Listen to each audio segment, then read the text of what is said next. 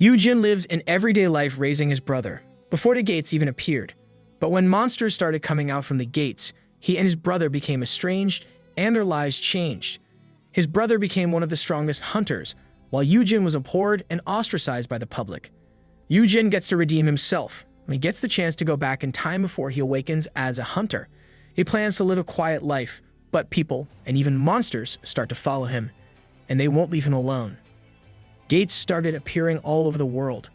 Researchers studied the phenomenon, but life moved on for everybody despite the concerns. The same applies to Yoojin Han. Yoojin takes a rest from loading boxes in the truck. His colleague throws him a bottle of water. His colleagues learns that Yoojin is working hard to save money for his younger brother's college. With their parents passing at a young age, Yoojin had to drop out of school to support them. Nice. Our MC's serious about responsibility.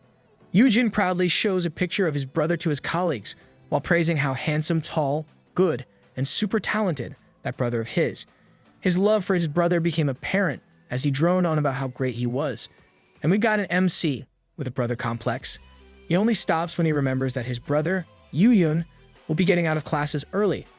In a different area, a handsome student sits inside the bus as he looks over the gate. This student is probably Yoojin, the object of Yoojin's affection.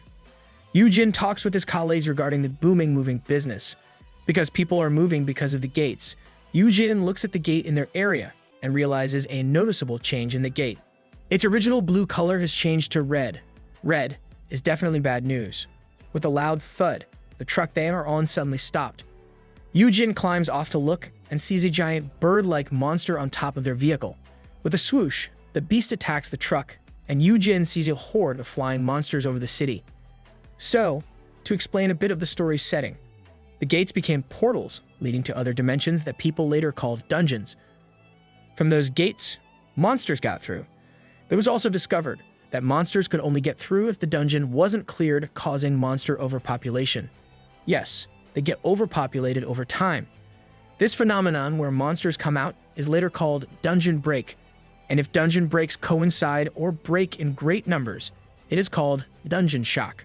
Returning to Yoojin, he runs towards the monster with a stick and calls for his boss. I doubt a stick would do any good in this fight. Suddenly, the boss lady stops the bird-like monster from attacking with her bare hands. This girl is on fire. To give humans a chance to fight against these monsters, certain individuals have awakened.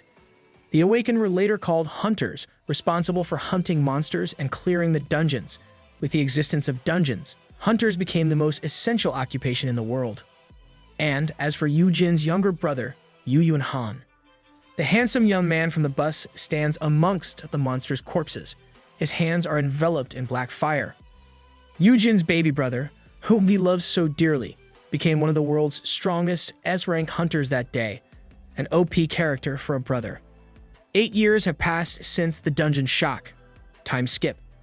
A woman shows her awakened powers in a show, explaining the status window and how it shows a list of skills a person can use. This person is Yumi, who has an affinity for mold and moss, and developed phytokinesis as she awakened. She became a hunter after the incident and joined a guild. They go to dungeons to find mana stones, rare gems only found in dungeons. With the existence of S-rank hunters, challenging dungeons can be cleared, and these are also more rewarding. Among them, Yoojin Han is one of the most famous S-rankers in Korea. He has created the Heian Guild and is known as the youngest guild master in the country. And at 25, he is already rich beyond belief, and there's no mention of Yoojin. The program continues with an interview with Yumi, who expresses that E-rankers like her can only dream of becoming rich. The interview cuts to the news that this hunter, featured in Hunter Files' show, recently died in a dungeon raid. Oof, this reminds everyone that being a hunter comes with a great price. The TV droned on as an injured man listened in a crouched position. Wait, is this the MC? A gate is open in one area, and people are littered outside. A man wearing a red jacket complains to his boss about hiring an F-ranker wimp like Yoojin Han in their raid. Yoojin sits in a chair, looking down with 2 crutches beside him. He removes his mask as he acknowledges the complaining person. He's going to enter a dungeon in that condition? The boss stops the complainer from making more ruckus. The red jacket dude complains some more and said how Yoojin gets to survive every raid, while the rest gets wiped out. He kept talking more crap, adding salt by mentioning how Yoojin abandoned Yoojin. No, Yoojin raised him into what he is today. How could he abandon his older brother? What happened in those 8 years? Seriously. Hearing this insult got Yoojin all riled up. He grabbed the complainer. The complainer simply laughs and kicks Yoojin in the chest. The guy mocks Yoojin for thinking he can mess with a D-ranker like him. Yoojin can only curse at him. Their team boss approaches Yoojin and gives him a buff by hardening his bones. While this won't heal Yoojin's legs, he can move more manageably in the following hours. The boss tells Yoojin to ignore the other guy. Yoojin can only grin and accept these words. Yoojin apologizes to the boss for having to mediate between them and encourages the boss while he's at it. The boss smiles and gives his thanks. They both stood up, and the boss walked away and smacked the red jacket dude in the head. The boss scolds the guy for bullying Yoojin and proudly says that Yoojin's a walking encyclopedia on dungeons and monsters. Yoojin's knowledge might save you one day. Yoojin activates a skill and checks his influence. He confirms that guild leader Shop Wu Lim is under his influence. Yoojin doesn't care if he gets called ominous or parasite, because those names are not entirely wrong. The guild leader calls for Yoojin as they'll enter the dungeon. Yoojin swears that he'll survive with his skill. I wonder what his skill actually does. Inside the dungeon, hunters are fighting monsters using their skills. The boss reminds them to be careful, while the others are busy with the hunt. Yoojin is busy mining for mana stones. The red jacket dude tells him to keep up, since the guild will take 80% of everything he digs up. He's basically working for scraps. As the rude guy kept saying crap, Yoojin started imagining him as an evil stepmother who won't stop nagging at Cinderella. Yoojin started singing listlessly as he thought about how his brother abandoned him after awakening. Despite his begging, Yoojin left, and Yoojin got drafted into the military. He still has to serve despite the chaos. At this time, Yoojin built his own guild, Heian, that grew unrivaled in their country. And it looks like his brother has already forgotten about Yoojin. As Yoojin was left behind, he could only think about awakening himself. He chose to take all his savings and go to a broker to help him awaken. The broker tricked him into signing a contract, and Yoojin did manage to awaken. Except, Yoojin only awakened as an F rank. I think this proves how Yoojin cared for his brother to the point that he barely cared for himself. Awakening with a useless rank only made him get criticized by the media and fall into debt. Yoojin had to clean up his mess, and he bluntly states Yoojin's title of nurturer, custodian, or caregiver. We'll stick with caregiver. Whatever it is, Yoojin got the title for raising an S-ranker. Yoojin tells him he shouldn't be so shameless, for he can't nurture him, because all Yoojin does is cling to his feet and drag him down. You're the shameless one, Yoojin. With Yoojin's bad luck, his legs broke in one of his dungeon raids. He asked Yoojin for help, but Yoojin refused to lend his brother a healer. Yoojin even thought it would be better to have his brother's legs broken so that he'll stop going into dungeons. He tells Yoojin to live a quiet life and stop dragging him down. If I was Yoojin, I'd spank his brother until he learns manners, even if that guy is one of the strongest S-rankers. Yoojin grimly grins as he thinks of the past and how he's useless as an older brother.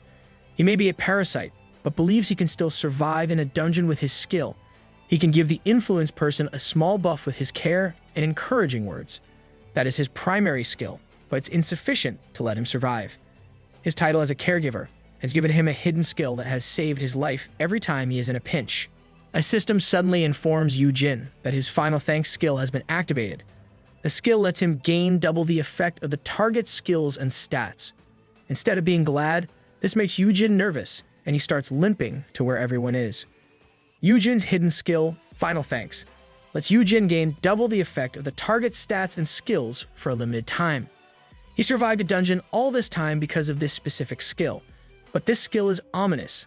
To activate the skill, it means that the target under his care is dead. The skill effects are sound, but the activation cost isn't something a sane person would really wish for. Yoojin rushes as he limps and reaches the hunting party. The ground is filled with blood, and Yoojin finds the body of the guild leader on the floor. He hears growling and looks up. A monster with 3 heads has the rude guild member in its mouth. The red jacket dude curses at Yoojin for jinxing them, and those were his last words as he died. What a way to serve justice. Looking aghast, Yoojin can only stare as the last member dies. He realizes the monster is Rao-Chi-Taz, the Dragon King of Venom and Curse. Nobody has ever slain it, and it's a Tier 1 dragon deemed undefeatable. So what is it doing in a D-ranked dungeon? The three-headed dragon, Rao-Chi-Taz, looms over Yoojin. Yoojin limps as he ponders why it is in a D-ranked dungeon. Yoojin uses the skill, Fortify Legs, on himself to give him a better chance of escaping. This is the skill the guild leader previously used on him. With its double effects, he runs away as he thinks of a way out. I doubt it'll make much difference. Rao-Chi-Taz's tail narrowly misses him and hits the rocky ground instead. The monster launches another attack with its tail as Yoojin thinks of how he can survive. The tail thwacks him, and Yoojin flies off and tumbles. He spittles blood from his nose and mouth, thinking he is no match for the monster. The guild leader's memories started entering Yoojin's head, showing him what had happened with Rao-Chi-Taz. The memories only horrified Yoojin more, and he trembled as he realized he couldn't move his legs. Seeing how a person horribly dies will make anyone squirm. The Rao-Chi-Taz roars as Yoojin clenches his eyes shut, thinking he doesn't want to die. A loud explosion goes off, and Yoojin is whisked away by Yoojin. Shocked by his brother's appearance, Yoojin can only ask. Yoojin hides Yoojin behind the rocks and tells his brother to stay back.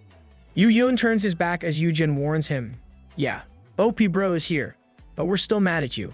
Yoojin faces Rao-Chi-Taz and activates his skill, Blue Willow Leaves. A swirl of blue willow leaves appears, and Yoojin dashes toward Rao-Chi-Taz by stepping on the leaves. As Yoojin reaches one of its heads, his sword gets wrapped in black flames, and he stabs a monster's head with it. The fast movement of his brother amazes Yoojin, as he thinks this is how an S-ranker fights. Yoojin sees one of the heads gurgling a green substance from its mouth, and he leaps away. Yoojin screams for him to watch out because there is no antidote for Rao-Chi-Taz's poison, which can cause a curse when it touches him. Big Bro helping Lil Bro with his walking encyclopedia skill. Hearing this, Yoojin activates Titan's shield before Yoojin, but some poison still splashes in Yoojin's clothes. Yoojin can only yell his worry as his brother slashes another head of Rao-Chi-Taz. This melts Yoojin's blade, and Yoojin observes his brother's constrained movement. Yoojin realizes that it is because Yoojin is protecting him. He ignores his big bro, then saves him now. Yoojin scolds Yoojin as he fights. He told his brother he should have learned his lesson when his legs broke. Yoojin can't help but talk back to Yoojin, but Yoojin just yells at him to hide. "You're confusing everyone, Yoojin." Yoojin's scolding made Yoojin think he was indeed a useless brother. Yoojin hoped that Yoojin was there to save him because they were brothers. But hearing those words from Yoojin only made him feel worse about himself. Yoojin equips his sword as he talks about how having an older brother like him must have been really tiring. Yoojin sees this and tells Yoojin to get back to safety. Yoojin doesn't listen and stabs Rao-Chi-Taz in the foot, getting a monster head's attention. Stubborn fool. Yoojin tells Yoojin that he should just let him die there since he is only slowing Yoojin down. With him dead in the dungeon, there's no need for a funeral, and Yoojin's guild will be thrilled with his death. Rao-Chi-Taz roars as it attacks Yoojin. Yoojin squeezes his eyes shut, so he doesn't see Yoojin attack the dragon with his black flames. Is this how he redeems himself? Wondering why he's still alive, Yoojin opens his eyes and sees his brother embracing him with wounds on his back, and Yoojin wonders when things got bad between the two of them. Yoojin and Yoojin were very close. They got orphaned at a young age, and Yoojin has cared for his brother ever since. Yoojin asks Yoojin if he's okay. No, he obviously isn't. Yoojin is all confused as to why Yoojin would still protect him.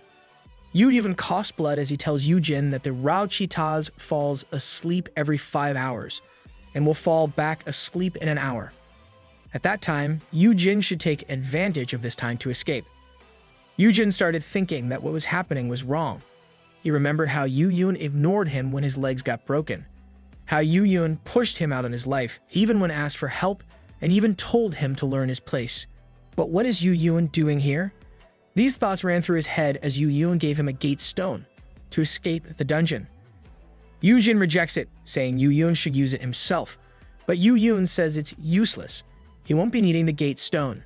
Yoojin plops into Yoojin's arms. Yoojin calls for his brother, but a flash tells him it's useless. With his caregiver title in effect, the skill, Final Thanks, gets activated and will last for an hour. The system announces that the skills and stats of Yoojin Han will be transferred at double effectiveness. Yoojin bursts with blue light as he receives it.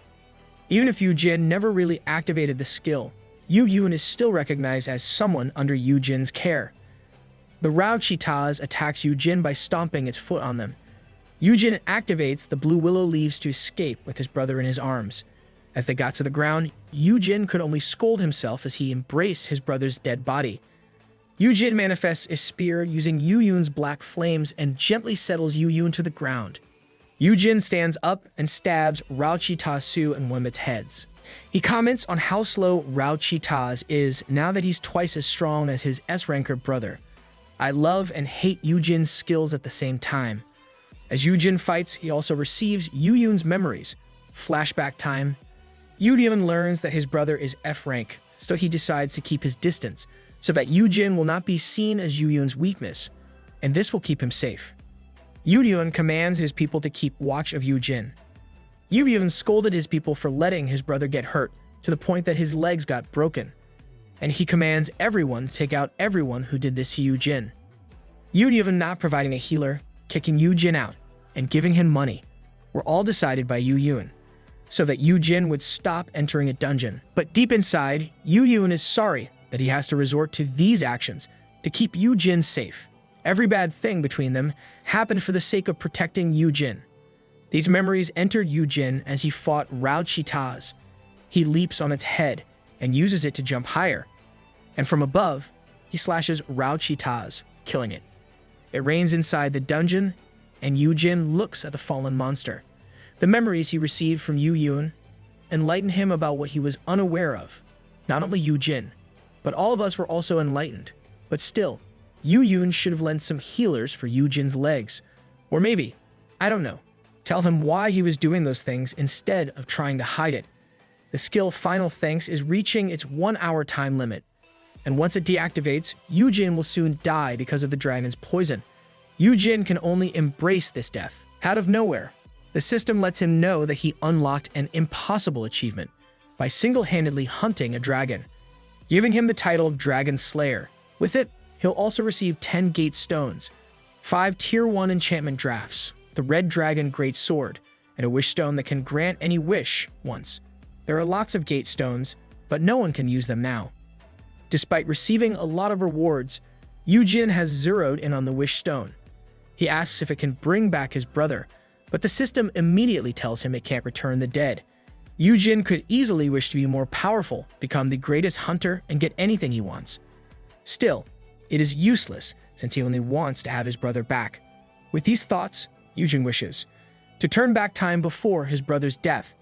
Yoojin promises to live a quiet life away from the dungeons. He changes his wish to turn back the time even before he awakens, even if the time comes that he will regret it. Good job on being specific with your wish. The system asks him for confirmation, and Yoojin affirms that he wants to turn back time. He will not let this happen again. And the Wish Stone glows as it grants Yoojin's wish. Give me a Wish Stone. I also want to be a regressor. Yoojin springs up and looks around. He identifies the space as the Heian Guild headquarters and checks that he returned to 5 years ago. Yoojin remembers that this was the day before he went to the Awakening Broker. Yoojin then remembers what is about to happen in that room and looks at the door. The door opens, and Yoojin immediately scolds Yoojin as he comes in. Yoojin tears up as he sees his brother alive. With thoughts on how everything is back to how it was, Yoojin dashes at Yoojin and hugs him tight. Yoojin was shocked, but he lets his brother hug him. Yes, they can make up now. Yoojin starts apologizing to Yoojin. He admits he's wrong and apologizes for everything while hugging Yoojin. Yoojin asks if Yoojin did something, and Yoojin calms him down. Yoojin pats his brother's head as he hugs him, saying how things have been hard for Yoojin, and how he's been a terrible brother for not realizing it. Yoojin pulls back and promises Yoojin that he'll behave from now on, so that Yoojin will stop getting stressed because of Yoojin. Yoojin starts hugging his brother back. Keep your promise, Yoojin. Yoojin feels a bit embarrassed, but he is happy that he can fix his relationship with his brother back to the way it was. Yoojin calls Yoojin baby brother and tells him, I love you, with the resolve to finally forget Awakening. or become a hunter. He suddenly receives a system message congratulating him for his awakening. The system announces that he has gained the legendary Dragon Slayer and Perfect Caregiver titles. With the Perfect Caregiver title, he receives the skill, My Kid is the Best, which increases Yoojin Han's growth speed by 100%. An OP support is born. Yoojin remembers that this was the day he had a huge fight with Yoojin and ran off, but today is very different. Yoojin is in the kitchen cooking dinner for Yoojin. Yoojin can only sit down and feel awkward with the current situation. Yoojin opens his status window while he waits for his brother to finish cooking. He sees he still has the Dragon Slayer title and starts feeling off about it. The Dragon Slayer title is an L rank or legendary rank title higher than S rank. Yoojin clicks on the title and 4 skills appear. It gains 3 L grade resistance for poison, curse, and fear, making him immune to these ailments below the legendary grade, while the last one is a double S grade skill called Rao Chita's Bane, making Yoojin the natural enemy of Rao Chitas and other dragon-type monsters. Cool skills. I wish there was also sleep resistance. Seeing the skills, Yoojin starts thinking he has become one of those heroes who becomes the most powerful person after regressing. Yes, you are, in a way. He starts daydreaming of Yoojin fighting Rao Chitas and how he protects Yoojin from the boss. He even imagines having Yoojin make googly eyes as Yoojin praises him or carrying Yoojin in his arms. Yoojin thinks he'll be invincible with this skill and is now an S ranker or even an L ranker. He taps on his status and sees that the stats are still low, meaning he's still an F ranker. Yoojin can only cry as he imagines how Rao Chitas can quickly kill him with a swipe of its claws. Ha, you wish? Thinking that the L actually stands for loser, he checks his other skills. His dexterity and intelligence boosts are still at E grade, while his title Caregiver upgraded to L rank, and it has new skills under it. His final thanks skill upgraded to L grade, but he dismissed it. Creepy skill. He checks the L grade skill, My Kid is the Best, and learns that the growth rate of the target can be boosted for 3 days if he uses the keyword.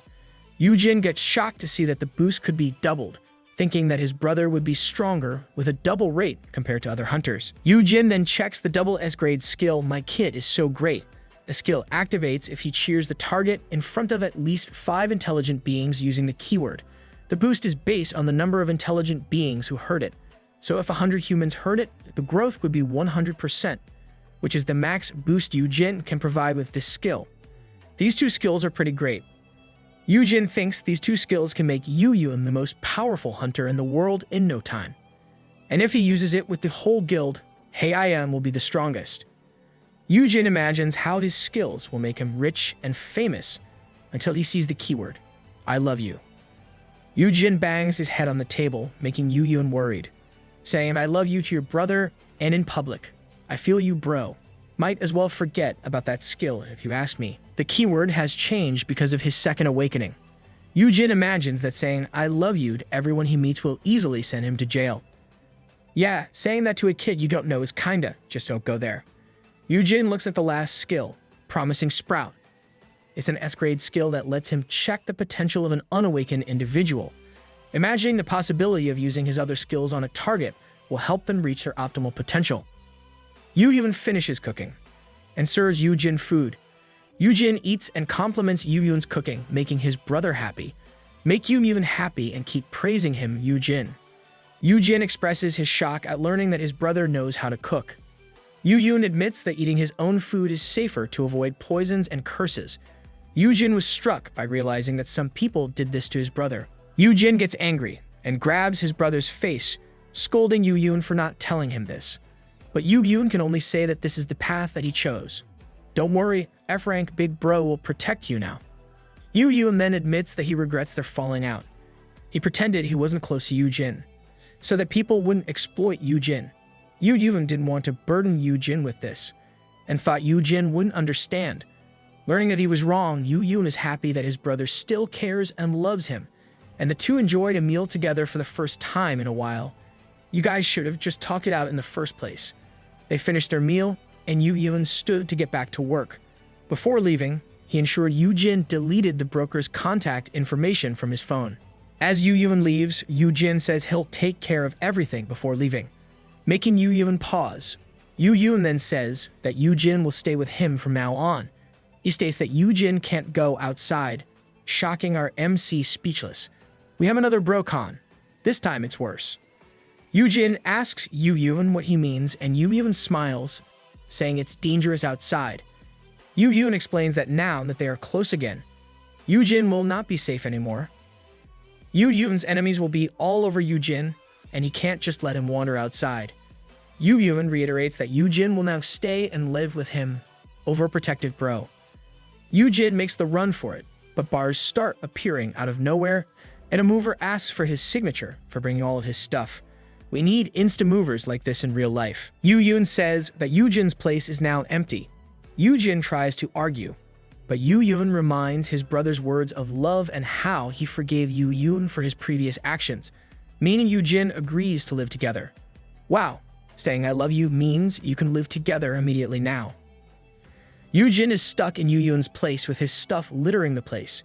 He wonders if the reset affected his brother's head in treating him like a kid. Yoojin takes some essentials and decides to bail. But as he opens the door, he sees the prominent figure of a man in a casual suit. The man glares at Yoojin as he asks what he can help him with. Yoojin identifies the glaring man as Song Han Kim, an A-rank hunter of Heian that serves as Yoojin's right-hand man because of his defense skills. Yoojin asks if he can get through, but Song Han refuses because it was the guild master's instructions to keep Yoojin there. Yoojin then argues, but Song Han threateningly tells him to go back inside. Yoojin starts to get afraid like a rabbit before a bear, but a system interface appears as he thinks he can't back down. Yoojin activates his L-rank skill, Fear Resistance, removing the intimidation effect Song Han has on him. Oh, so that's how it works. Yoojin stops fearing Song Han and tells him that detaining him like this is a crime, but Song Han only grabs him by his clothes and lifts Yoojin up. Desperate, Yoojin looks at his other skills and uses Promising Sprout. The use makes him stop and look at Song Han closely. Song Han is currently an A rank, but he can potentially become an S rank, and his S-grade skills are locked. Yoojin concludes that if Song Han becomes an S rank, Heian can have 2 S rankers. Yoojin yanks on Song Han's head as he tries to unlock using his skill. The system informs him that the target is not under his influence. Yoojin needs to use the keywords, and activate My Kid is the best skill to unlock his target's full potential. Yoojin thinks that having Song Han under his wings will grant him his freedom, but saying I love you to the A rank is somewhat cringe. Song Han starts to get irritated, but Yoojin refuses to give up. Yoojin draws a heart with his fingers, making Song Han only stare. Yoojin tries again, but this time with both hands and a wink, only making Song Han angry. He makes Yoojin go back inside. In the end, he can't say the keyword. Our MC can only fall on his arms and knees, thinking the keywords must be changed. Yoojin comes home seeing an almost dead Yoojin in a mess. Yoojin takes his brother from the floor, commenting how he still hasn't unpacked. Yoojin weakly answers that he's only a prisoner. Yoojin says he'll eventually let his older brother out. This snaps Yoojin from his stupor. Yoojin explains that Yoojin will be free once Heian becomes the most powerful guild in the country. Yoojin promises that it will only take a year. Still, Yoojin gets depressed because he knows this took Yoojin 3 years to accomplish. Yoojin promises he'll still let his brother leave the house as long as Song Han or he is there to watch over Yoojin. But Yoojin retracts, saying he can't always take his brother out because clearing a dungeon can take several days. Yoojin treats his brother like a pet that needs his walk. The thought pails Yoojin, and he tries to find a solution using his abilities and knowledge. As a regressor, he knows the hunters that will reach the highest rank, and if he contracts with them, they can be his bodyguards. He can even stop Yoojin from bossing him around if he can do this. With that, Yoojin announces that he'll find an A ranker. Yoojin looks at his brother in confusion, and Yoojin confirms he will. While Yoojin thinks about finding an A ranker or an S ranker that he can easily sway and sweet talk. Outside, in an alley, a girl with poor clothes and shoes looks up at the sky, foreshadowing Yoojin's new recruit. Yoojin asks Yoojin how he'll find an A ranker himself. Yoojin fumbles, and Yoojin leers at his brother, stating that Yoojin has awakened. Yoojin starts barraging Yoojin with questions about how he awakened and his skills. Yoojin panics and thinks about how he can't tell the truth to his brother, or he'll be locked up forever. Yoojin then tells Yoojin that he's only an F rank at most. He can predict whether a person's ranking will be high or low, and how awakening is limited to only once a month. Yoojin thinks about it and admits that it's not enough to make Yoojin a target. Still, Yoojin says that Yoojin's abilities will soon be obsolete because of the development of an awakening center. The center will help people have a safe awakening. Yoojin smiles and says his skills are useless, so Yoojin should let him go out and find himself an A ranker. Yoojin finally agrees, but Yoojin should still stay at Yoojin's place. Yoojin is ecstatic about getting Yoojin's permission. He gets ahead of himself, thinking he can create a guild greater than his brother's. Yeah, but you still have your brother as a warden. The next day, Yoojin, accompanied by Songhan, goes to the Korean Hunters Association Awaken Registration Center. The place is a mouthful. Let's just call it the registration center in the future. People are abuzz with Haeyeon's A-rank appearance, thinking he's accompanying a new big-shot hunter. Nothing to see here, people. Yoojin registers, and everyone learns he's only an F rank. People kept murmuring, even commenting that Yoojin pretended to be an S rank. Well, not his fault. You all jumped to the wrong conclusion. Yoojin takes out an envelope that Yoojin gave him as pocket money for purchasing equipment. His eyes go big when he sees it's 1 billion won. Yoojin's insane, but I want to be his brother. Yoojin headed to the Hunters Mall on the 6th floor and was welcomed by the staff. They showed him equipment meant to increase his magic power, but those were too flashy for his taste. He takes the studs of Dark Fairy, which adds 29 magic power, Manticore leather gloves adding 61 stamina and 20 strength, and a light fabric belt adding 16 dexterity. Then Yoojin spends the rest of his money on contracts, potions, and more. He's basically a pay-to-win player. Songhan was waiting for Yoojin downstairs by the car. Songhan questions where Yoojin has been, and reminds him to always tell him where he's going. The two of them were about to go, but Yoojin said they still had somewhere to go. Yoojin thinks about the Ice Witch Yirim Park, who lives around the area. He remembers that she used to live with relatives. Yirim was a well-known A-ranker before the reset, so getting her will satisfy his brother. Yirim is to awaken 3 years from now when she turns 18, so meeting and making her sign a contract while she's barely in high school would be good for him. She's probably the girl previously shown at the end of Chapter 7. Yoojin visits different barbecue places and asks people about Yirim, but everyone he's asked so far says no. Yoojin eats a corn dog and asks Songhan if they should just eat there. Then he sees a girl shouting at an older man. The girl bumps into Yoojin as she leaves, and Yoojin finally identifies the girl as Yirim. Yep, it's her all right. Seeing her run away, Yoojin passes his corn dog to Songhan and runs after her. It was only possible because he equipped the light fabric belt. After some turns, Yoojin finally spots Yirim and calls for her. Yirim ignores Yoojin and just runs away to the streets. She stops when a loud honk and flash of lights come from a running vehicle. Yoojin leaps and saves Yirim from getting hit. Nice.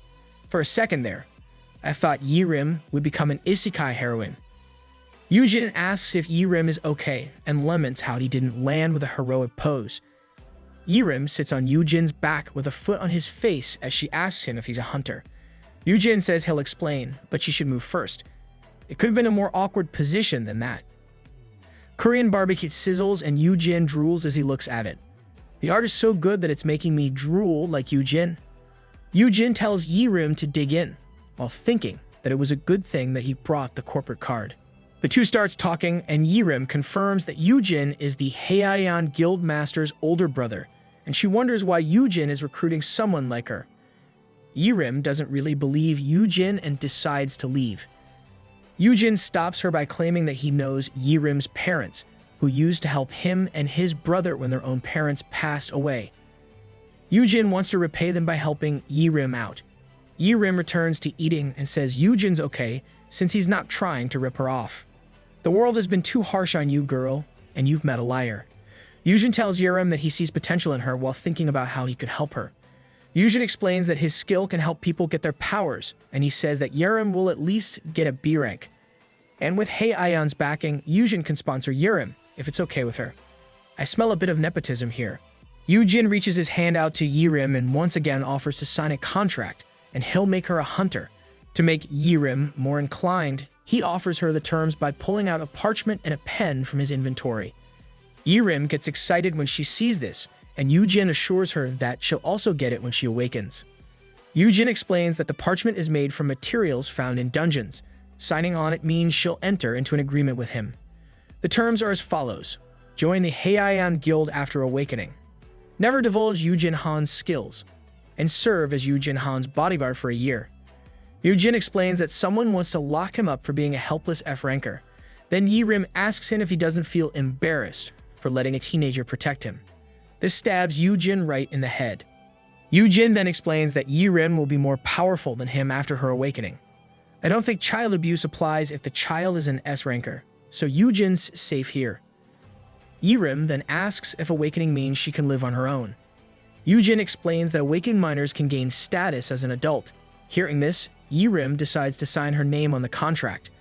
Yoojin immediately stops her, telling her to finish reading it first, and add her terms to the agreement.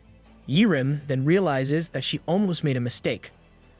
Yoojin explains that she'll be on the losing end if she blindly signs contracts. He teaches her to negotiate her terms carefully. He explains why she would still need a legal guardian to guide her. Yirim asks what if the guardian rips her off, the guardian may take all the money she makes. Yoojin asks what Yirim means when a man suddenly screams at her. I think she's being abused by her relatives, and it's this guy. The man is Yirim's uncle, who starts reprimanding Yirim before Yoojin even introduces himself. Yirim's uncle starts pulling on her, telling her she has to work or she'll be sorry. Yoojin tries to calm the man down and holds onto the other guy's arm, but the man accuses Yoojin of having a relationship with his niece. This shocks and irritates Yoojin so much that he starts squeezing the arm he's holding. The man yells to let him go, but Yoojin ignores him and looks at Yirim. Yirim is standing, avoiding their gaze, feeling uncomfortable. It is when Yoojin sees Yirim's tattered shoes and remembers the previous yelling. Understanding dawns on Yoojin, and he says she is better off without a guardian like this jerk before them. Finding someone who understands her, Yirim agrees and says her uncle is the worst. She starts telling about how her uncle took all of her parents' money and never gave anything to her. She then tells about how he would only give her cheap plastic umbrellas during the typhoon, but those would break and he wouldn't get a new one. So she has no choice but to use plastic bags to remain dry. People around them hear the commotion and start murmuring how this is child abuse. Yirim's uncle gets angry and pushes Yoojin off him. Yep, he's non-biodegradable trash. Yoojin tumbles down loudly, shocking both Yirim and her uncle. Yirim asks if Yoojin is okay, but Yoojin remains seated on the floor. Oof. Now you're causing harm to Yoojin's precious brother. Yoojin was seated on the floor for a second, then suddenly started rolling and shouting that the other guy was beating him up for no reason. He starts crying and acting like a victim who only tries to protect the girl. Yoojin says the guy would beat Yirim like this, acting all pitiful. And the award for Best Actor goes to, rolling on the floor, Yoojin. Yirim's uncle got really angry that he grabbed Yoojin by the collar. Yoojin doesn't miss the chance to tap his foot next to the other guy's foot, making the other person lose his balance and fall on his face on the table. Yoojin then stands up and tells the other that spilled soda made the floor slippery. Not yet done with Yirim's uncle, Yoojin keeps hold of the other's head, asking if he's okay in a loud voice. Yoojin gets closer to the guy and whispers how he shouldn't have ripped off his niece while threatening to put the guy's face in the griller built into the table. Now that is what I call justice. A loud sound stops Yoojin from threatening the other guy. He looks at Yirim, but Yirim only compliments him, thinking that the sound came from Yoojin, smashing her uncle's face to the table. Yoojin says it wasn't him while still holding on to the other guy's head. A loud rumbling sound was heard throughout the area and people started panicking. Songhan then appears, still holding on to Yoojin's corn dog. Good work, soldier. You follow orders well. Songhan tells him they should go because a monster is in the area. Outside, a monster with multiple tentacles, eyes, and sharp teeth is causing havoc. There was a dungeon break and it released this monster. Songhan tells Yoojin to return because it's dangerous there, and he tells them he'll buy them some time. Songhan Fist flashes as he activates his A-rank defensive skill, Terra Shield, on the ground. The ground changes and forms a wall that protects them from the monster. Songhan tells Yoojin to get to safety, but Yoojin is shocked as he thinks this kind of thing didn't happen in his past life. This is definitely a sign of something wrong with the current timeline. Song-han tells Yoojin to go before he leaps and attacks the monster with a falling kick. Song-han realizes it's not the monster's main body, and the tentacles start slithering around him.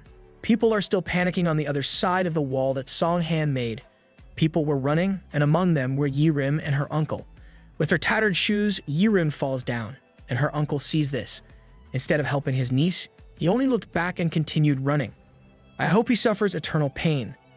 Tentacles come slithering toward Yi-rim, but Yoojin immediately stops them with a big shield. Yi-rim is stunned, and Yoojin tells her to run towards a shelter. Yoojin pulls on Yi-rim's hand as they run toward a shelter. This is how a grown-up should act. Learn from this, Yi-rim's uncle. The two discover an underground shelter, and Yoojin tells Yi-rim to hide there. Yi-rim asks what about him. Yoojin answers that he has to go back as he thinks of what type of monster it is and how to defeat it. As a defense-specialized hunter, Song-han wouldn't have wide-area attack skills that could kill the beast. Yoojin was still thinking of a way when Yi-rim gripped his arm and told him she would help. She can immediately help if Yoojin awakens her now. Yoojin reminds her that she still hasn't signed the contract, but Yi-rim promises she wouldn't change her mind after things settle down. Because of this reasoning, Yoojin doesn't want to let her come. Yoojin explains to her that awakening wouldn't make her a great fighter instantaneously. It will safely awaken her and not throw her to battle immediately. Listen to Yoojin, Yi-rim. Yoojin remembers how Yoon fought on his own when he awakened. Oof, this event is bringing up bad memories for our MC. With this thought, he swears that he wouldn't forgive himself if he let a kid fight alone. Yoojin tells her to get to safety again. Yoojin runs off as he thinks of how to beat the monster. He reaches Song-han on the safe side of the wall with a pole. Song-han asks why he was there and yells at Yoojin to get to safety. Yoojin ignores Song-han's words and just commands Song-han to use his shield skill. Song-han says it's useless, but Yoojin tells him it would be enough since he has a plan. Yoojin and Song-han look over the monsters on top of the thick wall that Song-han made. Song-han readies himself and again uses Terra's shield on top of the border they're in. The earth rumbles and moves in to make a shield. Instead of making another wall, the earth closed in on the monster, covering it from all sides and sealing even the top. As the earth stops moving, Song-han thinks he would never have used his skill this way. Yoojin tells Song-han it's his turn as he leaps off and runs towards the hole left by Song-han's skill. Yoojin plans to use the A-rank black poison pill he bought back from the association earlier. They'll kill the monster by popping one of those in an open shield and immediately closing the barrier. Before Yoojin can even throw it in, he stops, shocked to see that the monster is missing. Wondering where it went, tentacles emerge from the sewage and pull Yoojin by the ankle. He danbles in the air as he realizes the monster hid in the sewer. It was a miscalculation, and he wonders if this is his end. I doubt it's your end since this story can't continue without you. The end of an umbrella thwacks on a tentacle, and Yi-rim appears with an umbrella extended by a wooden pole. Yi-rim kept on attacking the monster that held Yoojin. Her attacks worked in a way, and Yoojin dropped to the ground when the monster released him. She's stubborn, but if it wasn't for her, Yoojin might have died for real this time. The two run towards an alley while Yoojin scolds Yi-rim for not listening, saying she's only a civilian. Yi-rim talks back by shouting that Yoojin's only an F-ranker. Ouch. Yoojin answers that he's at least an awakened grown-up, unlike her. Yi-rim reminds Yoojin that he's an adult who wants a teenage girl as his bodyguard. The two kept bantering as they ran.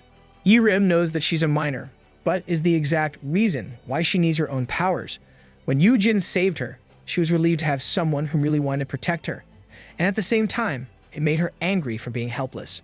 Instead of relying on others' help, she wants the ability to protect herself and the freedom to make her own choices. And to do that, she wants Yoojin to teach her how to be strong. For a teenager, she's really ready to face life challenges head-on. The monster is almost upon them, and they stop running. Light starts to gather as Yoojin grips Yi-rim's hand. There was a loud boom, and Song-han could only look over from where he was with eyes open wide. The tentacles are frozen mid-attack, and Yi-rim's hand is stretched upwards with a remaining magic circle. Yi-rim has cast Frosty Psy on it, and the system congratulates her for awakening. She looks at Yoojin happily and announces that she got an S rank. She's making me cry with happiness. Yirim shows off her skills at Yoojin, while Songhan can only stare blankly. Yoojin scolds Yirim that she should not tell everyone about her skills. Yirim kept on talking, but the monster was still alive. Yoojin shouts to watch out behind her, as a tentacle grabs Yirim's arm. The tentacles shock Yirim, and she immediately smacks the monster while yelling "Mommy." The attack makes Yoojin and Songhan's faces pale with shock. The monster is stuck on the wall, and Yoojin thinks Yirim is truly an S rank. Yirim is happy and says that she'll take care of the rest. She borrows the poles Songhan was holding, and with a clack to the ground, a blue light appears. Rocks get thrown Yoojin's way, but Songhan protects him with his skill. Yirim activates the Sandals of Hermes, and with a whoosh, she attacks the monster. And more rubbles fall on Songhan and Yoojin. Yoojin screams at Yirim to take it easy, or she'll kill them all. Yeah, she's a bit out of control. While still floating in the air, Yirim apologizes, saying she's still not used to controlling her powers. Yoojin looks up at her, reflecting on his previous life and how they called Yirim the Ice Witch. Instead, what he sees right now is a cheerful girl. She definitely turned into a witch because of that uncle of hers. Yoojin comments on how her awakening is unexpected, and would have been an added bonus if she had an AoE skill. As Yoojin says this, someone beside him says he'll take care of it. With a flare of his hand, Yoojin engulfs the remaining monster in his black flames. Yoojin really loves his brother. This amazes Yirim, as she sees how Yoojin's attack cleanly defeats the enemy in one move. Yoojin looks up at her with a frown on his gaze. He probably thinks this girl is a potential enemy for his brother's affection. Looking at his brother's back, Yoojin comments on how Yoojin came to save him. Yoojin looks at his brother and calls him brother with a dark look. Yoojin rushes to Yoojin and scolds him, thinking he should have locked him up. Yoojin introduces Yirim to Yoojin as Yirim goes back to the ground. He introduces her as a new S-ranker who can keep him safe. Yirim shyly says hello to Yoojin as she realizes that Yoojin is not lying when he says his brother is the guild master of Heian. Well, to see is to believe. Yoojin proudly says that Yirim will sign with him, while Yoojin only comments on how she's still a minor. Yoojin scratches his face as he tells his plan to become Yirim's legal guardian. This shocks Yoojin, and he argues that his brother can be just the girl's sponsor. Yoojin's more shocked by this revelation than by her being an S rank. Hearing this, Yirim asks if there's any difference between a legal guardian and a sponsor. Songhan then explains that a sponsor can't get involved in the personal affairs of the beneficiary, meaning they can't protect the beneficiary if they enter a contract that's disadvantageous to them, while a legal guardian can act as a parent to their ward. Yirim gets shocked that Yoojin will be her parent, and she tells him that he doesn't have to go that far for her. Yoojin agrees with Yirim, saying that she's a total stranger. Lil Bro is panicking. Yoojin calmly tells Yirim that he must do so because Yirim has a jerk for an uncle, but you will still leave the decision to Yirim. This infuriates Yoojin, and he snatches his brother, saying he won't allow it for his brother's sake. Then he tells how there are many cases of powerful minors who assault their weaker legal guardians. He also mentions that an S-ranker would never listen to an F-ranker. Yoojin frowns at Yirim and asks Yoojin what he'll do if Yirim beats him up. Yirim can only say that she wouldn't do such a thing, and that she's a nice girl. Yoojin glares at Yirim and shouts that he'll just do it himself if she really needs a guardian. This irritates Yirim, and she says no thanks, since Yoojin has already volunteered. Yoojin really wants his brother for himself. Yoojin says that Yirim might one day change her mind. Yirim says she wouldn't since there's a contract to keep Yoojin safe. She angrily asks Yoojin if he is sure that he's not the one who's trying to hurt Yoojin.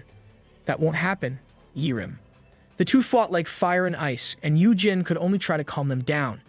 Hearing his brother speak up, Yoojin puts an arm on his brother's shoulder and starts dragging him away, saying they'll go home. It annoyed Yirim more that she grabbed Yoojin's arm to stop them. Crack. With Yoojin in between two S-rankers, his shoulder dislocates, and Yoojin and Yirim panic. Yoojin can only weakly say that they should leave him alone. It's dangerous to be in between an S-ranker's fight. Yoojin worriedly asks his brother if he should get him a healer or potions. Yoojin points at Yoojin and starts scolding him. Yoojin asks if this is how he raised him. With a finger still pointed at Yoojin tells his brother that it's Yirim's choice if she'll get a legal guardian. Yoojin scolds Yoojin, saying he should be grateful that Yoojin got him a new S rank to join their guild. Yoojin falters and tries to reason, but Yoojin keeps on scolding him. He tells Yoojin that he can't go home yet because he still needs to clean up, and that Songham Kim is waiting for him. He commands his brother to do his job as a guild master and shoos him away. Unable to talk back to his brother, Yoojin hesitantly leaves his brother with Yirim. Yoojin tells his brother that they'll talk later, and he'll be done in no time. Seems like Yoojin can't talk back when his brother scolds him. Yoojin and Yirim watch Yoojin leave with Songhan. Yirim then comments on how she didn't know that Heian's guild master could be such a jerk, and how she liked Yoojin before because he was handsome. Yoojin's a jerk when his brother is involved. Yoojin then points over a rock and yells at Yirim to not come near him and sit on the rock instead. Yirim immediately follows, apologizing for being unable to control her strength, and asks Yoojin about his shoulder. Yoojin assures her it's just dislocated, as he crouches down to pick up one of Yirim's tattered shoes. Yoojin helps Yirim to put on her shoe and comments on how Yirim's uncle gave her worn-out and wrong-sized shoes. He then tells her they should buy a new pair tomorrow. Yirim is happy as she tells Yoojin that this reminds her how it typically happens in rom-com dramas. Before she finishes her sentence, she gets so distracted by a fly that she just smacks at it. Yoojin managed to evade, but he still got hit a bit, causing his nose to bleed. Yoojin says this really got his heart beating fast, except it's out of fear. Yirim can only apologize for what happened. At least the fly's dead. Their serious talk continues.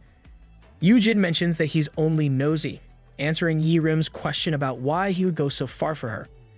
Yoojin explains to Yirim how he has been in her shoes before, and how things were rough when their parents died. He had wished for someone to help him and his brother out back then, and how he might not be the most reliable guy. Yirim looks at Yoojin and mumbles that Yoojin is reliable.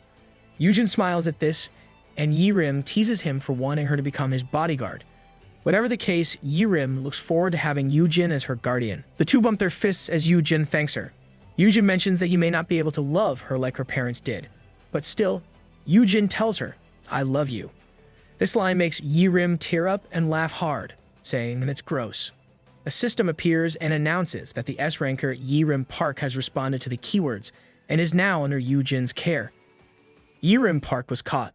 Before the two of them can go, Yirim's uncle appears and tells Yirim that he's worried back then. "Yeah, right. You left her on her own." He then asks Yirim if it is true that she got her awakening, and tells her how she could make a fortune with that. This disgusts both Yoojin and Yirim, as they realize they still have to deal with this jerk. Yirim's uncle tells her again how worried he was when he lost sight of her. He asks if Yirim really did awaken, and Yirim answers that she is, and that she's now an S-ranker.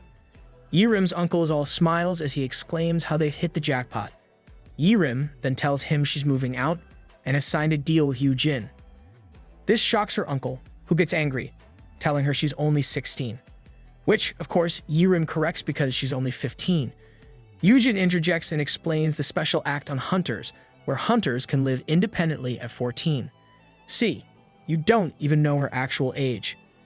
Yirim's uncle shouts that he's never heard of such a thing, but Yoojin simply shows his phone to the man.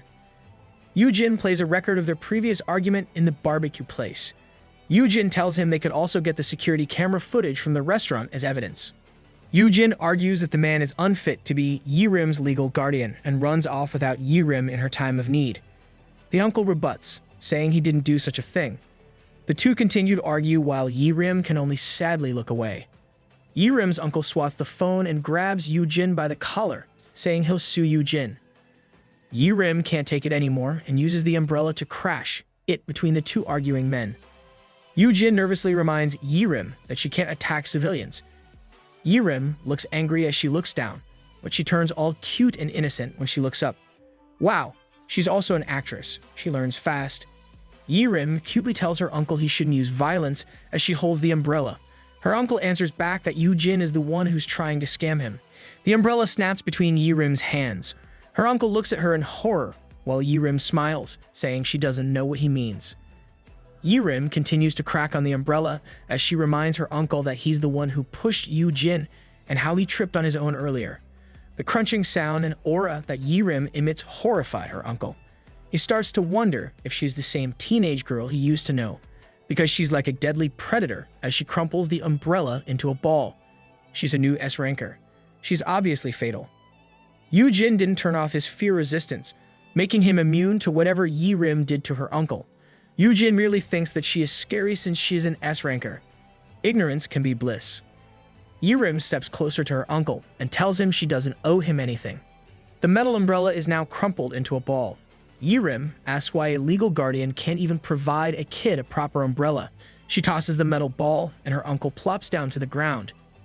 Yi-Rim then tells her uncle that nothing can stop her from turning him into a ball herself, but she will let it go. Yi-Rim lets her uncle know that it is because he is worthless. He doesn't deserve her time and effort. Yi-Rim tells him to always remember these words and that he shouldn't try to be clingy or trouble the people around her. Yi-Rim proudly says she'll do more than crumple him if he forgets this. Her uncle remains seated on the ground, agape from what just happened. That'll teach you to stop being shameless. Yi-Rim approaches Yoojin, asking if she did a great job imitating him. Yoojin can only think about how he should set a better example for Yi-Rim in the future. And that is how Yoojin recruited Yi-Rim to the Heian Guild and ended his house arrest. But it seems that he has forgotten something. Yoojin wakes up from his sleep when a door slams open. Yoojin sits up. He sees his brother and asks what's wrong. Yoojin stomps his feet toward Yoojin and asks him to hand over the things Yoojin bought from the association. Can't believe he forgot his overprotective brother. This worries Yoojin, and he asks if he has overspent. Yoojin asks Yoojin for the black poison pill. Yoojin shows the pill, and Yoojin immediately snatches it away. Yoojin asks how Yoojin knows he bought those, but Yoojin doesn't answer. Instead, Yoojin asks Yoojin if he can't count on him. Yoojin asks what Yoojin means. With eyes tearing up, Yoojin hugs Yoojin. Yoojin says he knows that Yoojin bought the pill as a last resort. He tells how Yoojin plans to use those if Yoojin's enemies come after him. Yoojin is sure that Yoojin will use the pills to take his own life instead of letting the bad people take advantage of him as a hostage. This freezes Yoojin because he has no such plans. Lil Bro's faith in his brother's selfless love is boundless. Yoojin looks at his brother with love and tells Yoojin that he shouldn't resort to such drastic measures. Yoojin tried to correct him, but Yoojin kept saying he wouldn't let anything happen to his brother and would always be there to save him. Yoojin proved this before Yoojin's reset, even when they had a falling out. Yoojin was planning to use the pills to clear a dungeon, but he thinks he can't tell his brother that he has a legendary grade poison resistance. In the end, Yoojin can only reply with his thanks to his little brother. The two go down the elevator and Yoojin asks his brother if everything has worked out with Yi-Rim. Yoojin says that director Sok has already visited Yi-Rim's uncle. They uncovered all the bad things Yi-Rim's uncle did, and they got him to sign a settlement. This indicates that he'll never contact or approach Yi-Rim, and in exchange, Yi-Rim will drop her lawsuit. Yoojin assures his brother that they used carrots and stick to persuade the guy. You should have just settled with the stick. As they leave the elevator, Yoojin confirms that this is what Yi-Rim wants, and then they drop the subject. Yoojin informs Yoojin that Yi-Rim should have acclimated to her powers since she's in the training room all night. They enter the training room, and Yoojin explains that it was built to withstand damage from S-rank attacks, letting Yi-Rim go all out with her attacks. But what they see is entirely different from what Yoojin just said. Everything in the room is destroyed, and some pillars are still falling. Yeah, built to withstand damage. Bro got scammed. Yoojin remarks on how the room should withstand S-rank attacks, while Yoojin can only mumble. The brothers can only stare at the destruction. The room is unrecognizable with all the destruction Yi-Rim caused. She punches a punching bag which shatters to pieces as it turns to ice. Yi-Rim quickly activates a different skill called Shadowless Day. The skill lets her spread her shadows out. Yoojin wonders what's happening, and if Yi-Rim's okay. With a tug, Yoojin realizes that he can't move his foot that was stepping on one of Yi-Rim's extended shadows. Oh, is this like the Shadow Possession Jutsu from Naruto? Yi-Rim activates the skill, and everything within the shadow gets engulfed by it, including Yoojin. This completely surprises Yoojin, and Yoojin can only call for his brother's name.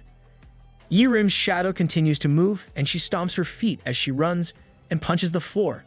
It creates a loud boom and cracks the walls. As the wall crumbles, Yi-Rim takes a rest when she hears Yoojin yelling. This is why the training room is in such a state. Yoojin wakes Yoojin, who faints and becomes white from Yi-Rim's shadow skill. Yoojin manages to wake up and even compliments Yi-Rim for becoming strong. At the same time, Yoojin keeps on yelling, trying to keep him awake. Seeing the state Yoojin is in, Yi-Rim shrieks and tries to wake him up herself. Like a loading machine, Yoojin starts up and gets shocked. Yi-Rim asks Yoojin if he's okay, as she pulls the hood of her jacket down. Yi-Rim looks brighter and more innocent with her shorter hair. Still out of it, Yoojin asks who she is. Shocked, Yi-Rim reminds Yoojin and asks if he has amnesia. Yoojin finally recognizes her, and Yoojin explains that they gave Yi-Rim a makeover. Wow, perks of being an S-class. The styling team of Heian set it up before she visits the registration center. Yoojin admits that it looks great, and he's sure that Yi-Rim will be able to get offers from sports drink companies. Yi-Rim says she has to look the part because she'll be on television. S-rank means instant celebrity. They then got into the talk of her registration, and Yi-Rim tells all of her skills to Yoojin. She has Frosty Side, which can freeze, the Sandals of Hermes for flying and teleporting short distances, and the Shadowless Day, which can buff and debuff multiple targets. Shadowless Day can boost her chosen stat and skill, and she can absorb the target's shadows to slow them down and add the effect to her buff. This explains why the training room is in shambles. Yi-Rim reveals that she has another skill called White Corpse that lets her collect information from dead bodies. Yoojin comments that it may seem sketchy, and Yi-Rim says she would rather have gotten another attack skill. She could become a detective using this skill. Thinking about it, Yoojin advises Yi-Rim that she can leave it out for now. Yoojin explains how a hunter doesn't need to disclose all of their skills when registering, which also applies when revealing the skill effects. Yoojin's guidance makes Yi-Rim happy, saying that Yoojin is a real expert.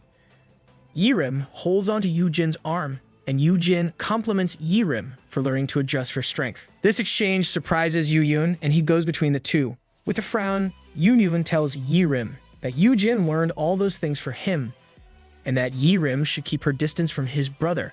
Possessive bro on the loose. Just hope he doesn't go full yandere. This irritates Yi-Rim, saying she wasn't even talking to him. Yoojin says he's only assisting. Seeing the two starting to argue, Yoojin tells him to stop. In front of the registration center, Yi-Rim emerges from a Heian guild-owned luxury car and casual sporty outfit. There are a lot of flashes as news reporters take her picture, announcing that she is the 8th S-rank, combat-oriented hunter to appear in Korea. Behind a pillar, Yoojin looks over with Song-han beside him. Song-han says that Ms. Park was very disappointed because Yoojin wasn't tagging along to her registration. Yoojin explains that he had a bad experience with crowds, and now that Yi-Rim is well known, she will hardly miss him. And if Yoojin accompanies Yi-Rim, Yoojin will surely get jealous, since Yoojin wasn't there when he registered. Yoojin can only be happy that she finally has her own life to live. Yoojin thinks about how the snobby ice witch is gone, and a cheerful, outgoing teenager is in her place. He also thinks about the dungeon break that didn't happen before the reset, and is worried that the future he knows is changing. Yoojin can only accept his fate, and just decides to just look for potential recruits. Yoojin scans the crowd and uses his skill, Promising Sprout. Most people are F rank, so he thinks finding another S rank will be hard. Out of nowhere, Yoojin dashes from the pillar, surprising Song-han, who is guarding him. Is it another recruit already? With thoughts that significant changes are already happening, Yoojin thinks it'll be alright if it's for the better. And if a pearl in the mud appears before him, with his skill, Yoojin will polish them and make them shine. Yoojin runs toward a long-haired person in a white shirt and black bag worn in front. Yes, wear your bag in front of you if there's a crowd. As Yoojin reaches him, Yoojin grasps at the person's arm, and Yoojin's skill indicates that the person is Myung-woo-yu, an F rank awakened with a potential F rank. And Myung-woo-yu has an unlockable optimal skill that is double S rank. A new OP target was found. And wow, a double S rank. Is there also a triple S rank? Myung-woo-yu asks who he is, and Yoojin activates his acting skills and speaks cheerfully. Yoojin acts like the two were long-lost friends, and he introduces himself. The confused Myung-woo-yu says that he can't remember. Don't worry, dude, you really don't know this weirdo. Yoojin says it's okay, since it's been ages since they last met. Deep inside, Yoojin thinks that they actually never met before. At the same time, Yoojin checks out Myung-woo's unlockable double S-grade skill. It's called the Master of the Golden Smithy, and it's a crafting skill. With a double S-grade, Yoojin is sure that Myung-woo can create double S-rank equipment, which costs a fortune. Yoojin had never seen anyone with this skill before the reset. If Yoojin helps Myung-woo unlock this skill, everyone will flock to them with money bags. Looking at Myung-woo, Yoojin thinks the slouched, tired-looking man is a walking gold mine, though he really doesn't look the part. Yoojin asks Myung-woo how he has been, and if he got his awakening. Like you don't know. Myung-woo says he did, but he only got an F rank. It may be only F, but it can still get a modest subsidy. Yoojin calls him a buddy and says that he's also an F rank. He then asks Myung-woo if he wants to get basic hunter training with him. Myung-woo rejects it, saying he's only there for the subsidy, and the essential training costs money. As an F rank, no one will hire him. He's broke right now. Yoojin grasps Myung-woo's hand with both of his and says he should come with him to get the training for free at his guild. This confuses Myung-woo, and Yoojin says he'll put a good word for Myung-woo. It's that smell of nepotism again. Suddenly, Yoojin was grabbed by an angry Songhan. Songhan reminds Yoojin that the training is only for guild members. Yoojin makes a face saying that the guild can afford to give a freebie to his friend. Still angry, Songhan tells Yoojin to follow the rules. Yoojin convinces Myung-woo that he deserves it. These words of encouragement make Myung-woo cry, asking if he really deserves it. Myung-woo cries loudly, shocking both Songhan and Yoojin. Yoojin gives Myung-woo a cup of coffee. The sun is already setting, and Myung-woo has finally calmed down. Myung-woo says it has been so long since anyone has been so nice to him.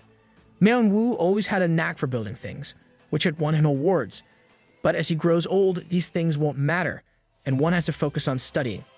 And Myung-woo is terrible at studying, and his family can't afford to support him. With everything happening in his life, he got into debt, and now he has nowhere to go. Let me give you a pat on the head and a hug, Myung-woo. Yoojin looks down, saying he knows how it feels. The times may have changed, but the people didn't. People still discriminate.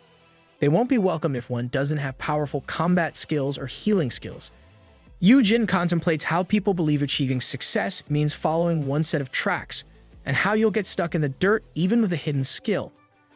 Yoojin thinks this happened to Myung-woo in the past, but he never heard of Myung-woo because of this. This time, Yoojin believes he can change everything. Yoojin stands up and curses. He encourages Myung-woo that the two of them should stop worrying about what others may think. He tells Myung-woo to raise his head and stop slouching, or he'll end up paying for back surgery. With arms stretched up high, Yoojin then yells that he loves himself and that people may not know it yet, but he is extraordinary. Yoojin looks back at Myung-woo and says they should keep telling themselves these kinds of things, and Yoojin tells Myung-woo, "I love you." Great job in inserting the keywords Yoojin. Myung-woo looks at Yoojin with awe and thanks him. The system announces that Myung-woo has responded to Yoojin's keyword and is now under the care of Yoojin. From there, Yoojin thought it would be smooth sailing from there, but what he received for an answer was a strict no.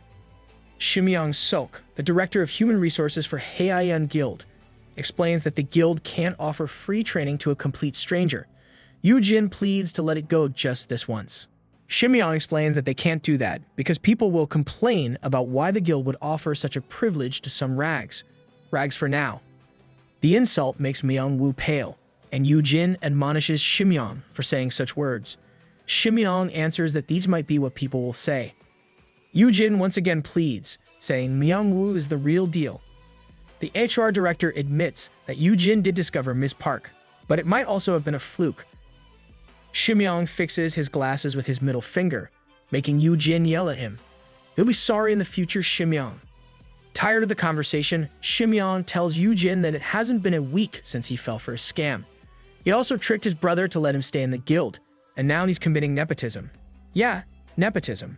With the guild's best interest in his mind, Shimyong questions Yoojin's motives. Myung-woo worries for Yoojin, thinking that Yoojin is receiving all these insults because of him. It's not you, Myung-woo. In Shimyong's eyes, Yoojin is acting super sus. Unable to take it anymore, Myung-woo tells Yoojin to stop and dashes away from the director's office. Outside the guild, Yoojin scratches his head and curses Director Sok. At the same time, Myung-woo only comments on how scary the director is. Hesitant to let things go just like this, Yoojin says he'll contact his brother, but Myung-woo stops him, saying that it was enough to know that he is valued. With Yoojin's encouragement, he will keep on trying whatever he can. Myung-woo then says there's a place that offers job for F-rankers and they are coming right now to pick him up. A black van stops in front of them, as Myung-woo said it. The van door opens and a bunch of thug-like people are inside. The men inside exclaim that Myung-woo can pay his debt since he is now a hunter. Myung-woo really shouldn't trust people that easily. Myung-woo thanks Yoojin and says he'll make an honest living. Yoojin's face sweats with horror while keeping a smile. Unlike Myung-woo, Yoojin thinks that this is very sketchy. We need to save Myung-woo. One of the thugs puts his arm around Myung-woo and asks for the subsidy that Myung-woo received for becoming a hunter, saying it's to pay for his debt. Myung-woo looks for it in his bag, and the thug immediately grabs it when he sees it, claiming it won't be enough to pay off all of his debt. Just how much is Myung-woo's debt to be treated like that? The thugs usher the tearful Myung-woo to the van. A panicked Yoojin asks if they're loan sharks, and where they're taking Myung-woo. The thugs angrily glare at Yoojin, saying it's none of his business. Yoojin pales with wide eyes and a fake smile. He can only say that he wants to come along. Desperate times make you say weird things. And we're sung in. The van moves, and Yoojin and Myung-woo are with the thugs inside it. Sitting beside one another, Yoojin whispers to Myung-woo. Still pale, Yoojin says that Myung-woo has borrowed money from scary people. Myung-woo tearfully murmurs that Yoojin didn't have to come along, since he doesn't owe them money. Forgetting to whisper, Yoojin says he can't let Myung-woo be taken alone. Suddenly, the thug beside Yoojin asks if Yoojin knows Myung-woo, and if he also had his awakening. Surprised, Yoojin admits that he is an F-rank. Myung-woo starts to say that Yoojin is the brother of Haeun's guild master. Still, Yoojin quickly covers Myung-woo's mouth, and instead says that he's childhood friends with Myung-woo. It seems like Yoojin has a plan, since he doesn't want to reveal his connections. He claimed he heard how they were hiring F-rankers and wanted to check it out. The thugs laugh, saying it's perfect, and offer a job of mining mana stones. The thugs explain that they don't discriminate like most guilds. Yeah, right, you clearly act like thugs in broad daylight. Yoojin acts shocked, and a thug asks him if he's in. Yoojin immediately answers yes. Yoojin happily admits that he found them scary, but it turns out that they're really nice. All the thugs in the van laugh at this and tell Yoojin to sign a contract. Yoojin smiles as he claims that he didn't know getting a great job would be so easy. Yoojin may be smiling right now, but he knows this mining contract is a scam. They would take 70 to 80% of the earnings under the pretense of a protection fee. Yoojin would really win an award for acting. If one is unlucky, they'll get hurt inside the dungeon or, worse, killed. Yoojin concludes that this is probably how Myung-woo lived his life without reaching his full potential. Bro, and it's good that you're now there to help Myung-woo get it. One of the thugs proclaims that all Yoojin has to do is pick up anything that looks valuable, and he'll be rich in no time. Yoojin smiles, saying it sounds pretty straightforward. He then asks them where their guild office is located, and one of them says it's in Manhwa. Yoojin exclaims that Manhwa is a lot closer than he thought. They reach a 3-floor white old building, and Yoojin exclaims that Hope Errand Services is a great name. Myung-woo holds onto Yoojin's shoulder, while one of the thugs tells him to come in. Yoojin kept chatting, saying that the building may look run down, but he felt hope surging in. He then comments on how their office is on the 2nd floor, and is about to comment about the stairs, but he suddenly gets kicked in the back. That surely hurts. Yoojin plops towards the office floor and asks what the kick is for, but Myung-woo expresses alarm as he gets kicked. Yoojin tries to stand up, but he is held back by one of the thugs. The thug sarcastically apologizes for dragging him there when he doesn't even owe them money. Then, he says that Yoojin should have known better because they won't be able to leave until they say so. You thugs should let him go if you're really sorry. Yoojin supports the battered Myung-woo. Myung-woo cries as he apologizes for dragging Yoojin to his mess. Before Yoojin could reply, he was dragged to his sofa to have him sign a contract. The guild master of the thugs commands Yoojin to place his fingerprint in the paper, and they'll leave him with 20% of whatever he makes minus the fees. He claims this is already a generous offer, since he doesn't owe them any money. The contract is enchanted with a D-rank curse, making Yoojin unable to bail out. There's nothing generous in this offer. Another thug forces Myung-woo to put his print on the contract. Yoojin sees this and asks a favor to compare his contract with Myung-woo, saying he'll feel cheated if they get the same terms. The thugs stare at him, then laugh at how thorough he is. They gave Myung-woo's contract to Yoojin, and Yoojin confirmed that Myung-woo only gets 10%. The thug claims all of that will be put on paying for his debt. Yoojin says it is basically a slave contract, as he holds the top of the contract with two hands. Yoojin asks them if they really think they can scam his friend like this and rips the contract into two. This shocks the thugs, and they ask about the curse. Lol. No curse would work on our MC. A D-rank debuff curse activates after Yoojin tore the contract. Still, it was quickly cancelled out by his L-rank curse resistance. Yoojin grips the sofa for support and kicks the guild master. Yoojin clutches the guild master's head, making the guild master think that Yoojin isn't actually an F-rank. Yoojin whams the guild master's head to the ground, and Yoojin admits he's only an F-rank with items that makes fighting fairer. Pay to win, indeed. The other thugs are angered, claiming that Yoojin will not be able to get out of there alive. Yoojin calmly pulls out his phone, and a thug says it's too late to call the cops. Yoojin smugly says he's not calling the cops since he already called in a long time ago. A locked metal door cracks open and crumbles as Sunghyun opens it with his two bare hands. One of our MC's bodyguards is finally here. The metal door falls with a thump, shocking the thugs inside. Sunghyun raises his fist, as one thug claims there's only one guy. A single guy can easily destroy the building you're in. Sunghyun punches the thug, and with a whoosh, the thug flies and falls to the ground with a loud thud. Sunghyun looks back at Yoojin, saying he's there to get Mr. Han out. The thugs curse at their predicament. Meanwhile, Myung-woo asks how, and Yoojin says it was easy, since he discreetly called Sunghyun once they got into the car. Yoojin just narrated where they were being taken, to make it easy for Sunghyun to find them. So that's why he's chatty on the way. Sunghyun just smacks on any thug that gets close to him. One thug pulls out a dagger and rushes towards Sunghyun. Really? A dagger versus an A-rank? Myung-woo screams for Sunghyun to watch out. The thug stabs, but instead of hurting Sunghyun, the thug murmurs his disbelief. He only managed to cut the clothes, but the flesh remained unscathed. Sunghyun's flesh is a literal shield from minor injuries. Sunghyun raises a hand and says that the thug should have brought something that can cut an A-ranker. He flicks the thug with a finger, and the thug hits the floor hard. Another thug recognizes that this person is Sunghan Kim from the Haeim Guild. Sunghyun sighs as he looks at his destroyed clothes and commands them to kneel. Everyone plops to the floor, and Sunghyun asks if Myung-woo is hurt by them. Myung-woo looks at the kneeling thugs and says he wasn't really hurt. Myung-woo now feels bad for the thugs, to the point that he forgot how they kicked and hit him. Sunghyun asks Yoojin what he should do with them. Yoojin looks at some papers, saying an eye for an eye. Yoojin then brings out a golden-colored paper, commanding the guild master to sign the S-rank contract. The man looks at the agreement, saying that they have to work for 50 years and they'll only get 10% of the profits. It is a total rip-off. Yoojin smiles as he claims it's a generous offer since they don't owe him any money. Oh, how the tables have turned. The guild master says it's a slave contract, but Yoojin only throws papers at the man. The guy looks at one of the papers, and Yoojin says he found all of these in the guild master's cabinet. All of those papers were contracts made with at least a dozen of F-rankers. Yoojin wonders if everyone still has all of their limbs, while the guild master only smiles, asking who would care. He claims they're not liable, since they all signed the consent form, and half of those guys are still alive. Wow, such trash exists. Yoojin doesn't let the man finish and kicks him in the head.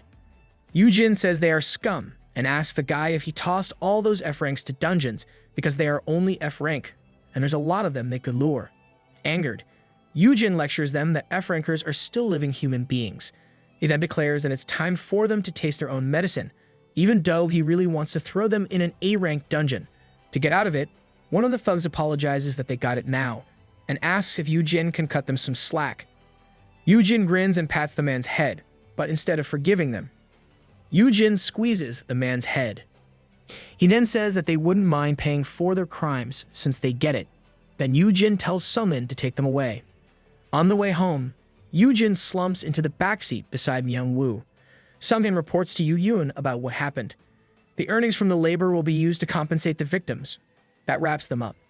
Myung-woo thanks Yoojin, but Yoojin brushes it off. Myung-woo says it wasn't nothing, since Yoojin has already saved him twice, and tears drip from his face. Yoojin tries to calm Myung-woo down. Myung-woo was so thankful that he hugged Yoojin, saying that Yoojin is his hero. Yoojin tries to get Myung-woo off him by reminding him that he should also thank Sunghin. Though, Sunghin only tells the two to put on their seatbelts. Safety first. Yoojin went off to see director Seok as they got back. He threw a tantrum by lying on the floor by the door to make the guy give Yoojin a dorm room under the pretense of being Yerim's legal guardian, and Yoojin was assigned a dorm room. Yoojin really went to great lengths to get a dorm room. Yoojin and Myung-woo enter the dorm, and Myung-woo says the place is like a fancy apartment. Yoojin says they have 4 bedrooms, as Myung-woo exclaims his disbelief in being able to stay in a place like this during their training. Yoojin asks Myung-woo if he can cook and clean because non-guild members can only stay there if they are housekeepers. Yoojin suggests that Myung-woo pretends to be his housekeeper so that he can stay there even after the training. Yoojin says Myung-woo doesn't really have to do any housework, only so that he can stay till he finds his own place. That's really clever, Yoojin. Yoojin couldn't finish what he was saying as he saw Myung-woo's face filled with tears again. Myung-woo rushes to Yoojin for a hug, saying he's an awesome friend. After some time, Myung-woo finally settled down. Myung-woo now in his own room and sleeps, talks about how he'll clean up and asks Yoojin if he wants dinner or a sponge bath first. Myung-woo talks like a waifu in his sleep.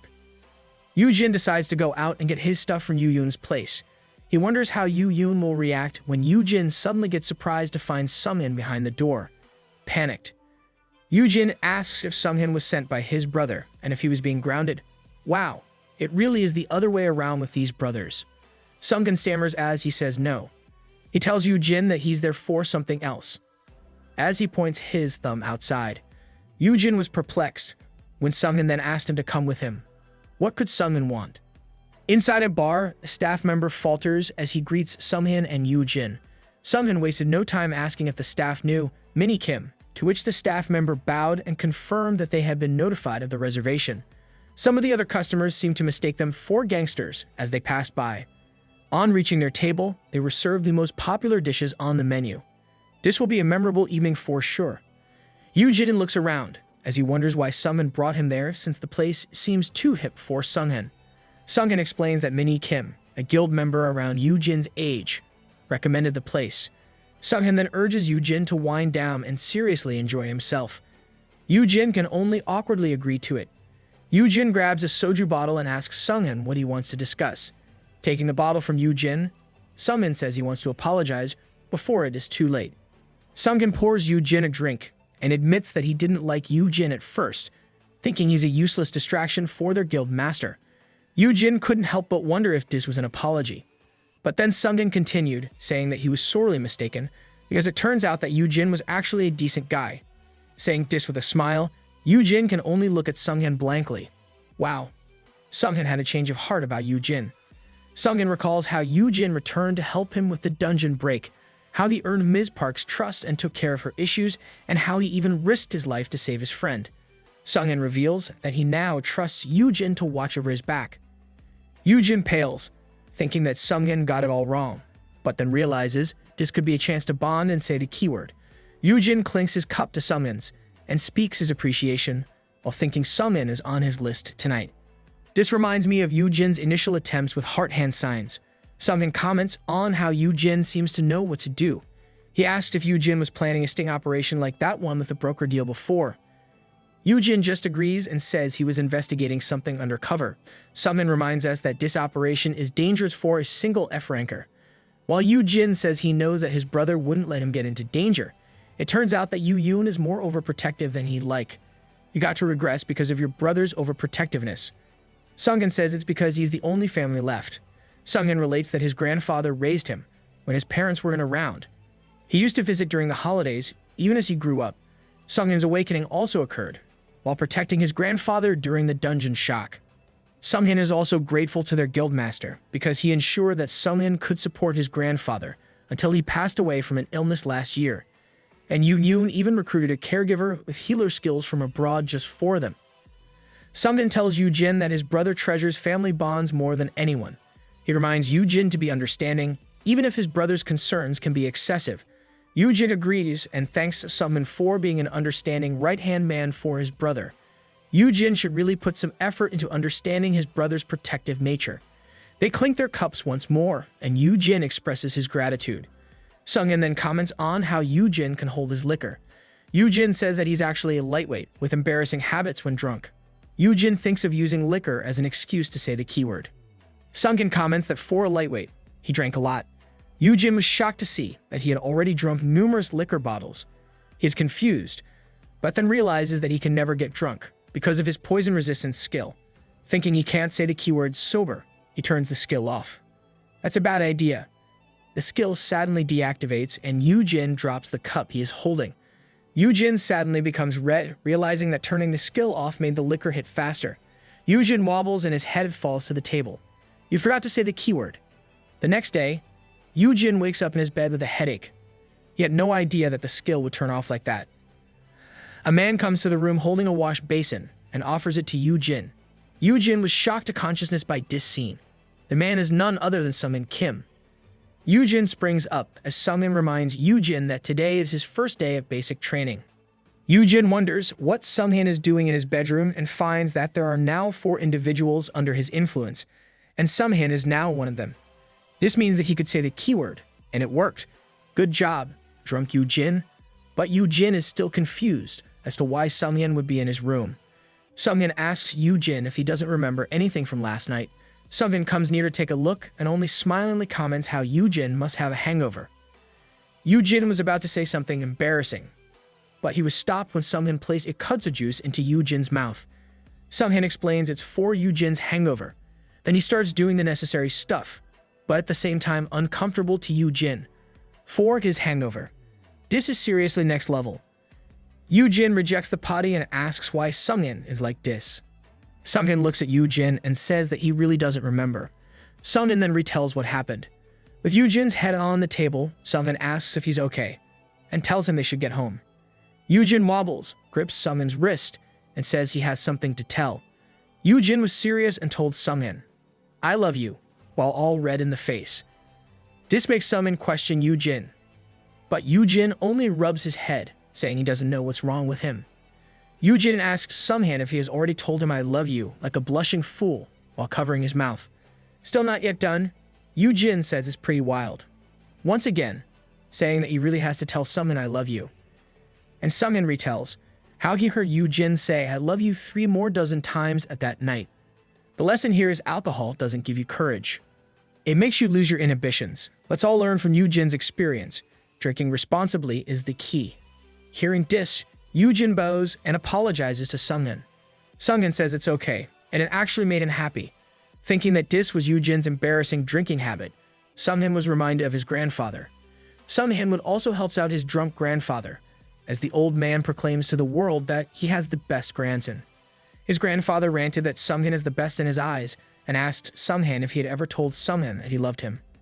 Sungmin reveals to Yoojin that he somehow reminded him of his grandfather, which was how he responded to Yoojin's keyword. Yoojin was shocked to learn that he reminds Sungmin of his grandpa, despite being in his 20s. Sungmin admits that it sounds strange, but Sungmin felt safe with Yoojin, just like he felt when he was by his grandfather's side. This reminds Sungmin of how he tucked Yoojin in as Myung-woo watched by the door. The feeling he felt made Sungmin want to do things for Yoojin. Sungmin promises not to behave ridiculously around others and asks Yoojin if he can visit him from time to time to check on him. Sungmin reasons that it's the least he can do in return for all his grandfather has done to raise him. Yeah, but Yoojin isn't your grandfather. This makes Yoojin think of his perfect caregiver title and if this is its actual effects. Yoojin concludes that telling them "I love you" can serve as a reminder of someone who cared for them, which is different from a romantic perspective. The skill helps them see that person in Yoojin. Yoojin thinks this is why Urim and Myung-woo are the same, while the effect on Yoo-yoon is more substantial, since Yoojin himself raised Yoo-yoon when they were younger. Yoojin bids farewell to Sungmin, while Myung-woo peeks while shivering. Once Sungmin was out, Myung-woo clung to Yoojin, asking him what had happened. The door suddenly slams open on Urim's arrival, breaking the door in the process. That power was too much. Urim was too excited to have Yoojin next door in the dorms. Yoojin is brushing his teeth with Myung-woo still clinging to him. He only tells Yerim that she should try knocking next time. Yerim doesn't say anything about the broken door. Instead, she grabs Myung-woo from Yoojin. Yerim asks who the bum is, and Yoojin calmly answers that the bum is his friend. Wow, something just left. And now it's Yerim. Adding Yoojin to the mix would make this more troublesome for Yoojin. MC got the all-around raise. Yoojin thinks about how the skill effectively brainwashes people, making them completely trust him. He wonders if this could be really dangerous, and why the system gave him such skills. But most of all, Yoojin is relieved that he can easily activate his poison resistance skill. After several days, Yoojin compliments Myung-woo for getting better at cooking. Yoojin looks at the food with amazement, saying Myung-woo didn't really have to cook for him every day, while Myung-woo says that it's the least he can do. Yerim agrees with Myung-woo and comments on how she's living separately. Someone asks where Sung-in is, since he has been showing up daily with Jinseng. Another says Sung-in is with Yoojin, and the two won't return for a few days. It's impressive how Yoojin didn't badger Yoojin for not staying in the same space as him. Yoojin comments on how Yerim will soon do raids, and Yerim agrees and says she'll be rich in no time. And soon, she'll be able to buy a massive mansion for both her and Yoojin, and no Myung-woo to mooch off on Yoojin. She's just as bad as Yoojin. Yoojin tells Yerim not to freeze the soup with her power and tells them to get along since they're going to boot camp together. This shocks both Myung-woo and Yerim. Yerim took it hard and unleashed a cold aura, saying she thought it'd only be her and Yoojin. Everyone has become possessive of our MC. The doorbell suddenly sounds, and Yoojin uses that as an excuse to leave the two. He tells the two to behave themselves, and a man by the door comments on how vibrant it is to start the day. Yoojin is shocked to find Shimi and Siak outside with other staff. Shimi hands some documents to Yoojin, saying that the hunter orientation training starts today. He personally came there to fetch them because of a change in schedule. Because the theory class instructor was running late, this means they have to proceed to the practicum first. In the practical exercise, Yerim looks over, while Yoojin and Myung-woo are worried. They were reassured by Shimian that the practicum drill was simple. What they're looking at now is a cage filled with monsters. The cage bars start to rumble up, and monsters now surround them. Shimian's voice could be heard, telling them that all they had to do was kill all the monsters. Easy peasy, but it still looks horrendous. Yoojin yells it's ridiculous, exclaiming that for basic training, shouldn't they take down one at a time instead? On the side, Yerim is so relaxed, asking if that is all they have to do. Shimian laughs, saying that they aim to acclimate them to the presence of monsters, and they'll grow used to them in the process. Yoojin asks what kind of logic that is as the mole-like monsters approach them. Practice is the best way to learn. Yerim runs to where the monsters are, proclaiming that she'll wipe them all at once. She quickly stabs the monster in succession, making a huge ruckus. Myung-woo and Yoojin are a bit blinded by the show of Yerim's combat skills, with Yoojin commenting that Yerim is at least having fun. Yerim shows two monsters dangling on her spear, asking Yoojin if those would taste good on the grill. Adventurous food? Anyone? Yoojin reminds Yerim that she doesn't work for a barbecue joint and tells her to put those down. Yerim then remembers that she should try out some of her skills on the monsters. A woman comes in, commenting that Yerim is an S rank on another level for a rookie. Shimyeon greets the woman, while the woman asks if sending many monsters for basic training isn't a bit dangerous. Shimyeon just says to not worry, and he is more concerned about how no monsters might be left for the other two. In the training room, Yerim makes a Christmas tree with much gusto, using fallen monsters. Yerim is just playing around now. Beneath the fallen monsters, a single monster wriggles out and lunges for Myung-woo. Yoojin yells for Myung-woo to stab it, but Myung-woo lets go of his spear and runs for it. The monster is catching up, and Myung-woo is in a panic. Before the beast can even tackle him, Yoojin grabs Myung-woo by the waist, and they dodge the attack. Yoojin tells Myung-woo never to let go of his weapon, and explains that the monsters are F-rank monsters called Fang Moles. He continues, saying those monsters have terrible vision and mostly just run straight towards you. To kill them, they just need to lunge the spear forward. Yoojin prepares to attack, telling Myung-woo to get up. Yoojin's walking encyclopedia skill is added again. Shimyeon says that another reason for many monsters is Yoojin Han. He wants to see what Yoojin will do, since Yoojin seems exceptionally knowledgeable, not only of monsters. Shimyeon expresses his amazement with what Yoojin did with his contract with Yerim, saying it can be used as an industry-standard template. This also makes Xingyan wonder if Yoojin is hiding something. Myung-woo compliments Yoojin for not getting scared like him, and he mentions how it feels like Yoojin has been doing these for years. This alarms Yoojin, thinking he'll be suspected. As the fang mold dashes, Yoojin throws his spear to pretend like a noob, and the monster starts chomping on Yoojin. Yoojin screams, saying he's scared too. Yerim comes to Yoojin's rescue, while Shimyeon thinks he might be wrong as well, and the Oscars goes to. After some time, they finish the practicum. Myung-woo slumps beside Yoojin, while Yerim is still energized and glad to use her skills. Myung-woo apologizes to Yoojin, and Yoojin comments how Myung-woo is really not cut out for combat. Yerim then smiles, saying she was a lot better out there. Yoojin tells Yerim not to compare themselves, and that it's better if they all get along. The others really should stop treating Myung-woo like a piece of useless baggage. Shimyeon appears and compliments them for managing to survive their first introductory practicum. Shimyeon says that Yerim was, of course, flawless, while the other two were somewhat hopeless. Yoojin acts up, saying he'll tell on Shimyeon to his brother. Yoojin loves to practice nepotism. This is already the third time. Shimyeon then introduces their instructor for the theory classes, which is Professor Haeyeon Siak. Haeyeon introduces herself, and Yerim looks curiously, as she comments that she's a professor at a young age. Yoojin recognizes Haeyeon, for she is the most authoritative person in dungeon studies. He remembers that Haeyeon is a genius who went to America and uncovered the principle of dungeon creation. He then says that she is Dr. White. Oh no, Yoojin slipped right there. Haeyeon is pleasantly surprised to be called by this name, saying not many people know it. Yoojin makes an excuse, saying he really is interested in this field, as he wonders if Haeyeon is not yet that famous. Haeyeon says that Yoojin knows many things and that her uncle, Director Siak, has told her a lot about Yoojin. This information bewildered Yoojin as he realized that Haeyeon was the niece of Director Siak, since they even had the same last name.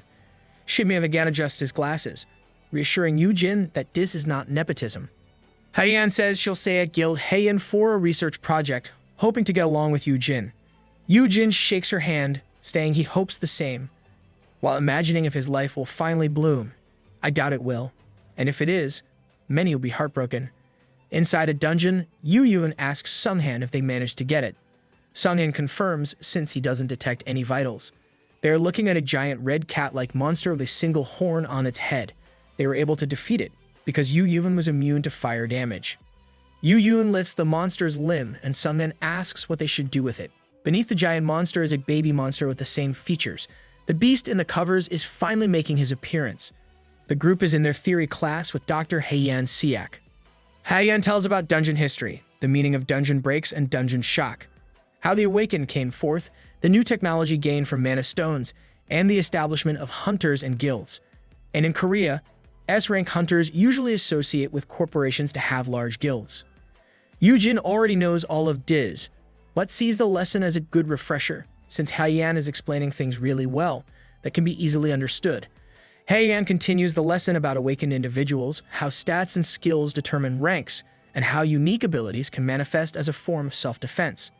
Looking at the details, Yoojin thinks about how some information is still wrong. He remembers that skills are determined by a person's natural talent or environment. Is he planning to correct them? Haeyeon sadly asks Yoojin if there's something wrong, since Yoojin looks at Haeyeon like her professor used to. She asks Yoojin if there's something wrong with the information she presents. Yoojin scratches his head, looks away, and says he has a personal theory. Personal theory based on the future's findings. Well played, MC. He says the recent increase in skills unrelated to combat can mean that skills don't really have to do with self-protection. He explains that it only looked that easy because of the dungeon breaks, and there may be different factors to determine the abilities. Haeyeon looked at Yoojin thoughtfully, while Yoojin hoped that he didn't give himself away with what he said. Don't worry, Yoojin, you're safe. Haeyeon sadly clasps Yoojin's hand, and she exclaims how she's so impressed that Yoojin is updated on the latest trends in the topic of skill manifestation. Haeyeon looks at Yoojin so excitedly that she asks him to talk with her for 10 hours after the class. Uncertain about how to respond, Yoojin takes her attention from him by asking Yerim if she has any questions for the teacher. Surprised, Yerim hesitantly asks how much S ranks makes. Haeyeon looks at Yerim with a smile, pulls out a money gun, and starts clicking it. Where has she been keeping that? Heian poses with a raised money gun, firing away a lot of money. She enthusiastically says, S-rank hunters can make at least $10 million annually. Yaren looks at Heian with stars in her eyes, while Yoojin thinks about how Heian brought a money gun just for dis. A money gun is one of the best ways to flex your money. Yoojin is relieved to get off the hook, while Heian continues to shoot off money. Heian continues to explain fat S-rankers are so rare that you can easily count them with one hand per country. S-rankers are known for risking their lives in high-rank dungeons and bringing loot from S-rank dungeons like mana stones, rare plants and fruits, or even living monsters. In Yoojin's place, Yoojin reveals the monster he brought home from an S-rank dungeon to his brother. The monster is a horned flame lion, and Yoojin planned to tame and mount it. Yoojin assesses the monster, noting its single horn on the forehead, fiery red fur, and fox-like tail. He remembers that the horned flame lion is a tier 2 monster of the unicorn subspecies with high stats, nimble speed, and fire skills. It is a dangerous monster that even S-rankers have difficulty fighting on their own, and before them is an infant version of it. So cool. A magic beast for a pet. Yoojin says it might not be tamed because all the standard taming method doesn't work, even with the owner's token. The owner's token is used to induce the target to accept the bearer of the owner's token as its master. I need that. Yoojin holds the owner's token towards the horned flame lion, commanding it to get down. The red monster flinches and growls. Yoojin says it's working, and it's about to come down. Trembling as it tries to fight the urge, the horned flame lion jumps down, but in an attacking position. Seeing this, Yoojin shoves his brother to get back, and he releases black flames from his hands, causing a small explosion. Yoojin was shocked, saying his brother didn't have to roast it alive. The fire and smoke disappear, but the horned flame lion is unscathed, since it is immune to fire. The horned flame lion continues its attack and slashes Yoojin in the face. Wow, a kitty paw punch. This causes a crash, making Yoojin scream his brother's name. With his clothes in bad shape, Yoojin holds the monster by the nape, throws it inside a terrarium room, and locks it up. Yoojin comments on how feisty it is and asks if Yoojin is sure, even with the owner's token. Yoojin looks at his clothes in dismay and says he'll maybe just get rid of it. Yoojin asks if he means to put it in an auction. Yoojin opposes this idea, saying he won't let the rival guilds take it. Yoojin then shockingly asks if his brother is going to kill it. Yoojin looks through the glass at the horned flame lion, thinking there's no other choice. Still, Yoojin feels bad about it, since it would be the perfect companion for his brother if it was tamed. He appraises its stats, seeing that the horned flame lion is currently a C rank with the potential to become an A or even an S rank. The monster currently has its A rank fire resistance skill unlocked. While its 3 skills, Fire Breath, Fiery Dash, and Gigantification, can only be unlocked once the monster matures.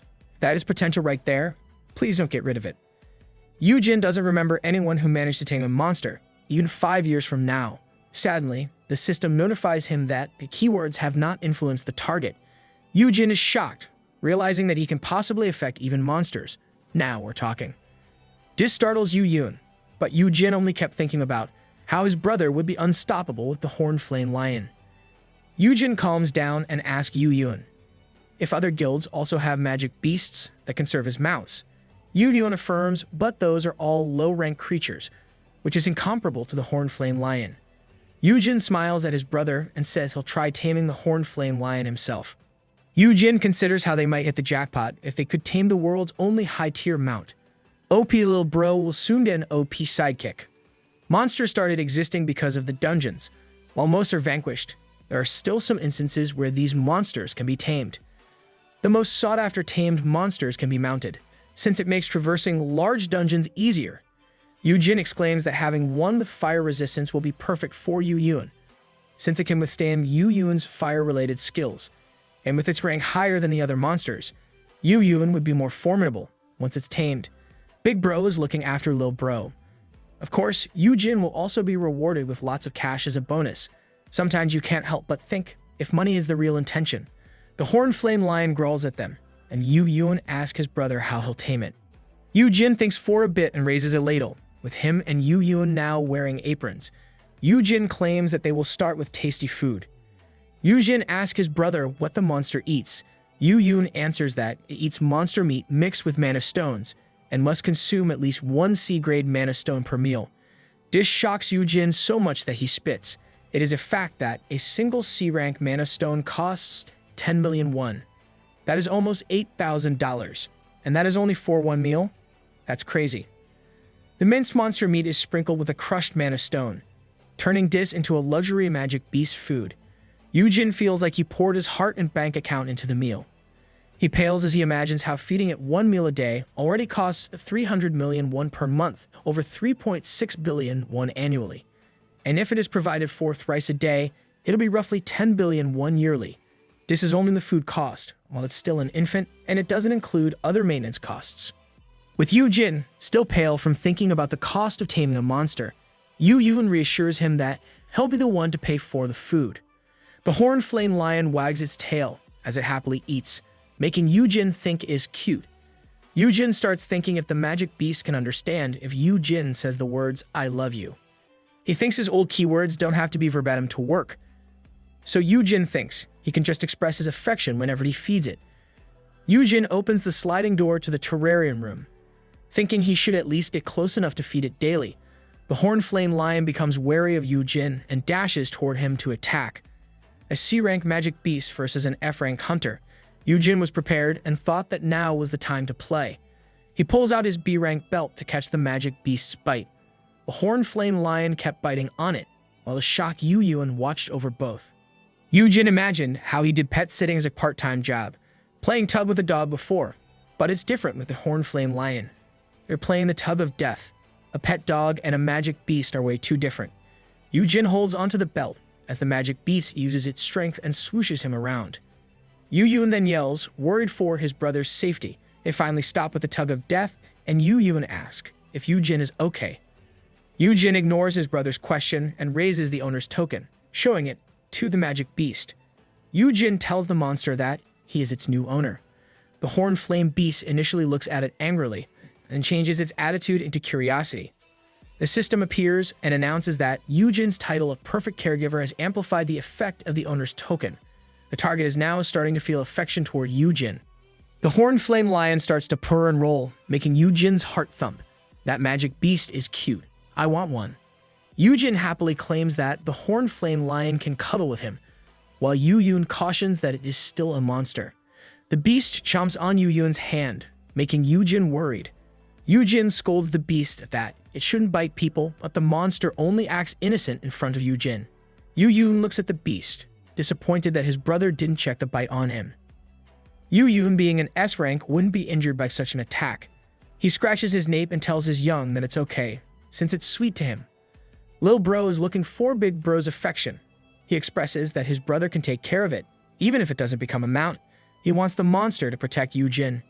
Yoojin smiles at Dis and says that he'll try his best. Thinking that taming monsters is way better than brainwashing people, Yoojin imagines how he could tame more baby monsters that he could keep around him. This possibility might make him be acknowledged as a magic beast tamer or beastmaster. The magic beast is happy in Yoojin's arms, and he says he'll take the little guy once he's ready. Yoojin looks at him and asks if Yoojin will not raise it there. Yoojin replies that his room is big enough. Yoojin asks his brother if he really plans to live separately. Uh-oh, Yoojin is making Lil Bro lonely. Yoojin thinks he'll be locked up if he stays there, but he tells his brother that it would be better, since there's Myung Woo and Yerim.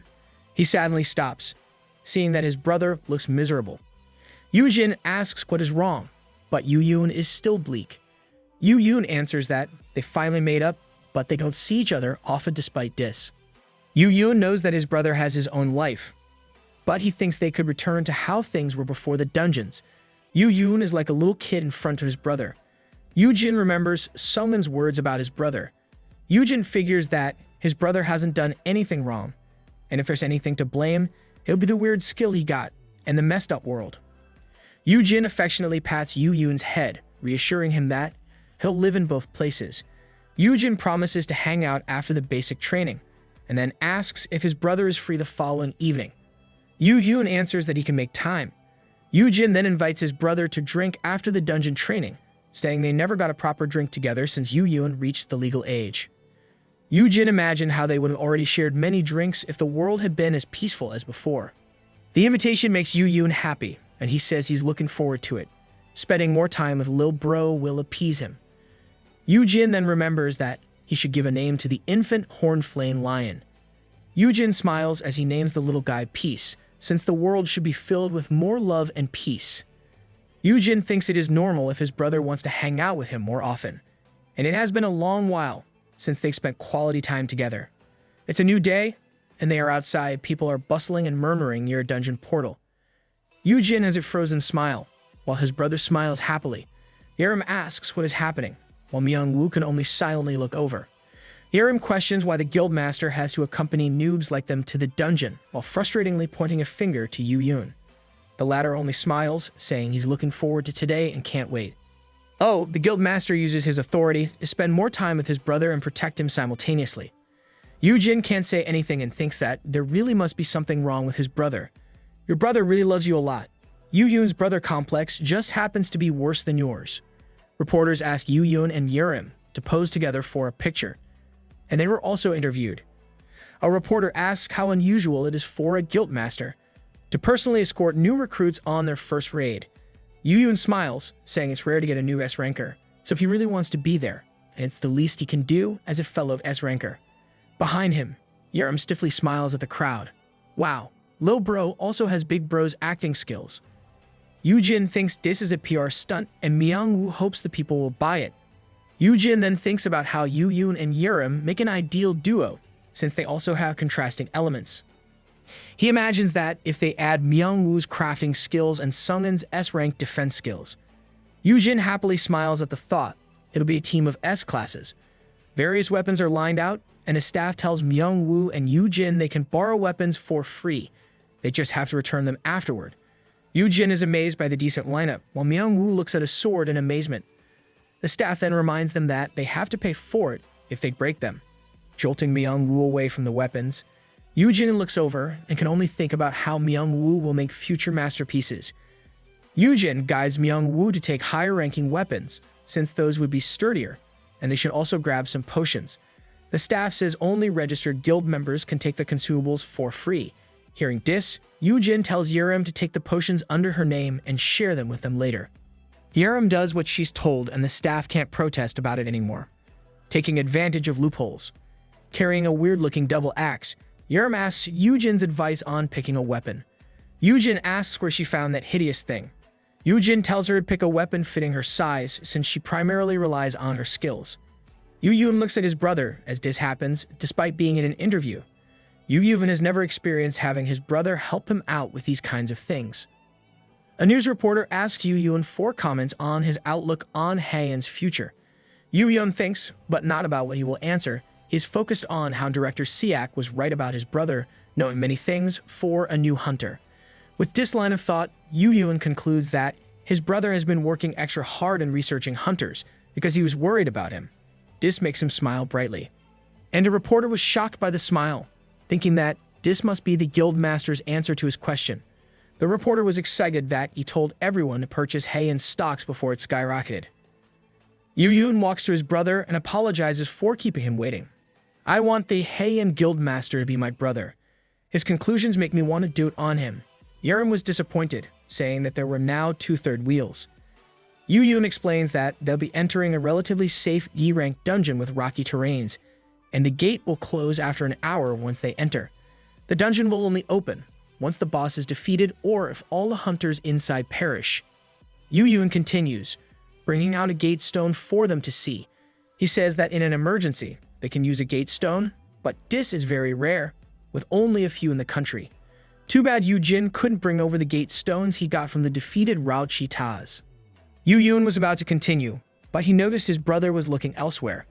Yoojin remembered how he was treated like a slave in raids and hated by everyone. But now, Yoojin can go on a dungeon raid with people who like him. Even his loving brother is at his side. He marvels at this change and how a dark future wouldn't come anymore. Or so Yoojin thought. With a flash, Yoojin and the others get transported to the dungeon.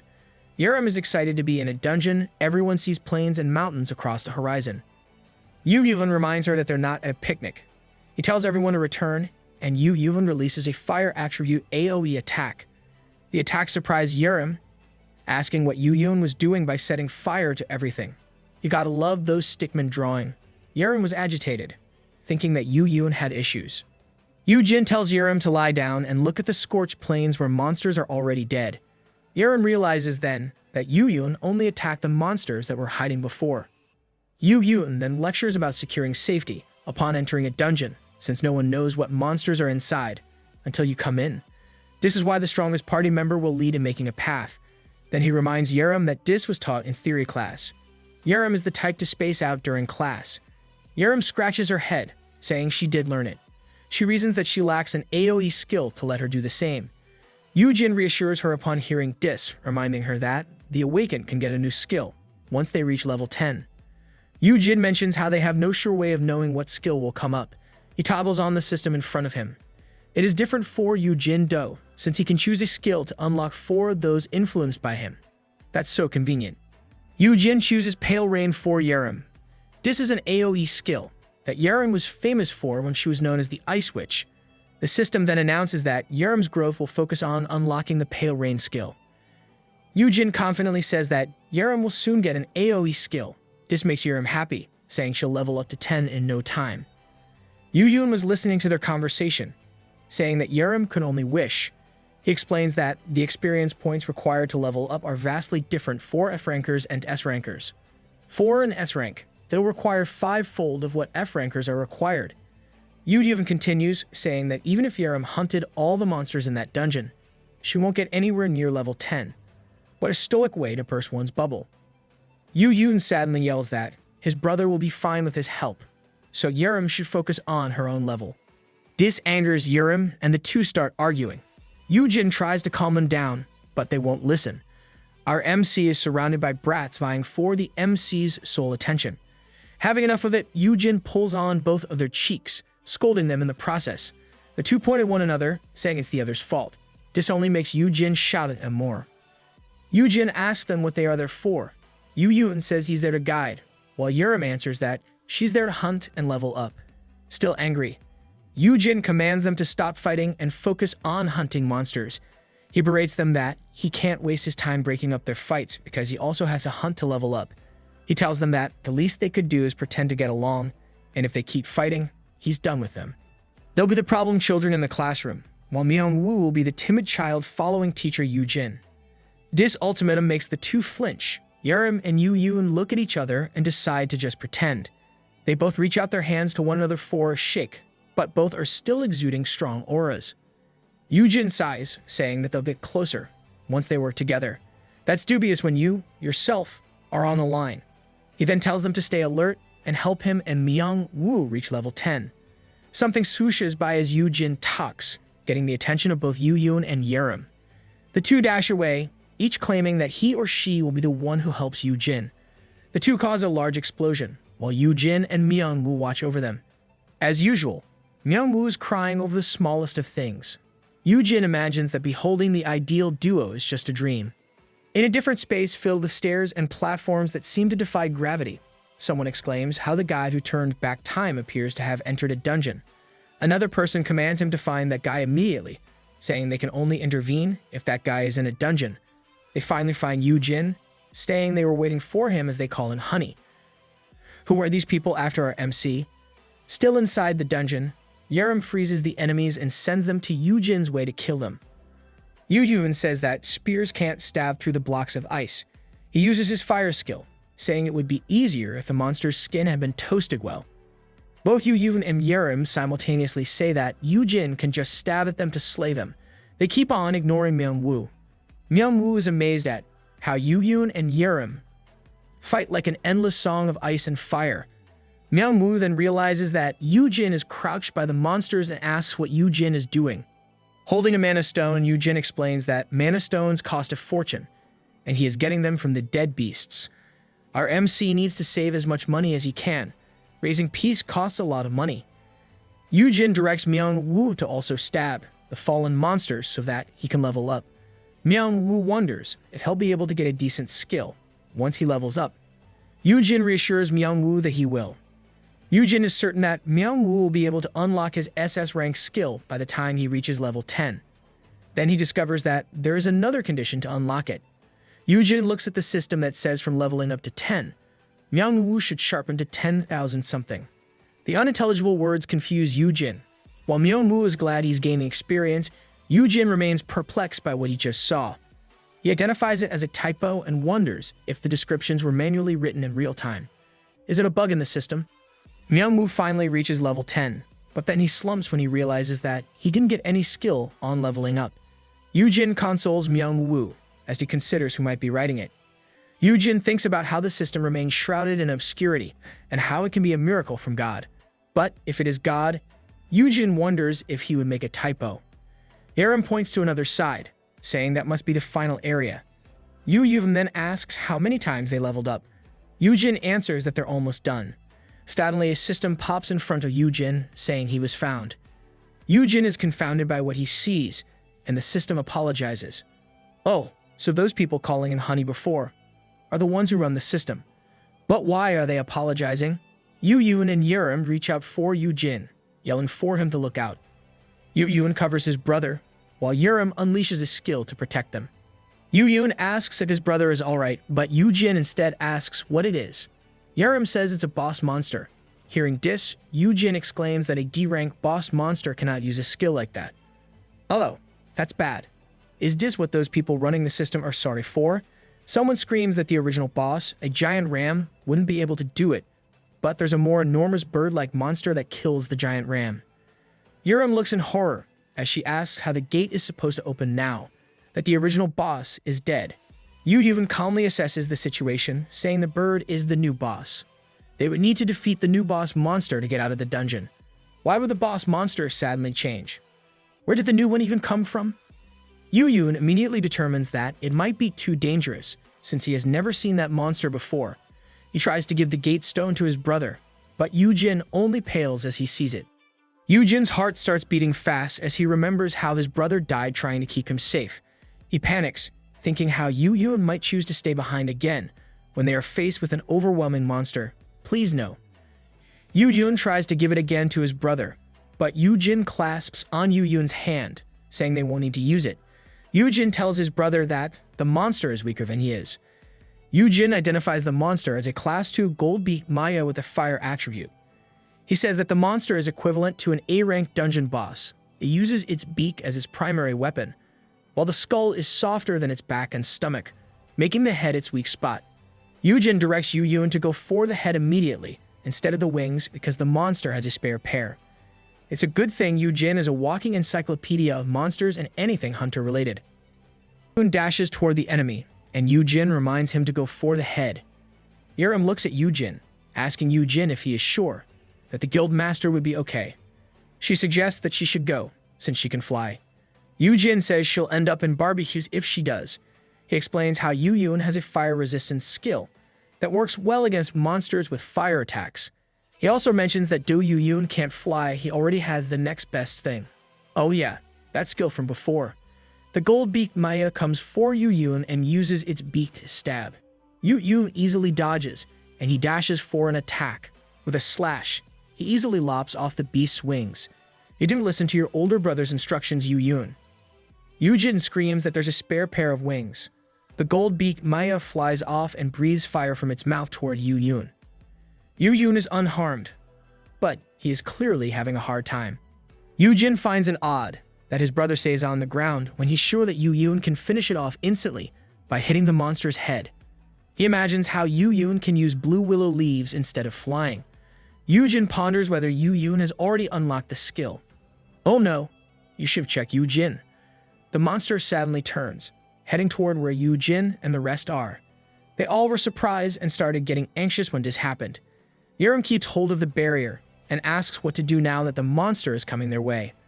The gold-beaked Maya prepares and charges its fire breath attack. That is really bad.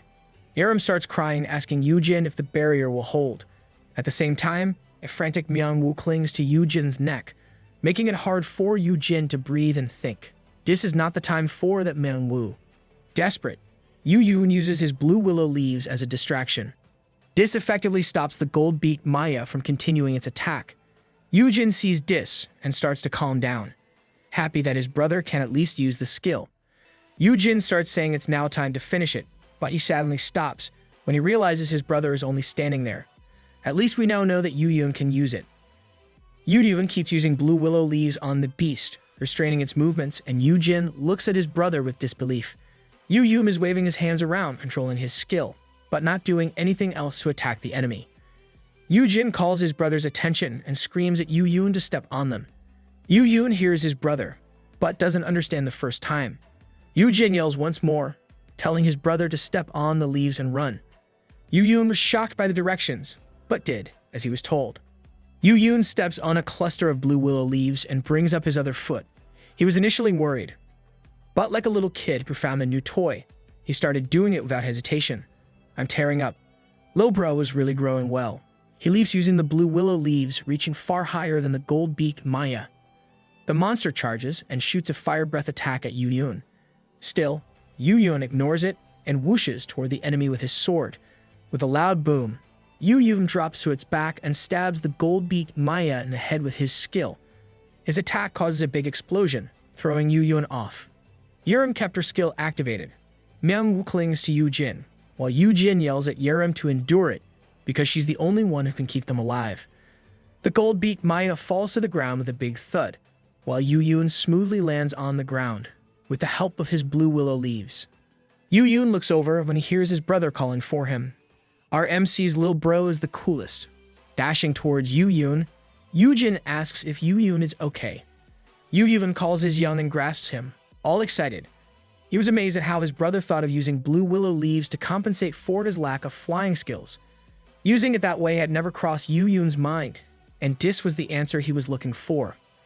Yerim can only scratch her head, letting the guild master gush all he wants to his brother.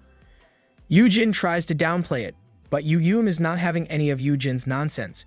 He claims he got an entirely new skill for free because of what Yoojin suggested. Yoojin smiles at his brother's happy face, thinking he's like a kid who got all his presents from all occasions in one go. Yoojin repeatedly expresses how grateful he is and how his brother is the best. It is also good that you came along with them, or everyone will turn to dead meat. Yoojin suggests that he'll look at all his brother's skills when they return. Getting to spend more time with his brother, Yoojin immediately agrees.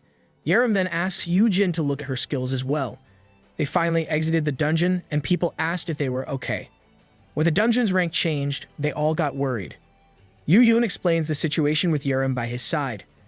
Yoojin decides to keep his distance from his brother when they're in public and decides that he'll return the gear he borrowed and go home without attracting anyone.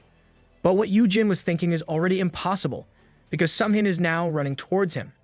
There goes the plan to stay invisible. Sunghin screams Yoojin's name, his face mixed with anxiety. He skids to a bow, asking if Yoojin is okay and how he should have gone together with him. Yoojin is taken aback by this display of loyalty from Sunghin. However, he still manages to reassure Sunghin that he is okay, and everyone's attention is now on them. Sunghin tells Yoojin to climb his back, and they'll go home to have Yoojin rest. Yoojin profusely refuses, saying he's fine. Behind Yoojin, Manhwa watches this unfold. But then, he looked down as he was thinking of something. Back in the guild, Yoojin visits Yoojin with some snacks and expensive liquor. Yoojin hears the water running from the bathroom and surmises that Yoojin is taking a bath. While waiting, Yoojin decides to visit and play with Peace. Yoojin opens his arms and Peace excitedly jumps to him, hitting Yoojin's stomach hard. He played tug of death with Peace, while saying I love you to the magic beast. He also feeds Peace the luxury magic beast food with a pale face, saying I love you once more. Yes, it's the $8,000 meal, so ensure the keywords work. Yoojin lies on the ground with Peace on top of him, hoping he somehow influenced Peace with everything they did. He smiles as he contemplates how he almost died that day and how the system is acting weird with its typo and chat. The appearance of a high-ranking monster that was supposed to happen years from now is what Yoojin found most baffling. Yoojin sadly sits up, unsettled about how this might affect his turning back time. He broods over what happened, but then concludes that it is none of his concern, since the system didn't make any proper explanations. Yoojin starts complaining about the skill descriptions, grumbling about how he wouldn't have chosen such a keyword if it had been adequately explained. I guess he forgot that it was automatically set when he awakened for the second time. Yoojin clicks his L rank skill, My Kid is the Best, and a book suddenly appears. Yoojin gets confused with the new status window. In a different realm, various beings discuss if their intentions manage to get through. They cannot intervene long, since they force their way through the path. What would have been best to explain everything. They have to make do by adding something that would make it easy to understand. They refer to the update on Yoojin's "My Kid is the best skill." Yoojin looks at the book, where there are pictures of Yoojin and Yerim, listed under influenced subjects with a mark of S on top of it. Yoojin realizes that it's a rule book, though with its kitty art. It looks like a kindergartner made it instead of a teacher. The system designer must be a kid. Yoojin speculates on the system designer's intentions. He notices that the list only includes the S ranks under his influence, and Myung-woo or Sunghan are not included. In the bottom part, Yoojin finds the number 50 with a good luck message. Yoojin enters the terrarium room, apologizing to his brother for taking too long in the bath. He notices Yoojin's pale face and asks about it. Yoojin can only look at his brother as his mind surmises that the system is telling him to tame 50 S-rankers. The system just issued him a quest in the form of a rollbook. A Fang Mole is released and immediately runs forward to attack Peace. Peace easily defeats it with a single slash. Yoojin is recording and narrating the progress of the infant horned flame lion, with an application of a magic beast taming skill. He also mentions Peace's current size and weight, and how it has grown twice the size in just 2 days. Our Peace is growing up well. Amazed by Peace's fast growth, Yoojin compliments Peace. The magic beast lunges at him, but he isn't hurt like before. Yoojin made sure to borrow some gear to raise his stamina and strength. The night before, Yoojin discusses with Yoojin how he got a new skill from leveling up to level 10. He says the skill is called Magic Beast Tamer. Yoojin asks what the skill does, and Yoojin thinks he can't really say that. He can influence everyone and everything. You can't. You'll get imprisoned if you do. Yoojin makes light of it, explaining that it is a taming skill to help him level up monsters. He says he can train top-tier creatures because it's an S-rank skill. Hearing that it is an S-rank skill shocks Yoojin, to the point that he grabs a rope. He lectures his young that having a unique S-rank skill is dangerous for an F-ranker, specifically Yoojin. Yoojin's overprotectiveness is oozing out again. Yoojin gets defensive and yells at his brother to not lock him up. It's now Yoojin's turn to lecture Yoojin. He tells his brother they should exploit this skill instead of hiding it. He portrays a picture of Peace becoming Yoojin's mount and how many other S-rankers could use a mount that he can tame. This will change how hunters traverse massive dungeons and how dungeon raids are conducted. Back to the present, Yoojin is relieved to already have Peace under his influence. He plays and trains with the magic beast, as he thinks taming monsters is way better than influencing people to fill up the 50 S-rankers list that the system requires of him. Yoojin is already exhausted, while Peace cupidly presses Yoojin to have him play with him more. Yoojin is already crying tears, thinking how hard it is to make a fortune. That's real life talking. He collects himself by thinking about how his actions can contribute to dungeon raids, reduce dungeon breaks, and make the world safe. Yoojin rolls around as his conscience takes over his actions. Someone called to him while he was still on the floor. It was the director. Shimyang Siak compliments Yoojin for his diligence in training right after he got out of the dungeon. He is also impressed by how much the horned flame lion has grown in a short period after Yoojin applied his new taming skill to it. Shimyang can't accuse Yoojin of nepotism now. Shimyang sadly bows before Yoojin and compliments him more. Yoojin is appalled by Shimyang's action, but Shimyang apologizes to Yoojin for being rude. He then went on about how Yoojin showed his insight, analysis, and new skill. Shimyang unexpectedly grabs onto Yoojin's waist and implores Yoojin to join their guild. Shimyang has adopted Myung-woo's bad clinging habit. I think this is a calculated move in hopes that Yoojin will find it in his heart to give in. Yoojin managed to loosen Shimyang's hold on him, but Shimyang kept holding on Yoojin's leg. Yoojin flails around to lose Shimyang while saying a firm no. Peace looks at the two, thinking they're just playing a human version of Tug of Death. Our Peace is so cute. Yoojin tries hard to lose Shimyang. He knows Shimyang is wrong about him, since he already saw the future. He also thinks about how he hated Shimyang in the past. Shimyang tells him to reconsider, offering to provide the monster cubs and shoulder the cost of feeding and taming the magic beasts. All Yoojin has to do is tell them what he needs. Yoojin considers and remembers how Shimyang doesn't know Yoojin as the loser he was in his past life. Yoojin can be regarded as a boss right now, and Yoojin smugly tells Shimyang to get lost. Before, it was Yoojin doing the pleading. Now, it's Shimyang doing it.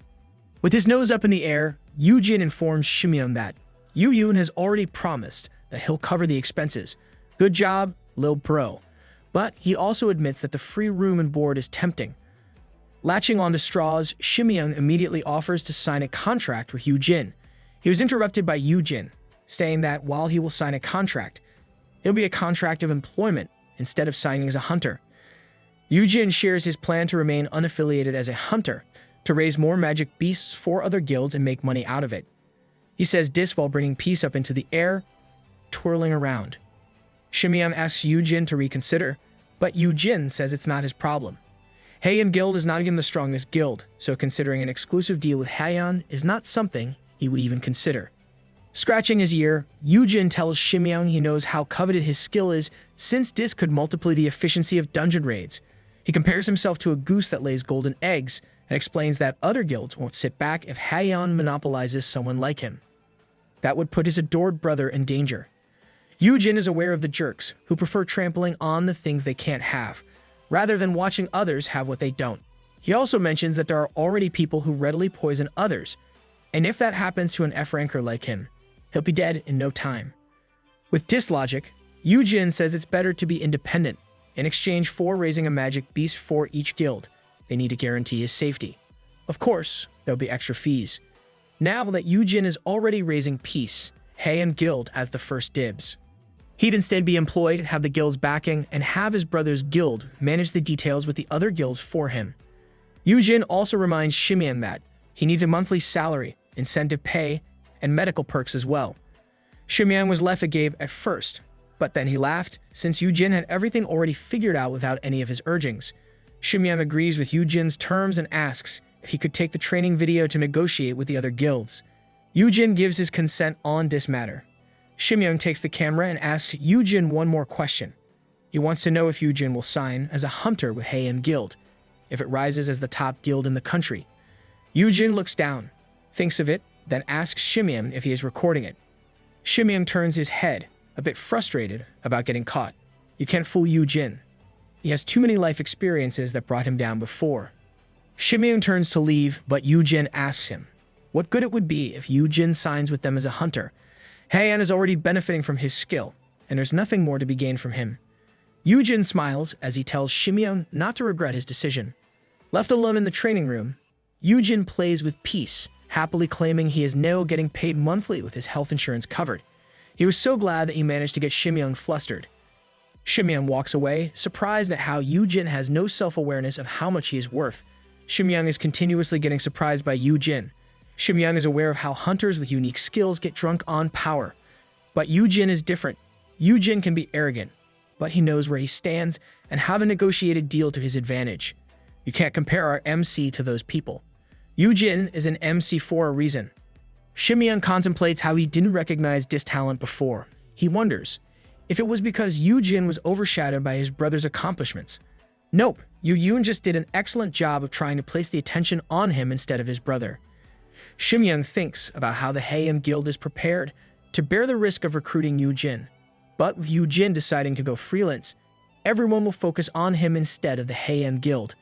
This means he'll be the sole bearer of not only the benefits, but also the dangers that comes with it.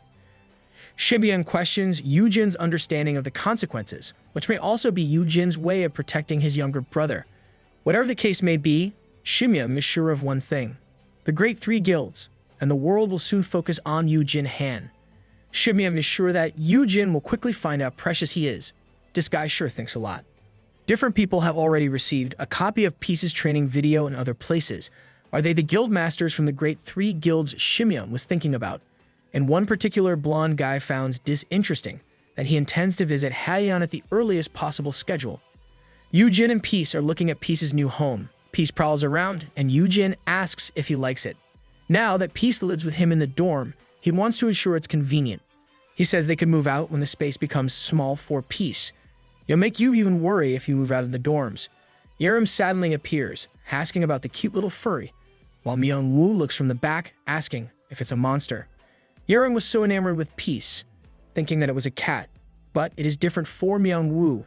He's afraid, since it is also trying to bite him. Yoojin scolds Peace, saying that Myung-woo is not food.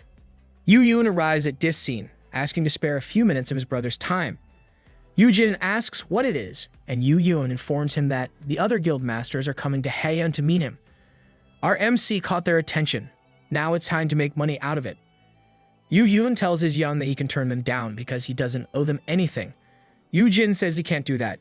Yoojin reminds Yoojin that those guild masters are all S rankers, and as an F ranker, Yoojin can't take them lightly. Yoojin says Yoojin has a point.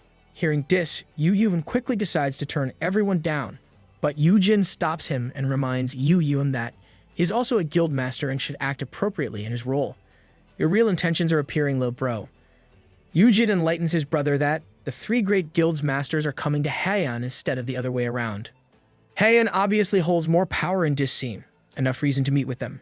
For Yoojin, showing up to this meeting is no big deal, and he tells Yoojin that he doesn't want to hear any more but or even so.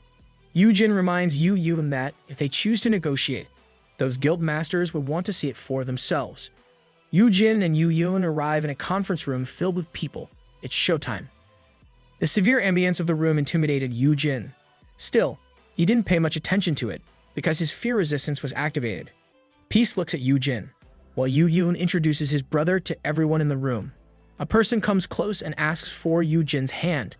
The man explains that he'll be appraising Yoojin's skills prior to the negotiation. Yoojin reaches his hand out, but then realizes what an appraisal really means. He swats the hand away, saying something ambiguous about carelessly holding a young man's hand. Yoojin imagines how everything will turn out once people learn of his legendary and S-rank skills. Once they discover that, he has skills that can influence instead of monster taming. All he has been trying to avoid will definitely happen. He can easily see himself getting locked up by his brother and Sunghan. Why is Sunghan? Never mind. The appraiser tells Yoojin that it'll only take a second, but Yoojin doesn't want it. Sensing Yoojin's distress, Peace leaps toward the appraiser, keeping Yoojin behind him. Yoojin was surprised and he tried to calm Peace down, assuring the magic beast that the man was not a bad person. That's right, you can't mess with Yoojin with Peace around. The people around them start to murmur. The chairman of the Hunters Association ponders if a magic beast detected that skill would be used on its master. Sitting next to the chairman is the guild master Hanshin Guild, Mingyu Park. He comments on how incredible it is that an infant is only at C rank, as he imagines the rank when it grows. A woman with long hair speaks up, saying that the magic beast is protective of its master, and by the looks of it, they wouldn't need to appraise Yoojin's skill. She then asks for confirmation from Yoojin, calling him Mr. Magic Beast Tamer. The woman is none other than Hunamoon, the guild master of Breaker Guild. She gives Yoojin a seat and comments on how the young master of Haeyeon has a reliable older brother. Yoojin looks at the Breaker Guild master, wondering if Yurim will outgrow him someday. Those are weird thoughts, Yoojin. Hyuna says she heard a full-grown horned flame lion is comparable to an S-rank dungeon boss. She then looks at Yoojin and tells him to give it to her guild if he finds another cub. Yoojin looks up from what he's reading and replies that it's not for free and they could trade if the one they're giving has frost resistance. Hyuna surmises that what Yoojin wants is a mount for Yurim and reminds him not to be greedy. Sequan Choi, the guild master of the MKC Guild, complains about how the Haeyeon Guild has already bought the high-tier infant magic beasts off the market. He says exchanging is out of the question when it's already hogged by Haeyeon. Oh, so Yoojin's guild is already buying magic beasts for his brother. Big brain move? Yoojin smiles, saying that it can be exchanged for dungeons in this case. Sequan becomes more angry with this answer because Yoojin is basically saying that they should listen to Haeyeon's demands if they want mounts. He accuses Yoojin's freelancer status as a scheme by Haeyeon. Yoojin can't keep quiet when he hears this accusation against his brother. He stands up and says that his relationship with Haeyeon is a partnership. He's receiving help through them, making this meeting even possible. Yoojin uses logic, asking why he would even offer his services if he's only going to side with his brother. Yoojin tells everyone that there's a limit to how many monsters he can tame. He pokes Peace's cheek as he speaks. Yoojin says everyone in that room is getting the first dibs on getting a top-tier mount than any other guild in the world. With Peace on his shoulders, Yoojin smiles and says this is enough perk for this negotiation. Yoojin can also be cool like his brother. Sequan plops to his seat with nothing to rebut.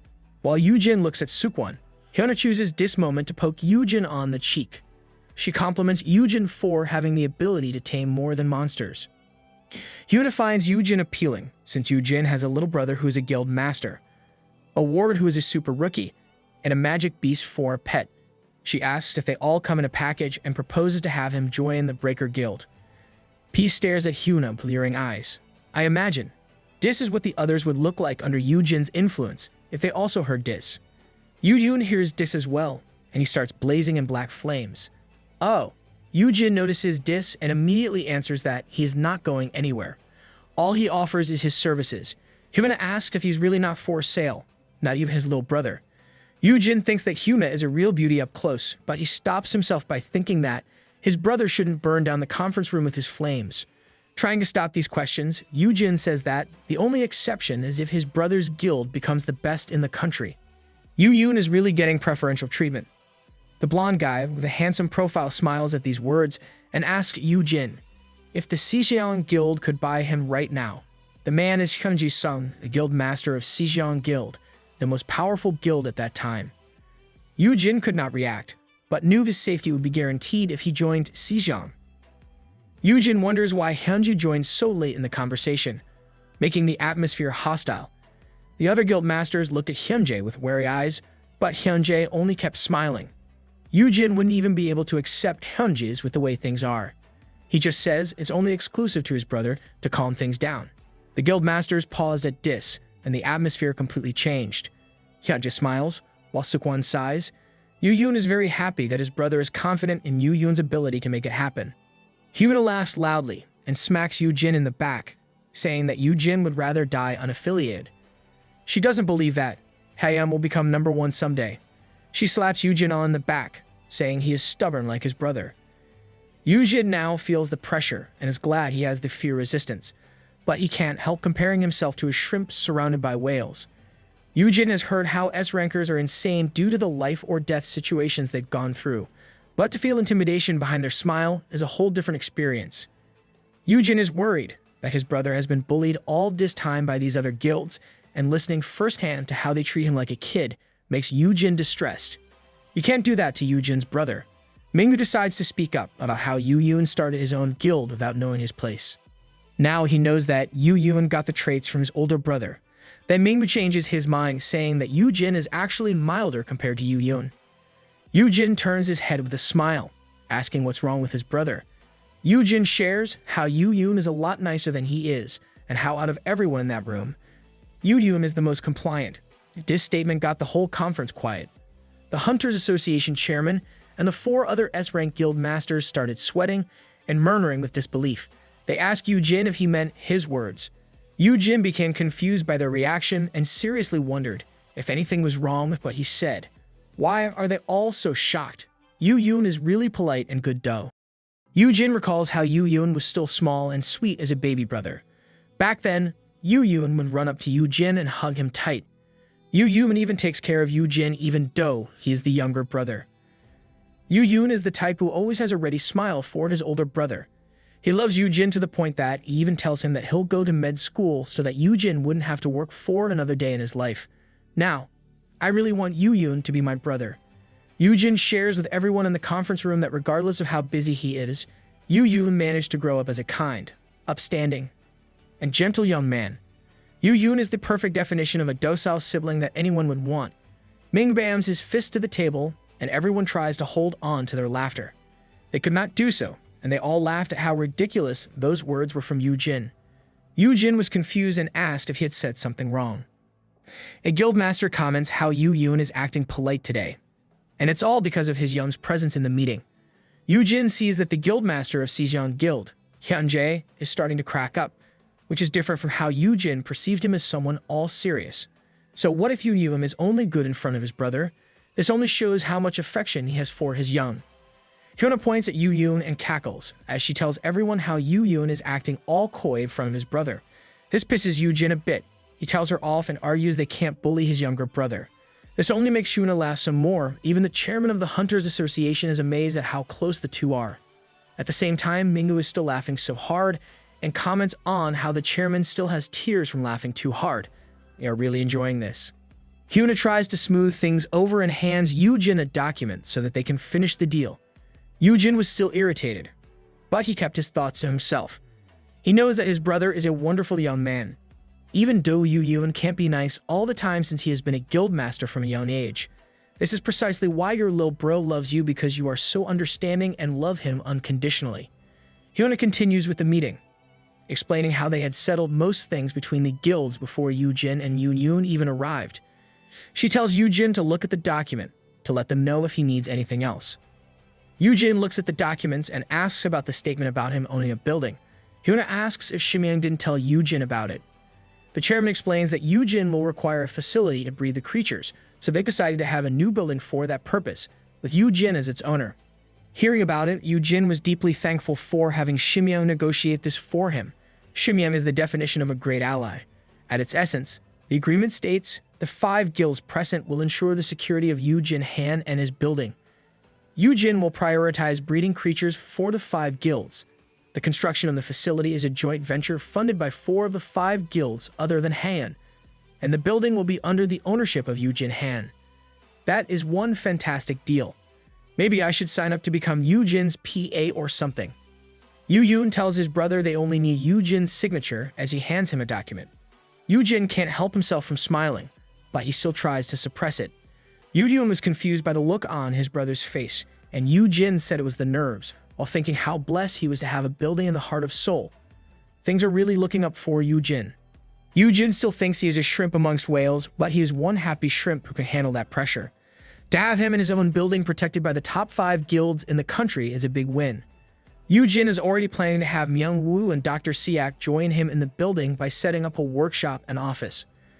Yoojin imagines how he'll be interviewed as the guy who turns Zero into a rich and handsome hero. While raising a glass of wine, he'll claim that there's no secret, since he just happened to drive the best customers in the world. And, of course, peace would be there around his neck, making Yoojin look cool. He really likes to daydream. In real life, Peace is licking Yoojin's raised hand, as he imagines how he wouldn't have to work for another day in his life. If Yoojin could lease the building, he'll be set for life. Hyuna pats Yoojin out of his imagination. She bids her farewell to Yoojin and thanks him for the laugh. Yoojin was still out of it, and he unknowingly told Hyuna it was his pleasure. Yeah, he forgot that the laughter was about Yoojin. Hyunjae chuckles and says he'll keep the promise of Yoojin's exception in mind and see Yoojin around. Yoojin was uncertain, but he still said okay. Hyunjae was referring to how Yoojin said he would join his brother's guild if Haein became the best in the country.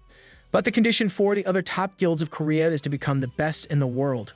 Yoojin goes to Yoojin, and Yoojin apologizes for spacing out at the end. Yoojin avoids eye contact, saying his young shouldn't pay attention to what the other guilds say about him.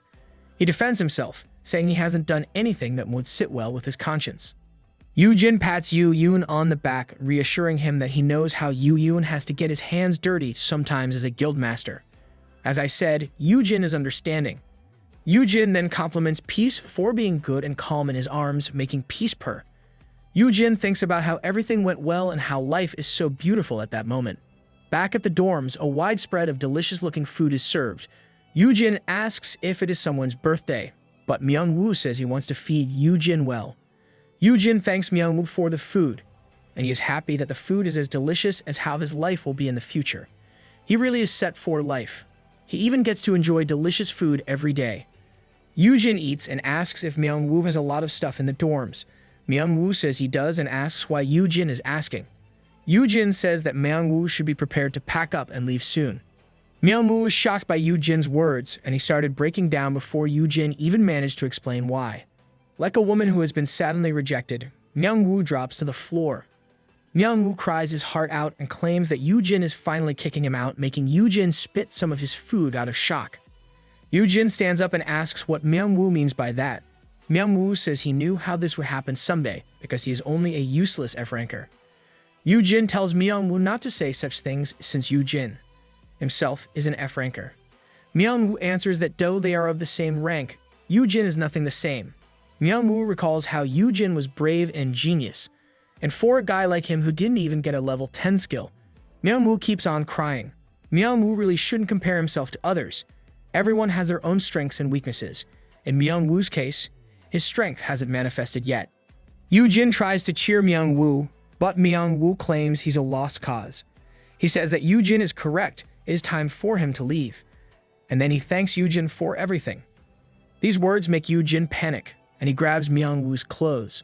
Keep him there, Yoojin, even if you must destroy his clothes. Yoojin asks where Myung-woo will go, while Myung-woo says he can't waste any more of Yoojin's precious time on him. Yoojin yells that it's not a waste of time.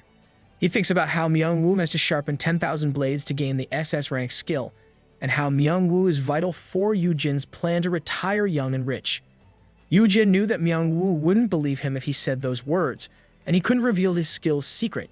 Yoojin changes tactics, saying he can't force Myung-woo to stay against his will. Yoojin expresses how he has no idea that this is how Myung-woo feels. Myung-woo looks down and says it's okay. Yoojin says it was too bad because he just came across information that could help Myung-woo while looking disappointed. Yeah, Yoojin's acting again. Yoojin tells Myung-woo not to mind him, since he can't just damp the information on Myung-woo if he doesn't want it. This got Myung-woo all curious, and he asked Yoojin what it was. Yoojin continues to act like he is pondering, letting Myung-woo know that there's a secret that he wants to share with his buddy. Myung-woo doesn't wish Yoojin to be gloomy and asked about it. Way to guilt someone. Yoojin says he might as well say it before Myung-woo leaves. Yoojin makes up a story about how he heard from Dr. Siak that there's a training method to help unlock a particular skill. Yoojin thinks the best way to make someone believe you is to quote someone brilliant or famous. Yes, we're learning from you. Deep inside, Yoojin apologizes to Dr. White for using her name and swears he'll make up for it.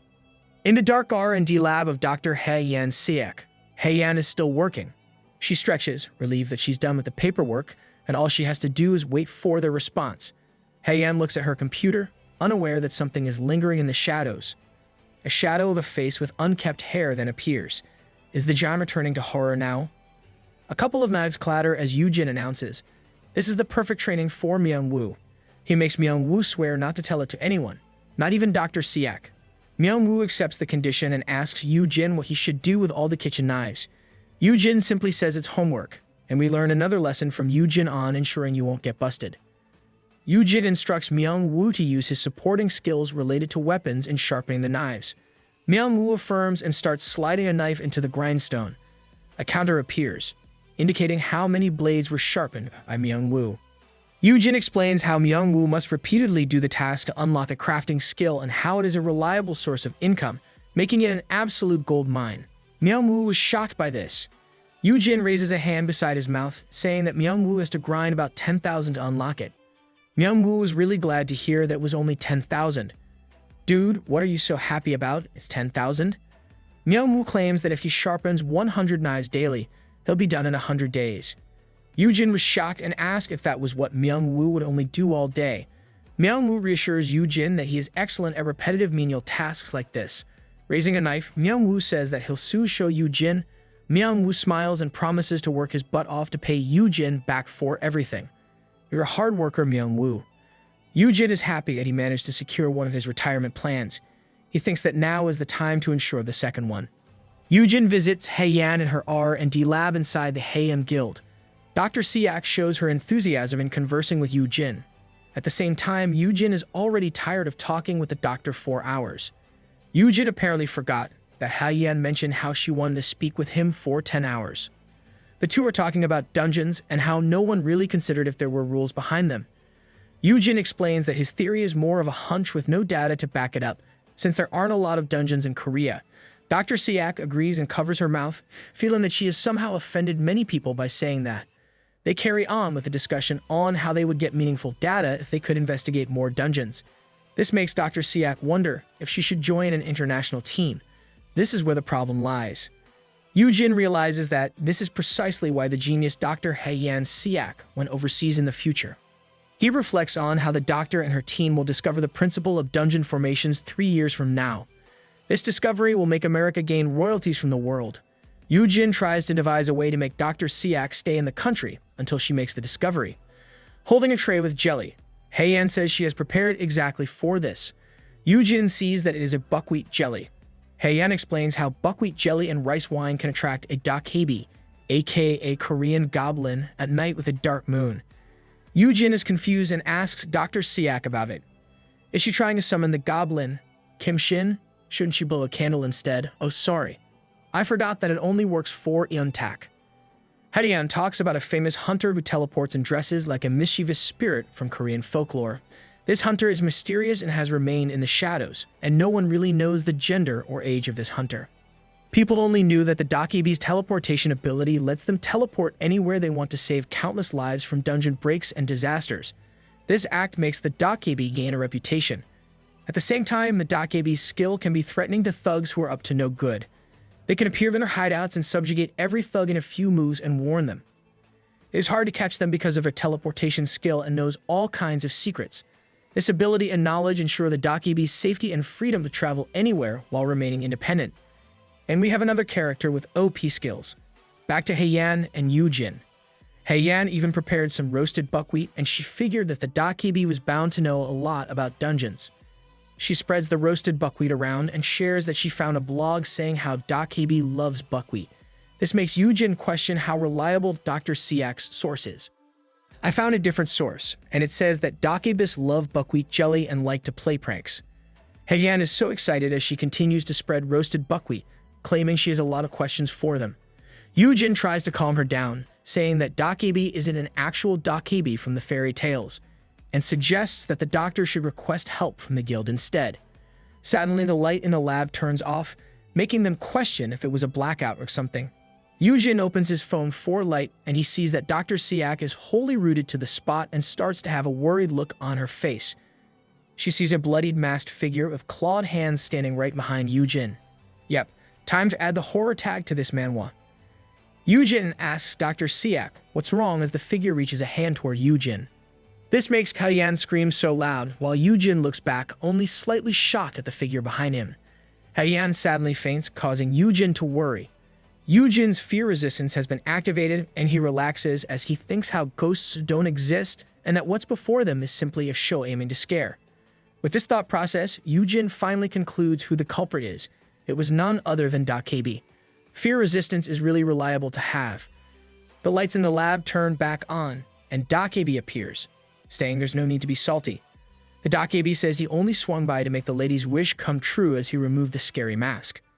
At this point of the story, we have no idea what Dakebi's gender is, so we'll refer to it as a male. Dakebi asks if it was too much, claiming that he didn't know the lady would faint from it. He tries to make up with Yoojin, referring to Yoojin as a gentle friend. Yoojin focuses on the system before him, letting him know that the Dakebi's name is Yoon, with B rank stats for current and potential stats. Yoon has already unlocked some skills with one that is even S rank. But this is not where Yoojin's focus lies. It is at the system notifying Yoojin that the target has not yet been influenced by the keywords. Realizing that a hunter who's free to roam around without being bound by any guild or country is precisely what Yoojin needs right now. Yoojin plans to influence Dakebi as well. Utilizing Dakebi's skills will significantly help Dr. Haeyan Siak with her dungeon research. Yoojin stands up as he concludes that this is the perfect chance. He smirks at him and claims that the Dakebi's pranks won't scare Yoojin, so he better drop it. Yoon is shocked by what Yoojin said and says he saw Yoojin trembling earlier. Yoojin makes an excuse, saying it was only because he didn't see him coming. Like a kid, Dakebi hops around, claiming that he did scare Yoojin and calls Yoojin some names like scaredy cat, chicken, coward, etc. The Dakebi is really childlike. Yoojin again says he wasn't scared and won't fall for such childish pranks, while Dakebi claims that those were classic moves.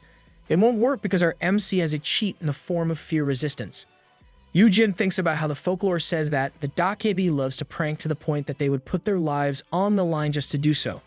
Knowing this, Yoojin proposes a wager to the Dakebi while thinking about how the Dakebi just met his match in Yoojin. It is a devious plan for sure. Dr. Haeyan Siak is lying on the bed and suddenly wakes up, remembering the Dakebi. Yoojin says that the Dakebi is already gone. Hien says the outfit was tacky, like it was something out of a coloring book. Seeing no response to his words, Yoojin reassures Dr. Siak that the Dakebi is gone. The Dakebi would have responded with its childlike personality if it had been there.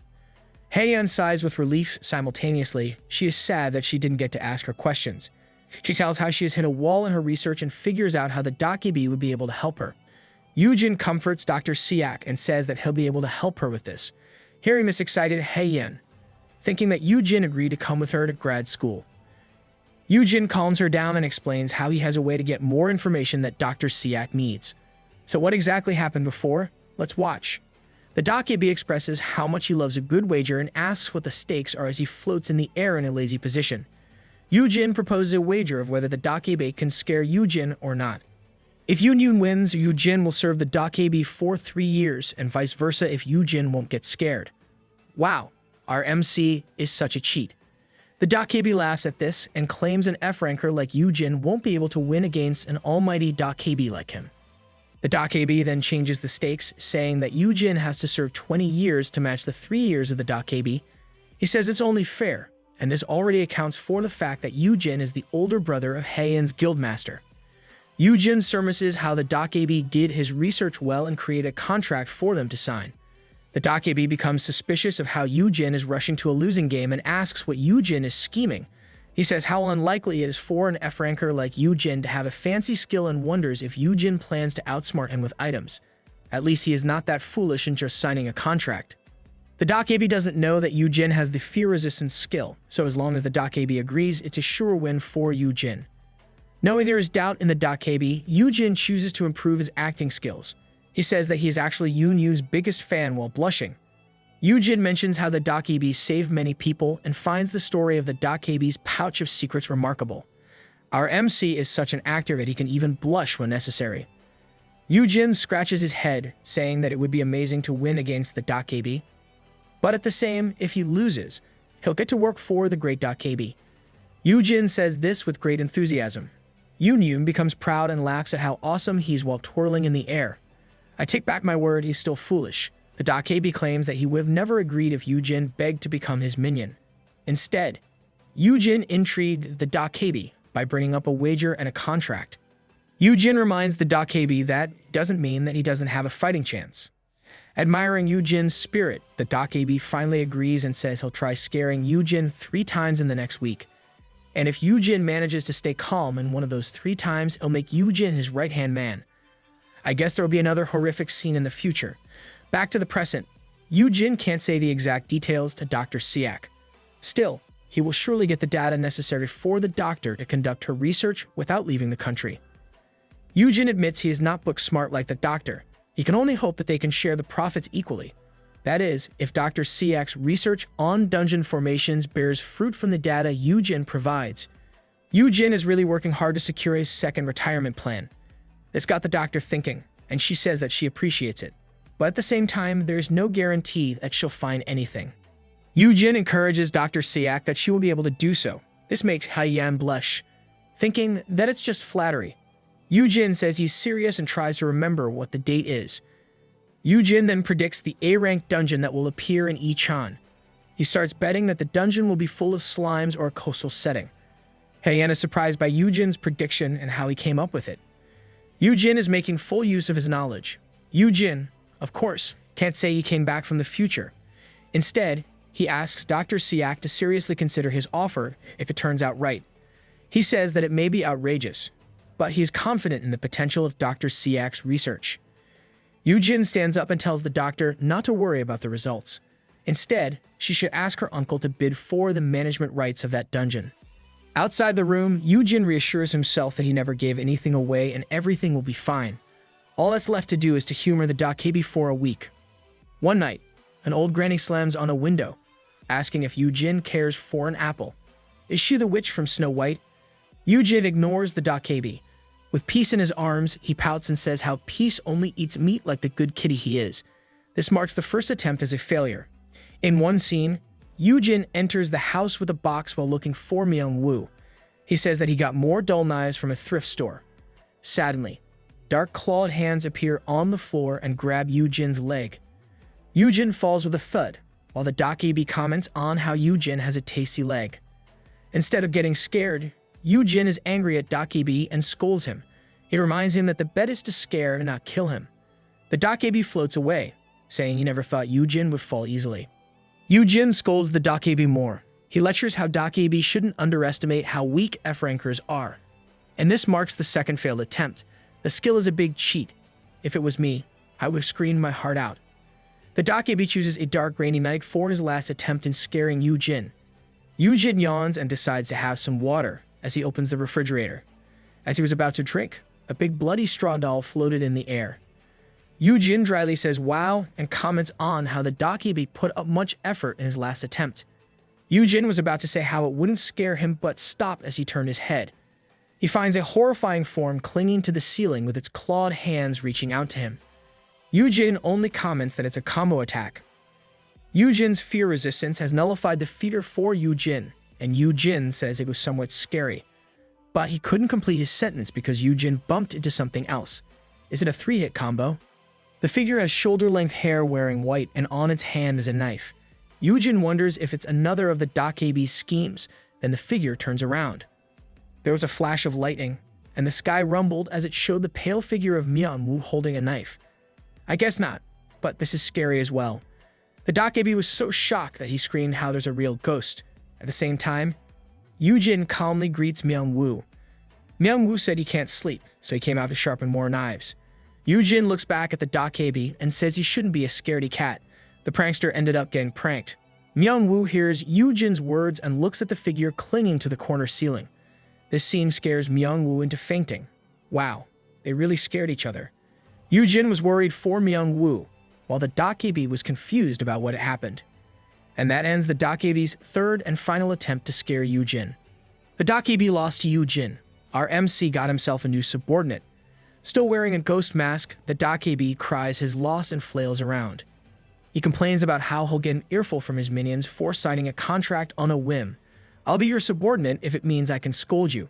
The Dakibi continues to complain about how he'll be roasted alive. He yells that he won't go back and will just live there with Yoojin. I guess his minions are terrifying. The complaining makes Yoojin's ears bleed, and he tries to calm the Dakibi. He asks how old the Dakibi is. The other answers that he's over 100 while still crying. Yoojin tells Yoon to be serious. Yoon only replies how he really is a Dakibi. Yoojin says it's only an act, and there's no way for a real Dakibi to exist. The Dakibi makes his point by saying how dungeons and humans with superpowers exist, and how even Yoojin's brother can even breathe fire. That is quite logical. Yoojin starts saying that it's the system, then realizes that the Dakibi does have a good point. But seeing this system, he is sure that the Dakibi is also an awakened. Yoojin asks if the Dakibi is really not a human. With a sigh, the Dakibi calls Yoojin boss, and he starts to glow. He explains that he has existed for over a century. At the same time, he only turned 3 recently. That is kinda confusing. Yoojin reckons that the Dakibi refers to the time the system first appeared, meaning he was born then. The Dakibi confirms this. It is said in folklore that Dakibis are created objects with long existence that develop a soul of their own. In Yoon's case, he has been asleep for more than 100 years, and he only woke up when the energy of the dungeon flowed into him. Oh, okay. That makes more sense. Yoojin guesses it was plausible since the Dakibi can teleport, which is somewhat similar to how the system connects their world to some alternate space, but to find an actual Dakibi is incredible. Yoojin deciphers the Dakibi's name, Yoon. The first name stands for the Chinese root character for wheel. Adding the information of how old the Dakibi is, Yoojin thinks that the Dakibi used to be a wheel of a watermill that belonged to a family called Yoon, hence the name Yoon. Yoon was so surprised and amazed at his new boss, and asked if Yoojin was also a Dakibi, and if he used to be a fortune teller's crystal ball. Yoojin said no and was amazed that he got it right himself, man of many skills and talents. Yoojin tells Yoon to just think that Yoojin is worthy of being his boss. Then Yoojin says he has a task for his humble servant, and Yoon makes a face at this. Yoon drops to the ground and complains that he'll never do boring errands. Yoojin explains that he needs Yoon to investigate the dungeons of other countries since other countries prohibit access to foreigners. But this will be easy for Yoon, who has stealth and teleportation skills. This is the real reason why they need Dakibi on their team. Yoon lazily lies on the floor and asks why they should do this. Yoojin smiles and says that Yoon will become a more incredible hero with this. Yoojin explains that gathering data on dungeons would help determine how they are created. This information would prevent more death and destruction from dungeon breaks, meaning it'll save the world. Yoojin says that this will make Yoon the heroic savior of the world. Not only will he be famous, people might also create a line of merchandise for the Dakibi. If their world was the old one, Yoojin would make lots of money if he worked in sales. Imagining Yoojin's description made Yoon smile with proud satisfaction. Yoon stands up and grabs the tablet from Yoojin with a smile. He starts checking the details on the tablet and asks if he really needs to go to other countries. Yoojin asks if Yoon can't just teleport, and Yoon explains he can't teleport that far. Yoojin remembers that Yoon has only unlocked the S-rank skill, Who Am I?, and the B-rank skill, Cloud Steps. With these thoughts, Yoojin makes a decision. He calls the Dakebi, and with a straight face, he says, "I love you." He's an opportunist, albeit a good one. Yoojin thinks he should help Yoon level up until he unlocks that skill. Yoon is startled at first, but then he yells at Yoojin. Yoojin makes an excuse for how Dakebis thrive on love, so Yoon should get used to loving. Yoon looks at Yoojin dubiously. With sparkling eyes and a flowery tone, Yoojin says they should start greeting each other like that. He says, "I love you, Yoon," and asks Yoon to do the same. Yoon is shaking as he tries to say it, but he is so hesitant that he says bye and poofs out of there. It's either Yoon is shy or traumatized by this display of affection. Yoojin was slightly disappointed but still looked forward to working with his beloved servant. It's another new day for our MC. The door opens, and Haeyan and Shimyeon burst through it. The two were so happy as they claimed that Yoojin was right. Yoojin was wearing equipment and taking care of Peace at that time.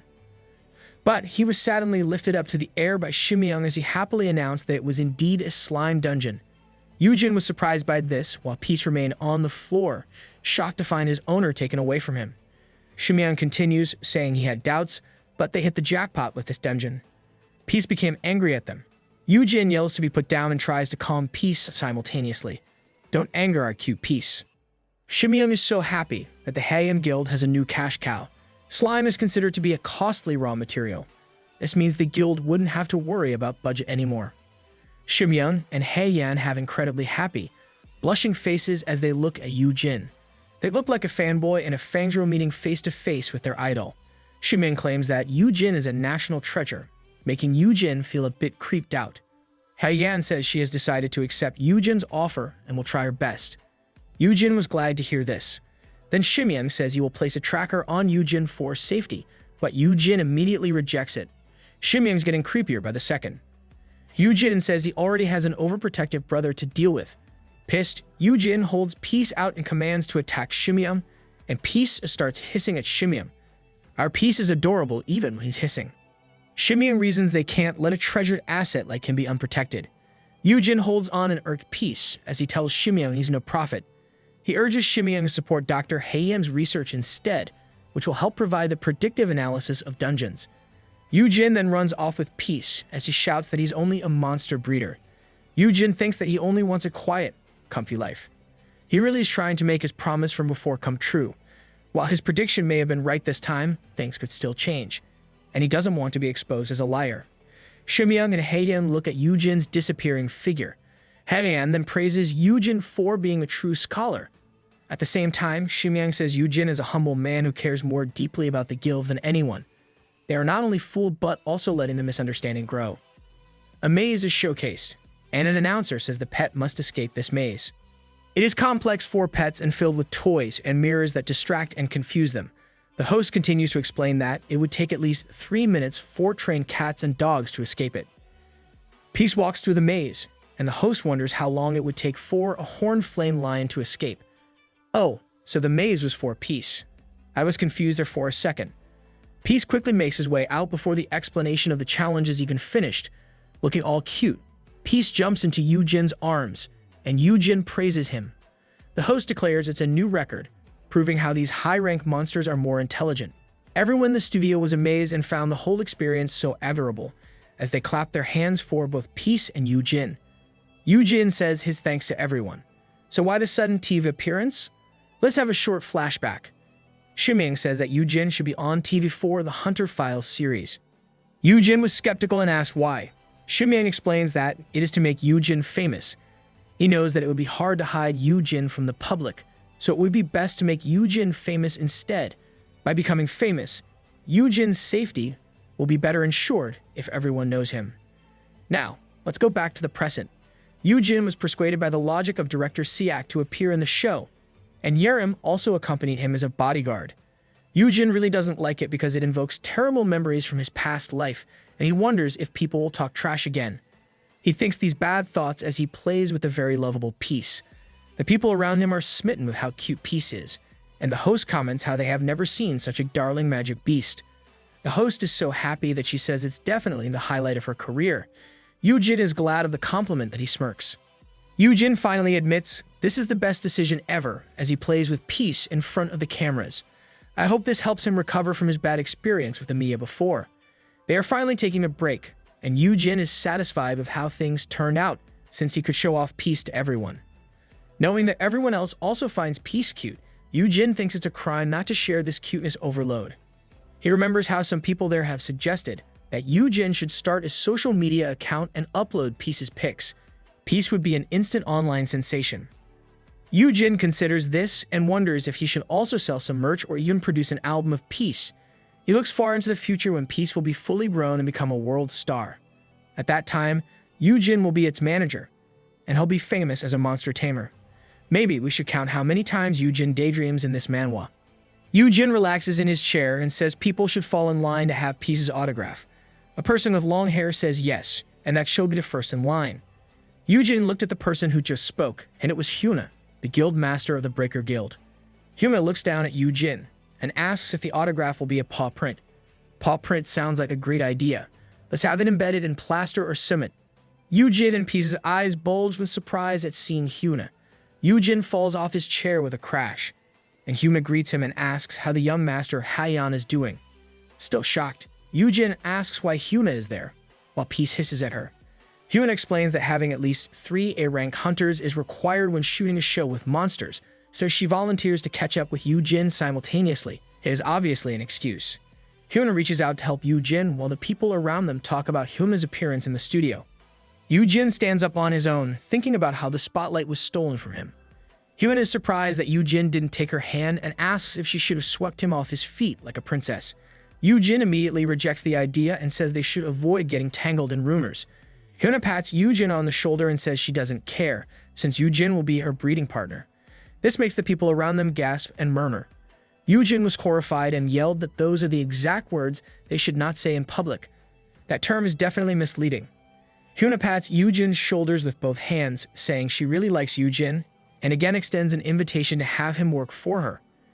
Yoojin picked up Peace and expressed his indignation, reminding her she could only make the offer if she became the world's best. This is one tall order for him to join a guild other than his brothers. Hyuna once again compliments how Yoojin never gets intimidated.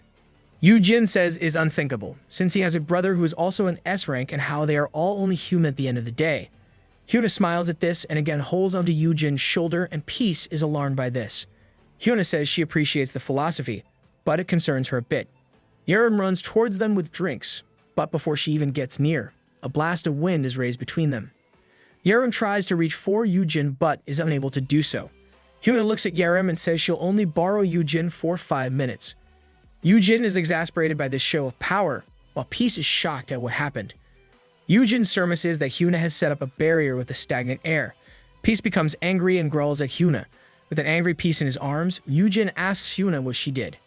Hyuna smiles, saying she set up a sound barrier with a simple tweak of her skill, and tells him not to worry since her staff will explain things to Yerim. Yoojin wonders if it really was a simple tweak. He knows that Hyuna has already mastered her skills at this time, so a new S ranker like Yerim can't do anything against Hyuna. Hyuna says that they can finally talk in private. Yoojin asked what it was about while Peace was still irked in his lap. Hyuna says she just wants to be careful when talking trash about someone like Yoojin's little brother. Yes, she set up a barrier just to talk behind Yoojin. I think it's a waste of MP. This statement makes Yoojin pause. Hyuna says she's worried that Yoojin doesn't really know his own brother. She looks at Yoojin and comments that he is already agitated when she hasn't said anything yet. Yoojin glares at Hyuna, obvious that he doesn't want to hear any trash talk about his brother. Peace hisses at Hyuna, and Hyuna says to relax since she doesn't mean any harm.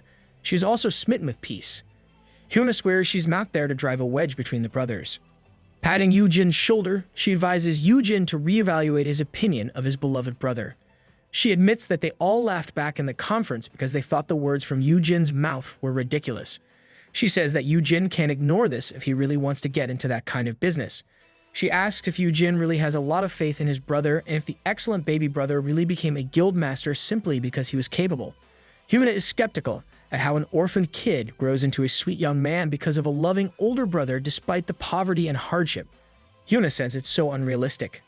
It may seem unrealistic, but she really shouldn't butt in. Yoojin starts to talk back, but Hyuna says that Yoojin really thinks Yoojin is an angel. She asserts that there is something that Yoojin doesn't realize. Angels can't stomp on others to build their guild. She then asks Yoojin if he wants her to tell him what kind of life his brother led as a hunter. I think Hyuna will tell him whether he wants to hear it or not. Let's continue the story with a flashback from the Breaker Guild master.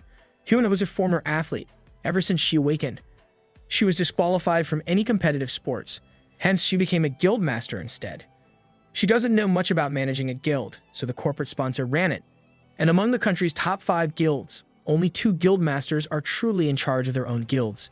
These were Hyunji Sum of the Sejong Guild and Yu Yoon Han of the Haean Guild. Yu Yoon has rejected offers from big companies and has built an independent guild. He was viewed as a kid since he was only a high schooler then. At the same time, everyone's after Yu Yoon, and some of them even attempt to poison the young man. They're great examples of self-made men. Hyuna admits that she was naive back when she intervened when she heard about an attempt on Yu Yoon's life. Hyuna decides to go and save Yu Yoon since he's only a minor. But what welcomed her is far from what she expects. The whole place is burning. Dark remains are left on the ground. And Hyuna even thought there was a monster attack. She's really the type who worries about others. A man screams for mercy, and Hyuna turns her head. She finds Yu Yoon looming over a man. The man swears that he won't do it again and they will leave Yu Yoon alone. But Yu Yoon was having none of it. It was extermination. Hyuna walks to Yu Yoon and asks if he's okay. However, Yu Yoon is still wary of his surroundings that he attacks Hyuna. Hyuna manages to block it and says she was stupid for worrying when Yu Yoon obviously isn't an ordinary kid. Hyuna even thinks that Yu Yoon is not even human anymore because rage has filled Yu Yoon's complete being at that time. You really can't blame him, he almost died from poison.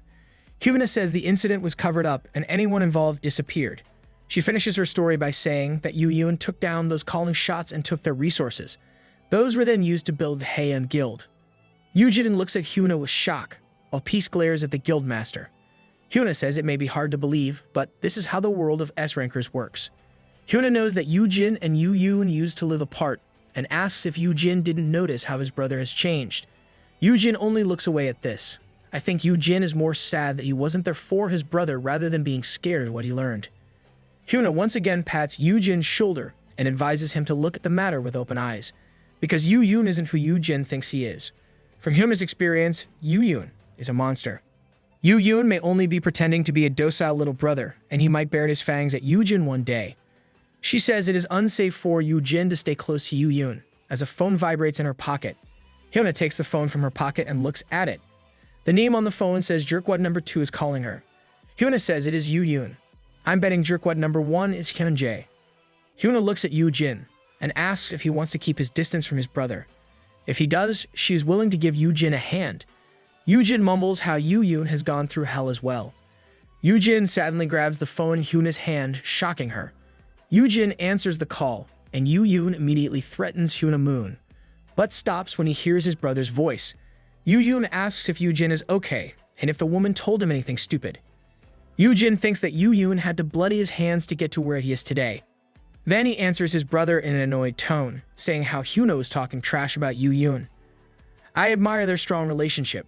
Yoojin doesn't really care if his brother has done those things before. Though Yu Yoon is acting strange. Yoojin knows how cruel people can be. Yoojin himself doesn't have clean hands. He was guilty of surviving all those years while everyone around him died. Yoojin remembers how Yu Yoon protected him in his past life. After experiencing that, there is no way Yoojin wouldn't defend his brother. Yoojin says that Hyuna has underestimated him. He casually talks to his brother about returning the favor by talking trash about Hyuna. He starts mentioning something that happened last year in April. Hyuna became horrified when she heard this from Yoojin. It was about the most embarrassing moment in Hyuna's life that would be revealed to the country in 4 years. An eye for an eye, Hyuna can't just bully the MC's lil bro without experiencing something bad in return. Yoojin continues that it was around 5 p.m. on April 2 at the CS convenience store in Icheon, Gyeonggi Province. Before Yoojin can tell everything about it, Hyuna snatches the phone from him and crushes it with her bare hands. Now I'm curious about what really happened. Red in the face, Hyuna glares at Yoojin and asks how he knows about it.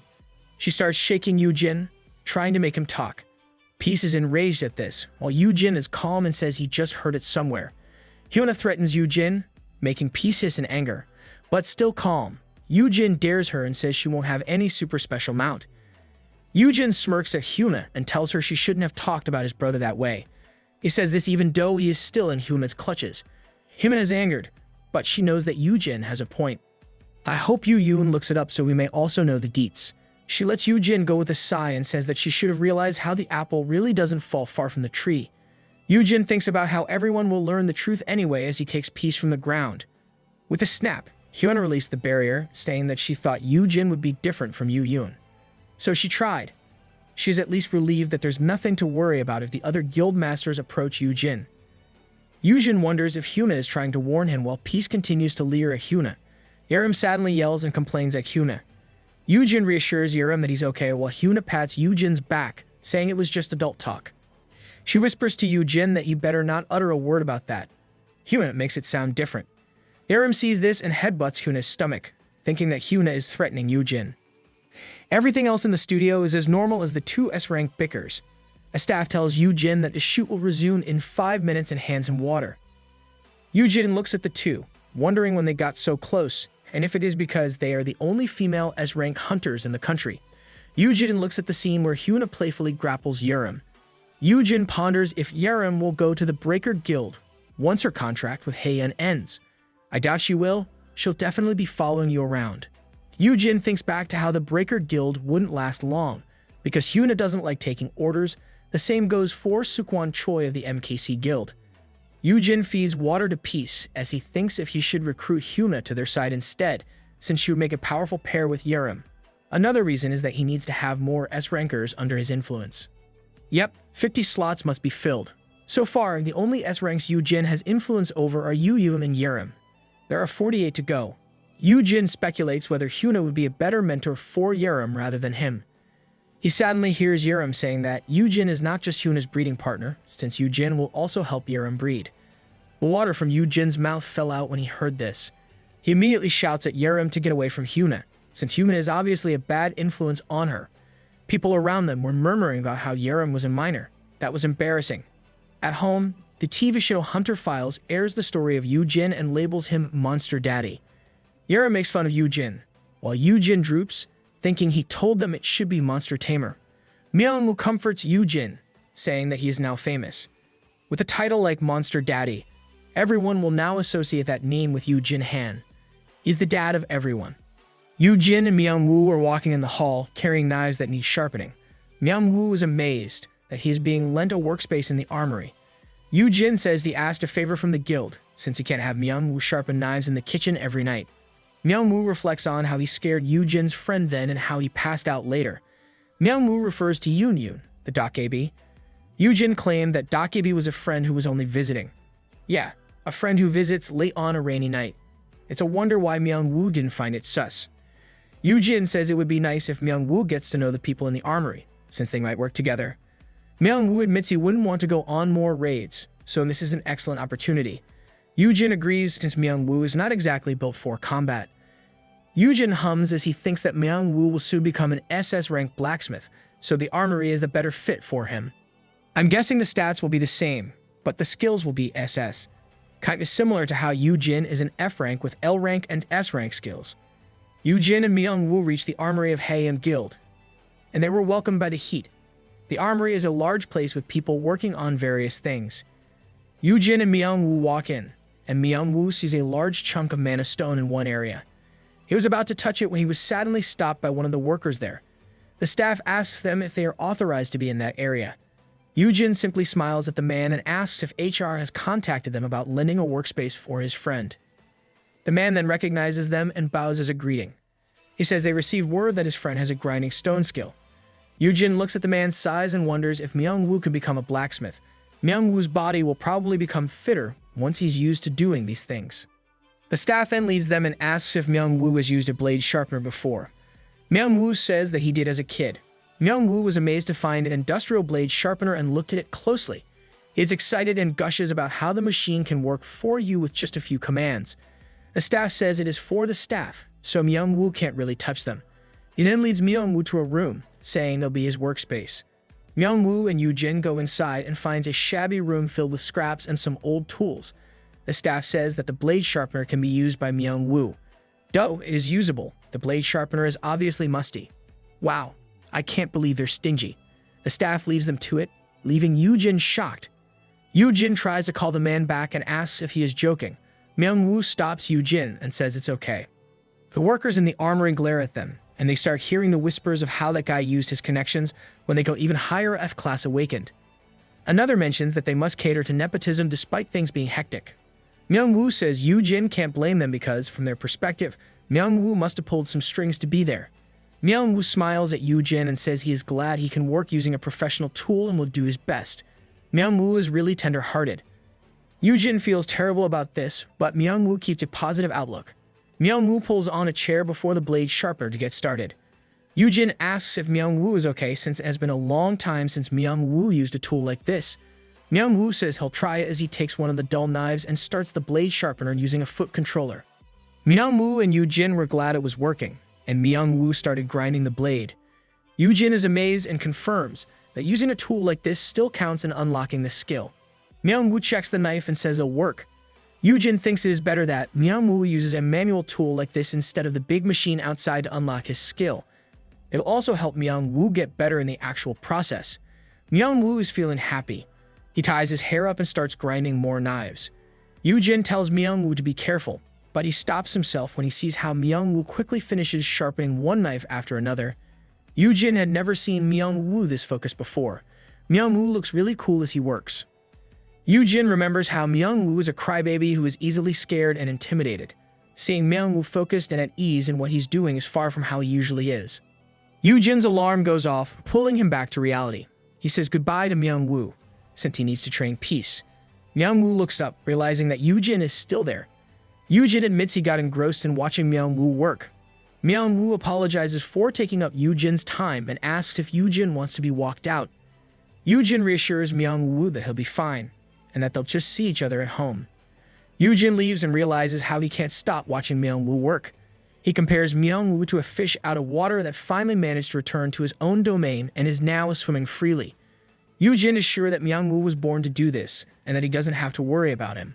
Or so Yoojin thought, because the next day, Myung-woo is lying face down in bed with many pain relief patches on him. Myung-woo groans about how it's only been a day, but he's already hopeless.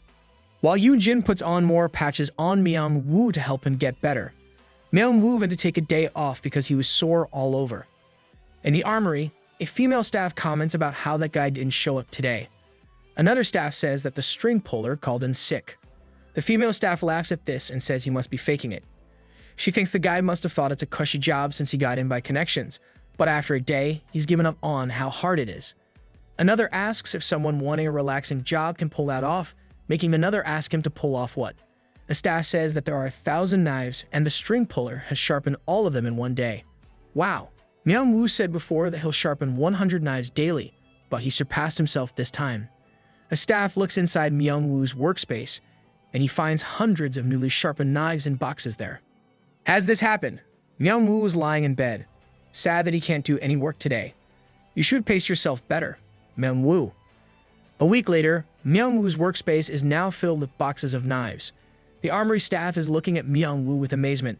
His current progress is now at 5,600 out of 10,000. You're halfway there. A hearty meal is on the table, and Yoojin asks if Myung-woo's sharpening blades have also sharpened his cooking skills. Yerim is so amazed at all the food before her that she asks to live happily ever after with Myung-woo, and starts referring to him as Upa. Yerim cries as she eats, while Yoojin asks if Yerim seriously just called Myung-woo Upa. You should up your game, Yoojin. You're still being referred to as Adrasi by Yerim.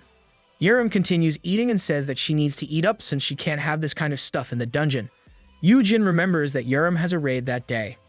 Yerim complains that it is so dull that she has to go to B-rank dungeons because she's only a minor.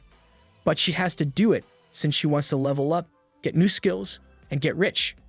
She wonders out loud if she should go on raids every day and use all her skills to clear dungeons. Yoojin warns her about this, explaining how easy it is to tell when the health is low, but it is not the same with mana. Yoojin patiently explains that Yerim wouldn't want to run out of mana in the middle of a dungeon and pass out. The system doesn't show an HP and MP bar, so hunters must be wary of this. Yoojin starts explaining MP potions, but then asks how much mana Yerim has. Yerim answers 102, making Yoojin feel incompetent with his base MP of 2. With an additional 29 from his equipment, Yoojin forgot about explaining and starts brooding at how Yerim's MP is 51 times his and still 5 times more if he counts his equipment. He laments how he is in no position to worry about her. Yerim just ignores this and looks at Myung-woo.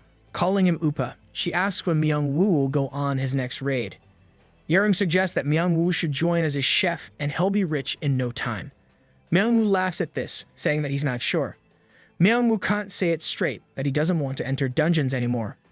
Yoojin looks at Myung-woo's worn-out hands and asks Myung-woo if he's not pushing himself too much with the daily grinding and cooking. Myung-woo assures Yoojin that he's having a great time. Still concerned, Yoojin hands his gloves to Myung-woo and says he should use them. Myung-woo asks if it's okay, since these are expensive and an A-grade item. Yoojin makes an excuse that he hardly uses them, since it's hot, and tells Myung-woo to use them until he's done with his knife grinding. Myung-woo tears up at this and squeezes Yoojin. He thanks Yoojin and promises to never take the gloves off. Yoojin is shocked and tells Myung-woo to get off. Yoojin also reminds Myung-woo to at least take them off when he goes to the bathroom. That's gross. Although it took time, the people in the armory started to warm up to Myung-woo. One afternoon, he was feeling hot, and one of the staff gave him a towel laced with mana stone to help him maintain his body temperature. Yo, we need that kind of stuff for summer. The staff says it gets really hot in the armory, and Myung-woo is thankful for it. One night, Myung-woo finished late. He went out of his workspace and finds that everyone is gone. He sees the mana stone he was looking at before and looks closer. Myung-woo is amazed at how it can glow on its own. Yeah, it'll make the perfect night lamp. A voice shouts that he can't touch it, spooking Myung-woo upright. Myung-woo turns, saying he didn't touch it, and realizes it was the staff from when he first got in. The man explains it is an S-rank mana stone that can fetch at least 1 billion won. That's more than $760,000. I'll just buy myself a lamp from IKEA. Myung-woo was so shocked to hear this. The staff continues to explain how fully intact stones of this size are rare. The armory has left it as is for now, since they're not sure what's best to do with it. He says it's disappointing that even with a big armory crew, they don't have anyone to handle a beauty like this. The man softly knocks on the mana stone as he says this. Myung-woo's not allowed to touch it, but the staff obviously can. He says he did not mean to offend him, but an F-ranker like Myung-woo can never even attempt anything on the mana stone. The staff then changes the subject and asks if the other staff are still giving him grief for getting into the armory using connections. Myung-woo stammers a no, but the other man only continues to explain how this place is run on meritocracy. Many people must prove themselves skilled to be accepted. Myung-woo scratches his head and accepts this. The man then says that some people need the chance to shine in life. He compares it to a diamond in the rough that hasn't been polished.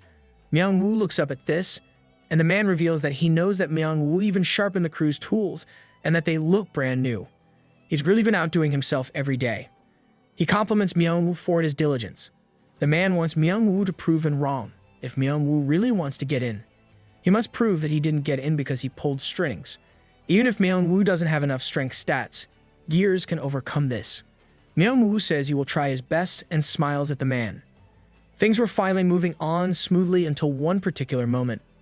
A door slams open and a female staff asks for Hunter Myung-woo. The female staff member has a worried look on her face and asks for Myung-woo to come with her. She says that they need to investigate the disappearance of Hunter Yoojin Han. What? Yoojin's missing? A particular little bro will blow up at this. Myung-woo's face paled when he heard this. With disbelief, Myung-woo asks if he heard it right and if Yoojin is missing. Myung-woo asks what they mean because he knows for a fact that Yoojin will be at the guild the whole day. Yoojin didn't even receive any calls from anyone suspicious. The one confirms if they can rule out Yoojin purposely getting off the grid. This would make one wonder if Yoojin did purposely get off the grid.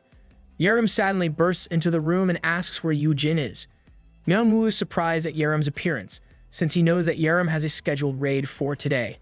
Yerim says she was on the way there, but returned when she heard the news. Another staff leads Yerim to where the guild master is, and they all start leaving Myung-woo. Myung-woo stops them and asks if there's anything he can do. One of the staff says that it would be best for Myung-woo to stay there for his own safety, and he respectfully says there's not much he can do in this situation. The reality dismays Myung-woo, and he can't do anything about it. It's the truth, but it still hurts to hear it. So what really happened to Yoojin? A few hours ago, Yoojin was relaxing, since everything he had hoped for was now slowly coming true. He has nothing to worry about anymore except that Peace has thrashed the place, even the couch. Peace purrs and starts tugging at Yoojin's head. Understanding how Peace feels cooped up there for too long, he decides to head down and train with Peace. He opens the door and sees a man. He tells the man that they'll be stepping out for a bit. If Yoojin was taken, this guy would be suspect number 1. For Yoojin, having a bodyguard feels like an overkill. After negotiating with the top guilds, everyone agreed to take turns sending bodyguards for Yoojin. Yoojin believes the guilds are only trying to win him over in the pretense of protection. Oh, it's for Yoojin's protection. I guess this is how those guilds are ensuring Yoojin's safety. Yoojin looks at the current bodyguard with his skill and learns that the man is a B ranker from the MKC guild. The man contacts another person in his earpiece, then asks if Yoojin will go to the training room as they enter the elevator. Yoojin says they're heading to the second basement floor. Peace goes over his shoulder and presses the B2 button on the wall. This shocks Yoojin, and he starts complimenting Peace for being clever. We all need intelligent Peace in our life. He proudly shows off Peace to the current bodyguard, but the man ignores him completely. Feeling embarrassed, Yoojin falls silent and just picks Peace up. Yoojin is surprised this bodyguard is not amazed by Peace. He remembers how the bodyguard yesterday was fawning at Peace. Yoojin concludes that not everyone has to like Peace. No, that man is sus. Who wouldn't like Peace? The elevator door opens, and other people in red suits get in. One of the guys in the red suit apologizes for the big luggage. Yoojin says it's okay. Then he uses his promising sprout skill on them to check their ranks. He identifies that the men are low-ranked to be working for Haeyeon. Now we have our suspect number 2. It kinda adds up since they can overpower Yoojin with their number. A bit suspicious, Yoojin asks them if they're from another guild. One of them answers that they're from the Bricks Guild, a subsidiary of Haeyeon. He explains they're there to borrow the training room and test some of their items. He even makes a point of saying that they passed the security check and they're not suspicious. It's more suspicious that you'll claim you're not. Everyone laughs at this while Yoojin joins them, saying they aren't. They reach the second basement, and everyone gets out, with the men in red heading to a different room. Yoojin thinks those guys were suspicious as he, and his bodyguard head in the opposite direction. Yoojin glares as he believes they're suspicious because none of them complimented Peace's cuteness. Disregarding this, Yoojin just concludes that not everyone would be comfortable with a magic beast around, no matter how cute it may be. No, Yoojin, they're also sus. I just can't wrap my head around how some people would find such rare cuteness and not comment.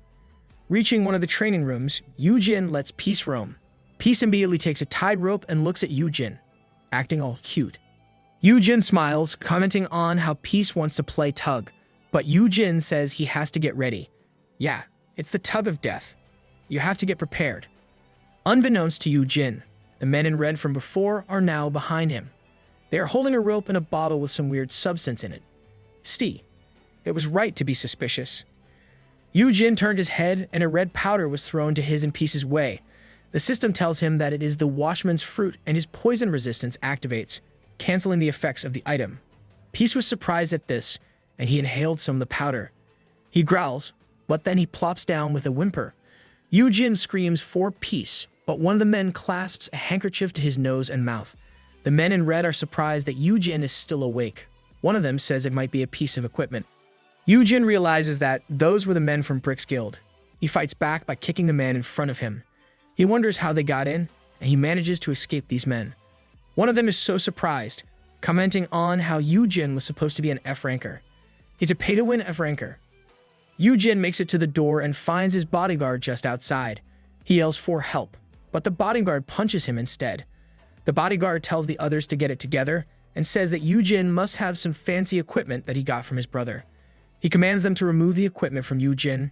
You are absolutely right to be suspicious before Yoojin. Everyone you come across is out to kidnap you. The man removes Yoojin's gloves and belt, decreasing his strength and dexterity stats to single digits. He ponders if MKC has betrayed them. Yoojin tries to focus and looks for a way to escape this situation. The man holding him notices Yoojin's studs and wonders if those have antidote buffs. The man forcefully removes it from Yoojin's ears, removing 29 points of his mana. Yoojin thinks back to how many times he used the promising sprout skill. Without the studs, Yoojin felt weak. Remember the lesson on MP that Yoojin gave to Yerim before? This is what happens when you lack MP. The men in red are finally relieved that Yoojin has settled down. They threw Yoojin in peace in their big luggage, and they were confident they could get out, since they'd already passed the security when they came in. Before Yoojin totally passes out, he curses inside. He thinks he should have known that anyone who doesn't find peace cute is suspicious. Lesson learned. Water splashes on Yoojin, and he wakes up coughing. His hands were tied, and before him was a thug with some sort of tattoo on his left eye. Yoojin identifies the guy as a B ranker named Wooja Kim using his skill. Yoojin tries to remember anything about the guy, but doesn't recall it from anywhere. Yoojin thinks that with a B rank, this guy might be the guild master or deputy of a kidnapping guild. Even kidnappers are in a guild now. Wooja stands up and says he feels terrible for bullying a weak F ranker but wants to immediately get to the point. Wooja yanks on Yoojin's head and asks Yoojin to hand over the owner's token of the horned flame lion. Wooja tells Yoojin that he shouldn't hope for anyone to save him and should just hand the token over. From what the man just said, Yoojin deduces that they haven't killed Peace yet, and Peace was brought with him. Yoojin comments on how Wooja is confident for someone who has the top 5 guilds and the Hunters Association after him. The MKC guild is probably behind this. The man is unthreatened and looks at his phone.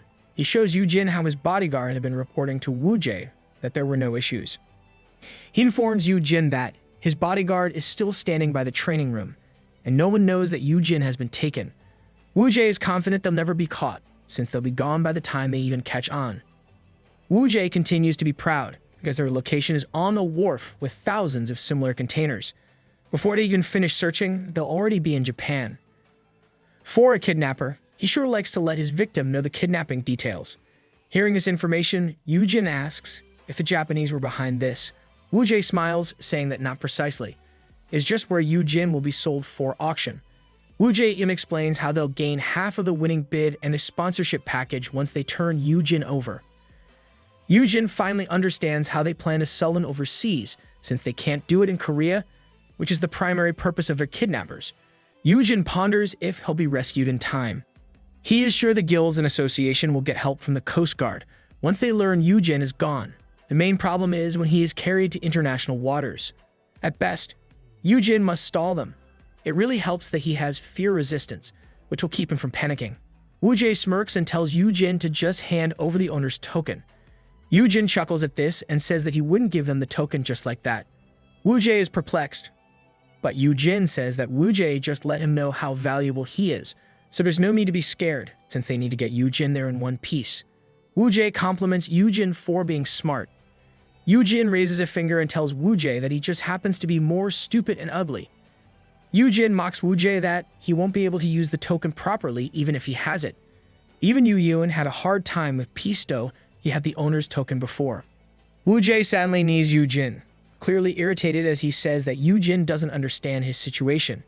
Yoojin looks up at Wooja and tells him that he does. He describes how he has been taken before by thugs with crappy skills. B-rankers like Wooja are so common that even a dozen of Wooja are nothing compared to Yoojin. Wooja lifts his foot and stomps on Yoojin. Yoojin's leg cracks on the impact, making him scream in pain. Wooja admits that Yoojin is too valuable and that he can only go as far as this. You're dead once little bro finds you. Wooja continued to step on him, then Yoojin was suddenly lifted by the collar. In Yoojin's head, he wants Wooja to continue. He doesn't care how hurt he'll be as long as he can buy more time before being sold off. Wooja drags Yoojin and opens a container door. Wooja says that he'll introduce Yoojin to a friend of his. He then throws Yoojin by a cage. Wooja says they also have a pet. Yoojin asks what Wooja means, then a black tentacle slithers to Yoojin, making him scream in shock. Wooja smirks, commenting on how Yoojin is finally getting scared. I doubt Yoojin is worried. The black tentacle belongs to a monster with yellow eyes. Wooja explains that the magic beast is Creek, a C-rank dungeon monster cursing its prey with poison in its tentacles. Once affected, people will end up drooling or crawling for half an hour. Wooja says Yoojin will still be in good shape to be sold, so he doesn't have to worry. This kidnapper likes to explain things in detail. Wooja pushes the container door to a close, saying that he'll give them some privacy for 30 minutes. And the door completely shuts, leaving Yoojin in darkness, that they'll buy him some time somehow. In Hayan Guild, Yarim slams a door open and approaches Yoojin, who is wiping his hands. Yoojin says that MKC has reached out, but Yerim yanks on Yoojin's clothes, demanding an explanation. Yerim is angry as she asks how Yoojin claimed that Heian has the best security and no harm would come to Yoojin. So how did something like this happen? I'm sure Yoojin is only calm on the surface. He's definitely angry. Dolby's not showing it. Yoojin says that it wouldn't have happened in normal circumstances. He explains how subordinates of S-rankers who experienced dungeon raids together wouldn't betray their bosses, especially if the dungeon they raided was an S-rank. He compares this to how wild animals submit to their alphas to survive. Hunters are also instinctively bound to their superiors. It's a hunter thing. Yoojin says that the hunters appointed to be Yoojin's bodyguards are direct subordinates of guild masters. But what happened today is different. The bodyguard sent by MKC isn't the one who they were supposed to send. Someone in MKC squawked it at the last minute. Yoojin continues to explain how MKC is run by influential unawakened individuals, so the power structure is split into two. It was the sponsors who schemed to take advantage of the situation. And this just shows how Sukwon has little control over his guild. This is probably what Yoojin was referring to before from chapter 33, when he mentioned how Breaker Guild and MKC won't last long. Duh, what's happening earlier this time. Yoojin admits how he knew that the two factions were about to clash. He didn't expect one faction to partner with a subsidiary of Heian Do. He also confesses that these people used low-rank hunters, but he should have been more cautious, since Yoojin is an F rank, making him not safe from anyone. Yerim gets to the point and asks what the MKC Guildmaster said and where Yoojin is kept.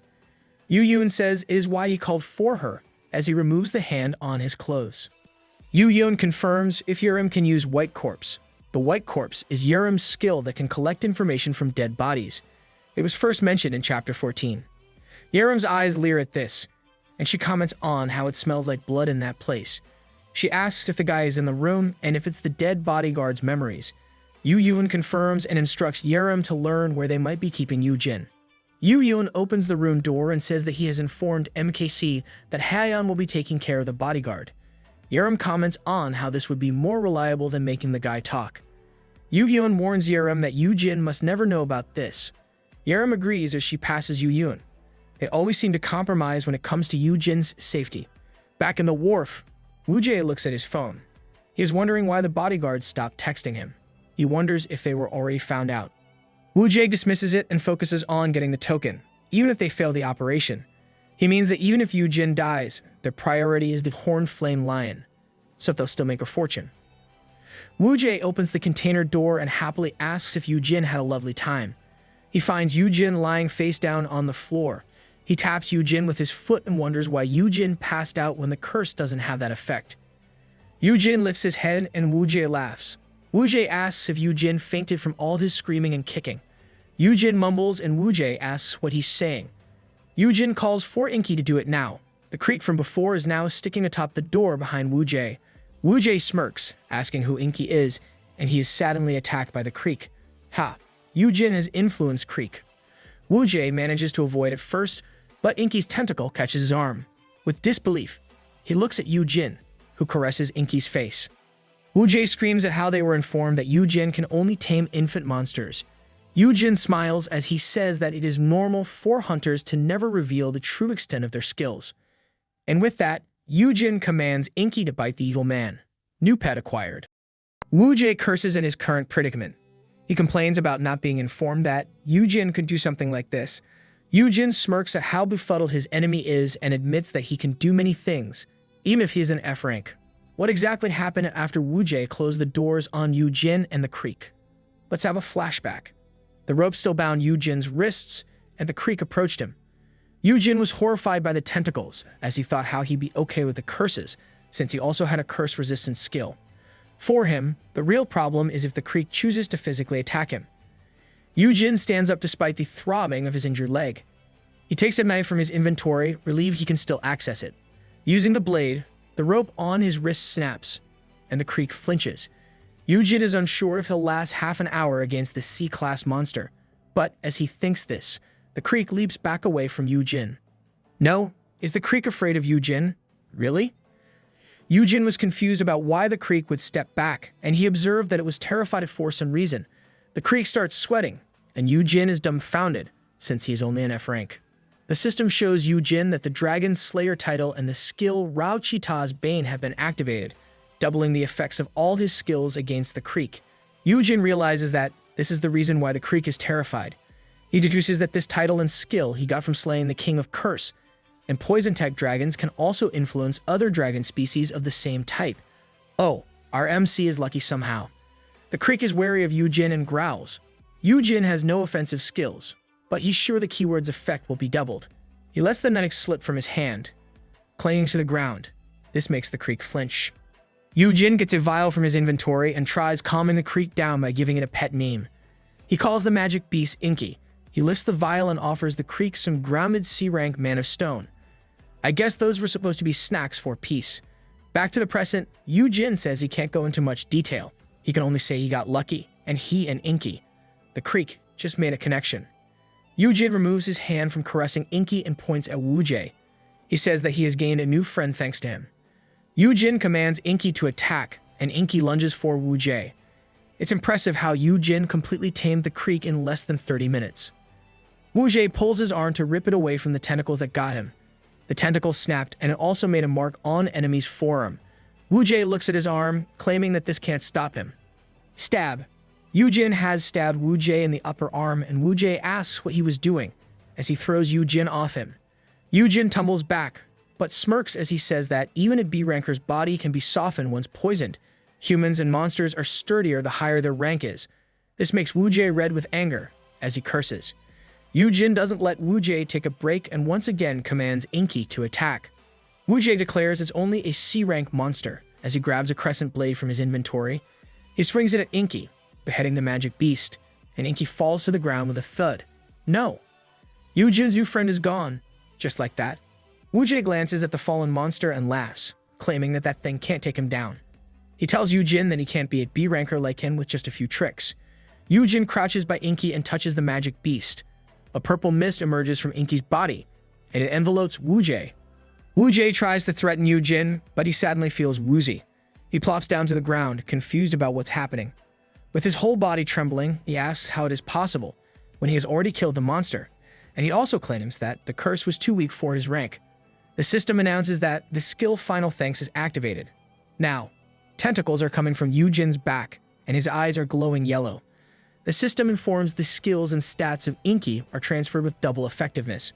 With the Rao Chita's Bane in effect, the Final Thanks skill effects are also doubled. Does this mean it has an S-grade impact or more? Yoojin looks down at the curled-up Woojay as he explains that, although Inky was a C-rank, when the double of the curse's effect is also doubled, they'll definitely hurt Woojay. Woojay tries to look up, and Yoojin says he shouldn't look at him like that. Yoojin's yellow eyes are still glowing, as he says all he wanted was a little peace in his life, but they just have to go and stir the hornet's nest. He grips Woojay's head and says it is his turn to ask. He demands where they have put his lovely little piece. Instead of answering properly, Woojay curses and threatens Yoojin. You're one hard nut to crack, dude. Yoojin leers at Woojay, understanding that he'll not learn anything from the guy. He claims that there's no need to spare him then. Venom starts to drip from Yoojin's hands. It drips on Woojay's head, down to his body.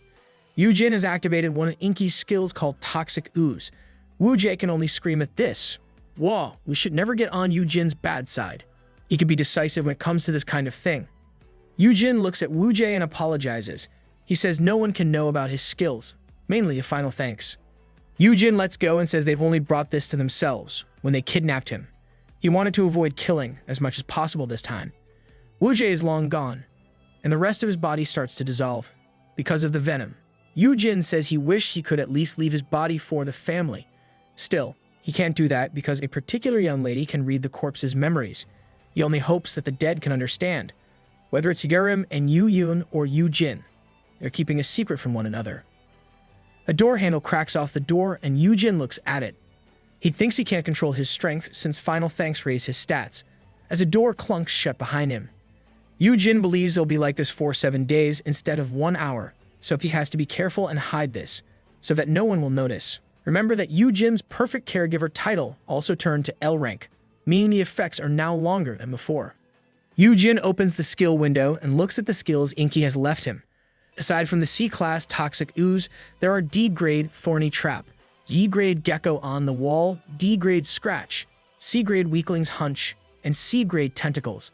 The gecko on the wall is a cloaking skill that lets the user assimilate to the surrounding and hide, which is useful when sneaking around. While weaklings hunch enables the user to detect more powerful opponents, Yoojin should use those 7 days to the fullest while he still has those skills. Yoojin's leg throbs as he walks, and he is thankful that his stats were raised, making it possible for him to keep walking. Yoojin clicks on the gecko on the wall skill, and his presence disappears. He walks on, claiming it's time for him to find peace. The men in red suits are in one of the rooms, taking a break as they wait. Yoojin's hidden tentacles find them and start attacking them. Yoojin attacks everyone in the facility with his tentacles as he walks by. Now, that's just OP. A man wearing shades with his feet raised on the table was startled into cursing when the door thuds. He asks who's there. Yoojin has deactivated his gecko on the wall skill, and he was the one who kicked the door open. He answers that it's the victim they just kidnapped. Yoojin steps into the room, guessing that the man inside is the boss among those remaining. The man asks how Yoojin got free, and Yoojin instead asks where the Hornflame Lion is. Shades guy clutches the safe on his table and throws it at Yoojin. He didn't hit Yoojin, and the safe clunked to the wall behind Yoojin. Is throwing the safe really the best thing he could do at that moment? The Shades guy says Yoojin was only lucky, but an F-ranker should have just run away while he still had the chance. He says the flame-horned lion is safe in its cage, and he has the key to it. The man takes an axe from his inventory and dares Yoojin to take the key from his C-ranker's hands. The man was about to say something, but Yoojin slapped him using one of his invisible tentacles. Yoojin tells the man to give him the key and spill where the magic beast is. The man was confused and was about to ask what that was, but Yoojin once again used an invisible tentacle to slap the guy. And every time the guy tries to guess, he receives a slap. The other guy is irritated and asks why Yoojin even let himself be captured. Yoojin scratches his ear, saying it's none of the other guy's business. The man receives another slap, and Yoojin pins the man down with his tentacles. You really shouldn't anger our MC more. When will villains learn to just answer the question? Yoojin claims he didn't want to pin the man down, so he picks up the man's axe and says he has more skills up his sleeve. He threatens the man to do as he was told as he uses toxic ooze on the axe in his hands. The melted part of the axe drips to the ground, close to the guy's head. The man panics at this and says that he'll give the key, and tells Yoojin that the cage is in the central area of Block A. Yoojin reaches out a hand and tells the man to give the key. Villains really like learning things the hard way. The man is trembling. Despite this, he takes a contract from his inventory. He tells Yoojin to sign the contract before he gives the key to Yoojin. He asks Yoojin to guarantee his safety in exchange for the key, and asks Yoojin to promise that he won't attack. Yoojin reads the contract and adds a provision where the other guy must keep his mouth shut about Yoojin.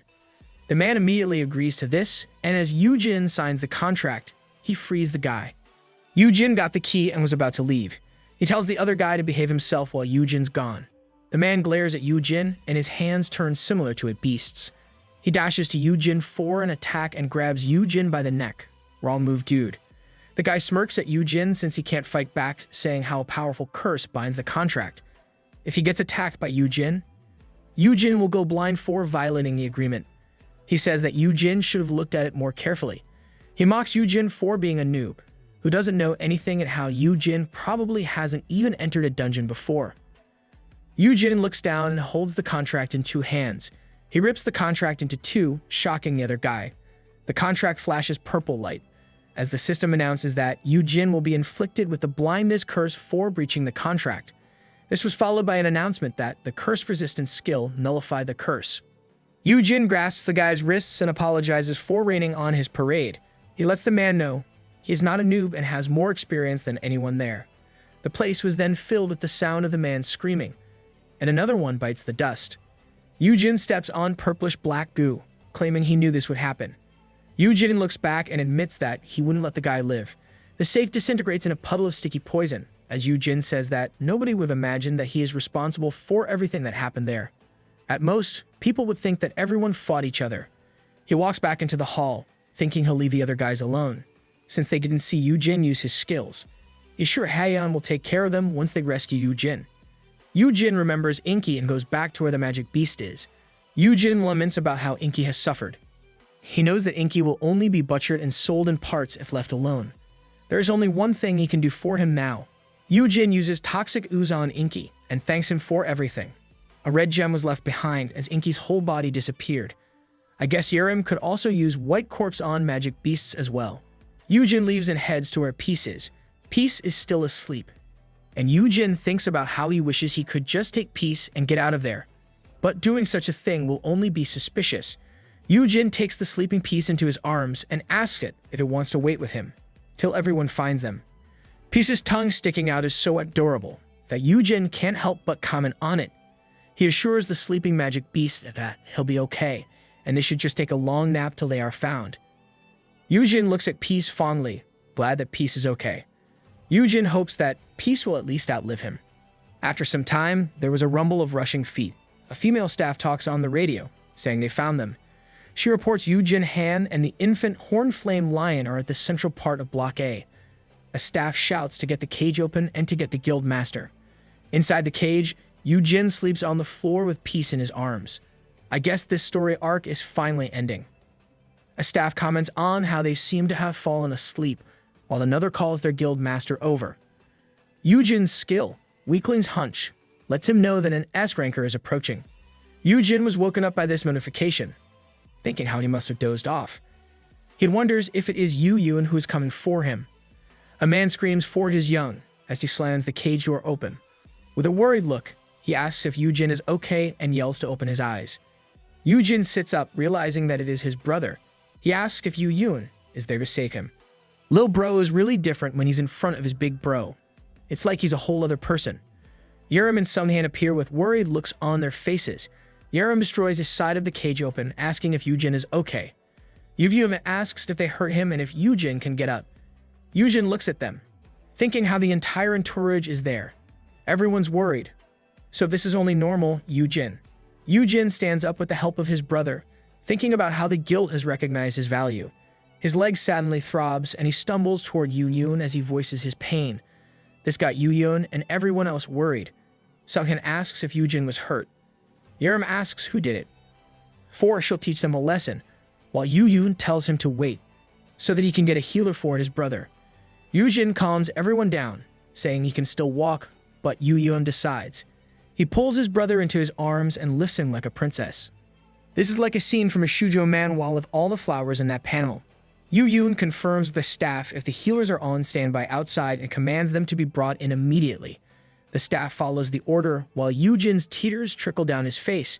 Yoojin thinks about how sweet his younger brother is, but at the same time, he should be treated as an older brother, not some damsel in distress. Yoojin gets in a car with Peace still knocked out in his arms, still worried. Yerim says she'll head back as soon as she finishes the investigation and cleaning up, and tells Yoojin to get plenty of rest. Yoojin assures Yerim that he will. He then thinks about how Yerim will use her white quartz skill even though she's still young. Yoon is sitting beside Yoojin and tells him they'll go to the hospital and get Yoojin a full checkup to ensure his young is completely okay. Yoojin is overwhelmed and dissuades Yoon from this. Yoon says they should get Yoojin a full physical while at it. Oh, is this the part where he'll be found out? Yoojin strongly thinks they can't do that, because they'll discover that his stats increase from Inky's final thanks. Left with no choice, Yoojin decides to act his way around it. He asks his brother in a pitiful voice if it's okay that they don't go. Yoojin claims that the hospital is full of strangers, and doesn't want to get anesthesia that will put him under for the tests. He said all this while acting like a damsel in distress. Really? Yoojin complained about it earlier, and now he's using that card to the fullest? Yoon is shocked that he didn't think of this. He apologizes to his brother for being thoughtless and says he will get him home. The driver immediately understood and said he'd make a U-turn right away. I think the driver's Sungin, but they didn't really show who it was. Yoon looks at every part of his brother closely while asking if Yoojin is sure he's okay, and Yoojin reassures him that he is. Yoon sniffs at his brother and says he smells something fishy, like something reptilian, coming from Yoojin. Yoojin pales at this and curses inside at how keen his brother's nose is. He makes an excuse that they were on a wharf before, so it is probably the smell of the ocean. He assures his brother that he will shower once they get home. He also activates his stealth skill, Gecko on the Wall. Yoon then comments that Yoojin is probably right since he no longer smells it. That's one helpful skill. You could literally stop taking baths if you have that kind of skill. After that day, MKC was suspended from bodyguard duties for the time being, and the security in Haeyeon was beefed up. Each guildmaster must personally send information about the bodyguards each time one is dispatched. And as for Yoojin, he was dreaming one night. Like any other dream, it doesn't make much sense at first. He dreamt about being stuck in a cage. Yoojin sees himself on the other side of the cell, a scene where he offers himself some ground mana stone. Woo-jae approaches him on the floor.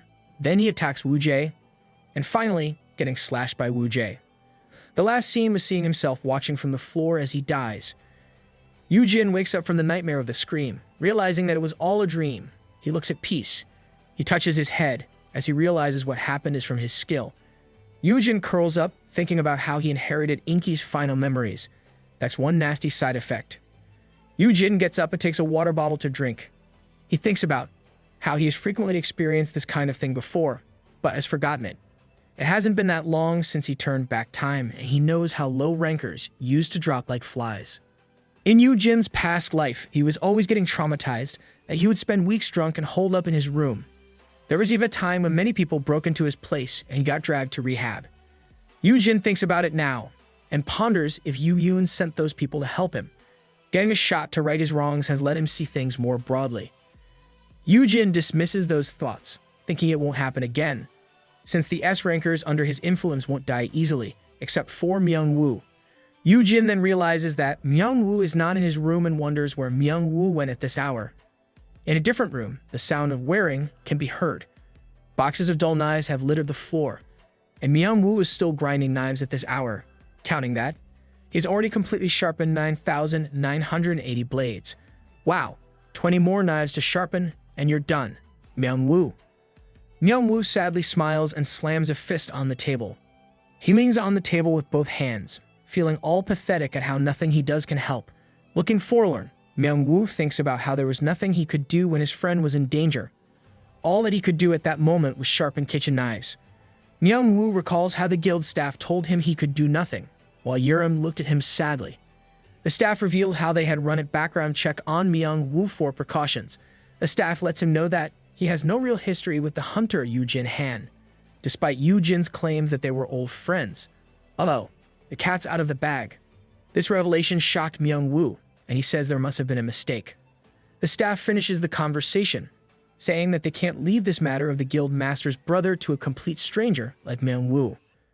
Feeling devastated, Myung-woo sniffles as he repeats how there really was nothing that he could do, and how it turns out that he's just a nobody after all. Now, Myung-woo knows that. He wasn't friends with Yoojin from before. A phone rings with the name Yoon on the screen. Yoon answers the call, and Yoojin screams at how he thinks that Myung-woo is missing again. Yoon calmly answers that Myung-woo probably stepped out for a bit. Yoojin continues yelling at how Myung-woo ran away because he left a big pot of beef bone stew. Yoon repeated the food name while Yoojin kept on yelling. Yoojin explains how every Korean mom would make one before they go on a long trip. He then screams his worry that Myung-woo might be taken by bad guys again. Does this mean Myung-woo is really waifu material, since Yoojin compares Myung-woo to a Korean mom? Out in the streets, Myung-woo gloomily walks. He was too ashamed to see Yoojin, that he just left without a word. He remembers once more how the guild staff told him he had no history with Yoojin at all. Now that he is out, Myung-woo has no place to go. Wow, Yoojin's instincts were right. Myung-woo did run away. Myung-woo realizes his shoelaces are untied, and he crouches to fix them. As he did so, all this stuff fell off his bag, while sarcastically thinking this was absolutely perfect.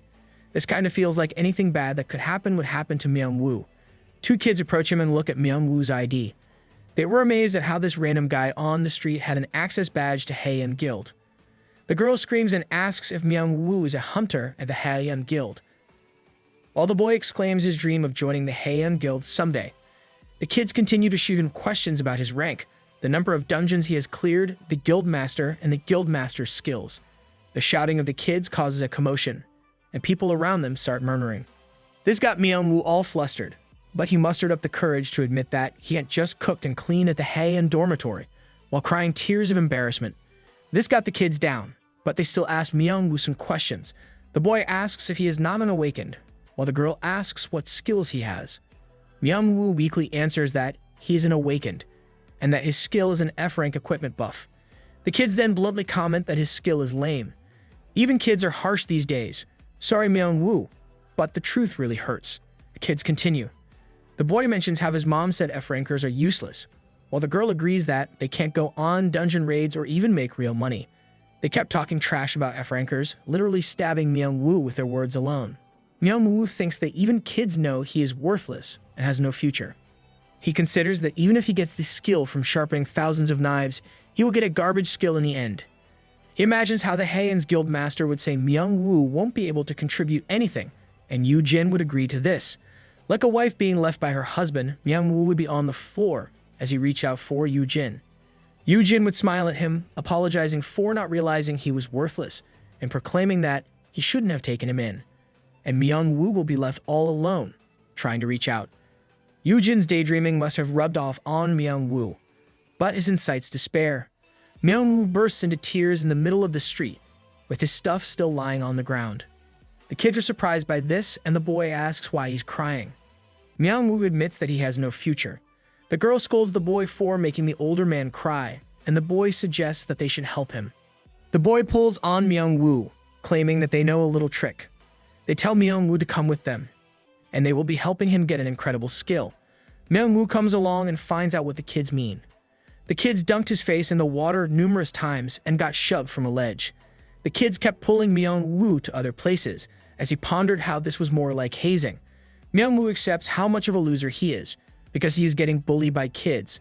I wouldn't really say he is a loser. His personality is really just foolish and timid. They reached an 8-lane road, and the kids suggest to walk through it.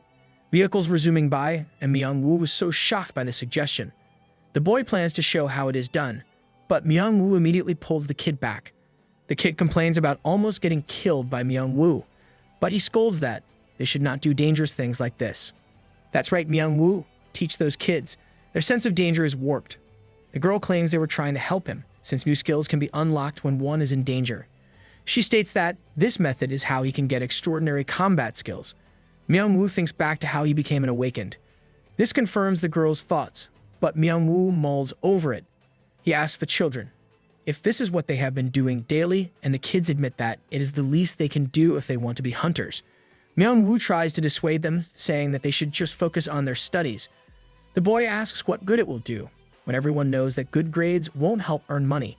The girl nods to this as they say how becoming a combat class hunter is the best.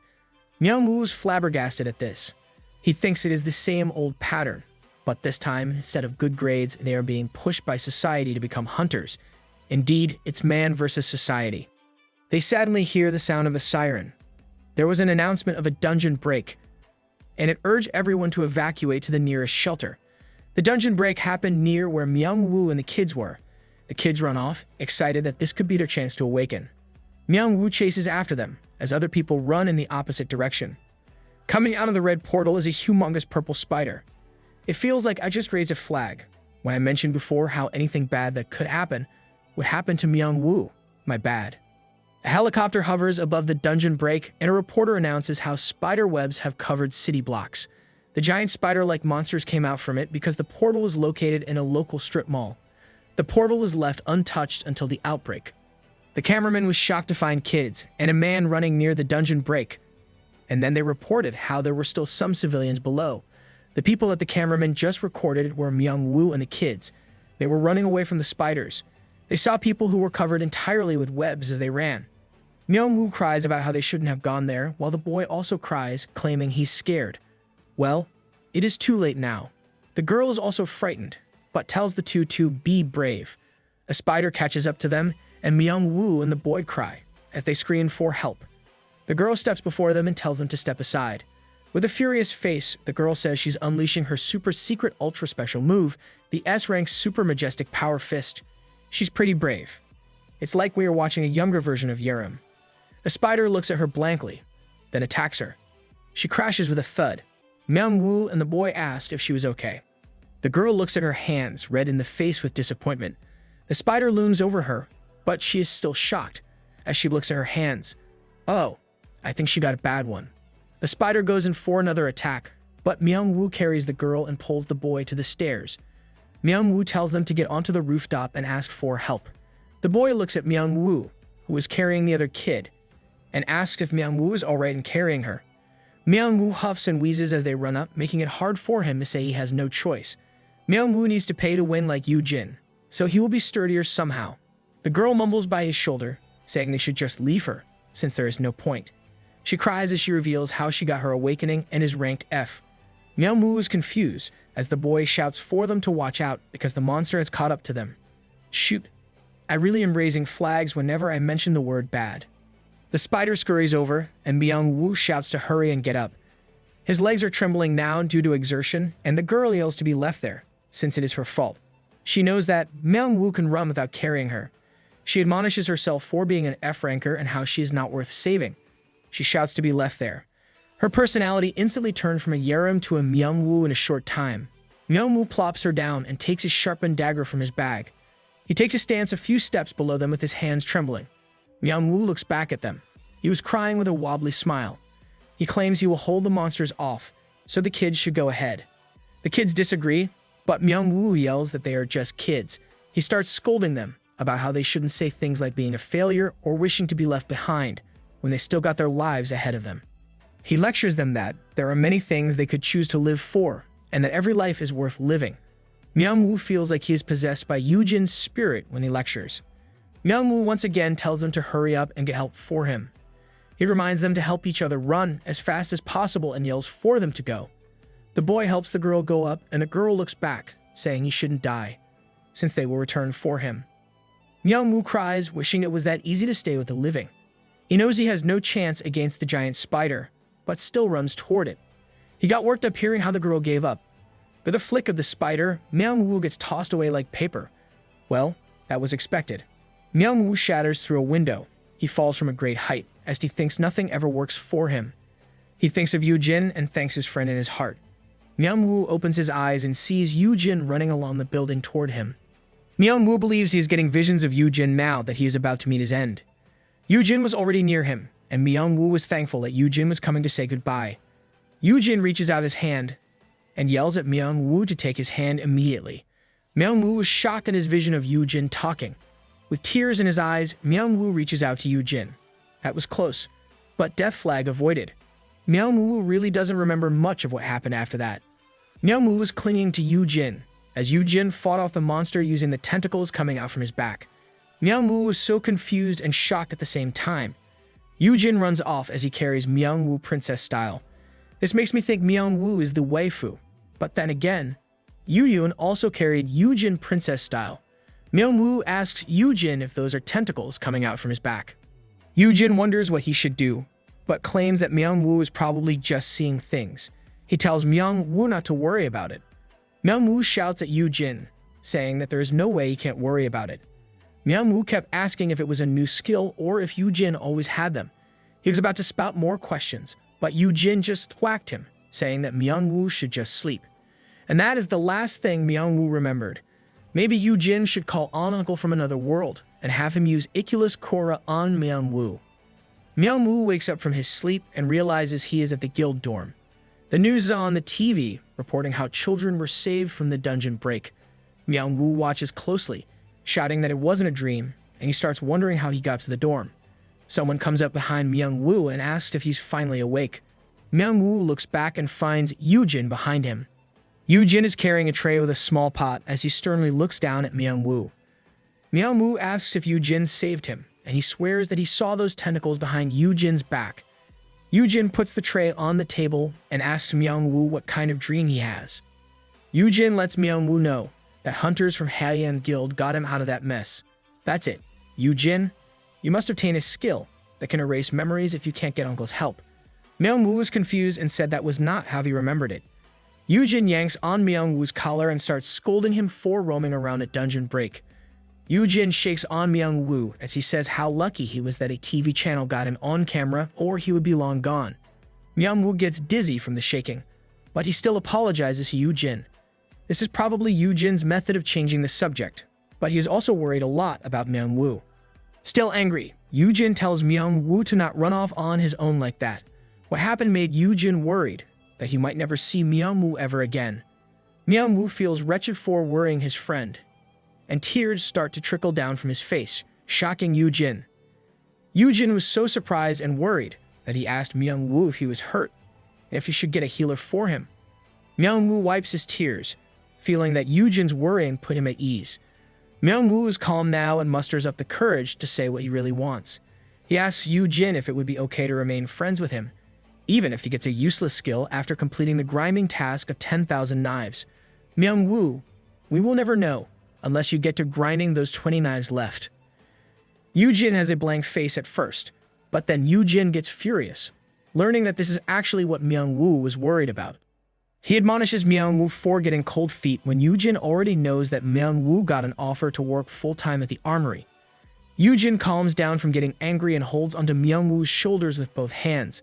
Affected by Myung-woo's courage to speak up, he decides to admit that he is the one who should beg Myung-woo to stay since he really loves Myung-woo's cooking. Feeling shy, Yoojin asks if Myung-woo can still come over and cook for him if Myung-woo's not busy. He promises to not be picky with the food and even pay Myung-woo for cooking. He even admits how it would be better if Myung-woo kept on living with him. It makes me curious how great Myung-woo's cooking is. Hearing this from Yoojin made Myung-woo so happy. He tells Yoojin to request anything, and he will make it for him.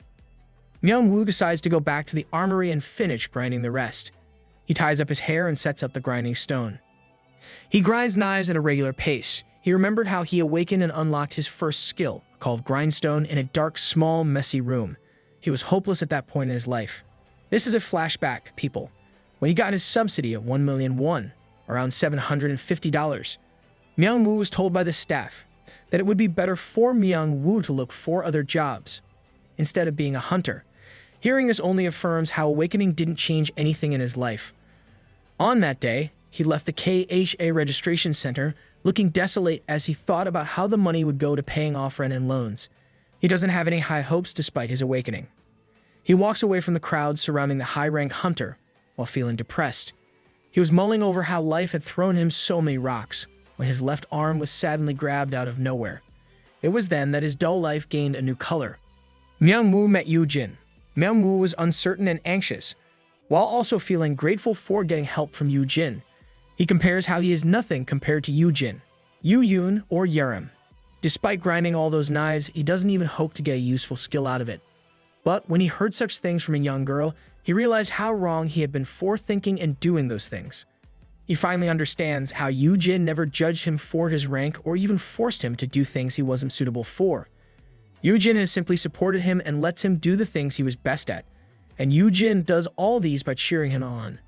Myung-woo may have lost all hope, but Yoojin kept believing in Myung-woo. Gurren Lagann vibes right here. Myung-woo finally understands that he doesn't need to feel down or insecure. Myung-woo continues to work on the knives, thinking that he would stop worrying because he already knows the path that he must take.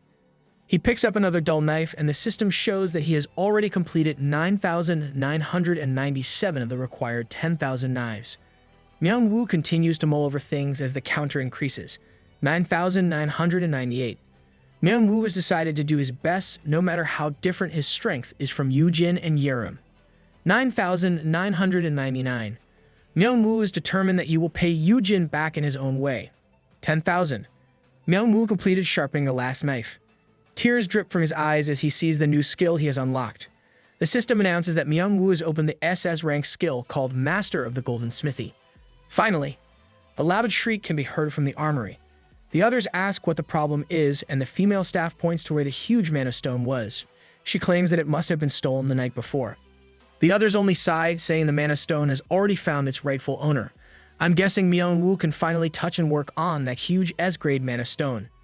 In a different location, a badass-looking trident releases an aura, while all sparkly. Yerim is holding on to this trident as she floats in the air with drones around her. She comments on how fancy the weapon is, since it is an S-grade weapon. She announces into the microphone she is wearing that. She is now starting the first field test for the Parmenides Frosted Trident, created by Myung-woo.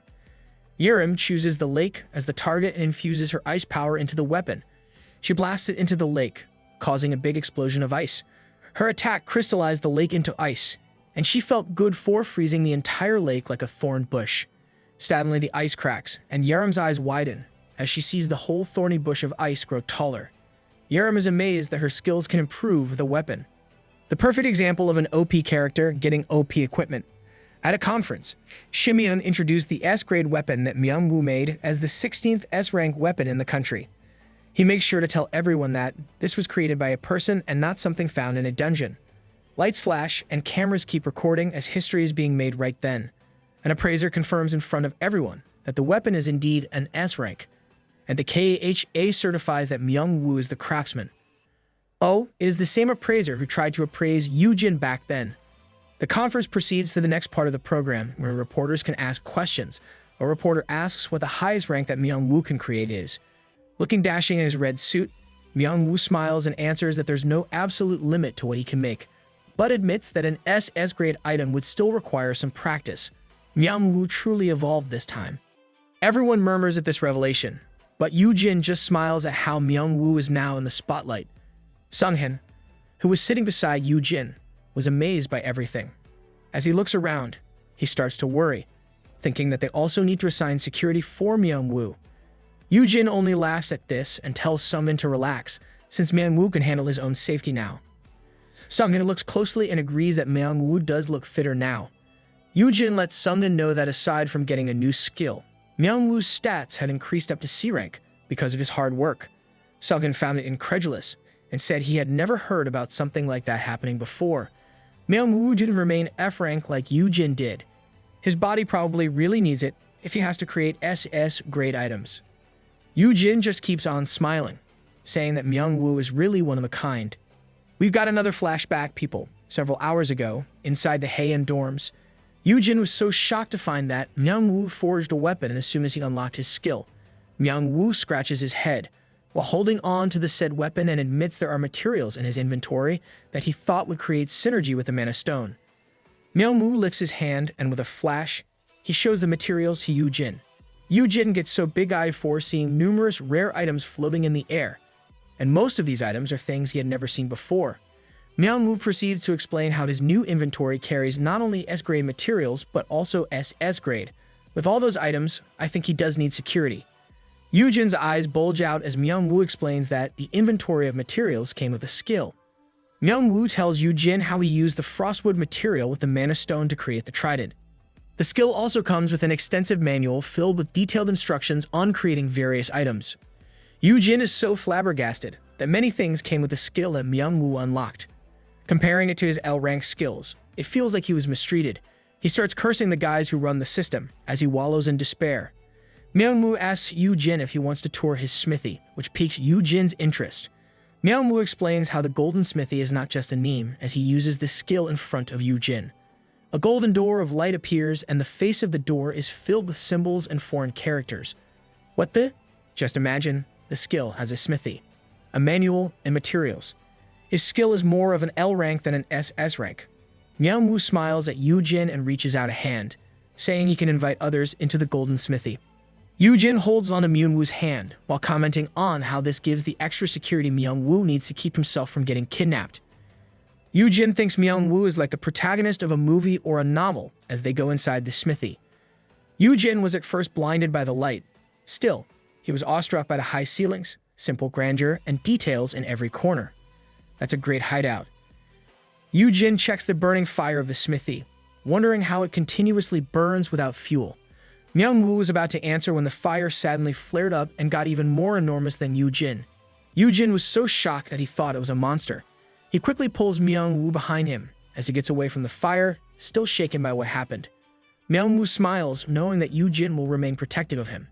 He tries to calm Yoojin down, saying that he's now sturdier, so there's no need to worry. He then explains that what's before them is a fire elemental. The fire elemental greets his master and tells Yoojin that he is the elemental called Ismur. Yoojin realizes that elemental also exists, then thinks how the same goes for Dakibus. Myung-woo shares how Ismur helped him forge the weapon. The whole thing was set up by Ismur's previous master, to help the successor of the Golden Smithy learn the basics. It also has an elemental. Yoojin, I think it's time you give up your MC position. Yoojin looks back at Myung-woo and asks if a hunter had previously owned the smithy. Myung-woo is unsure, but he says he received a bouquet and a card. Yoojin looks at the items in Myung-woo's hands and asks if Myung-woo can read the unknown symbol written on them. Myung-woo says he somehow can and does the translation for Yoojin. The card bears a simple greeting from the previous master to the successor of the smithy with wishes of blessings of fire and molten metal. He also can read alien language now. Just how much do they want to buff Myung-woo? Yoojin thinks about everything he'd known so far about dungeons. He thinks about how there were findings of ruins of civilization before. He wonders if the previous master of the Golden Smithy before Myung-woo came from another world. Based on the card, the smithy was purposely left for a progeny. Yoojin ponders how the system ties up to this, but Myung-woo pulls Yoojin from his thoughts by giving him the flowers he received. Myung-woo claims that he owes everything to Yoojin. Hence, he wants Yoojin to decide what Myung-woo should do now. Whatever Yoojin chooses, whether it'll be freelancing or staying at the Haeyeon Guild, he'll do it. Wow, such loyalty. But it also makes sense. If Yoojin didn't latch on to him, Myung-woo would probably be dead already. Yoojin looks at the flower while deep inside, he's celebrating how everything went according to his plan. With Dr. White and Myung-woo by his side, he's now set for life. But despite this, Yoojin feels that it is not right, so instead of saying where Myung-woo should go now, he tells Myung-woo that he doesn't have to do that. Myung-woo looks blankly at Yoojin. Yoojin avoids eye contact and starts scratching his head. He says that Myung-woo doesn't really have to follow him around, and that there is something that he wants to admit to Myung-woo. Our MC is having character development right now. Yoojin tries to muster up all his courage, but he can still not look Myung-woo in the eyes. He finally admits how he never really knew Myung-woo before. He makes up a story of how he must have been so confused that day, because the truth is that they'd never met before that day. Myung-woo starts to say that he already knows. Still, Yoojin cuts him off, saying that Myung-woo must be upset for getting dragged around by Yoojin. Yoojin tells Myung-woo to do as he pleases without worrying about Yoojin. But at the same time, Yoojin berates himself for he hesitates to relinquish this golden ticket. Still, when he looks at Myung-woo, he's so glad that the guy can finally stand alone. Myung-woo finally got the growth he needed. Yoojin recalls the time Yoo-yoon left him, while thinking that letting go of Myung-woo is what he must do after lying all that time. Myung-woo looks at Yoojin and remembers how Yoojin said that Myung-woo's skill makes him more influential than the largest guilds in the country. Myung-woo makes up his mind, mumbling how he already knows what he wants to do. Myung-woo still gives the flowers to Yoojin, saying the flowers might only burn if it stays in the smithy. Myung-woo smiles at Yoojin and with resolve, he says that he will be doing the things that he wants to do this time. He will do just as Yoojin told him, to do whatever he wants, without worrying about Yoojin. And now we're back to the present, where they present the trident Myung-woo made. Myung-woo holds onto the Parmenes Frostwood trident as Yerim walks toward him. Shimyeon announces that Myung-woo bestows the weapon to Yerim Park of the Haeyeon Guild. Shimyeon explains that Myung-woo is giving his first S-grade creation to one of the hunters of Haeyeon Guild because of the extensive support he received from them. In the audience, Yoojin has a bad look as he remembers how he decided to relinquish his golden ticket. Our MC still needs some growing. He tries to look the bright side, thinking that with Myung-woo the spotlight will not be on him, and he'll get to relax. Yerim looks so happy on the stage as she raises the trident for everyone to see. Then Shimyeon announces that there will be remarks from the two. Yoojin says he's proud and that Myung-woo will now be fine on his own. Sungin looks at Yoojin at this and asks if Myung-woo will stop staying with Yoojin now.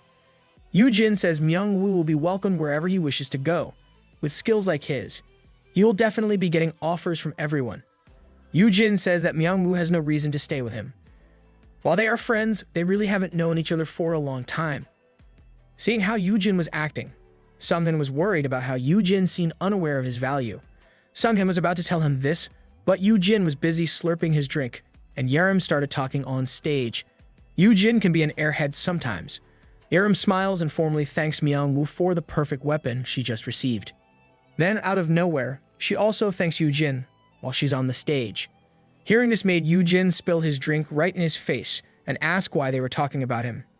Yerim passes the mic to Myung-woo, and Myung-woo agrees with Yerim, saying that it is all thanks to Yoojin. Myung-woo tells everyone that aside from the support he got from Haeyeon Guild, he also owes a lot to Yoojin Han. Everyone in the venue starts murmuring, turning their head to look at Yoojin. Yoojin crouches and tries to hide from everyone. Sungin looks fondly at Yoojin, as he thinks about how Yoojin means a lot to everyone more than he really knows. Yoojin is all red as he tries to hide. At this stage, Myung-woo thinks everyone in the world should know better before messing with Yoojin. At the same time, Yerim whispers to Myung-woo for doing a good job. Oh, so they did do that for Yoojin's protection. Everyone close to Yoojin knows that if they were given a choice to leave or stay with him, they would undoubtedly choose to stay and fight for him. Because even without blood relations, they see Yoojin as their family. After the conference, Yoojin thinks about how the days were uneventful and how safe he is with the reinforced security. Myung-woo is always in his smithy, yet the guy never forgets to cook for Yoojin. He stays true to his words, but there's one problem. Peace is so out of it that the magic beast doesn't even want to exercise. Yoojin carries Peace in his arms and thinks that Peace must still be having the after effects of getting kidnapped before. Yoojin brings Peace out, saying they'll be playing fetch. If Yoojin didn't have the skills he has, he would also feel traumatized by what happened. A blonde woman standing by the door greets Yoojin and says she'll escort them if they are going to the training room. Yoojin looks at the woman and identifies her as Hunter Soyeon Kang from the Sejong Guild. She is a 19-year-old A-ranker hunter personally recruited by Hyunjae from the United Kingdom. And based on what Yoojin remembers of his past life, Soyeon is his future sister-in-law. Soyeon looks fondly at Peace, then gets on with her job. She leads Yoojin and Peace to the elevator. At the same time, Yoojin imagines how Soyeon will lead his brother to the altar in the future. Soyeon says she was worried when she heard Yoojin's abduction and was really happy when Yoojin was saved. She believes that Yoojin is her last hope. Yoojin was confused by this. Soyeon motions to keep it a secret, revealing that she has an SS rank mounting skill called Dragon Rider. And we have another character with an SS rank skill. Just how OP is her skill? Yoojin was amazed by this and thought dragons were the most difficult monsters to tame. Riding one is next to impossible, but if Soyeon gets a dragon for a mount, she'll be amazing in dungeon raids. But I think Yoojin can ride a dragon, even without that skill, though not as expertly as Soyeon would.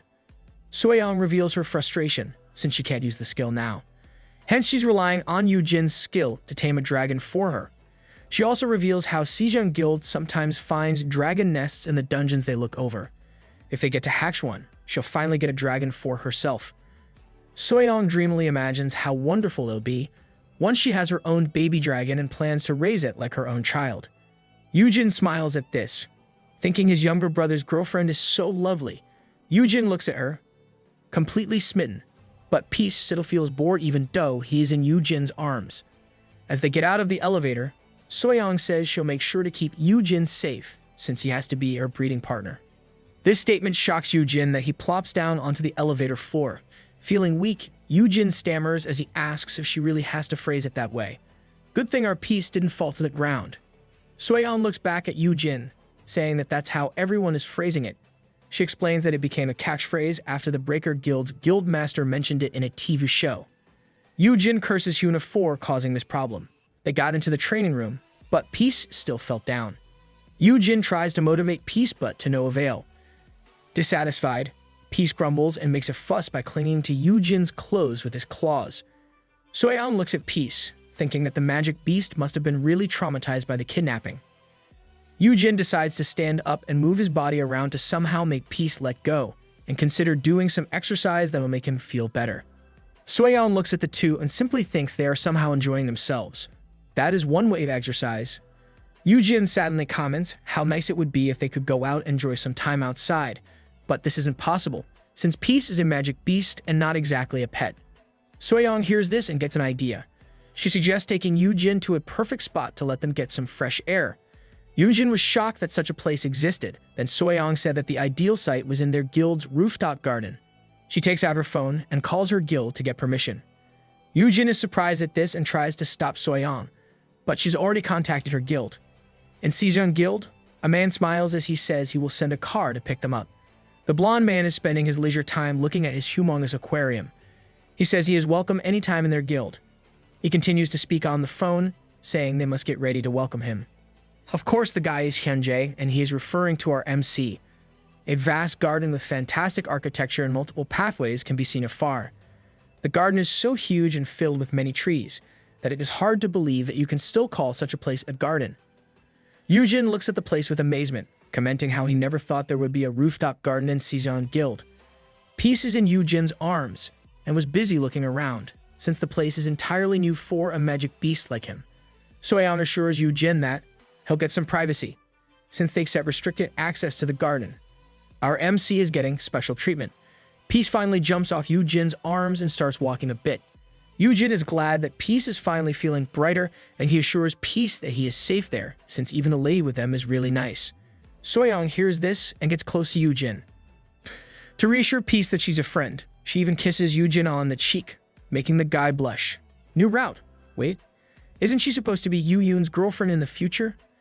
Yoojin was so shocked that his future sister-in-law kissed him on the cheek, but Soyeon was more focused on reassuring Peace that she didn't realize Yoojin's panic. Yoojin thinks it over and guesses it's not a big deal, but he's still worried that it might make a mess in the future. Yoojin should stop overthinking, since it seems that Soyeon's really more interested in Peace. Peace continues to look around and softly growls as he starts to wander and explore. Soyeon was happy that Peace understood her. Out of nowhere, Peace suddenly leaps and dashes away, creating mayhem in the process. Soyeon is so delighted that Peace is finally feeling better. At the same time, Yoojin can only cry as he apologizes for the destruction.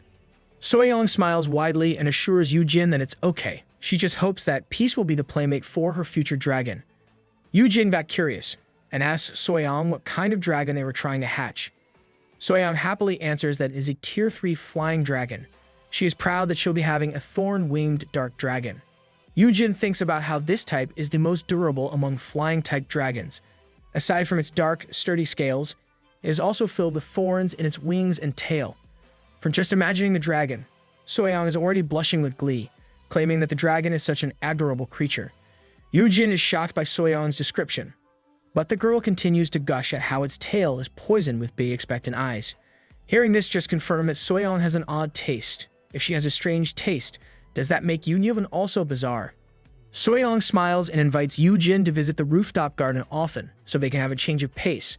Yoojin smiles and agrees as he thinks it has been so long, since he genuinely enjoyed a simple walk like the one he is having right now. And this applies even before he turned back time. Thinking that he can't go outside, visiting the Sejong Guild's rooftop garden might be the perfect place for him to wind down. Peace returns to them with some flowers in his mouth and purrs. Yoojin pets Peace, as he thanks the magic beast for the flowers. Yoojin is a bit worried that if he frequents the Sejong Guild, he might meet Hyunjae, but he rationalizes that it is unlikely that the guild master would just show up. Sadly, Yoojin's weakling's hunch notifies him of the approaching S-ranker. Those S-rankers won't leave you alone. Soyeon looked behind them and was shocked to see their guild master. Yoojin's eyes sadly leer as he hears Kim Jae say that it is only natural for him to come out and greet their valuable guest.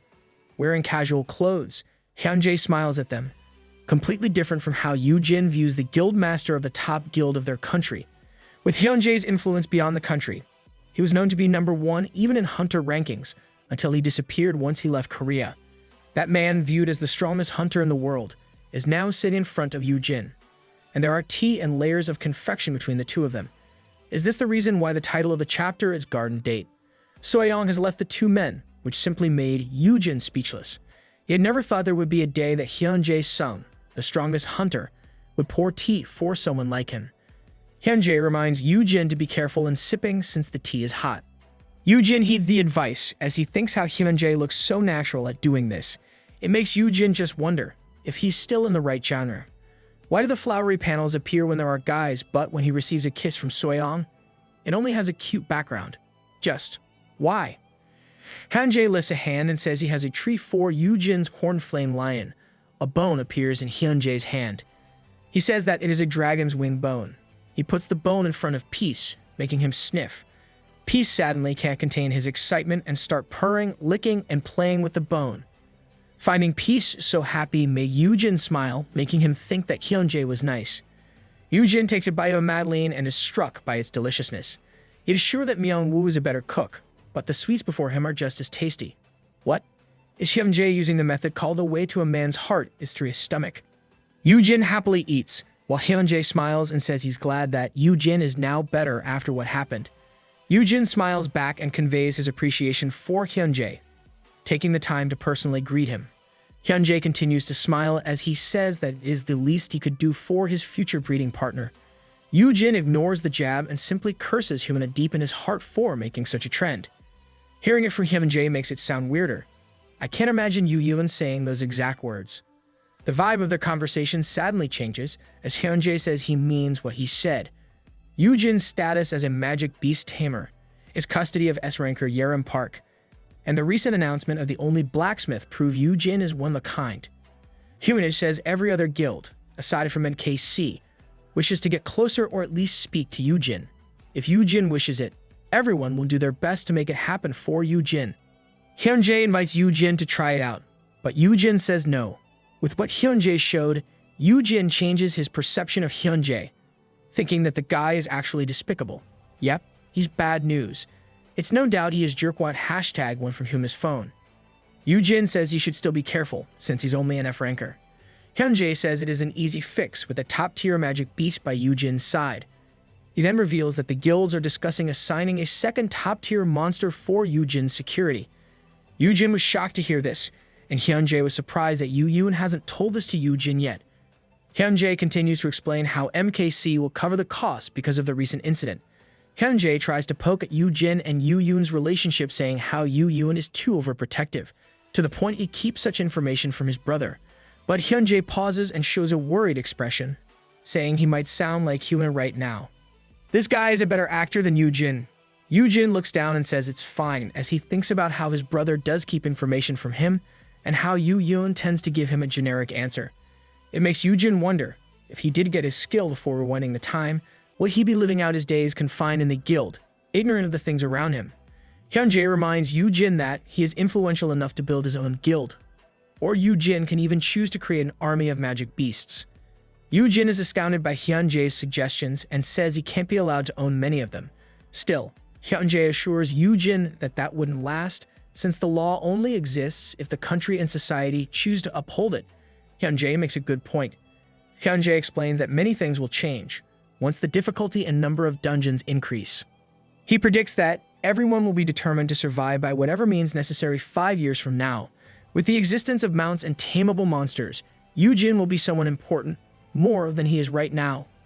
With Yoojin's abilities, Hyunjae says it's no wonder Yoojin is protecting him. He advises Yoojin to have a proper conversation with his brother about this. Yoojin looks at Hyunjae as he drinks his tea, thinking that the guy before him is testing him and not praising him. You have every right to be suspicious about him, Yoojin. But wouldn't it be easier if the MC also got this guy under his influence? Back in Haeyeon Guild, Yoojin asks Yerim what she is saying about his older brother.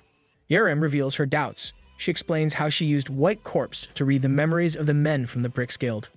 She found the memory where Yoojin didn't immediately get knocked out and how his kidnappers thought that Yoojin might have debuff-canceling equipment on him.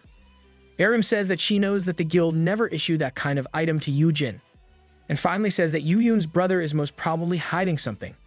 It is natural to be suspicious, but suppose we based it on Yoojin's personality. In that case, Lil Bro will simply let it go as long as Big Bro's secrets can help protect himself. Yoojin was informed that he will at least have an A-ranker for a bodyguard when he goes back to Haeyeon Guild. And now he is in the car with Peace feeling sullen that it's actually Hyunjae who will escort him.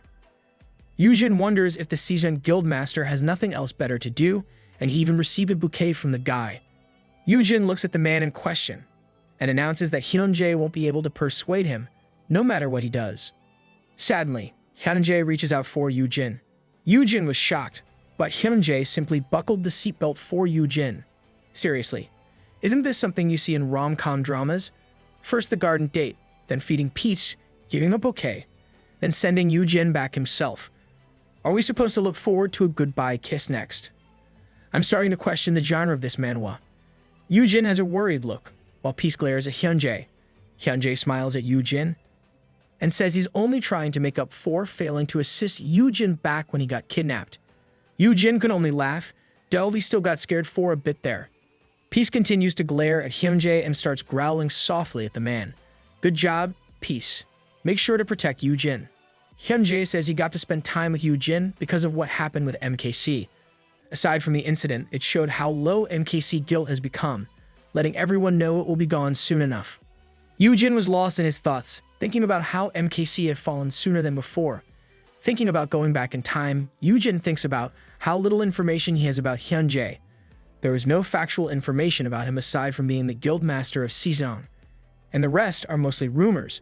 The guy is a complete enigma. Yoojin ponders if he should use his skill to take a peek at Hyunjae. It would be a good opportunity, since he thinks the guild master wouldn't mind. Yoojin decides to go with it and pretends to look out the window on Hyunjae's side.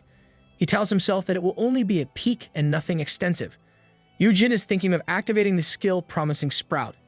He tells himself he won't even turn his head, which will be a quick look. But before Yoojin even changes the direction of his eyes, Hyunjae's hand is already on Yoojin's neck. This shocks Yoojin so much that he drops the bouquet to the floor. Damn, that's cold. Yoojin's face is dark, thinking he is about to die as he holds onto peace. The system notifies him that it detected an overwhelming presence and activated fear resistance.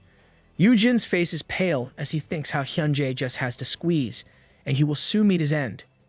Yoojin cursed, thinking how Hyunjae even noticed it, when he hadn't even used the skill yet. Peace realized something was wrong, and he started to get angry and growled at Hyunjae. Yoojin looks at Hyunjae and says he's supposed to be his bodyguard, but now he seems to be following MKC's steps. Hyunjae smiles at this and finally lets go of Yoojin's neck. Hyunjae pats Yoojin in the back, claiming that he doesn't know what Yoojin is saying, since nothing really happened between them. Yoojin was speechless, but Peace continued to growl at Hyunjae, ready to attack at any moment. Yoojin can only curse Hyunjae in his head for what almost happened. In front of Haeyeon Guild, Shimyeong and Sunghan are waiting for their arrival.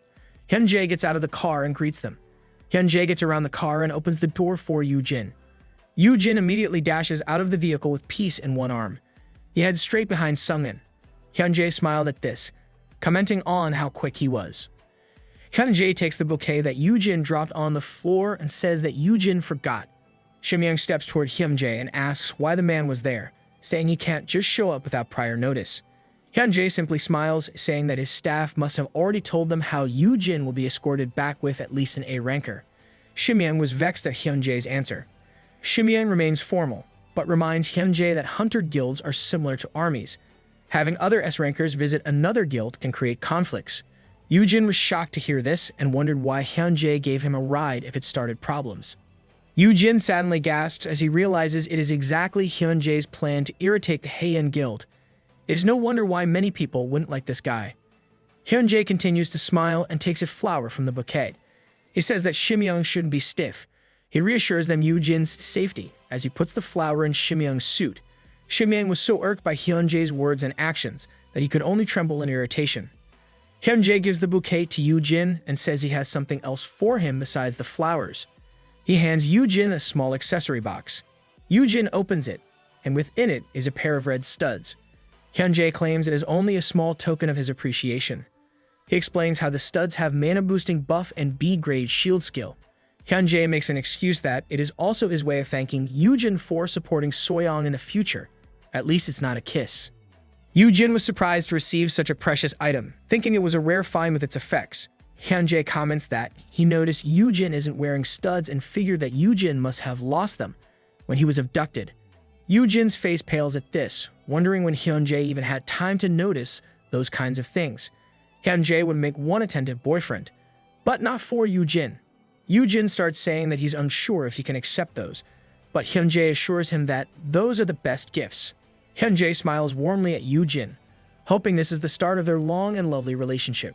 Sure, as long as you don't try killing him again. Inside the Haeyeon dormitory, Yoojin is trying out the red studs he got from Hyunjae. Yoojin calls for Peace and tells him to do a rocket launch. Upon hearing this, Peace happily dashes and quickly leaps toward Yoojin. But before Peace even reaches Yoojin, he collides with the shield with a heavy sound.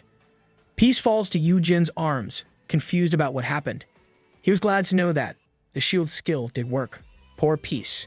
Now that Yoojin is holding Peace, he sniffs at the magic beast and realizes that Peace is smelly. He immediately brings the horned flame lion to the bathroom and gives his much-needed bath. Peace looks forlorn, but he stays put for Yoojin. He was glad that the trip made Peace happy, and Yoojin even received a gift from Hyunjae.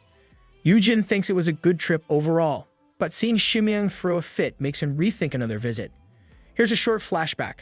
Shimyeong mentioned how the entire block might end in flames if Yoojin saw Hyunjae.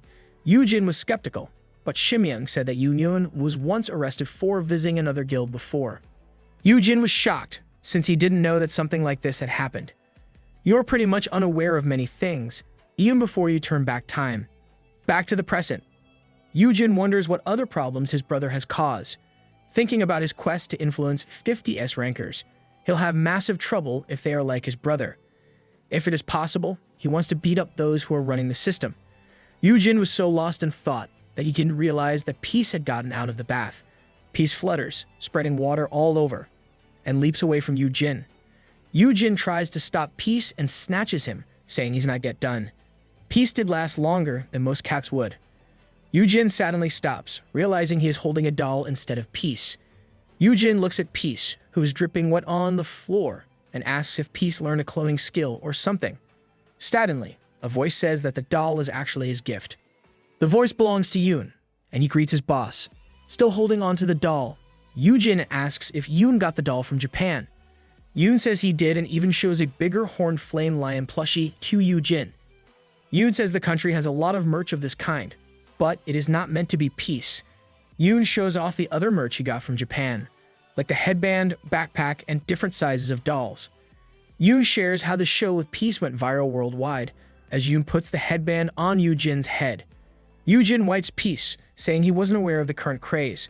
Wow, there's a lot of merch. Japan got ahead of Yoojin in producing Peace-related merch.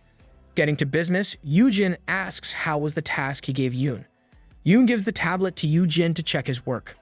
Yoon looks at the piece closely, while Yoojin checks the tablet that now has a horned flame lion sticker on the back. Yoojin was glad that Yoon did his work collecting data. Still, he notices how the information about the dungeon interior was left blank. Yoon explains that he can't enter dungeons. He doesn't know why, but he somehow bounces back outside whenever he tries to. Yoojin wonders if it is because Yoon has similar abilities to the dungeons. So how does Yoon level up? Does he only rely on defeating monsters from dungeon breaks? This gives Yoojin an idea, and he puts the tablet down. Yoon is trying to cheer Peace using a plushie, but he's not having much success. Yoojin spreads his arms out and calls Yoon. Yoon looks back, and he is sadly hugged by Yoojin. Yoon is so shocked, but Yoojin doesn't let him go, saying it's him showing affection. Peace ignores the two and starts taking an interest in the plushie instead. Yoon tries to pull away from his boss, but Yoojin keeps clinging. Yoon was about to mention who he would rather hug, but he didn't finish his sentence. Yoojin tells Yoon to teleport with him in his arms. That seems like a good idea. Yoon is confused, but Yoojin uses the boss card and says he won't let go of Yoon until he teleports. Left with no choice, Yoon says he'll try, but it will only be for a short while. They suddenly flash, leaving Peace and Yoojin's new headband behind. Yoon is holding Yoojin in his arms, and they are above the cityscape. Yoojin is amazed, thinking that teleporting is similar to entering and leaving dungeon gates. Yoon continues to teleport short distances, and Yoojin continues to observe how similar it is to dungeons. Yoon teleports some more, and they almost crash into a car. Yoojin apologizes, and they immediately teleport elsewhere. Yoojin looks at the system as they teleport, and the stats window changes its appearance. Oh, so that is what he's aiming for. Yoojin wonders if he can communicate with the system while they teleport. Yoojin tells Yoon to keep teleporting some more, but Yoon seems to have other ideas. He grabs onto Yoojin's pants. Yoon starts to sweat and says that holding onto Yoojin that way makes him want to throw him down. Yoon throws Yoojin like a pro wrestler, and Yoon immediately floats away and apologizes to Yoojin. Still lying on the floor, Yoojin remembers that the Dakebis have a terrible habit of wrestling the people based on folklore. Yoon was worried that he hurt Yoojin, remembering that his boss is a fragile F-ranker. You're learning well, Yoon. Yoojin rubs his sore back, thankful that he has a shield skill. He just hoped the system sent him a message from all those teleporting. Yoojin opens his status window and finds a message saying that the skill my kid is the best is in effect with Peace. Under it is a tip from the system, and at the same time, there is a hidden message telling Yoojin to go to the dungeon. That seems like a high command from the system. Yoojin looks at the message closely and wonders if the system has gone through hoops just to converse with Yoojin. Yoojin wonders if they can't send a direct message like before, since he is outside the dungeon. He recalls that the system seems unaware of his location, unless he is inside a dungeon. Yoojin concludes that the system has its limitations. Yoon comes close to Yoojin and is still worried about his boss. He asks if he should get a potion. But Yoojin pats Yoon on the head, reassuring Yoon that he is okay. Yoojin is actually glad that he finally got a message from the system, and Yoon has been a great help in achieving that. Yoojin decides that he needs to go inside a dungeon. Still rubbing his back, he tells Yoon he can go now, and Yoojin will call if he needs him. Yoojin doesn't forget to compliment Yoon and tells him he loves him. Our MC really doesn't miss a chance. This makes Yoon pause, and he sadly recalls Grandma Yoon, who previously owned the watermill. Yoon starts to feel some affection for his boss, and offers to teleport Yoojin back to his place. Yoojin thanks Yoon, as he wonders if his keyword would affected him. Back in his place, Yoojin looks at the text confirmation for winning the bid for an F-rank dungeon. He checks the location and sees that it is actually close by. He decides to wear all black clothes with a hat and sunglasses. He wonders if no one will recognize him, but he knows he will be fine, since he still has Inky's stealth skill. No one might identify you, but you still look suspicious. He wears a mask to finish the look and thinks he'll only have a quick chat with the system and immediately get out. Yoojin looks forward to getting the much-needed explanation from the jerks running the system. I guess we will finally meet them at the next one. In the Heian Guild's hallway, a head covered in a hat, sunglasses, and mask looks out behind a post. Yoojin checks the coast and moves to a new location. He moves beside a plant, crouches by a wall, swishes across, tumbles, pretends to be a part of the wall, skids to the floor, and hides behind a plant. Dude, you look more suspicious with the way you are acting. Confirming that no one's around, Yoojin commences phase 1 of his plan. Yoojin activates the skill Giko on the wall, with double effects because of Final Thanks and Rao Chita's Bane. He checks the elevator with security beside it, knowing it would be suspicious if it moved independently when no one was there. The elevator opens and the lunch lady walks out pushing a food cart. Yoojin quickly makes his move and dashes inside the elevator. Yoojin is confident that he won't be detected even by A rankers. Cool, but what about the S rankers? Wouldn't your little bro and Yurim detect you? Other people were in the elevator, and Yoojin stayed in one corner. He thinks about how Dakibi is the only person with stealth skills, since it is rare for a hunter to have such skills. The elevator reaches the first floor, and Yoojin creeps out with the other people inside. He looks at the security checking the people coming out of the building, thinking it is time for phase 2. Yoojin immediately dashes when he sees the security checking another guy. He slides on the floor, and the handheld detector beeps when Yoojin passes. Yoojin makes the run for it while the guy being checked worries about why the sensor is alarmed when nothing is left in his pockets. And now, our MC is causing problems for other people. Yoojin arrives at the dungeon he bought, tired from running. He looks around as he enters the code for the place, relieved that security for F-rank dungeons is not tight. The door opens, and Yoojin finds the portal just behind it. Yoojin plans to talk quickly with the system and go home immediately. I doubt it will be as easy as our MC hoped. He quickly checks his equipment and items and holds onto the gate stone his brother gave him back then. Resolute with his plans, he intends to keep his previous promise to live a quiet life, but he will do so once everything is taken care of.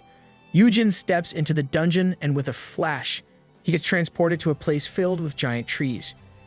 Yoojin walks inside the dungeon, thinking the place is like a jungle. He walks further, wondering where to contact the system, while ignoring the monkey-like monsters watching him. According to the novel, these monkeys are called moss monkeys. Yoojin is irritated at how the system didn't tell him where to contact them. Seeing that Yoojin is busy, the monsters take that chance to dash and attack him. Suddenly, tentacles start slaying the monsters, but Yoojin remains cool since he is more concerned about how he can communicate with the system. Yoojin continues to walk, calling for the system while getting attacked by monsters. He slays them using his tentacles and throws toxic ooze on his enemies. Yoojin yells for the system while standing atop all the monsters he had just slain. Getting no response from the system, Yoojin chooses to collect the F-grade mana stones that the monsters dropped. He wonders if he'll end up clearing the dungeon before getting to talk with the system. Our MC might do just that since his current skills are helpful against this dungeon. Out of nowhere, the system suddenly appears, shocking Yoojin from his activities. He looks at it, relieved that they have found a connection somehow. At the same time, Yoojin is confused with all the symbols that seem to be trying to tell him that it is not his fault. Yoojin scratches his head at this message, but the system elaborates further by bringing out the information about the wish stone. Like he was told, while you can wish anything on the stone, bringing the dead back to life is the exception. Yoojin still doesn't know what to make from this message, so the system deletes the note on the wish stone item. Instead, a sorry message is in symbols with an emoji. Yoojin wonders what the system is sorry about and seriously thinks about it.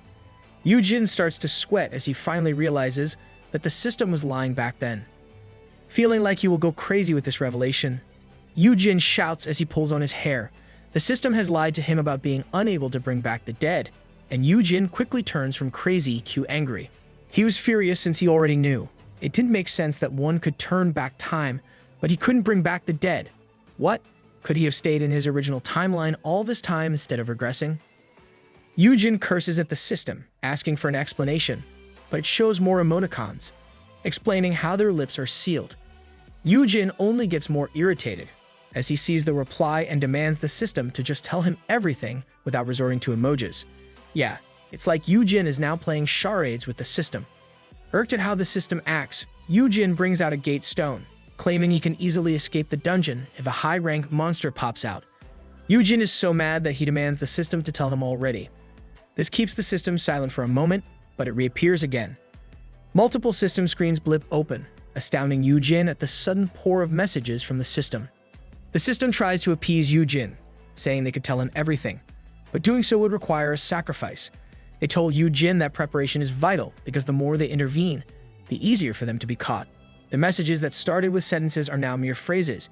The system tells Yoojin it is dangerous and that they will be able to provide more information in 1 week. Oh, it's not like they don't want to explain things adequately. They just really can't say things straight up since it is dangerous. And since Yoojin has a gate stone, he will be fine if they do this once. Yoojin was worried that he needed to return to a dungeon in 1 week, and by that time, Inky's skills would be gone. He needs to find another way to make it possible somehow. He starts to ponder about the system's words, thinking how there are other beings aside from the system since they are obviously hiding from someone or something. Yoojin recalls how a different monster, besides the dungeon boss, appeared in the dungeon back when the system first communicated with him. If this is the case, with the numerous messages they have sent to intervene, a much more powerful monster will appear. Will it be a dragon this time? Crack. A crack appears in the air, making it seem like the air is made of glass. It gets bigger, and Yoojin is surprised by what is happening before him. And with no time to get away, the whole thing shatters in front of him. The messages from the system become woozy and blur a bit. Yoojin cursed as he looked at the shattered space before him. He wonders if the messages were too much, and if it had somehow summoned a monster worse than he had encountered. I wonder if Yoojin can get another wish stone if he slays another strong monster single-handedly. A large flash of light appears in front of Yoojin, and he raises his arm as he moves back. With what he just experienced, Yoojin wonders if the monster appearing would be more dangerous than Rauchita's. The light slowly disappears, and Yoojin brings his arm down. He was surprised that there was only a lump of a cotton ball from where the light had faded. Yoojin looks at it with sweat and confusion, thinking if that thing is even a monster. The ball of fluff suddenly rolls and makes a sound. The little ball looks like a chick, and Yoojin found it cute. What?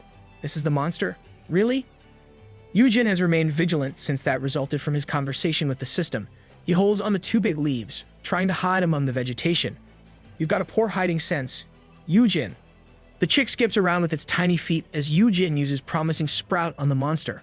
Most of the data is blurred, and the only thing he can make out of it is that the beast is still an infant with a current rank of F. Yoojin is surprised that the monster is only an F rank, since he is pretty sure it is no ordinary monster. He wonders if he should slay the beast, but hesitates since it is only an infant. The little guy is innocent at that moment, but it feels like it will be bad news in the future. Yoojin suddenly gasps, stopping the magic beast from eating a poisoned mana stone. He was so worried that he just took the monster away from it, forgetting that he was trying to hide. Since he has already revealed himself, Yoojin looks closer at the little guy. The magic beast was unbelievably soft and adorable in his hands, but then it started crying and flapping its wings. Seeing that it is harmless, Yoojin tries to calm the magic beast. He explains that the mana stone was poisoned and would get sick if he ate that stone. Yoojin is about to feed the infant magic beast some mana stones, but they are suddenly attacked by a dungeon monster. You can't rest inside a dungeon. Yoojin easily evades and uses his tentacle to defeat the enemy. He reassures the little magic beast in his hands and looks back at numerous monster eyes looking at them. This gives Yoojin an idea, and he tells the little chick not to cry anymore since he'll be feeding him. After some while, the gate appears inside the dungeon. Only then did Yoojin realize that he had already taken out the dungeon boss, a vast, tortoise-like monster. In the novel, they called it the Moss Turtle. Yoojin focused on defeating the enemies, whatever they may be, because the little chick is so hungry that it ate whatever mana stone was dropped. The dungeon boss dropped a huge mana stone, albeit not as bright or big as what Myung-woo used for Yerim's weapon. The little chick looks at it hungrily that he jumps to the stone and starts licking it. The stone is twice the chick's size, and Yoojin warns that it won't fit its belly. Well, he's a magic beast. You never know. Yoojin separates the little chick from the mana stone. The system announces that he unlocked an achievement for solo clearing an F-grade dungeon with only his F-rank stats, attack skills, and less than 3 items. On top of his L-rank Perfect Caregiver and Dragon Slayer titles, he now has the Miracle Rookie title. Hidden achievement unlocked. The little chick jumps off Yoojin to the mana stone, while Yoojin is busy checking the new title he got. Yoojin gasps when he realizes the new title is an S-rank with the effects of item double loot. He is so amazed that you can get an S-rank title by clearing an F-rank dungeon, but at the same time, he is dismayed that the loots from an F-rank dungeon are just worthless. He also laments how Inky's skills are disappearing soon. Yoojin was so busy in his thoughts that he didn't realize that the little one was trying to eat the huge mana stone, and the little guy somehow managed to eat it, making his stomach bulge. Monsters have unique stomachs. Yoojin ponders if solo clearing higher-ranked dungeons would also give out titles. While he still has Inky's skills, he might be able to clear up to D-ranked dungeons independently. Our MC is a bit forgetful. He doesn't remember lecturing Yerim about mana use. Yoojin makes up his mind and plans to clear as many dungeons as possible, to get some good items while he still can. He really should just leave the solo leveling stuff to Jinwoo. The little chick has recovered a bit from his eating, and Yoojin takes the magic beast in one hand as it burps. Only then did Yoojin realize that the big mana stone he held before was gone. The little guy simply chirps, and Yoojin wonders if it is a pig instead of a bird. It's a gluttonous bird for sure. After clearing the dungeon, Yoojin heads home with the white fuzzball. But instead of getting time to relax, he worried that the new guy would end up in Peace's stomach. Peace immediately attacked the chick upon sight, so Yoojin had no choice but to leave the room with the chick. Yoojin sits by his door with a closed door thumping loudly because of Peace. Knowing that Yoojin can't leave the two alone, he wonders if he can train Peace once he calms down. But even with this, he worries that the little guy might still get eaten when he goes out and leaves the two. It will be a whole Sylvester Tweety thing if Yoojin does.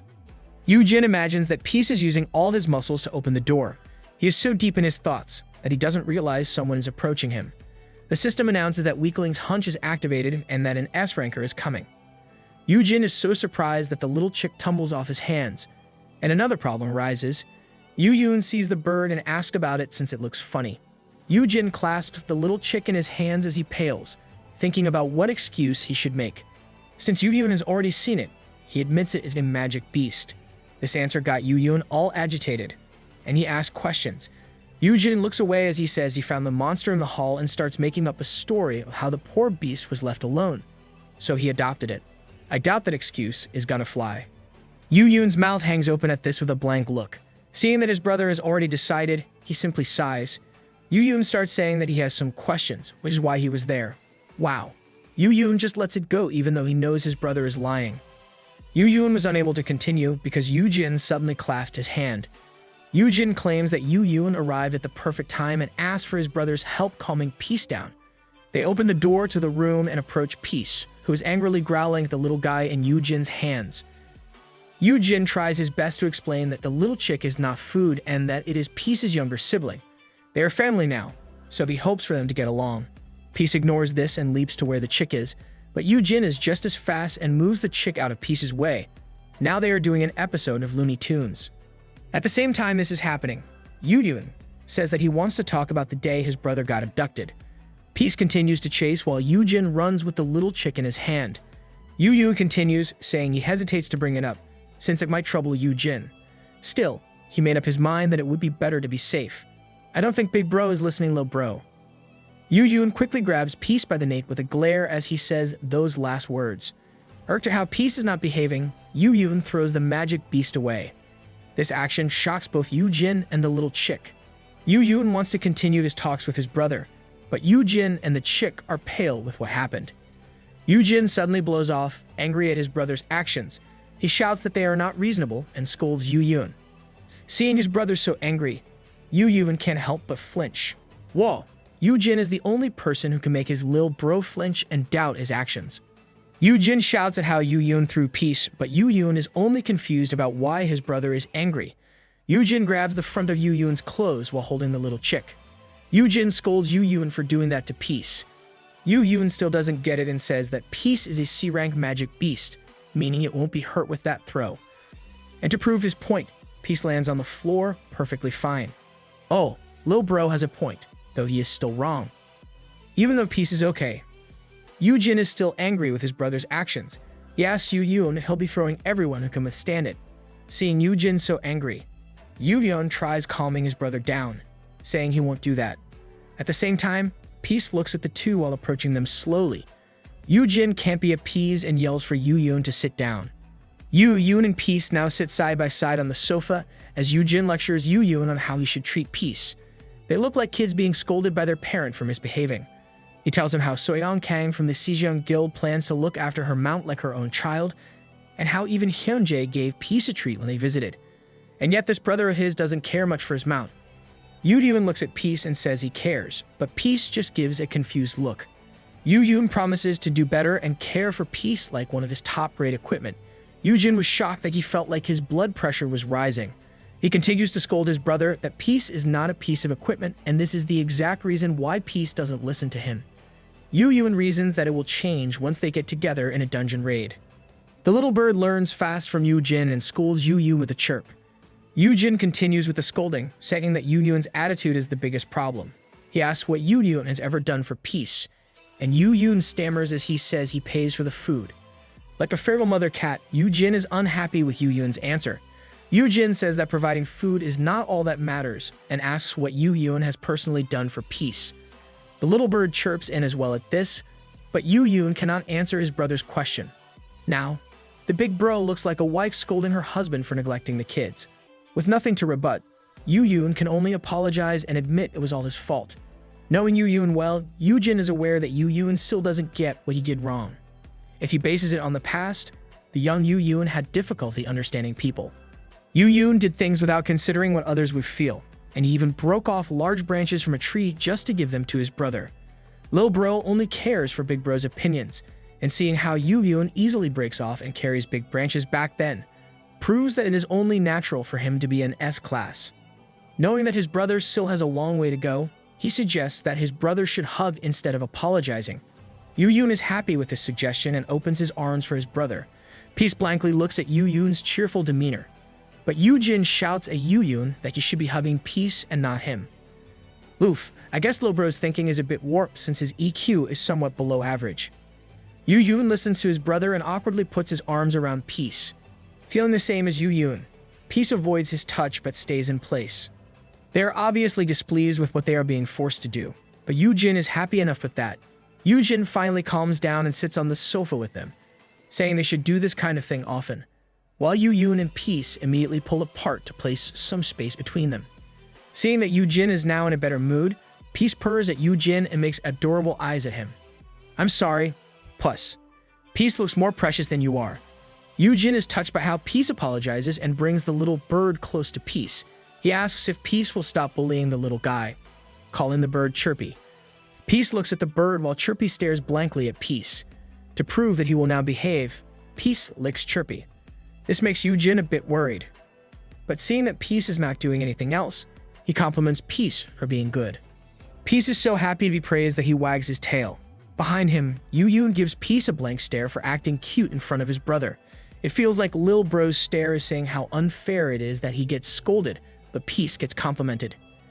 Yoojin concludes that he should still separate Peace from Chirpy. Seeing that everything is fine now, Yoojin returns to the matter of why he is there. He tells Yoojin to get a complete physical checkup and is about to say more, but Yoojin cuts him off by smiling and asks if Yoojin is free. Our MC is totally obvious. Yoojin invites Yoojin to do a dungeon raid with him and says they will use that as an opportunity to check Yoojin's skills and have Yoojin and Peace bond. Aware that his brother just changed the subject, Yoojin lets it go and says he will have it set up. Yoojin thinks about how Yoojin always lies to him, making him feel sad and unworthy of his brother's trust. Yoojin looks at his brother as he wonders what Yoojin is really hiding. MC's lil bro is so patient. Even though he is sad about it, he simply trusts his big bro. After what happened with Yoojin, Yoojin went on a solo raid 2 more times. The first was an E-rank underground cave, while the other was a D-rank lake dungeon. During both raids, he received messages from the system, as well as rewards and new titles. For the E-rank dungeon, Yoojin got an S-grade titled Veteran F-ranker that doubles the effect of his attack skills. This makes Yoojin curse since the effects are useless for someone like him who doesn't have any attack skills. Yoojin grumbled at the system because of this skill. For this exact reason, the system ended up giving him something more useful. I wonder if the title rewards are preset, since it didn't consider if the receiver has no use for it. For the solo clearing of a D-rank dungeon, Yoojin received the S-grade title Imperceptible, which comes with 2 skills. The first skill is the A-rank Hidden Object skill, which makes it hard for others to perceive or actively look for Yoojin. While the other skill is an S-rank skill called +1. This skill lets Yoojin share one of his S-grade or lower titles or skills with whom he is in contact. Yoojin thinks the new skills were not better when he got them for the first time. Now that he rests, he mulls the pros and cons of using those skills. The +1 can double Yoojin's or Yerim's offensive skills. The downside is that Yoojin must be present and remain in contact to make it possible. Yoojin wonders if adding the Hidden Object skill will be helpful. Oh, with the +1 skill, the title effect of Veteran F-ranker will be somehow helpful. While Yoojin is busy, Peace is eating his food, and at the same time, Chirpy is sticking close to some of the ground mana stone. Yoojin notices this and tells Chirpy that the mana stone is not his. He takes the bottle, but Chirpy tries to hold on to it. Yoojin thinks how odd Chirpy is as he recalls how a hunter with a taming skill was unsuccessful in taming the little guy. Yoojin's skills don't work well on Chirpy, so they must observe the bird. But Yoojin is relieved that the magic beast is at least fond of him. So the keywords might have also worked, but the system never announced it. The small bird is one big mystery. Full after eating his meal, Peace decides to rest. At the same time, Chirpy gets close to Peace. Peace is taken aback when Chirpy climbs up on him. Chirpy reaches the top of Peace's head, proud of himself. Peace doesn't really do anything, but he still looks irritated. Seeing this interaction, Yoojin immediately slides down with a camera on his phone. He tells them to hold so that he can get a picture. Yoojin takes a good shot of Chirpy with his wings spread out atop Peace's head. He even manages to take photos of how Chirpy slipped and fell to the floor. Peace really listens to Yoojin well. Yoojin selected the first shot he took as a profile picture, and finally got to creating a social media account. His followers count quickly rose, but he thinks it is only natural since his babies are adorable. Yoojin should also start vlogging. Suddenly, Yoon pops out of the television, asking his boss to follow him back as well. Yoon comments on how the magic beasts are going viral. Finding the new addition adorable, Yoon says he must be a gluttonous cotton. Yoon brings out an A-grade mana stone and offers it to the bird. Chirpy didn't hesitate and lunged for the mana stone. Wow, for a hunter who doesn't do dungeon raids, he's pretty adept at collecting quality materials. Yoojin gasps at this and takes Chirpy away. He then scolds Yoon to not waste expensive stuff and spoil the kids. Yoon sees the grandma who cared for him and Yoojin, making him quickly agree and apologize while calling Yoojin grandma. It was only then that Yoojin realized that Yoon was under his influence. Some time passed, and everything that Yoojin had planned somehow fell into its place. On TV, there was a report about the building being made under Yoojin's name. The monster breeding facility planned by the guilds is now being built beside the Heian Guild. No expenses were spared, and all the workers were awakened. The projected completion date will only take a short while, which is expected to be only 2 weeks or less. I hope someone will figure out how to make such a thing possible in real life. Yoojin is amazed to hear this news and thinks about how Myung-woo and Dr. Siak will join him in the facility. Aside from them, he will be getting new infant magic beasts. He wonders if there's anyone else he should be recruiting. Me? Please recruit me as your PA. Yoojin suddenly plops down, realizing he has more work to do than relaxing and enjoying life. He calms himself down and resolves to do things step by step. Yoojin intends to focus on communicating with the system, which brings into thinking how some things don't seem to add up. He recalls how he got duped into thinking that the Wish Stone couldn't help him bring his brother back to life, and that the system said it was not Yoojin's fault. The system is sus. Yoojin thinks about it, wondering if something has gone wrong, and if that happened when he chose to rewind the time. Yoojin contemplates it but gives up as he flops down to the sofa.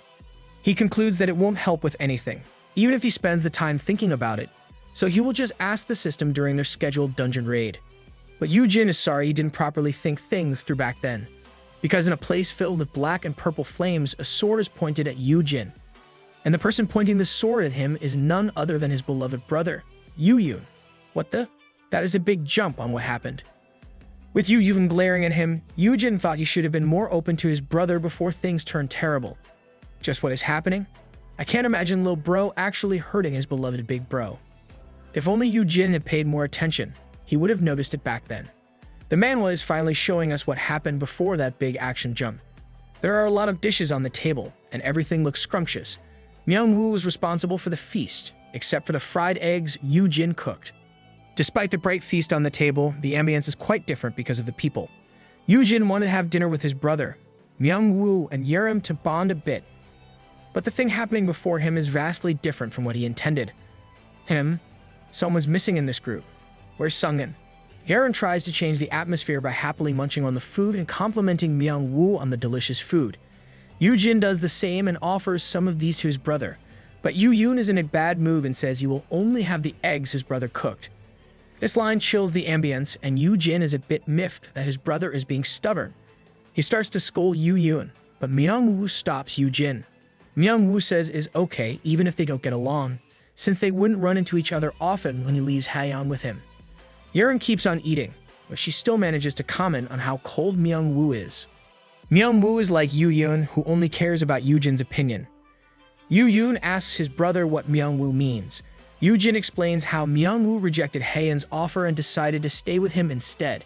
Hearing this news, Yerim was excited that Yoojin's building would have a monster daycare and a smithy. Yoojin smiles big at this, saying the real talents will flock to the place. Unlike Yerim, Yoojin has a dark look on his face. Lil Bro must be thinking about how his big bro will leave him behind, yet other people get to be with him as he goes. Yoojin notices his brother's gloomy behavior, thinking that Yoojin is having second thoughts about the things he will miss out on. Yoojin believes this is why he invited them to bond, for Yoojin to make a good impression on Myung-woo and get to know each other. Yoojin smiles at Myung-woo, promising that he will give the penthouse of the building to him. The two cheer using ribs, and Myung-woo asks Yoojin if he needs any equipment. Yoojin smiles brightly at this, while looking at his brother, giving him a look that says to make friends with Myung-woo. Yoojin then asks Myung-woo if anything can help with his defenses. Beside Yoojin, Yoojin is angry to the point that he cracks his glass with his hold. Instead of thinking about why his brother is acting this way, Yoojin scolds his brother inside his head. They really should talk this out. After they finish the meal, Yoojin sighs at how awkward and asks Yerim what's wrong with Yoojin. The two are washing dishes, and Yerim says Yoojin is cold these days. Yoojin thinks about how his brother might be shy around Myung-woo. I doubt that is the case.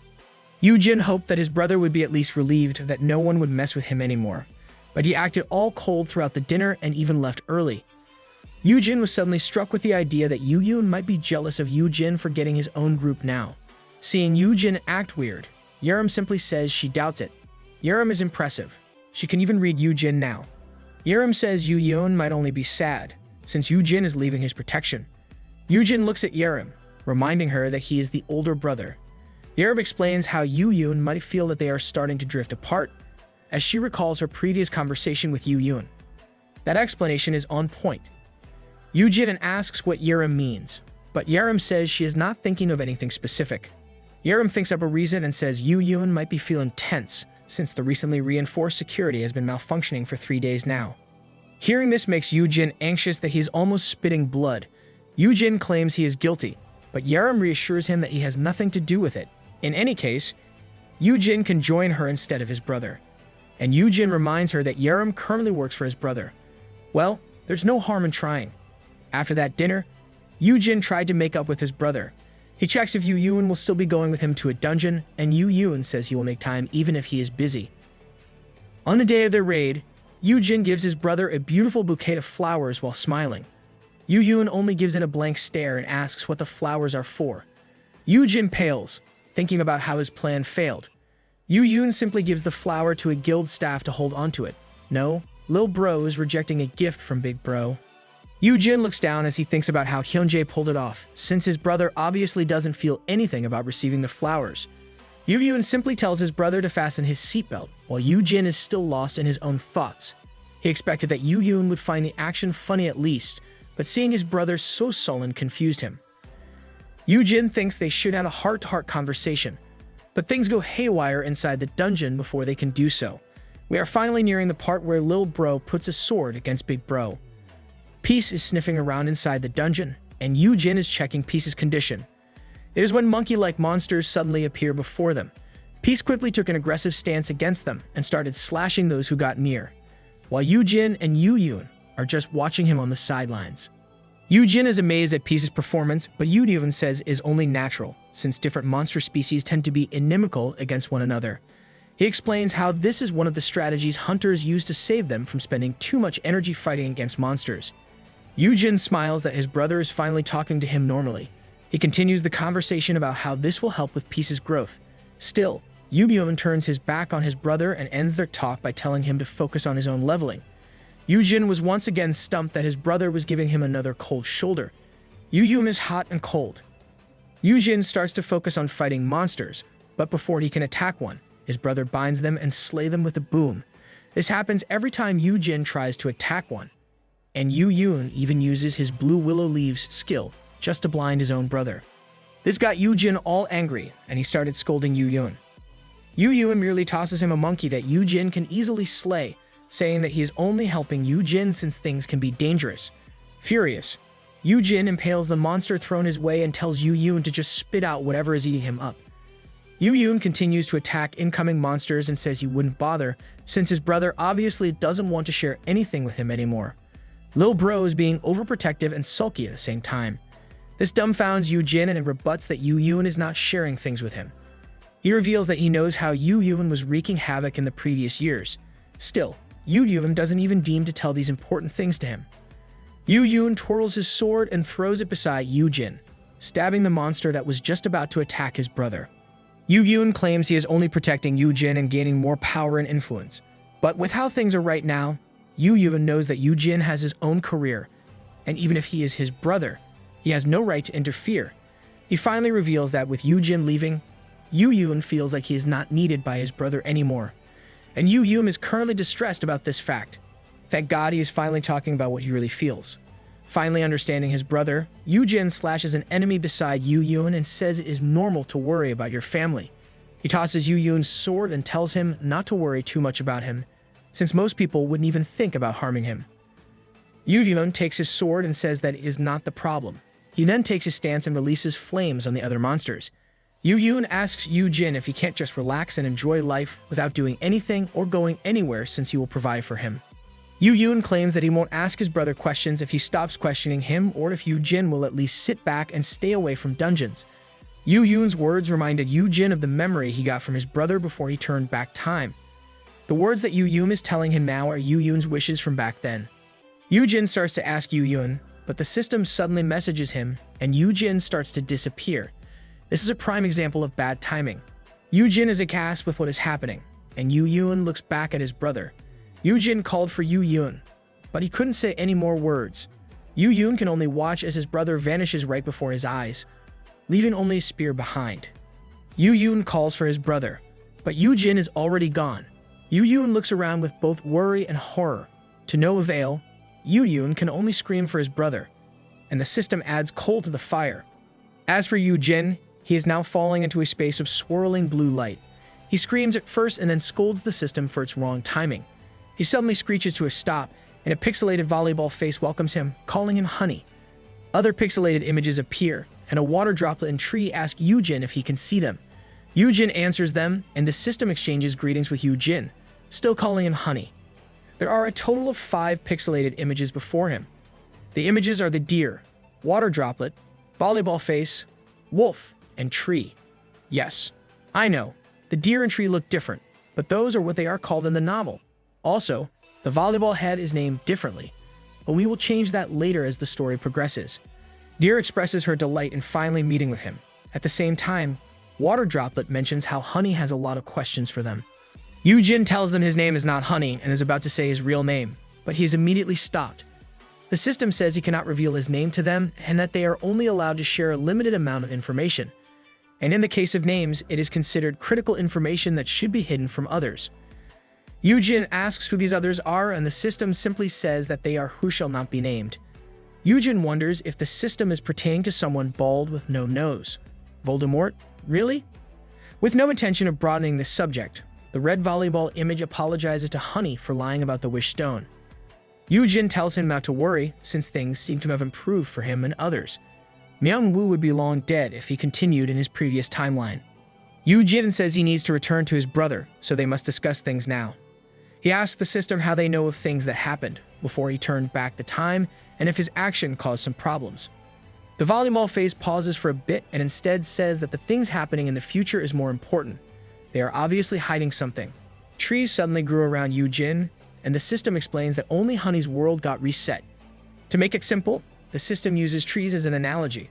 When Honey turned back the time with a wish stone, the tree representing his world reverted back into a small plant, but at the same time, the other trees stayed the same.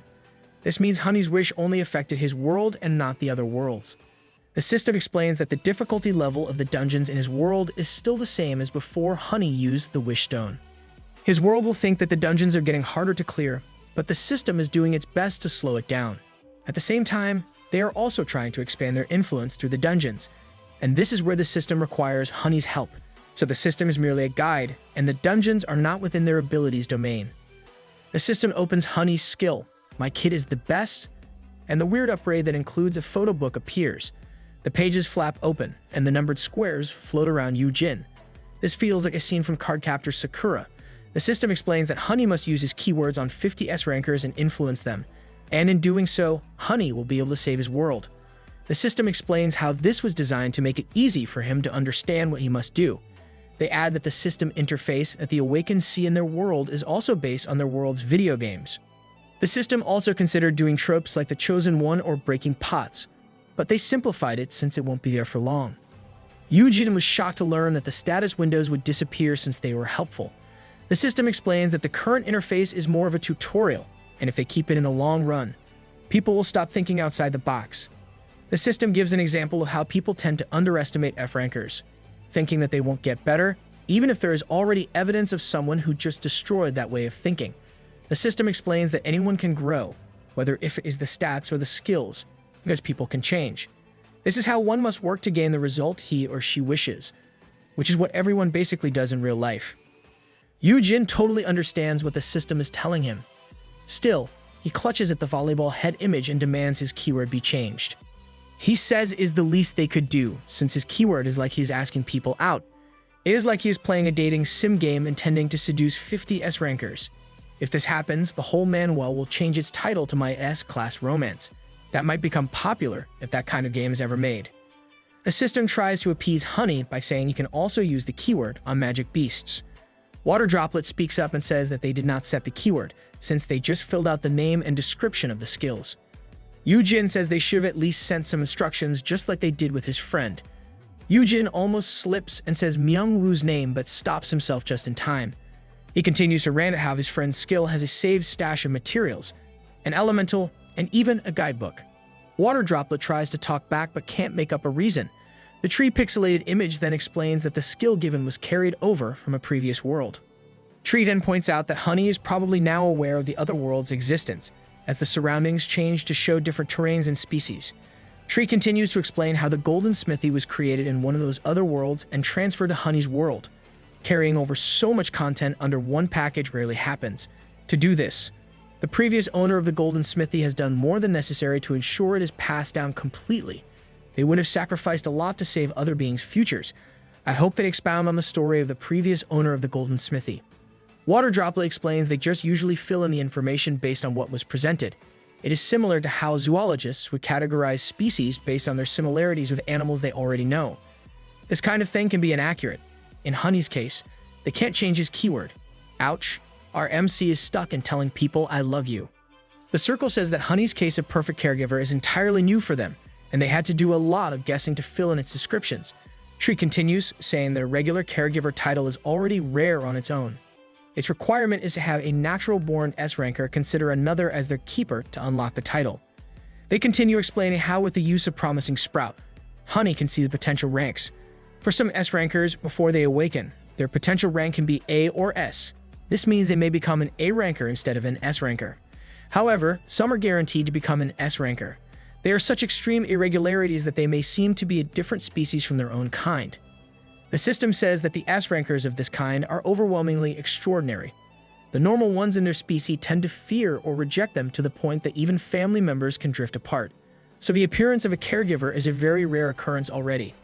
In short, if the natural-born S rankers are extreme rarities, people with caregiver titles are even more so. And for Yoojin to have the perfect caregiver title is beyond that. Yoojin was surprised that S rankers get shunned, but for Yoojin, he never ever felt that way for his brother. The system continues, explaining that those with the caregiver title don't live long because they become targets by others instead of those under their influence. It is the same when S rankers try to protect them. Because of their nature, their intention can be seen as violence. The system again reiterates that they need Honey to collect the S rankers as safely as possible in the next 5 years. So Yoojin needs to collect at least 10 S rankers every year. With this message, the pixelated images of the system start to disappear. They have reached the end of what they are allowed to share at that moment. Tree tells Yoojin that they will send him back to where his brother is and that he has been gone for only 30 minutes. Yoojin asks a question before they totally disappear. He asks if he could tell his brother any of these or if the system could at least send a message to his brother. Wind starts to swirl in Yoojin's feet and the system answers him. They explain that Honey can't tell everything, but he can at least say he has been helping them. Yoojin makes full use of the remaining time as the swirling gets stronger. He asks if the principle of dungeon generation is still the same. The system says is still the same, but some dungeons will still pop out too early, but they take care of those immediately. Yoojin tried to ask another question, but no more time was left. The system tells him that all of his questions will be answered one day, even if he doesn't want to hear the answer. That sounds ominous. With the last squirrel, the pixelated images and dark blue surroundings are now gone. With a gasp, Yoojin finds himself lying on the ground. Seeing that he is back, he quickly sits up, thinking of his brother. He intends to explain everything since he got permission from the system, and he doesn't want to be out of sorts anymore with Yoojin. Yoojin looks around, and only then does he realize that everything around him is burning in purple and black flames. Seeing it makes him sweat since it is entirely different from what he remembered. He knows they were in a forest dungeon before, making him think that the system somehow sent him to the wrong dungeon. Seriously, big bro. The black and purple flames are a big giveaway of what happened there. The ground rumbles, and a growl makes Yoojin look behind him. Yoojin shrieks as he sees a huge magic beast about to pounce on him. No, everyone is not mistaken. That big magic beast looks a lot like Peace. Yoojin then screamed that this is not an easy dungeon. Yoojin manages to evade, and the magic beast is now where Yoojin had been.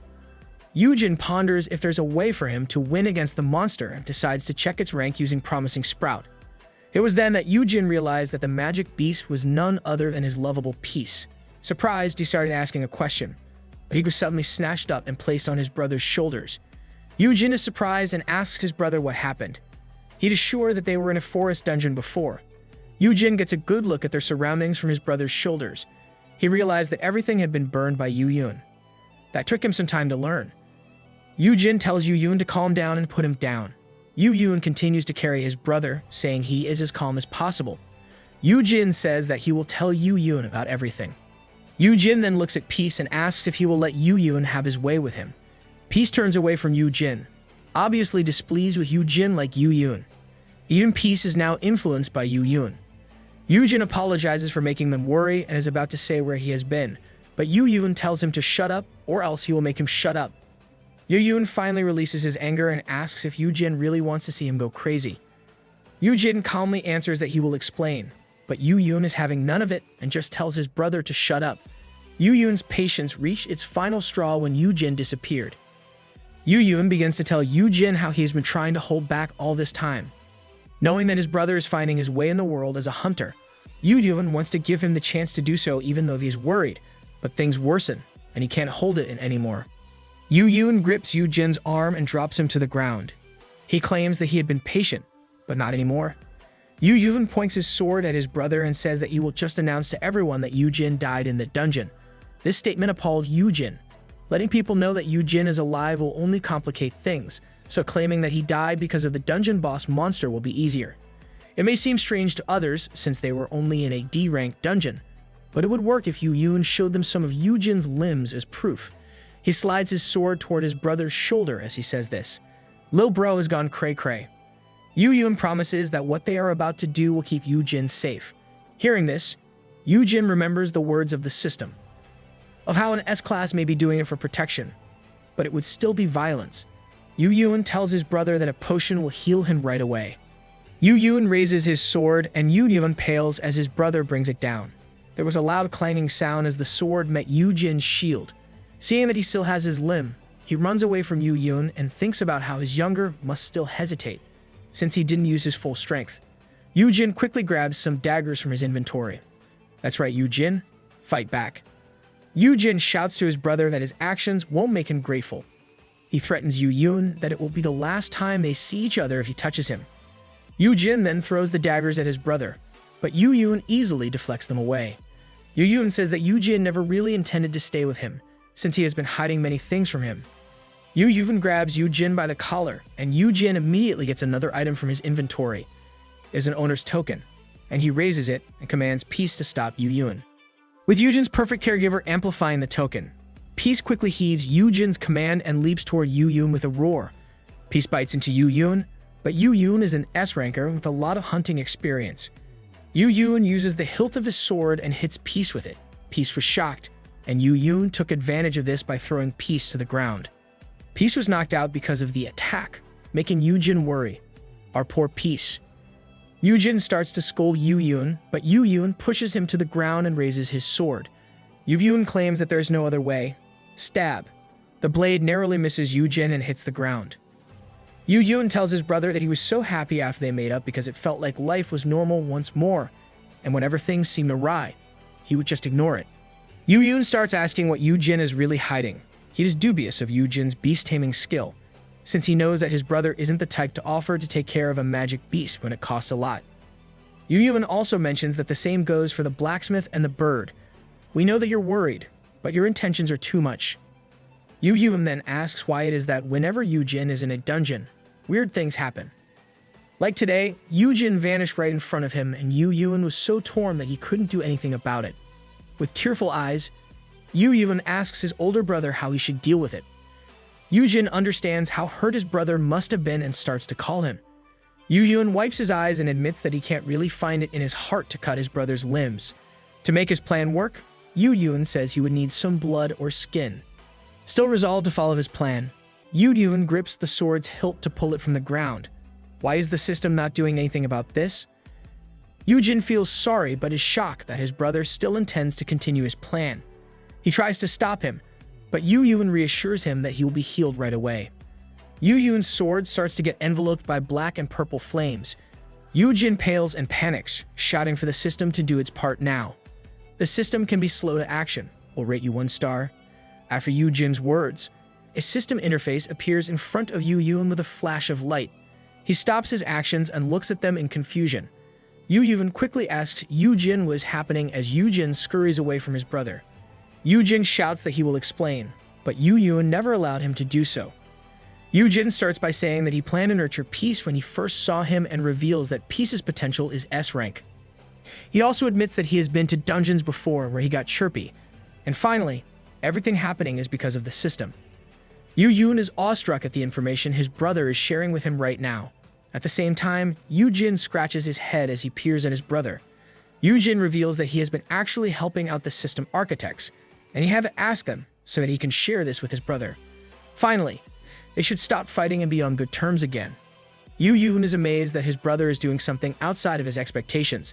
Still, he wants to ask why Yoojin has to do it when things are bound to be really dangerous. Hearing this, Yoojin can't help himself and punches his brother in the face, claiming that Yoojin is the biggest threat of them all. This is a miscalculation on Yoojin's part since he overlooked the fact that his brother is an S-ranker, and now his hand hurts instead. Yoojin is now back to normal since he is once again worrying about his brother.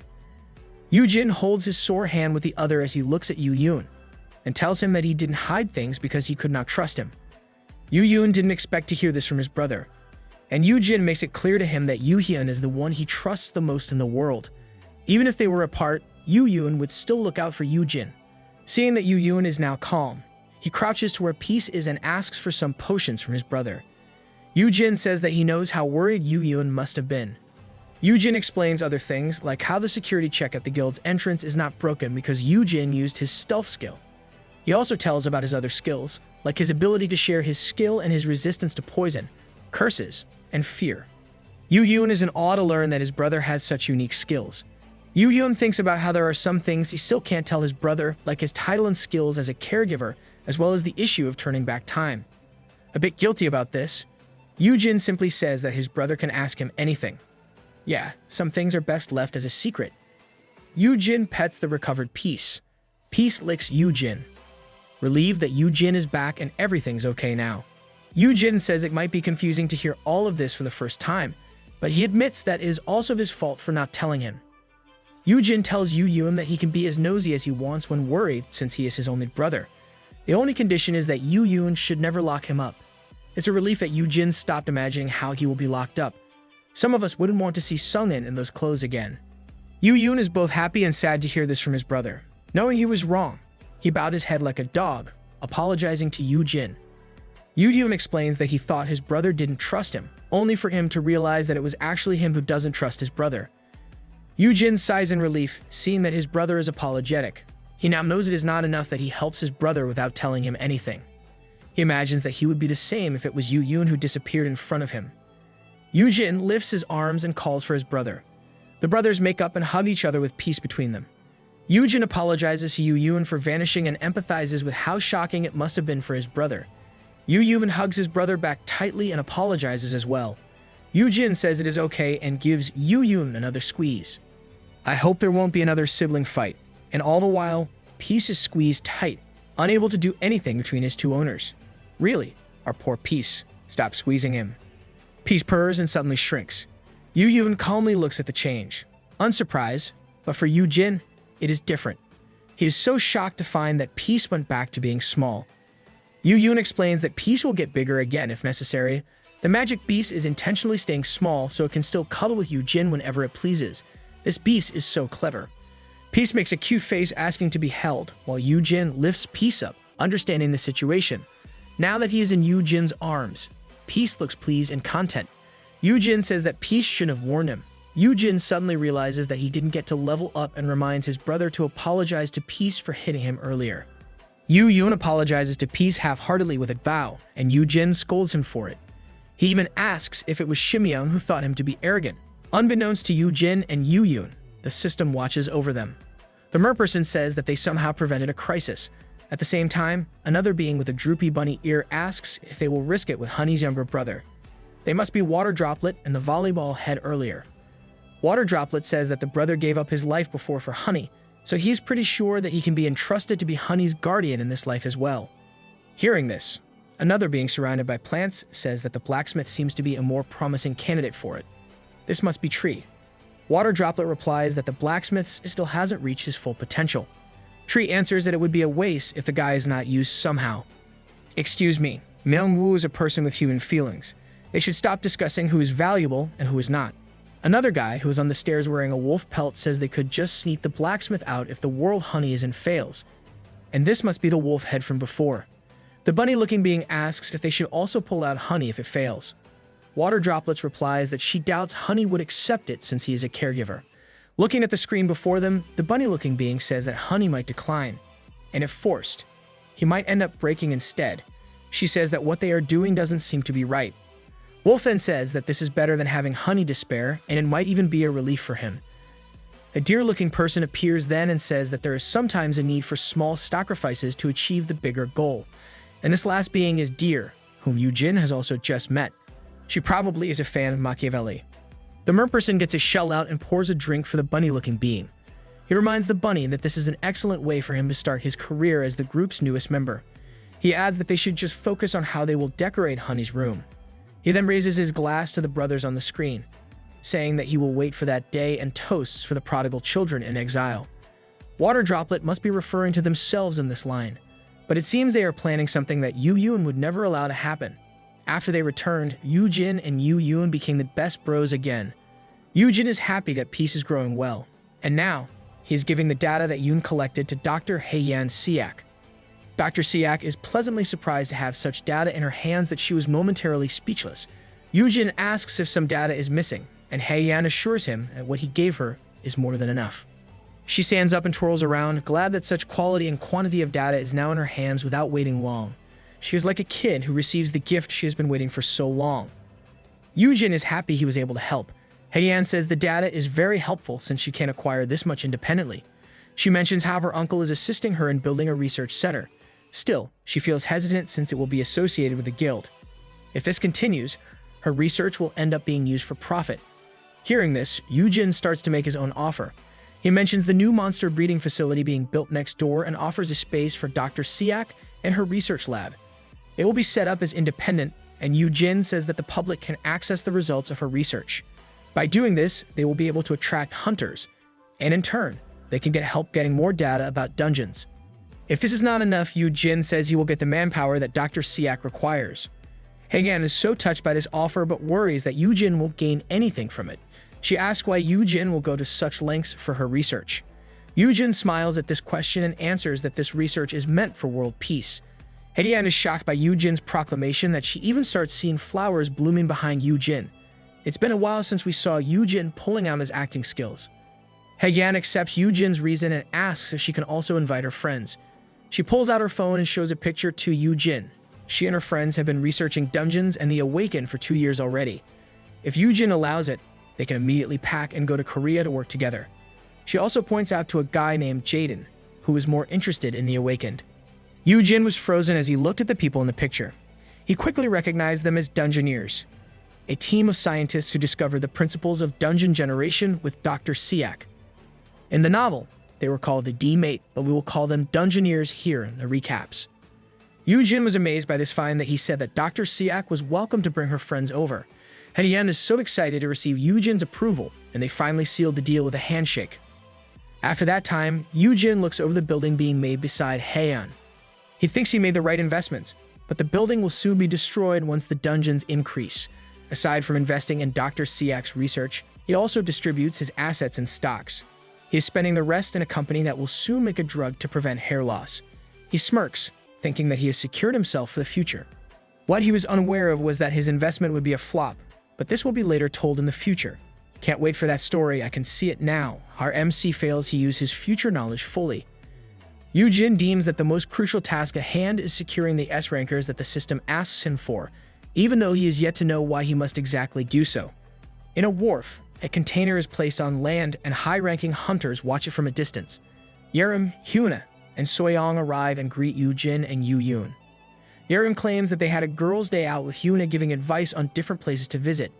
Hyuna plays it cool, so she asks where the 3 monsters are instead. Yoon says that they are currently being unloaded as he checks his phone. Hyuna looks at Yoon and then whispers to Yoojin, asking for news. Yoon stares at Hyuna talking to his brother, and Yerim glances at him. Soyoung is much more excited about the new magic beasts that will soon arrive, and doesn't notice anything is amiss. I guess Yoon and Soyoung getting together will take some time if they are currently uninterested in each other. Yoojin gives Hyuna a generic answer with dead eyes as he thinks about how a lot went on. Hyuna asks if Yoojin is sure since he is obviously off. Ultimately, she accepts Yoojin's answer, choking Yoojin in the process. Hyuna seductively asks Yoojin if it is okay if Yoojin spares one of the 3 monsters for her. Looking all pale, Yoojin says he is not sure. Hyuna continues trying while Yoon blazing with fire, seeing that his brother is in the embrace of an S-ranker. Yoojin thinks that his brother should calm down since Hyuna is one of his priorities for his task. Yoojin tries to finish the talk by saying it is for a valued customer, so he will agree if the price is right. I wonder how our MC will say I love you to the other S-rankers, particularly Hyunjae. Hearing this, someone grabs Yoojin's hand and calls him. It is Soyoung, and she looks pleadingly at Yoojin as she asks if she can still count on him. She asks Yoojin if he will still be willing to raise her child even if there are a lot of babies in his nursery. Yoojin pales again as he hears this and hesitantly says yes to Soyoung, feeling that his hands will soon break with her grip. Yep, too far off in the future since Soyoung is more interested in getting her dragon. Hyuna and Soyoung look like they are playing with Yoojin as he thinks he is only an F-ranker and is fragile compared to them. Yerim looks at the 3 of them. Thinking Yoojin is like slime, Accepting his fate, Yoojin wonders how he can last long with 50 S rankers when he is having a hard time with those around him. His quest is literally putting his life at stake. Yoojin then calls for his brother, and Yoojin looks up. Yoojin gives Yoojin a necklace, saying that it is an interpreting item. He explains how Yoojin will be getting a lot of foreign visitors once he opens his facility and how he thinks his brother will meet it. Yoojin shyly says he won't stop him even if he is worried. He also assures Yoojin that he can count on him if he needs anything, and that all he wants is for Yoojin to be healthy and safe since Yoojin is the most important person in his life and nothing else. Why does it feel like Yoojin just received a love confession? And all those pink and shiny backgrounds, is this a shoujo manhwa? Yoojin is so happy to receive this gift and hear how much his brother loves him. The two are lost in their own world while Humana and Yerim look at them with disgust. I'm sure they are more in awe of how Yoojin is so different in front of his beloved older brother. Yoojin thinks their previous heart-to-heart talk has helped them reach this point in their relationship. This motivates Yoojin to believe he must do things without hesitation. A staff calls them and announces that they are done unloading the monster cages. Yoojin says they are coming, as he thinks he must really do it or the world will end. He remains optimistic, knowing this is his second shot at living with his brother happily ever after. Our MC's wish in life is really simple, but their universe is placing a lot of hurdles in their way. The container clunks open, and 2 cages can be seen inside. A pair of eyes shine from one of its cages as it looks outside. New babies for daddy have now arrived. A staff nervously hands the owner's tokens to Yoojin, commenting on how much hard time he will be having with the monsters.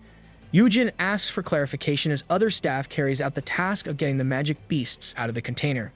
The man says that things were wild during the transport. Suddenly, there is a clunk sound, and the staff starts panicking, for one of the monsters has gone out. As it gets out, there's a swirl of wind and light, and everyone is shocked to find a griffin.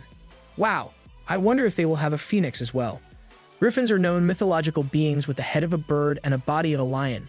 With the appearance of dungeons, these mythical beings are now part of their reality. The griffin flies above everyone as it surveys its surrounding. Hyuna comments how this monster is no match in aerial combat and hopes to get one of those. Soyoung says she still prefers dragons, though. And as for Yerim, she's more attracted to the magic beast's cream-colored feathers. The griffin continues to look around and stops when it sees Yoojin. The system announces that the perfect caregiver title has amplified the effect of the owner's token, and the creature now feels affection for Yoojin. With how it looks at Yoojin, I somewhat doubt his affection. The griffin suddenly flies off to where Yoojin is, shocking Yoojin with the sudden trajectory change. Yoojin quickly takes hold of his brother by the neck and swats the griffin with his bare hand as if he was only swatting a fly. Yoojin realizes that his brother is limp, and everyone else starts to panic that Yoojin might not make it. On the ground, the griffin somehow recovers, and he looks at the other cage being brought out. The griffin makes a cawing sound and flies over to where the other cage and some staff are. Yerim is shocked that the griffin is still causing havoc. Hyuna immediately takes action by releasing a skill toward the griffin. She starts enveloping the griffin in a barrier, but it simply flies off, popping the barrier. Hyuna is so shocked that the griffin managed to get away from her skill. Oh, the stick figures are back. Hyuna recovers from the shock and immediately determines that the monster is immune to wind-type attacks. Yerim then uses her skill, Sandals of Hermes, and flies to where the griffin is. She is so close to catching it. But the griffin suddenly spreads its wings, hitting Yerim in the face. Hyuna scolds Yerim for doing a poor job for an S-ranker. Yerim reasons that the wings are big, and for someone like her who never caught a pigeon before, catching a griffin is a tall order. Impatient, she asks if she can just freeze it instead. You can't, Yerim. Yoojin will scold you if you do. The griffin continues to make a ruckus, attacking the cage covered with a blanket. Hyuna yells at Yerim that she can't kill it when it only got here. Soyeon helps out and tosses a canvas made from dungeon materials. After some time, a soft cawing sound comes from the griffin as it wriggles in the canvas it was covered in.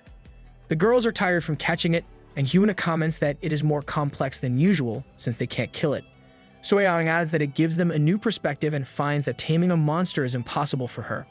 Despite having 2 S-rankers and 1 A-ranker, it was still hard for them to catch a lower-ranked griffin. The 3 women look at the mayhem the griffin caused around them. They even destroy the container that it came from. The law of the dungeon is to kill or be killed, and having to raise those kinds of creatures into trusted partners of hunters is more of a dream than a reality.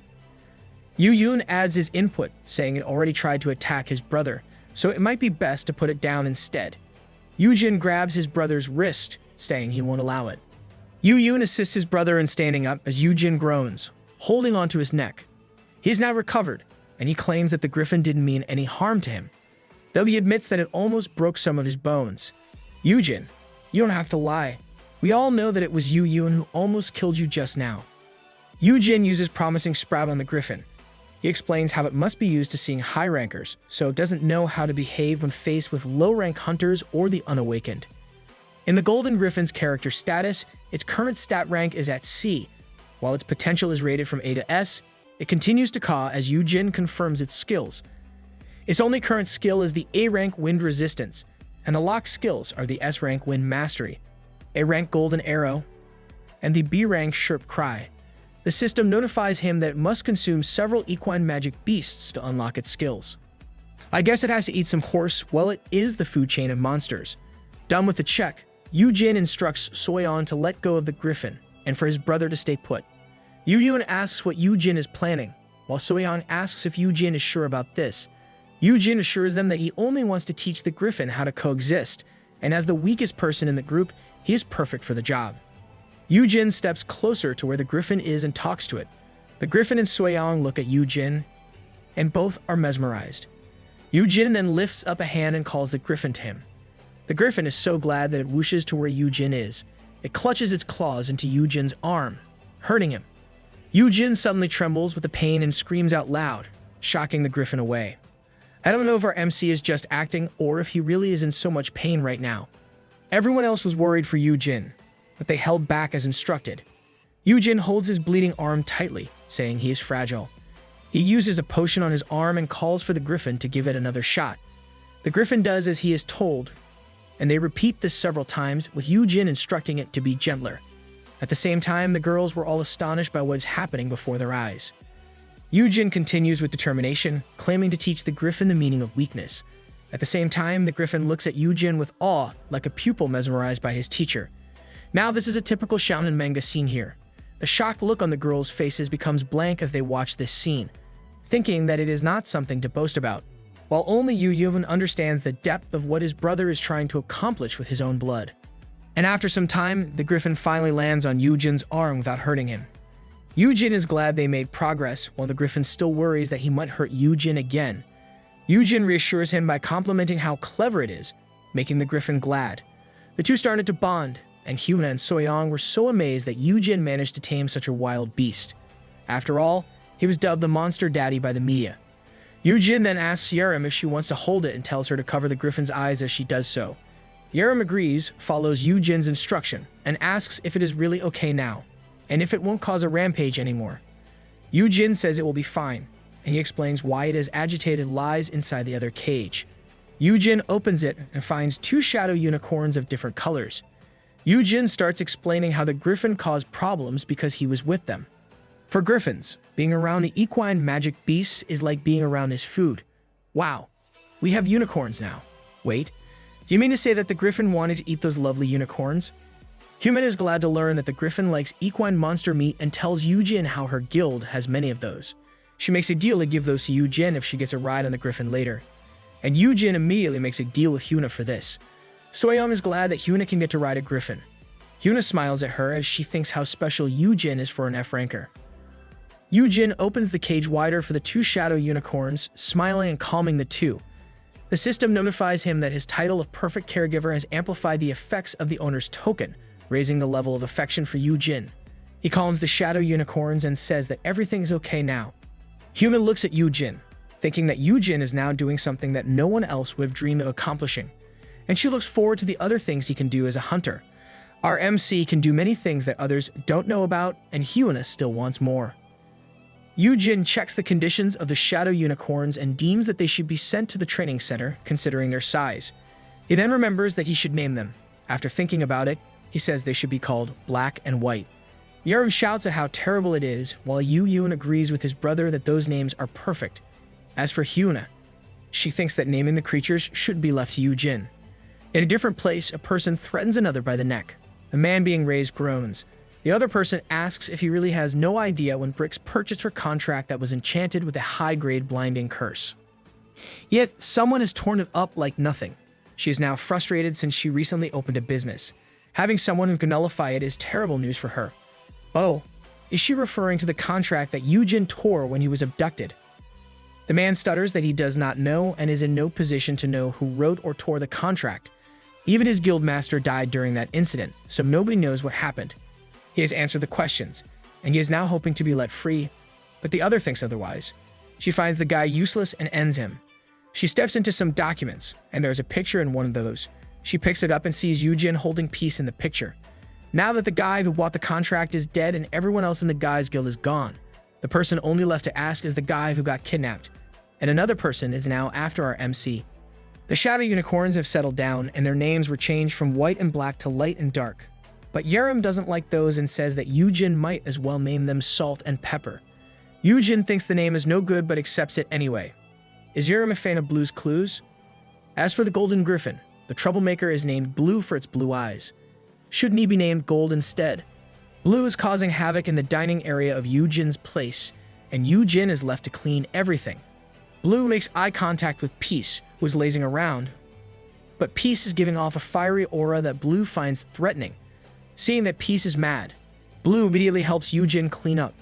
Yoojin is relieved that Peace is helping him in his own way to keep things in order. Upon meeting Blue, Peace quickly disciplined the Golden Griffin. Yoojin says it is to establish the pecking order in that place. There is a hierarchy even in the world of magic beasts. Now that Yoojin has finally settled everything, the magic beasts are all napping. Yoojin is both relieved and tired as he trudges to the bedroom. He thinks again of how he can collect 50 of them when he quickly gets drained of caring for those under his influence. The curtain in the window flaps softly as Yoojin lies face down. Thinking how many he has collected so far, the system suddenly notifies him that the venomous curse Dragon Dio Valsiasis has been detected. Wait, what? A dragon? Yoojin is so out of it that he simply repeats what the system notified him.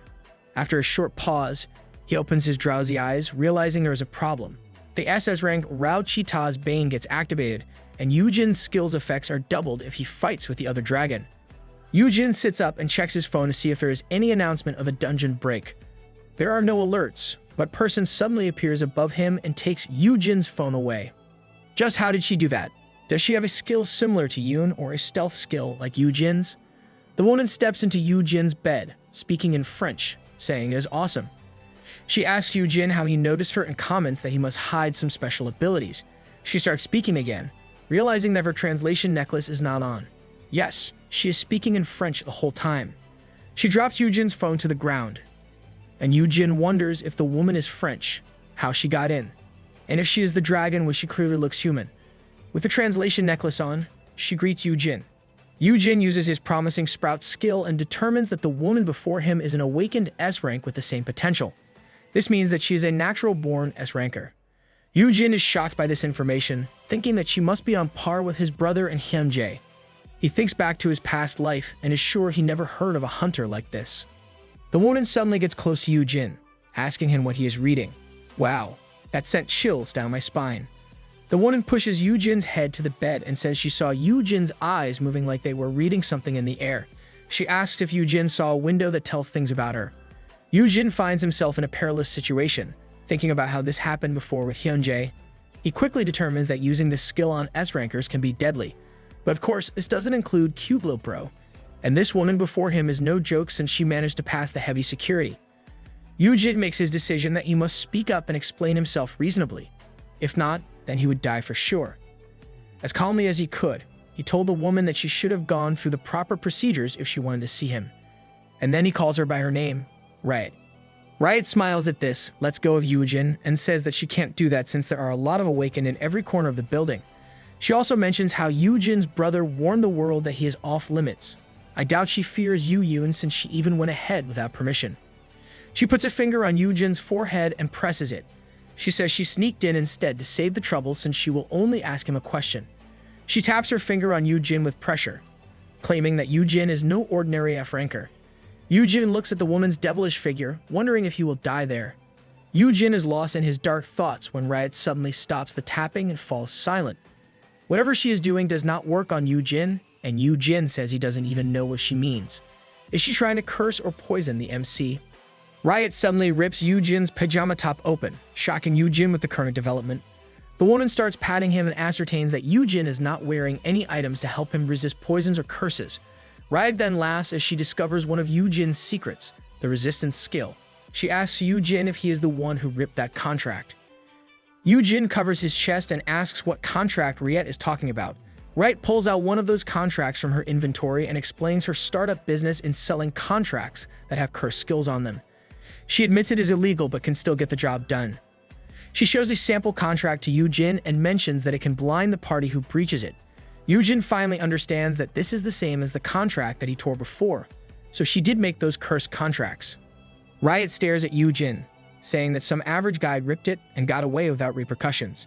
Yoojin looks away, sweating, as he says he doesn't know what she means since he is a helpless F-class. Finding Yoojin amusing, Riot smiles at him and says they will find out soon enough. She takes Yoojin's hands and makes him hold the contract. She claims they should try it instead since the only worst thing that could happen to him is becoming blind. Lady, becoming blind is no laughing matter. Apparently, no one taught you proper manners. Yoojin is shocked by what is happening, but he can't move away since his stats are really only F-class. He verbally tries to stop her, but there is just no stopping Riet. She holds onto Yoojin's hands as she rips the contract into two. Yoojin screams as the system announces that he will be inflicted with blindness for breaching the contract. At the same time, it says that his L-grade curse resistance has nullified the blind curse. Riot laughs at this while Yoojin, in a disheveled state, looks at her. Even with fear resistance, he can't help being wary of Riet for being reckless and worrying about what she wants to do next. Another secret revealed. The woman simply smiles at Yoojin and assures him that she wouldn't hurt him. This makes Yoojin shout at her for doing all that. Riot only reasons that she's only trying to figure out why the contract was torn and if something's wrong with her skill. She explains to Yoojin that she got the skill as a reward from a vanished dungeon. Yoojin looks up at her upon hearing this, and Riot says that the dungeon vanished into the air like there was some error after she cleared it. Yoojin mulls over this, and Riot notices that Yoojin must believe her if he is seriously thinking about it. Yoojin recalls how the system mentioned that there would be dungeons that would appear 5 years too early. From what he can remember of his past life, there was no news of poison and curse skills. This means that she could only get her skills because Yoojin turned back time. We finally see the butterfly effect. Yoojin concludes that with such skills, Riot must have defeated a dungeon boss with poison and curse skills. This is none other than the dragon Dio Valchisis. Yoojin mutters the dragon's name, which only amazes Riot further. She reveals that it is an SSS rank title of the twin of Dio Valchisis, which can only be unlocked if the dragon is defeated by siblings. Riot is being kind and explains how she cleared the dungeon with her younger brother, who is also an S-ranker like her. And it happens that her brother also absorbed the power of Dio Valchisis. Yoojin was horrified and amazed at how powerful they must have been to defeat such a dragon. Yoojin realizes this is why he got the alert about the dragon. With Riot absorbing its powers, she became a demi-dragon somehow. Does this mean her brother is also a dragon? Yoojin now comprehends what kind of mess his turning back time changed things. She inspects Yoojin closely, saying he is pretty strange for an F rank. She climbs the bed where Yoojin still sits and asks if Yoojin is also a dragon. Yoojin stammers as he says that he is only a regular human. Unconvinced, Riot grabs Yoojin's wrists and gets closer. She says he smells like a dragon or something else that can easily devour Dio Valchisis instantly. Yoojin tries to break free from the hold as he asks what she means. You must muster up your acting skills to escape that mess, Yoojin. Yoojin quickly wondered if it was because of his skill Rao Chita's Bane, which he got from slaying the king of venomous cursed dragons. He doubts she knows about it since that happened before he turned back time. She pushes Yoojin back to the bed and crawls on top of him, not letting him escape. She says that Yoojin is interesting, making Yoojin doubt his ears and confused about what is happening. Riot licks her lips as she says it has been a while since she got this excited. What is happening right now?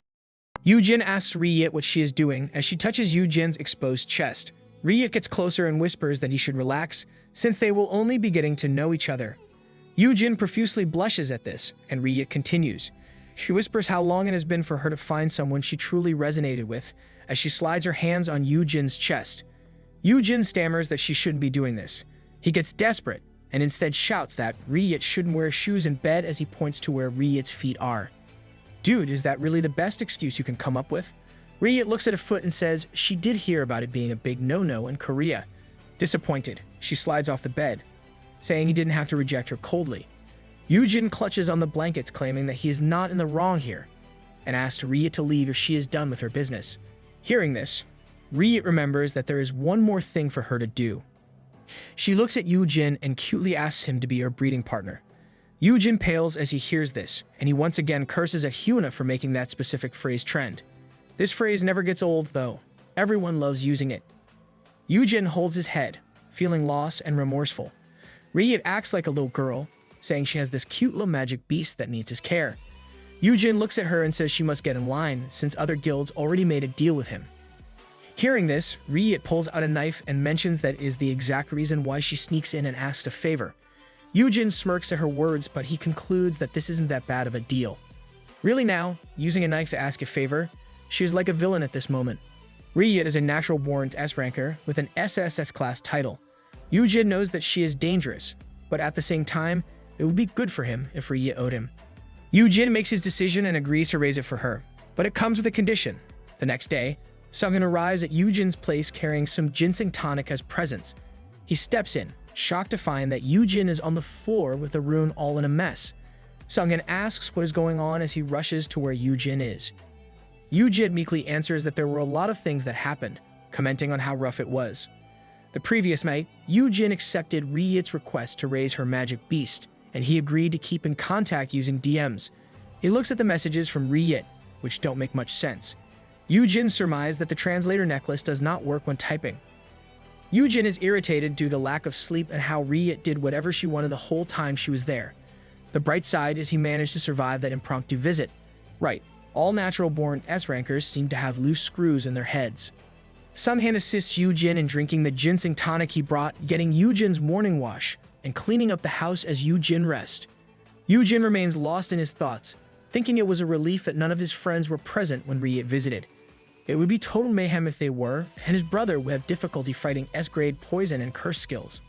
Feeling dead inside, Yoojin wonders if he should have just used the keywords on Riet and made things easier, since he can double the effects with his title. It is easy to say those words, but Yoojin snaps out of it as he thinks how problematic it will be if she turns all clingy. Yoojin is acting strange, and Sunghan can't help but worry. Sunghan asks if Yoojin is okay, and this pulls him out of his thoughts. Yoojin says he is fine, and his eyes wander to his surroundings, realizing everything is now clean and orderly. He is so shocked that he asks Sunghan when did this happen. Sunghan says he only cleaned up a bit to help him out. This is only a bit. He already took care of Yoojin and cleaned up the house. Does being an A rank give them A rank caring and cleaning skills as well? Sunghan takes Yoojin's hands and expresses his empathy for how hard Yoojin must have been working to care for those magic beasts. Sunghan tells Yoojin to call him whenever he needs help, and he will come running for him. Yoojin is deeply moved by Sunghan's offer that he can't help saying I love you to Sunghan, and that he is the best. This made Sunghan happy, and the two acted like a grandpa and his grandson who were bonding together. Experiencing this with Sunghan made Yoojin recognize that focusing on the people around him should be his priority over Riet. Yup, no point in stressing yourself about things out of your control. The system then notifies Yoojin that Sungin Kim has reached the minimum requirements to unlock his next rank. This shocks Yoojin, and he suddenly grasps Sungin's face to look closely.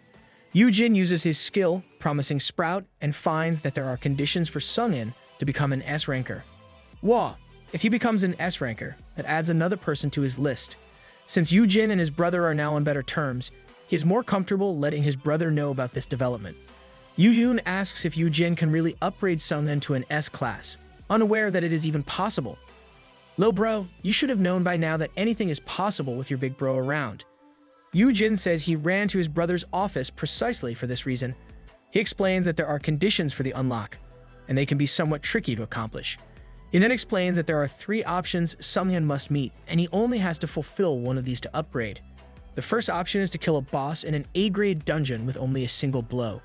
The next is for Sunghan to single-handedly slay an S-ranking monster, while the last option is for Sunghan to slay an SS-grade monster with only 9 or fewer teammates. Those conditions are insane. But if Sunghan accomplishes any of these, the rewards are bound to be extremely rare.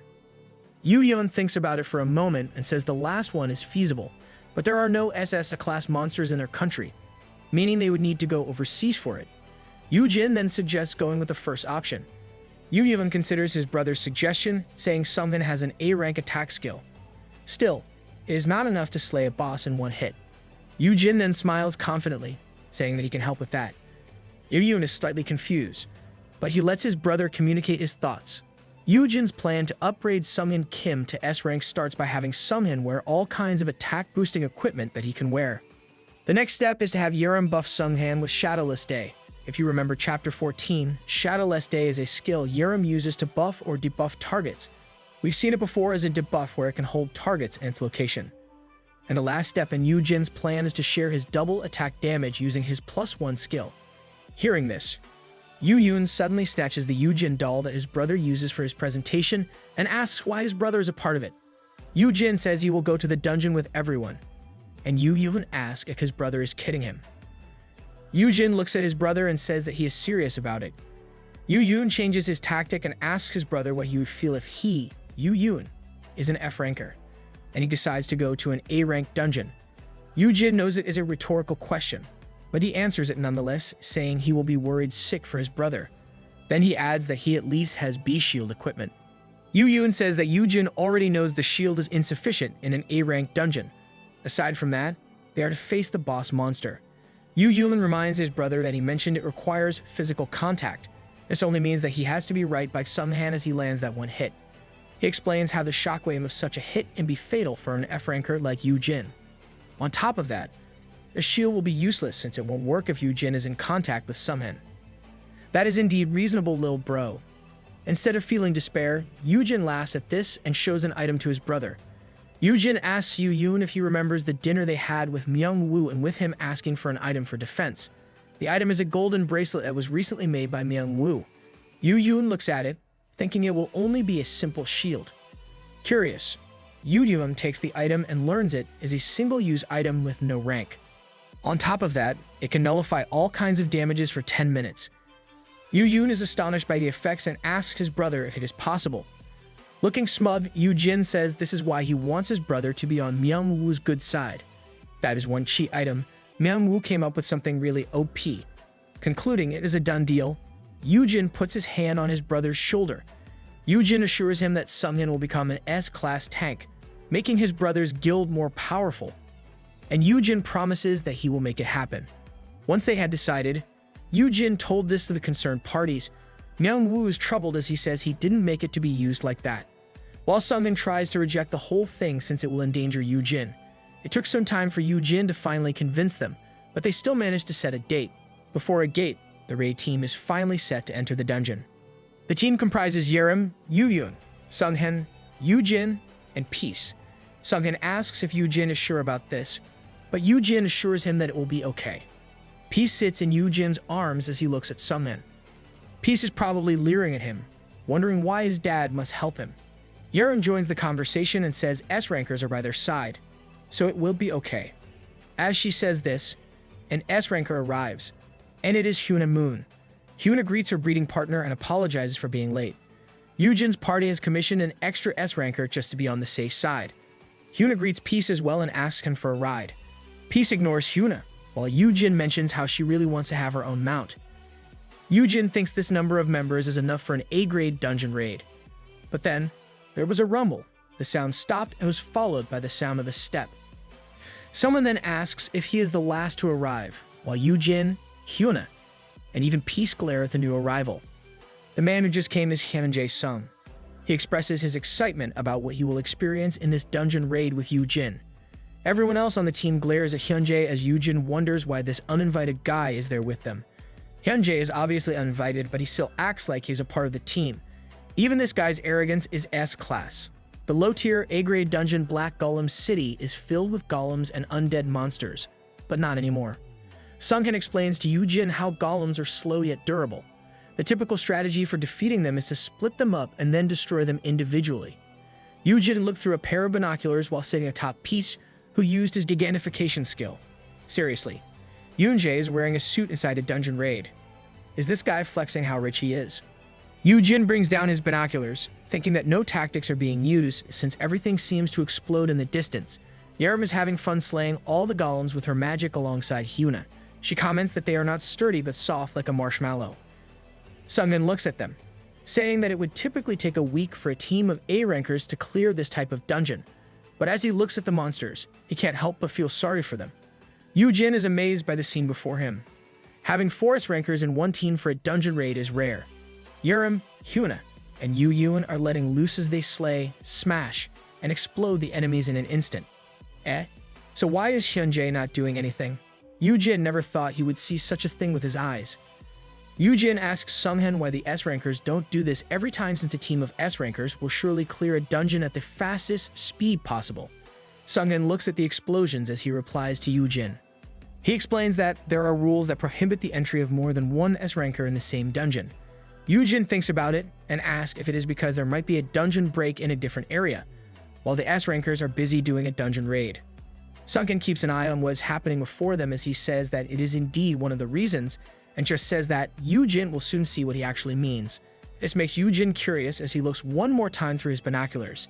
It is then that he realizes what Sunghyun means. Yurim, Hyuna, and Yoojin are all damage dealers. As damage dealers, they tend to fight independently and don't even assign roles. Wow, they really lack cooperation. And there is another problem with this. Yurim raises her staff and proudly proclaims she recently got a new AoE skill. She then activates Pale Rain as numerous touches of frost shoot the enemy below her. But before she can totally freeze them, black flames envelop the monsters. With the freeze effect gone, Yurim throws a fit at her boss. She yells at him to move somewhere else, since he ends up melting all the ice she unleashes. Hot air suddenly blows onto Yurim as she speaks. She looks at Hyuna, complaining she's blowing Yoojin's fire toward her. Hyuna then looks up and tells Yurim to move like the S-ranker she is and dodge. Yurim continues her complaining, since everything she's frozen is now melted. Yep, the problem is that some of the skills get cancelled out. Witnessing how they were interacting, Sunghyun, Yoojin, and Peace can only stare at how meaningless it is to have a team of S-rankers who can't cooperate. Yoojin asks if everyone's ego is getting in the way of them to gain cooperation. But then he looks at Yoonjae, thinking that this guy is the most arrogant of all. Yoojin starts to wonder why the guy has not moved even though he followed them inside a dungeon. Yoojin is stunned at how Hyunjae remains slick even though they are in a dungeon. He imagines the guy is out on a special date instead of a dungeon raid. Oh, is his date Yoojin? Does that mean everyone else is the third wheel? Yoojin is betting that the clothes Hyunjae is wearing are actually high-tier equipment.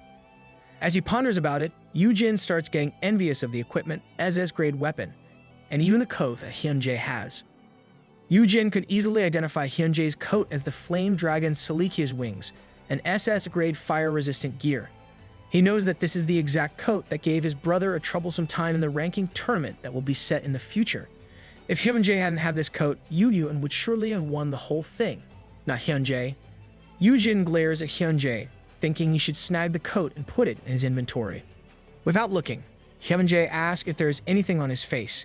S-ranker's instincts are insane. Yoojin laughs it off, saying they are graced with Hyunjae's presence, so he can't help but stare. Hyunjae looks at Yoojin with smiling eyes as he claims that it is the least he can do, since they are borrowing a dungeon under his guild. Our MC shouldn't say that stuff. It will only encourage Hyunjae to become more willful. Yoojin feels frustrated that the perfect dungeon to help with someone's upgrade has to be under Sejong Guild. Yoojin tries to get rid of Hyunjae by saying how Hyunjae can go if he wishes since they have things under control. Hyunjae still has his smiling face, but he says he is disappointed since he thought they'd gotten closer. He then admits that he views Yoojin as his breeding partner. Yoojin screams in the middle of Hyunjae's last 2 words, mortified at how people nonchalantly use that phrase to describe him. Well, it is an apt description. Hyuna abruptly screams from below them, calling for Hyunjae to help them. Hyunjae is the actual third wheel of this party. Hyuna continues to scream at how Hyunjae just showed up uninvited. Yet, he is the one who is slacking from doing work. She then asks if Hyunjae is too old to do this menial work. Yoojin is surprised that Hyuna can talk that way to Hyunjae. Hyunjae asks if the task is too much for them to handle, so they require his help. Hyunjae lifts a hand, and a spark appears. The spark turned into lightning, and the massive flash of light blinded them momentarily as it rumbled on impact right where Hyuna was. Yoojin shrieks and pales as he asks Hyunjae what he did to Hyuna. The Guildmaster of Sejong Guild simply smiles as he claims he only helped. That was too much, man. Even our piece got pale because of that overkill attack. Yoojin says what he did isn't helping and asks if Hyunjae has a grudge against Hyuna. Hyunjae denies it, making Yoojin more frustrated. Yoojin starts lecturing Hyunjae that he shouldn't have done that since she is a teammate, not a monster. Hyunjae smiles at the word teammate, and his golden eyes shine as they look at Yoojin. Yoojin is baffled by Hyunjae's reaction. From the smoke below them, someone starts cursing at Hyunjae. Hyuna manages to survive the attack, but her hair is all fried. Thinking that Hyunjae is picking a fight with her, Hyuna activates her skill, Path of the Wind. She lunges up towards Hyunjae, screaming that he should have at least used gear that is the same level as hers. I doubt Hyuna will win even if they have the same level of equipment. Hyuna aims for Hyunjae, but as he observes Hyuna's trajectory, he shuffles behind Yoojin to avoid the attack. This surprises Hyuna, and her trajectory is now aimed at where Yoojin is. Yoojin, Peace, and Sungin panic. Sungin immediately uses a skill to protect them somehow. Seeing that they are not going to move, Hyuna yells for them to move back since the shield won't hold for long. Then she yells that she will stop it somehow. True to her word, Hyuna hits the ground instead of Yoojin and the rest. The impact is so great that the ground cracks, crumbles, and falls. Too bad the stick figures are smaller than usual. Hyuna sighed in relief that she managed to change the trajectory of her attack. At the same time, Sungin, Yoojin, and Peace are horrified and trembling at what almost happened. Behind them, Yoonjae smiles and claps at Hyuna's exceptional control of her power.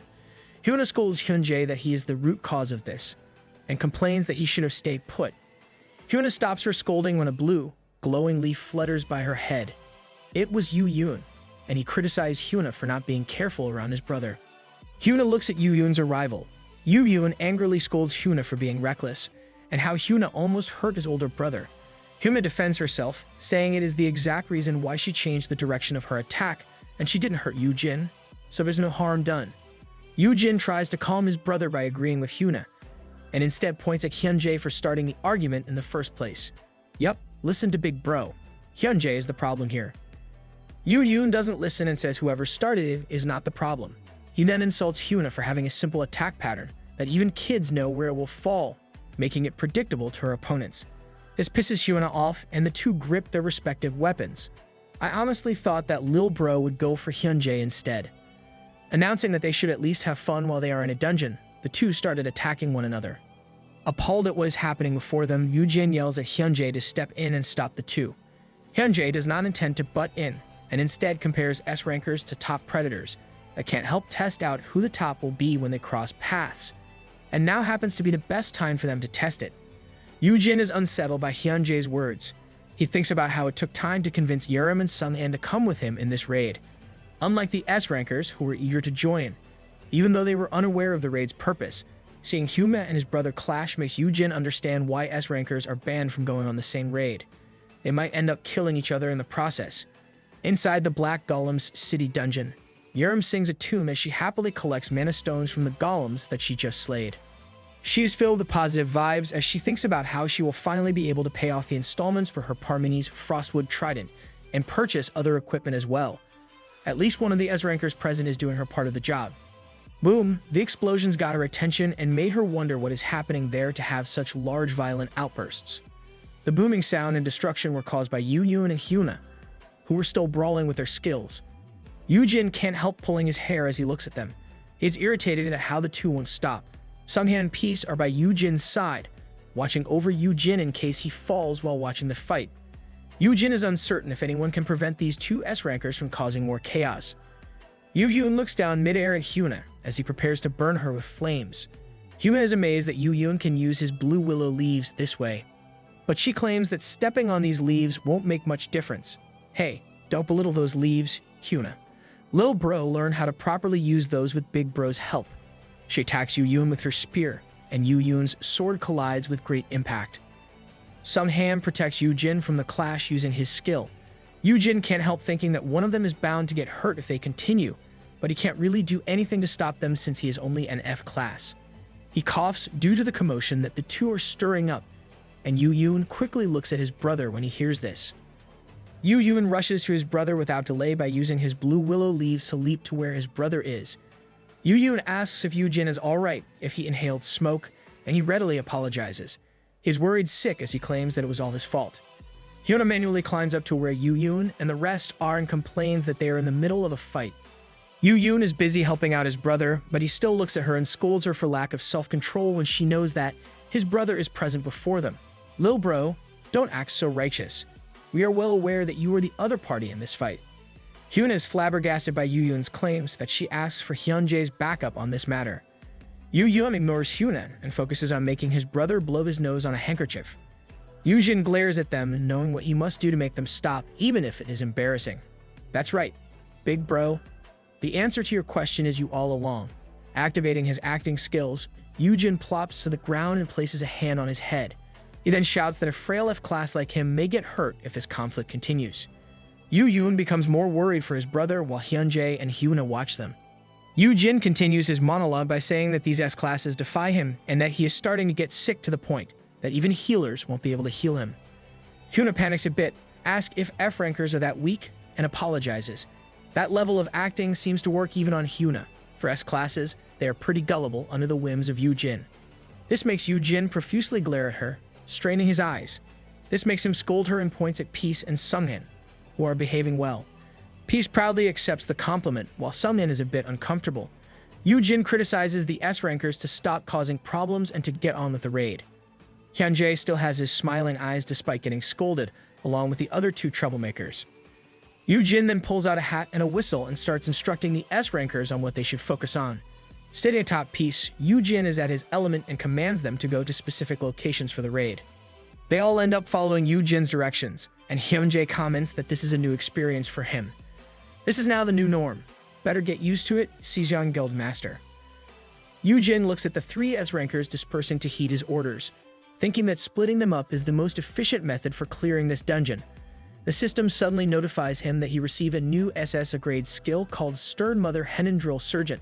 It describes how the awakened is willful and defiant, but if this skill is used, the description of the new skill is cut off, making Yoojin complain about the skill name and description.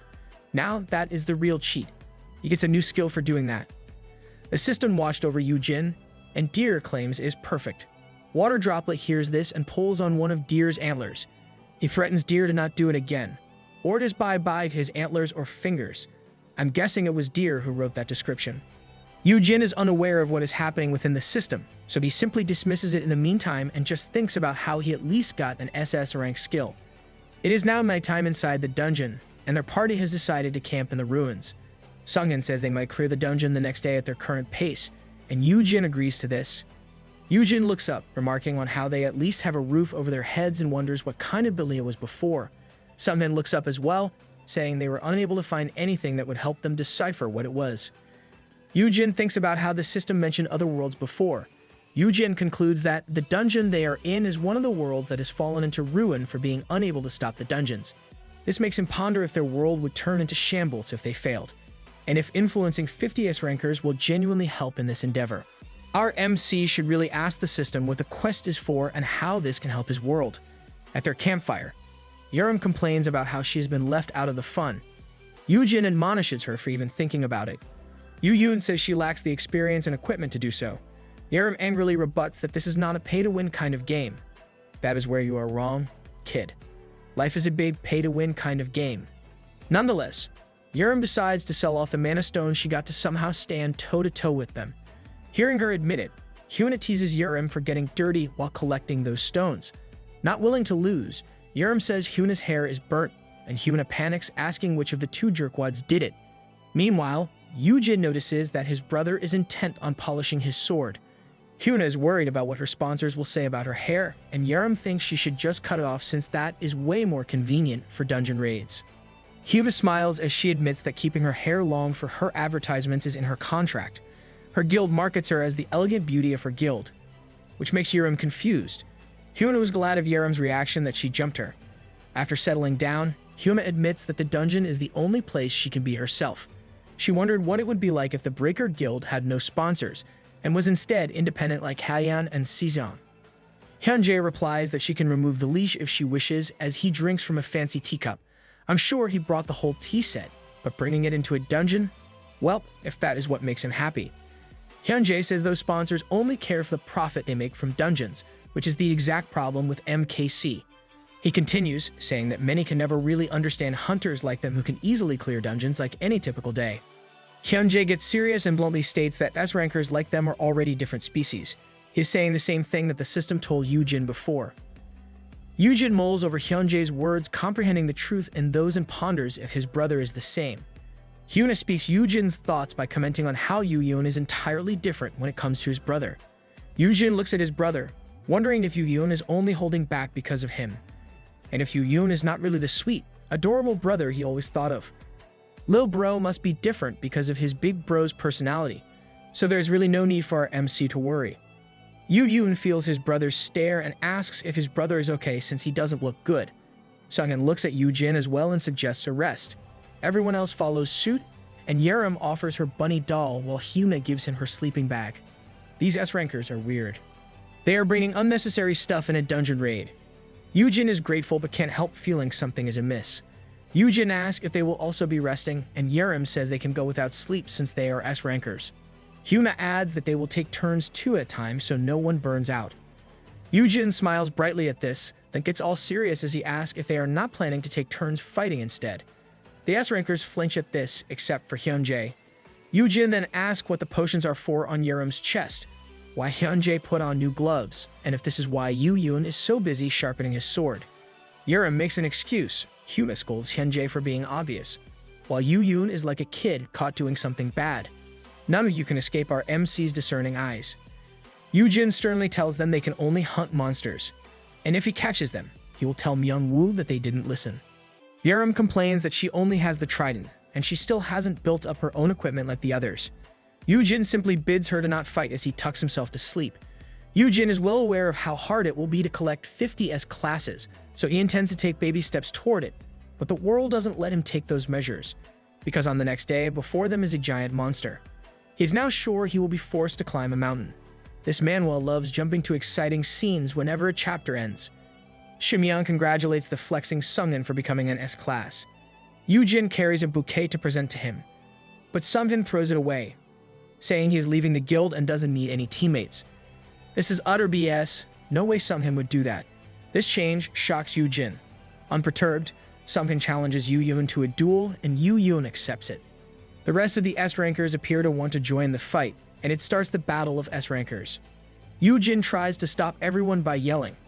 This jolts him awake, and Sungin looks at Yoojin, asking if he's okay. At least it was only a dream. They are still in the dungeon, and Yoojin dreamt all of those. Peace is still asleep by Yoojin's side, but Yoojin makes a ruckus that wakes Peace.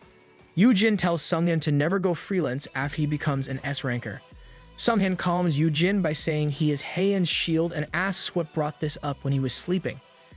Yoojin finally realizes that those were only a dream. He shares how he dreamt of everyone fighting, causing the building to collapse. Peace licks him, but a sudden flash of lightning occurs behind them.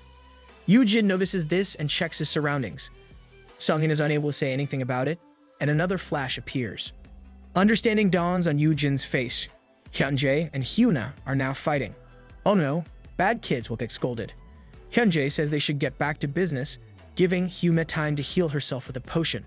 Hyuna remains stubborn and asks why Hyunjae is there with them and if Hyunjae is after Yoojin. She tries to dissuade Hyunjae, reminding him that the guy is only an F-ranker. Hyunjae smiles, saying Hyuna shouldn't discriminate and that he only wants the company of such a dauntless and confident person. I'm sure there are more reasons why he wants our MC for himself. Hyuna doesn't let Hyunjae continue and attacks with her spear instead. Hyunjae is not to be taken lightly. His chain stops the spear from going further, keeping it from taking his head. Hyuna claims that whatever Hyunjae is planning, he should remember that Yoojin is off limits since Hyunjae might only end up breaking him. Hyuna swiftly moves behind Hyunjae for another strike. Still, Hyunjae is at ease as he uses his chains to attack Hyuna, making more crackling sounds because of his lightning. Unable to evade all the chains, Hyuna uses her spear to destroy some of them. As she claims that Hyunjae is known for breaking all of his toys, the fight has gotten fierce, making the movement imperceptible. Peace, Yoojin, and Sungin just arrived nearby. Sungin tells them to stand back, but he is stunned by the pressure the two S-rankers emit. He is horror-struck and unable to do anything, but Yoojin starts shouting about stubborn kids who made a mess in a dungeon. Sungin is stunned by Yoojin's actions. Fear resistance is very effective and resembles Kim Docha's fourth wall. Hyuna and Hyunjae stop fighting and go to where Yoojin is. Yoojin starts complaining that they didn't heed his words and start hissing at Hyuna like a parent admonishing his kid for ruining her clothes. He continues to rant while Hyuna murmurs at Hyunjae about him being right about Yoojin being dauntless. Our MC is steadily becoming a pro in handling stubborn kids, even if they are outside his skill's influence. Yoojin continues, but there is a sudden rumble that makes him pause. The S-rankers remain unperturbed. The system suddenly appears and tells him to run because of a breach. Yoojin wobbles, but the others don't realize something is wrong. So he continues to say that dungeons are dangerous and suddenly shouts for everyone to run as far as they can. Right then, the rumbling gets stronger, and everyone finally notices it. Sungyeon activates his shield to protect Yoojin from the falling rocks. Yoojin asks where his brother and Yerim are, and the two arrive just in time. Great timing. I just hope these two are not fighting as well. Yerim shouts for them to escape because the rumbling comes from where they are standing. She yells that something is about to come up from the ground. They escape just in time as a giant monster toad rose from the ground. Hyuna looks up in bewilderment, wondering if it really is a monster. Yoojin lands on the ground beside his brother, asking if it is a monster. Yoojin affirms their suspicions, letting them know that the beast is called Babar the Mountain Devourer, a Class 1 giant toad species, and the one before them is an SS-ranked giant monster covered with fortified boulders. They are all surprised that there is an SS-ranked monster when the dungeon is only A grade, while everyone else seems to be panicking. Hyunjae looks at Yoojin as he mumbles how Yoojin saw it coming. Hyunjae surmised that this crisis was no coincidence and wondered what else Yoojin could be hiding from everyone. He really has a sharp intuition. I just hope this won't put our MC in danger. Blue is flying around with a towel on his head. The guild staff tries to stop Blue, but the golden griffin refuses to listen, while Chirpy happily chirps at the other magic beast. The guild staff is tired from looking after them when Chirpy suddenly starts banging on the door with his whole body. The woman asks what's wrong as she opens the door for Chirpy, asking if Chirpy wants to go into Daddy's room. She then explains that he is not here right now. Chirpy is shocked that Daddy is not around. Looking all crestfallen, he chirps as he looks around for Yoojin. The guild staff goes back to chasing Blue, saying that Daddy will be back tomorrow, so there's no need to cry. Our poor Chirpy. Monster Daddy can't bring you with him since the place he went to is dangerous. Chirpy cries, then he suddenly gets angry. Resolved that if his dad is not around, then he will goad him. He chirps loudly, and blue light starts to buzz before him. The light gets bigger as Chirpy continues to peep, and a symbol appears with the words Master of Dimensions. It's a legendary grade skill, and it opened a portal for Chirpy. Is Chirpy like Yoojin? An F-ranker with L-rank skills. Through the portal, he sees his dad atop Peace. This makes him stop crying, and he steps near the portal. But before Chirpy can even pass through it, Blue squawks as he crashes on top of Chirpy. Blue happily rolls over while the exhausted guild staff worries if Chirpy is okay. The portal buzzes away before the guild staff even realizes it is there. It will be a huge surprise if Chirpy appears right when they are busy fighting that giant toad. Back in the dungeon, Yoojin's party looks at the SS rank monster that just appeared. One of them comments that the beast is at least slow, but that it takes a step, causing a loud boom, and destroys the ground it just stepped on. Yes, more stick figures. This lazy kind of drawing is real art. The place is slowly getting destroyed as Babar steps. Everyone gets away, and Yerim suggests using their gate stones to escape the dungeon. Yoojin says they can't do that because it might become a dungeon break. Yoojin recalls how this same monster destroyed a rural area in China by slowly crawling out before he regressed. Yoojin decides and says they should try their best to defeat it. Yoojin leaps away while Yerim flies in the air. They remind Yoojin to stay back and for Summon to take care of Yoojin. Yoojin tries to stop them, but they are already charging towards the enemy. Oof, there they go running without listening first. Yerim casts Shadowless Day on Yoojin as a buff since her attack skills are useless on an SS rank monster. Yoojin then dashes toward the enemy, summoning Black Flame in his hand and shoots it to Babar. Sun Han says this SS skill of the guild master might just do it. Yoojin yells for his brother to aim for its nape. Yoojin thinks about how they can slay the enemy since everyone present has a fantastic combination of skills. Yoojin lifts his sword and brings it down to slash Babar on the nape, but this is not enough to bring the monster down. Yoojin surmises that it would be possible if they fought this monster after 5 years. The team lacks the experience, equipment, and better stats that would give them the edge in defeating Babar. Does this mean this fight is pointless? Yoojin's attack didn't damage much, and Hyuna told him to move. She uses a pinpoint strike on the back of Babar's neck and cracks a bit of its boulder. She manages to wound it, but as she lifts her spear, the wound immediately heals itself. Hyuna is disappointed that her equipment is no good against the monster and tells Hyunjae to use his SS rank chains. Hyunjae summons his chains and tries a different tactic since they can't break its skin. He wraps his chains on Babar's upper body and applies his lightning skill on the chains, sending them to Babar. The burst of light is blinding and seems to have worked on the monster. Yoojin covers his eyes, thinking this is not enough to defeat this monster. The attack angers Babar, making it leap. It causes great destruction as it does so, making them panic in the chaos. The only exception is Yoojin, who remains indifferent. It didn't show Hyunjae, but he's probably calm as well. Babar lands on the ground, making a gust of wind and loud booms, destroying the earth and the ruins nearby. The team manages to escape, and Hyunjae comments that they can't anger it into leaping again. Right, it was you who made the monster do just that. Hyuna looks at the beast, asking for ideas on how they can do that in one strike. Babar has already healed itself, making it harder for them to kill it. Yoojin tells his brother to leave the dungeon since it might get more dangerous. Yoojin speaks up and says that they can still slay it if they all work together. He explains how throwing skills randomly won't make much of a dent, and it would be best to use a combination of attacks that aim for its weak spot. Yoojin starts giving instructions to everyone. He tells Yerim to freeze the nape and Yoojin will quickly heat it up. Yerim understands Yoojin's plan. She compares it to how a cold glass will break when hot water is poured, and the immediate temperature change will weaken its hard skin.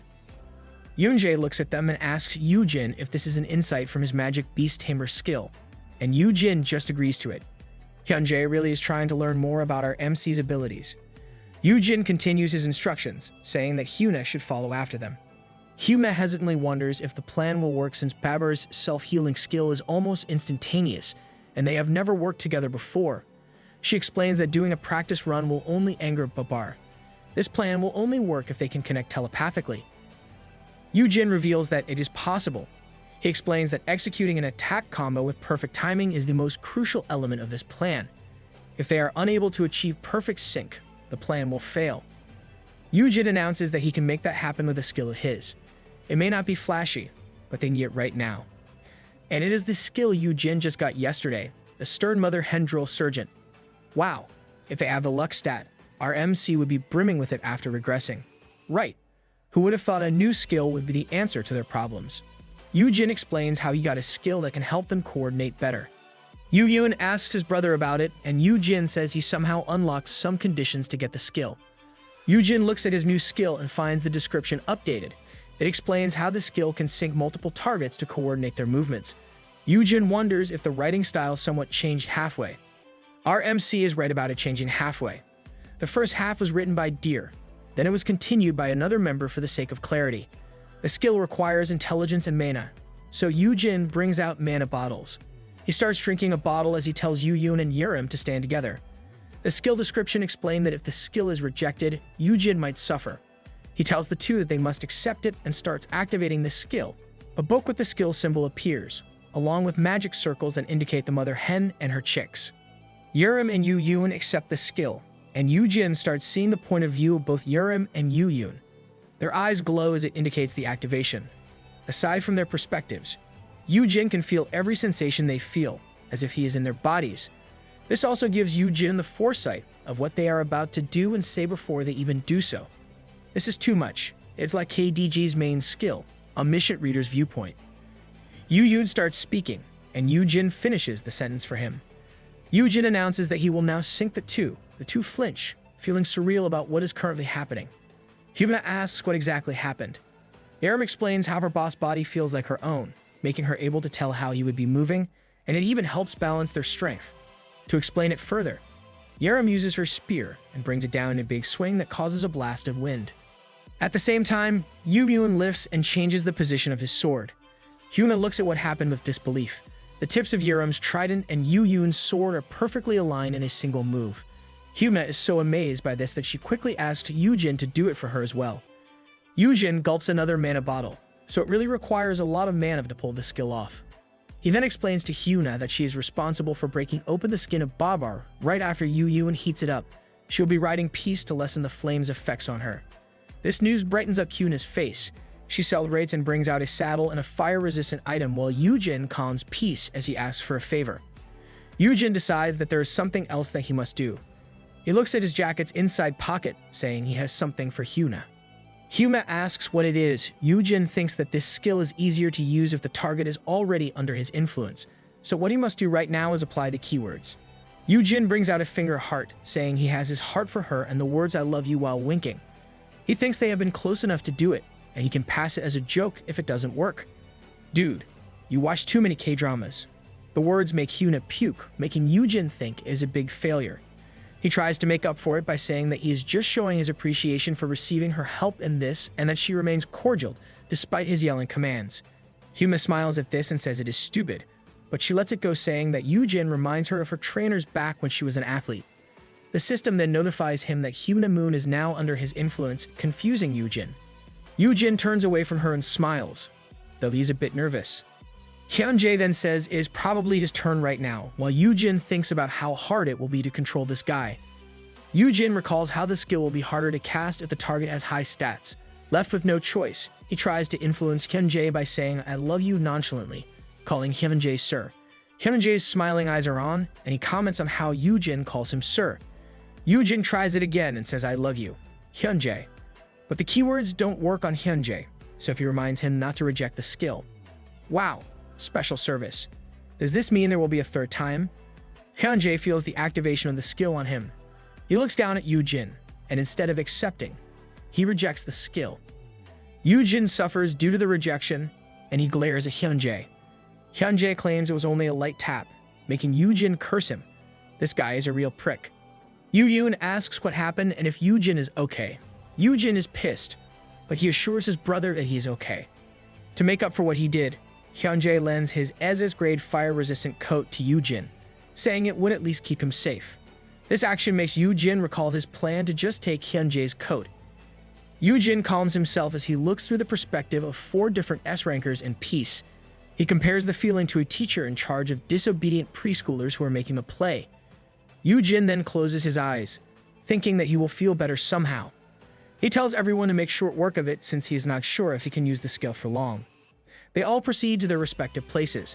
Sunhan is on top of a cliff with a bow and arrow. Yoojin ensures that Sunhan makes the first hit to make his participation in this dungeon boss subjugation count. This means instead of option 1, they will do option 3 for Sunhan's upgrade to S-class. It is the right call since there are less than 9 of them at this party. Sunhan positions himself and pulls an arrow. He releases the shot towards Babar with his power ingrained in it. He hits the exact spot, but does nothing to the monster. Yerim is flying above Babar and confirms that it didn't even make a scratch. She announces that she will now make her move since the first hit is done. She activates Shadowless Day, followed by Frosty Side. She gathers all the cold energy to her staff and announces that she will only hit a single point of the monster's nape. After gathering cold energy in her spear, she unleashes Pale Rain on Babar. She hits the exact spot, making Babar's skin freeze. She calls for Yoojin and then moves away using her Sandals of Hermes skill. Yoojin approaches as he gathers Black Flame in his hand. He stops mid-air and releases the Black Flame right where Yerim hit Babar. The flame swirls and immediately melts Yerim's ice. Yerim is amazed that it easily melted and asks how hot it could be. It is more amazing how everyone is cooperating so far. Yoojin admits it is hard for him to breathe even though he only shares the sensory input. Hyuna then appears while writing peace. She reassures everyone that she is sturdy enough to bear the heat. She repeats the order to smash once it is all soft and announces that now is the perfect chance to do it. Yoojin looks over, thinking that Hyuna is right about it being at its weakest point. However, they still have to wait for the perfect timing to do so. This is because the flames haven't died down enough, and she should hit it before it heals itself. Oh, if Hyuna misses the right timing, either she will end up in flames or Babar will heal before Hyuna even manages to attack. Yoojin starts thinking of every variable involved in this attack. From Peace's speed, Hyuna's agility, the remaining time for the flames to die down based on his brother's senses, and the moment for Hyunjae to hit it with the last attack. Yoojin gets dizzy from all the information that his nose bleeds. Hyunjae sees this, so he grabs Yoojin's arm and puts it around him. Hyunjae reminds Yoojin that it is almost their turn. He tells Yoojin to not worry about his timing since he can figure it out for himself. Instead, Yoojin should focus on Hyuna. He claims this to make up for earlier, making Yoojin reply that he'd be a good student if that's the case. Yeah, a pretentious good student. Yoojin reminds Hyunjae to keep physical contact so that he can share the skill. Hyunjae brings out his chains as Yoojin closes his eyes to concentrate on finding the perfect timing. Hyuna prepares to attack, and Yoojin determines every tiny detail that can affect this attack. After a short while, Yoojin determines it and uses his connection with Hyuna to relay to her that exact moment. Hyuna and Peace receive the message and lunge toward the burning mess at the nape of the Babar. At the same time, Hyunjae carries Yoojin with one arm as they dash toward the enemy's back.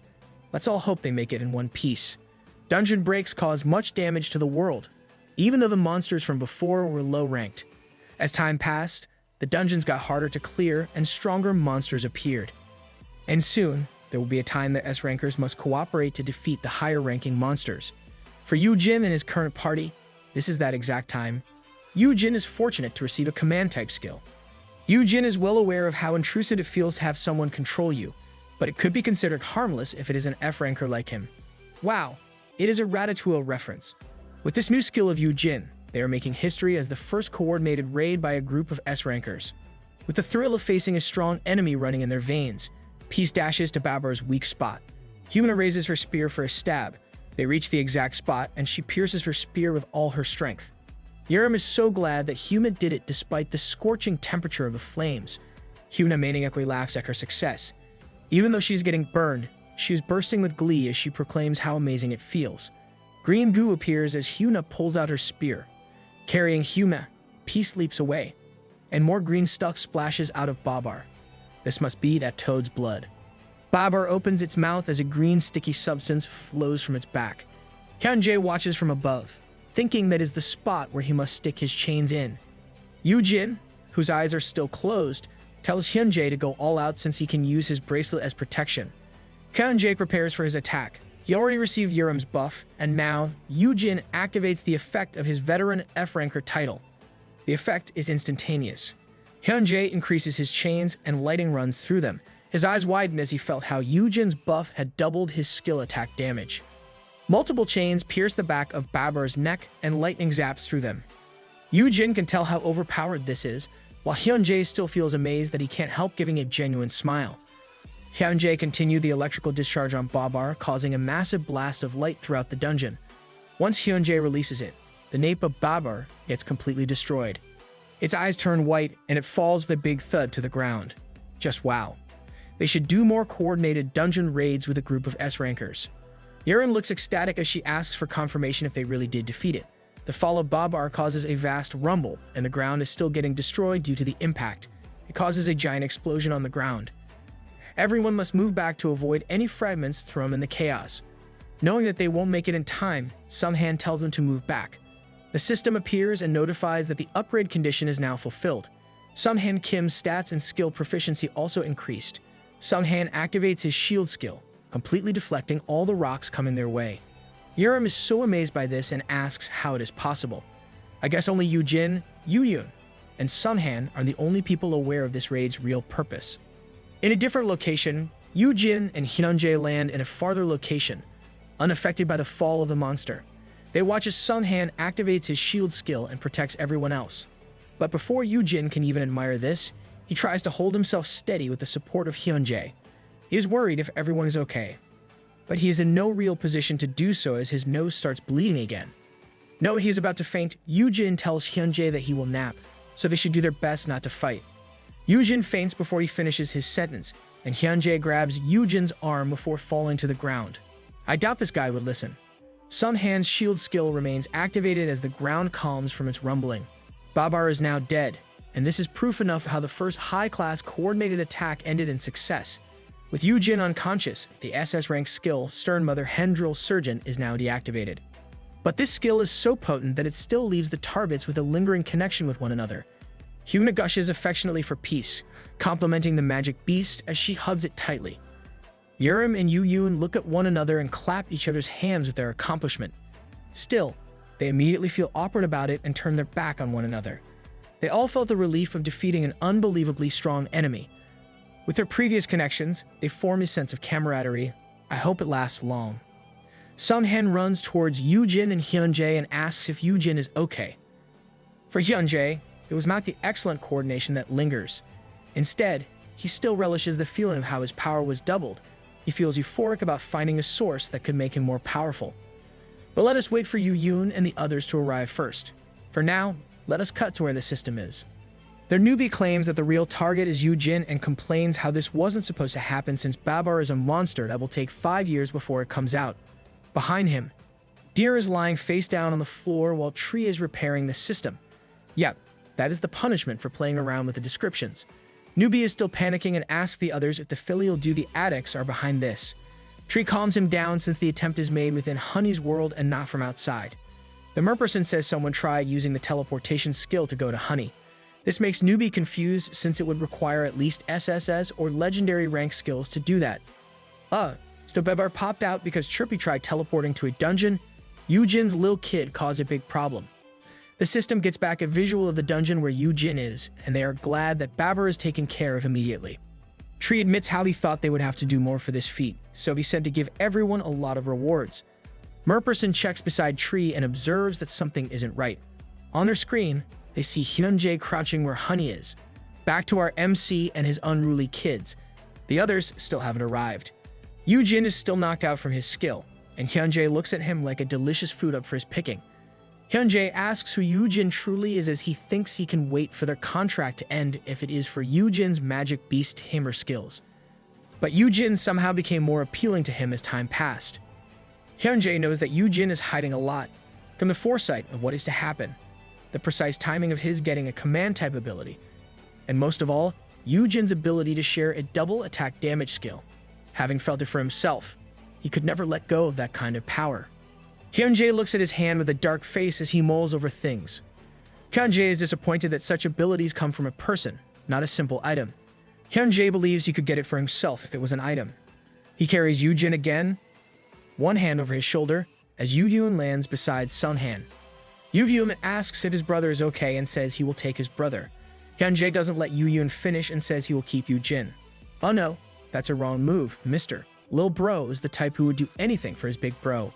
Yoojin is shocked by this, but Hyunjae simply brings out his chains and claims that he will feed and take care of Yoojin from now on.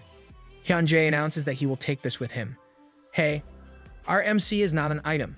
Undoubtedly, you're jerkwad number 1 in Hyuna's contacts.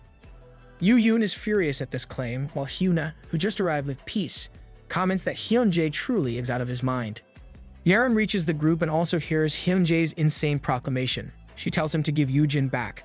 Sunhan and Peace glare at Hyunjae as they prepare to attack. Yoojin repeats it to hand his brother back to him. Yoojin's sword is unsheathed, ready to make a move if necessary. Hyunjae glares at Yoojin, thinking that an Iridan is still clinging, and wonders if he should just kill him. He is still in physical contact with Yoojin, so he still has the double attack damage skill active. He ponders if he should just make an excuse that everyone else died because of Babar. This guy needs a proper beating. Everyone else looks at Hyunjae's every move, ready to pounce if he makes any attempt. Hyunjae is still thinking about the repercussions once they get outside the dungeon.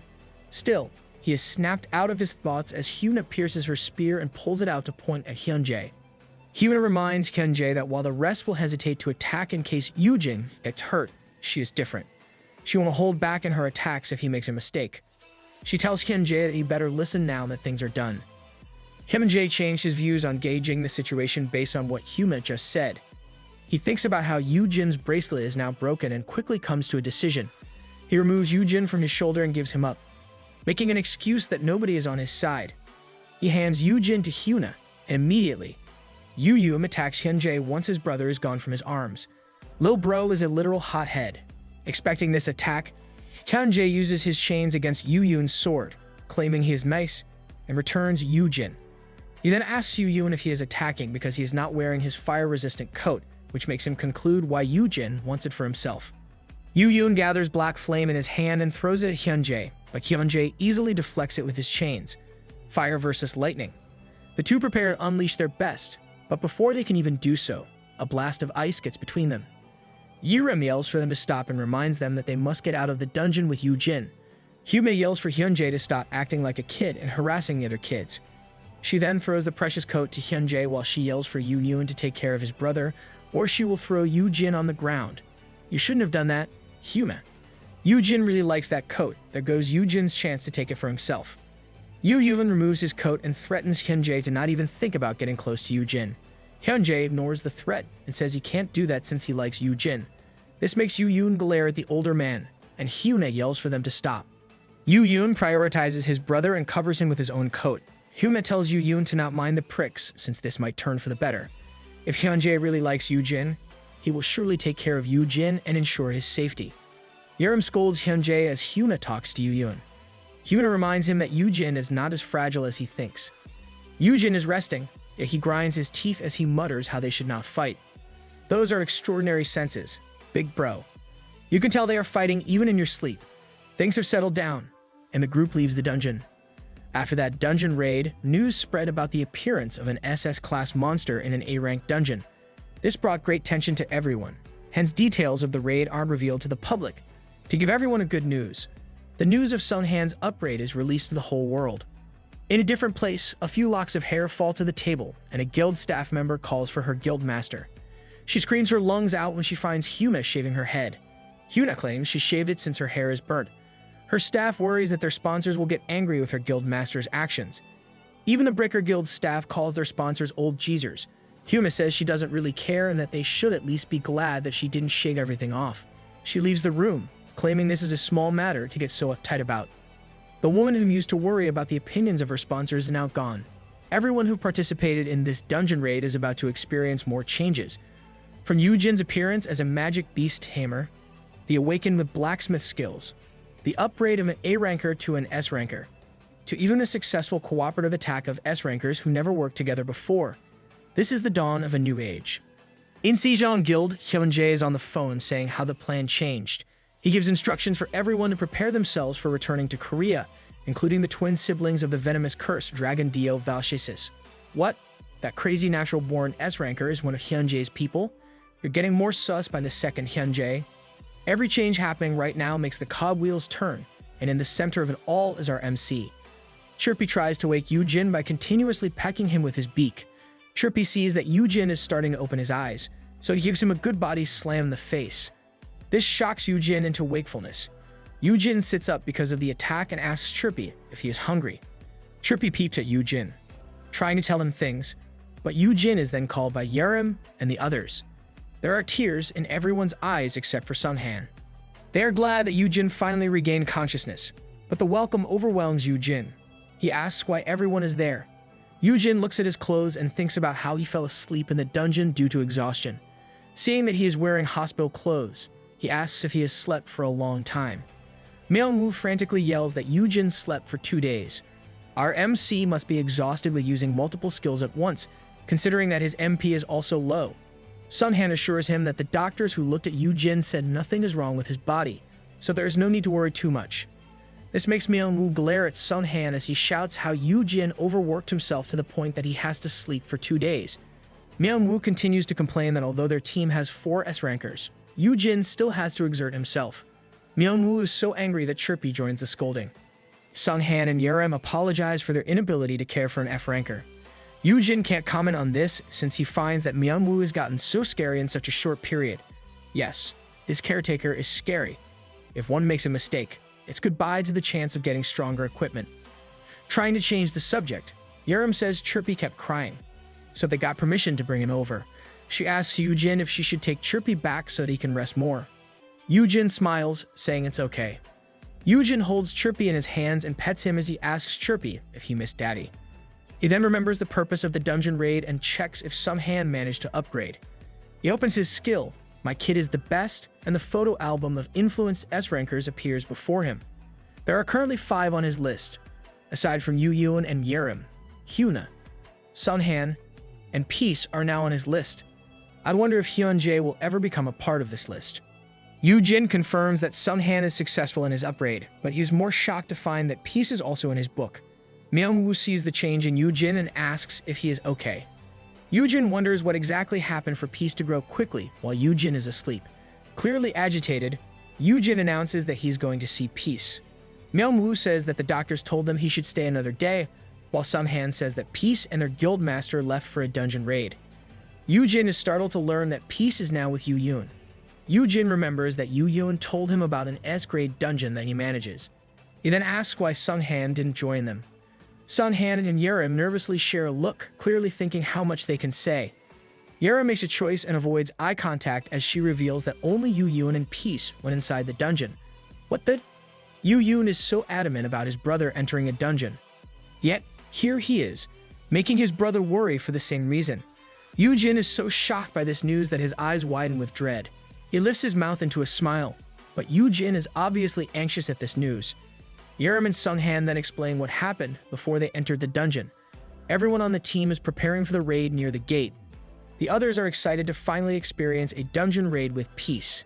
Still, Peace suddenly uses his gigantification skill and bursts into flames. This shocks the other guild members, but they find this fantastic instead of scary. Wait, do you mean to say that Peace became an S-class all on his own? Yoojin sees this and asks what happened, while another asks if Peace has always been this big.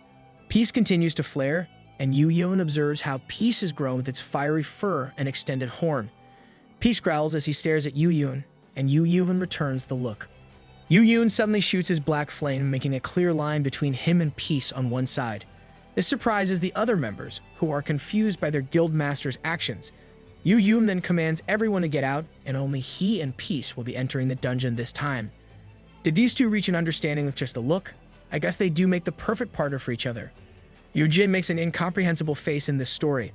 With his furrowed brows and frowning mouth, Yerim asks if Yoojin has finally calmed down.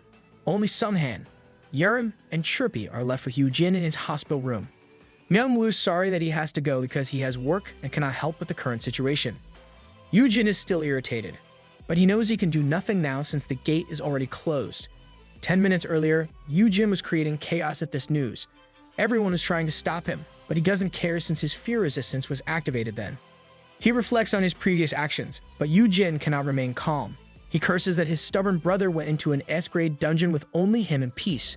Lil Bro will surely get much scolding from Big Bro once he returns. Yerim calms him down by telling him to lightly breathe in twice and release a long exhale. Sunghan reminds Yerim that she is teaching a breathing technique for women in labor. Yoojin can't rest easy as he thinks an S-class dungeon will take at least 10 days to clear, and the two won't be able to rest since there are only 2 of them in it. Yerim ignores Sunghan and reminds Yoojin to breathe. Yoojin somewhat heeds the breathing technique, though he is still frustrated. Sunghan says they would be okay since they have gate stones.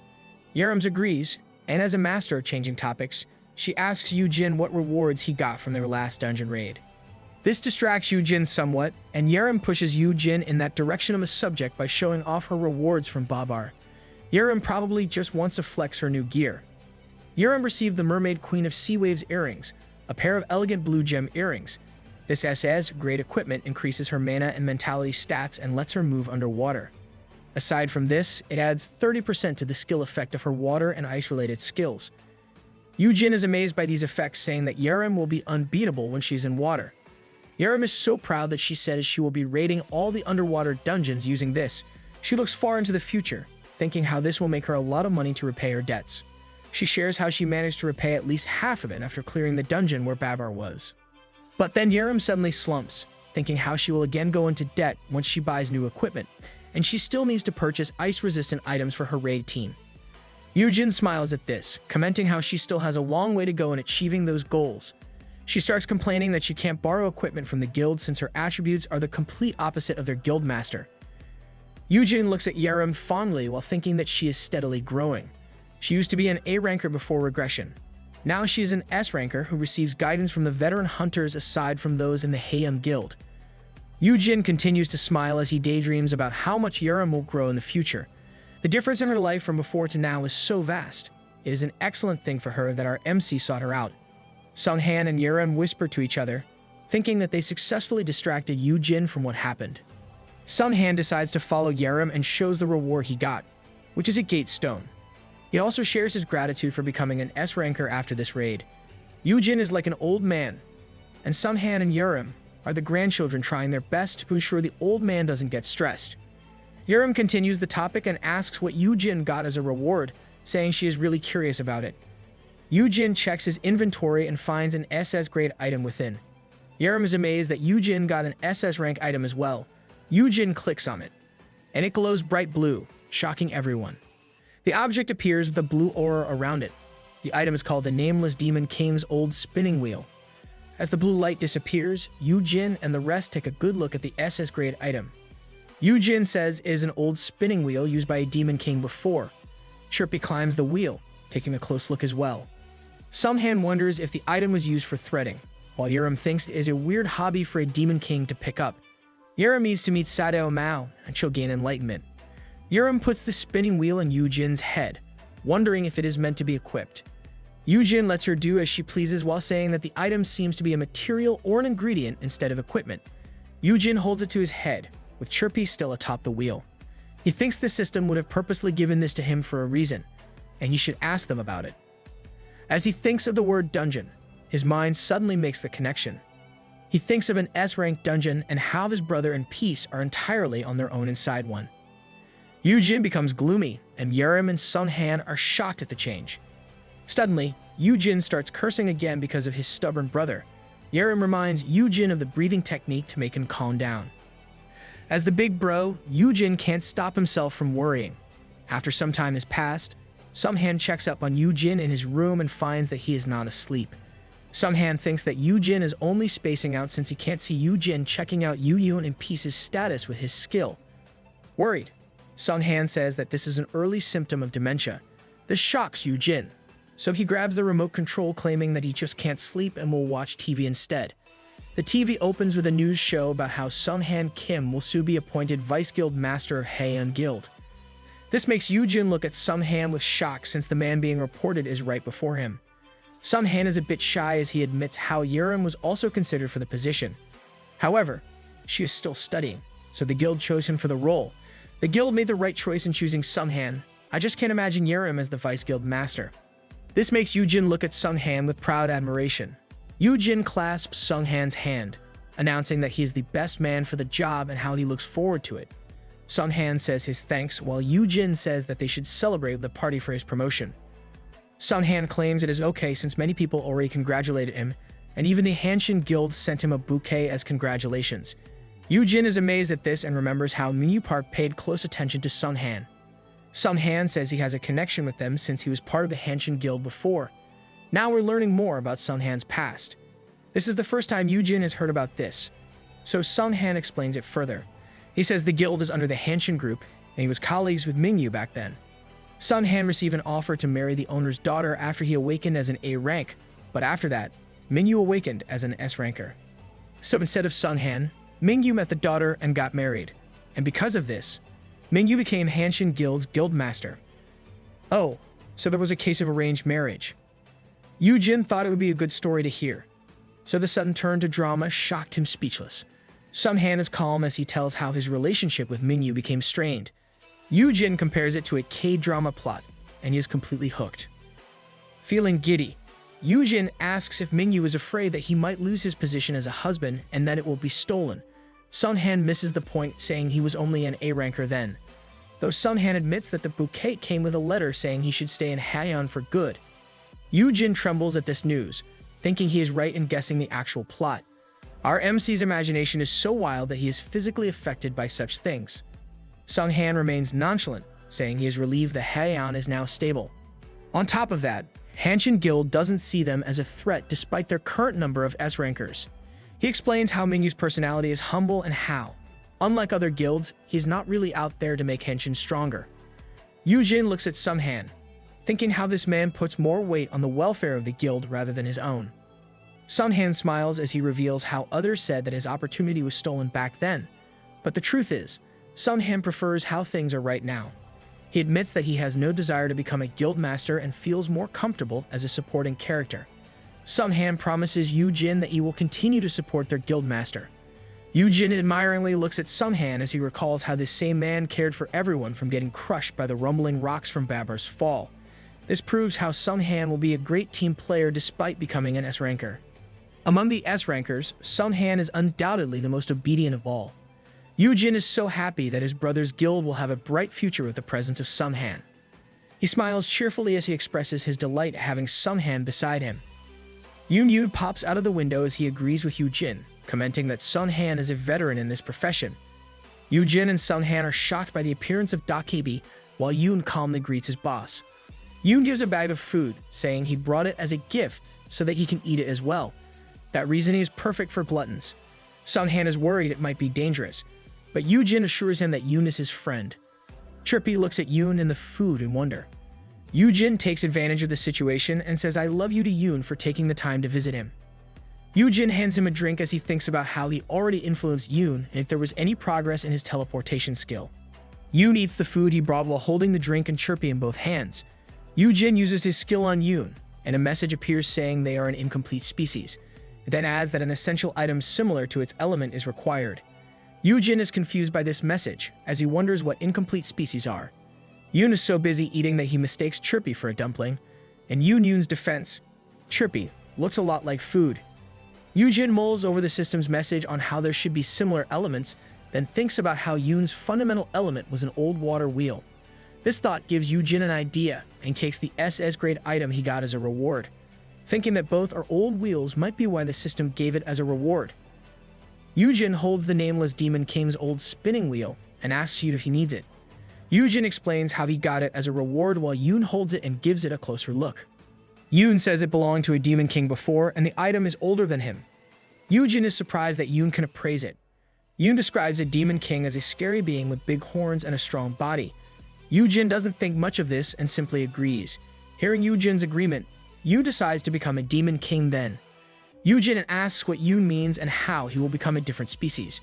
Yoon wants to scare people. Hence, he chose to become the Demon King. Yoojin cannot finish his question, and the SS grade item starts glowing, and dark tentacle-like power emerges.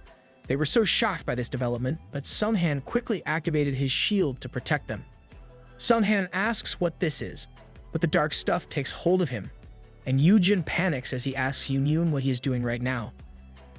Yoojin looks at Yoon and sees the big horns, bat-like wings, and even Yoon's hair has turned dark. Yoon claims he will become a Demon King since those are scarier beings and laugh loudly. Yoojin is overwhelmed by the change and uses his skill to check Yoon's status. Currently, Yoon is an SS ranker. His classification changed from Dakebi to a Class 1 demon named Demon King Yoon. Does you really have to become a Demon King just to scare people? Yoojin is horrified at how Yoon turned into a Demon King, as Yoon proclaims he is now one. This makes Yoojin question if this was the right thing for him to do. Yoon madly laughs as he proclaims he is now a Demon King. Red energy fills the air, and the pressure it exudes is too much that Yoojin's B-grade shield activates. The Duke turned into a complete wacko. Yoojin is confused about what is happening as he holds Chirpy in one hand. To suddenly evolve into an SS ranker Demon King is unheard of, and Yoojin wonders if Yoon is now even stronger than Babar in his current state. For Yoojin, Babar is more manageable than Yoon. Nope, you're only saying that cause you successfully dealt with Babar. Sunhan screams for Yoojin. One of the dark tentacles keeps hold of him and covers his neck. Yoojin yells back, but Yoon is so excited by this power. He continues to laugh and asks if Yoojin is now scared. Yoojin knows that if Yoon is left alone, everything nearby will be ruined since even an S-class like Sunhan is having difficulty handling this situation. Then, Yoojin realizes that, although Sunhan is in a tight position, Yoojin remains unscathed. Yoon can easily pierce Yoojin's shield or strangle him. But Yoon is not doing any of those. Yoon's aura has not touched Yoojin or the area near him. Yoojin wonders if this is Chirpy's ability, but seeing the little guy knocked out, he concludes that it is not because of Chirpy. This gives him an idea, and he checks his skill to see if Yoon is still under his influence. Yoojin is relieved that this stubborn kid is still under his influence even though he is now a Demon King. He concludes that Yoon still perceives him as the grandma who took good care of him before as a water wheel. So Yoon is in complete control of the situation. He's just doing things as he pleases. With this realization, Yoojin musters up his acting skill and embodies the characteristics of a nagging grandma. Yoojin is irritated as he yells at Yoon that he is not scared, calling Yoon a brat. He scolds Yoon for causing chaos in a hospital, making Yoon stop whatever he is doing. Yoojin then takes a fishing rod toy from his inventory. He yells for Yoon to come over, and the doctors want to punish him. Yoojin smacks Yoon on the legs with a toy fishing rod as he reprimands Yoon. Yoon stammers while calling Yoojin grandma but corrects himself and calls Yoojin boss instead. Yoon feels confused as he asks if Yoojin is not scared now that he is a Demon King. Yoon can't let go of playing pranks even though he is now a Demon King. Yoojin yells that there is nothing scary about a Demon King since it is cliché and that a Duke is multiple times more terrifying. As Yoojin says this, he thinks about how Yoon really loves to scare people whenever he can. But since he is still under his influence, Yoon may still listen to him if he says something along these lines. Yoojin reminds Yoon of how Myungwoo and Heian fainted back when he was a goblin. Yoon says that Yoojin said he wasn't scary as a dookiebi. Then Yoon wonders if others are the same. Yoon looks at the restrained Sunhan. Yoojin and Sunhan are surprised. So Yoojin makes a scared expression to cue Sunhan. Sunhan somehow gets the message and shouts that he agrees that dookibis are much scarier. He adds that he was only startled because he is worried for Yoojin's safety. Sunhan said all this while still tied up and hanging in the air. Yoojin proves his point with this, slightly concerned if it will work. Sunhan is slowly following our MC's road to acting. Yoon then calms down and starts changing his form. Yoojin is glad it is working, pushing the goblins are scarier idea by inciting Sunhan to agree that Yoon's dookibi is much scarier.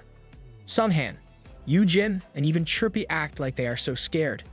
Sunhan also says how anyone who sees him will faint at sight. Yoon looks at them with wonder and smiles, hearing their cries of horror. Yoon has the makings of a sadist. He laughs and concludes that he won't be a demon king anymore. Just as it was easy for him to turn into a demon, Yoon broke off the red aura and released Sunhan. Sunhan comments on how things are going back to normal. Yoojin looks at Yoon and says not everything did. Yoon's bat-like wings disappear, and he proclaims that instead of a demon king, he will be the great Dookibi King Yoon. Yoon's hair reverts to white, and his mask cracks into pieces with his transformation. His clothes also change into something elegant now. Anyone can see the beauty hidden behind the mask. Sunhan is right, people will surely faint if they see Yoon. The nameless demon king's old spinning wheel is now attached to a chain and is worn like a necklace by Yoon. Not missing a beat, he announces his own arrival with grandeur and a cloud-like aura. Yoojin, Chirpy, and Sunhan are all amazed by this change in Yoon, and Yoojin can't help saying that Yoon has evolved. Sunhan then asks if everything's okay now. Looking closely at this item, Yoon elevates the spinning wheel chain to his neck. As if answering Sunhan, he says he still has some of the Demon King's power, but his power as a Dookibi is much stronger now. This is possible because Yoon has decided to become the great Dookibi King instead. Yoon should have just stuck with being the Dookibi instead of causing all that trouble. Yoon announces he got new skills, as people outside the hospital room knock to ask what is happening and if the patient is okay. Yoojin instructs Sunhan to deal with the matter outside. Sunhan goes to the door but still hesitates. He asks if Yoojin will be fine with just the two of them. Yoojin reassures him that it is safe since they don't harm people. As he says this, Yoon is back to how he usually is and plays with Chirpy, who is in his head. Sunhan leaves the room, and Yoojin admits that Yoon did destroy the room they are in. He turns his head to where Yoon and Chirpy are and asks for Yoon's new skills, but gets stunned when Yoojin finds a complete copy of himself, whether it is Yoojin's face, body shape, and even his clothes. Yoon then says that he is Yoojin. I'm sure Lil Bro would still be able to tell who's the real big bro if he sees this. Chirpy can't help but be confused since two of his dads are before him. Yoon explains his skill Dookibi mask lets him transform his appearance at will, but this does not apply to the stats or skills of those that he copies. Yoojin says it would be a real cheat if he could also copy those. Yoon returns Chirpy to his boss and reverts to his new Dookibi King form. Yoojin is so curious that he asks if Yoon managed to unlock a skill that lets him travel longer distances. Yoon checks and says that there is and activates Dookibi Gate. From where Yoon stands arises a two-door red gate with a traditional Korean design. Yoon explains that the skill lets him travel far every 10 days as long as the place is somewhere he has visited before. That is so convenient. Since it is a big gate, Yoon can bring an army when there are dungeon breaks. Hearing this news, Yoojin can't help but be ecstatic. Yoojin jumps up and down, and Yoon is confused by his boss' actions. Yoojin stops jumping and instead cries. Yoojin is so happy that Yoon managed to unlock this skill. He was worried that Yoon would stay as a demon king, unable to use such skills. Now that he has seen that Yoon has the skill, he is sure that dungeon research will be easier to conduct with Yoon around. With his line of thought, Yoojin says they should investigate a dungeon right now. Yoon stops him before Yoojin can go on and claims he is busy. This perplexes Yoojin, so Yoon explains that as a great Dookibi king, he needs his own people to serve him. To do this, Yoon must visit old places with old things that have been used for a long time. Understanding dawns on Yoojin, and he asks if Yoon can now create goblins. The Dookibi Gate opens, and Yoon confirms that he has a responsibility and duty to do so as the great Dookibi king. Yoon enters the gate and waves goodbye to his boss. Yoojin is stunned that Yoon is going to go just like that. He thinks fast about how he can make Yoon conduct work. Yoojin asks Yoon to investigate dungeons while he is making subordinates. After checking out Japan, he also suggests that Yoon visits China since its huge population will be conducive to his goal. Yoojin makes Yoon pinky promise to investigate dungeons as he does his task, and Yoon agrees to it. As he leaves, Yoon looks back, saying that he will be back after he finds a lot of subordinates. If Yoon can make awaken some of his kinds, and some of those are S-rankers, our MC's life would be easier. Yoojin and Chirpy wave goodbye, and Yoojin sighs with relief that it is taken care of somehow. He wonders how many subordinates Yoon has in mind as he looks around the destroyed room. Ignoring the mess, Yoojin wonders if he should create a Dakebi village and purchase territory for Yoon and his subordinates. Yoojin is engrossed in his thoughts, not knowing that after a few months, he will regret letting Yoon go at this time.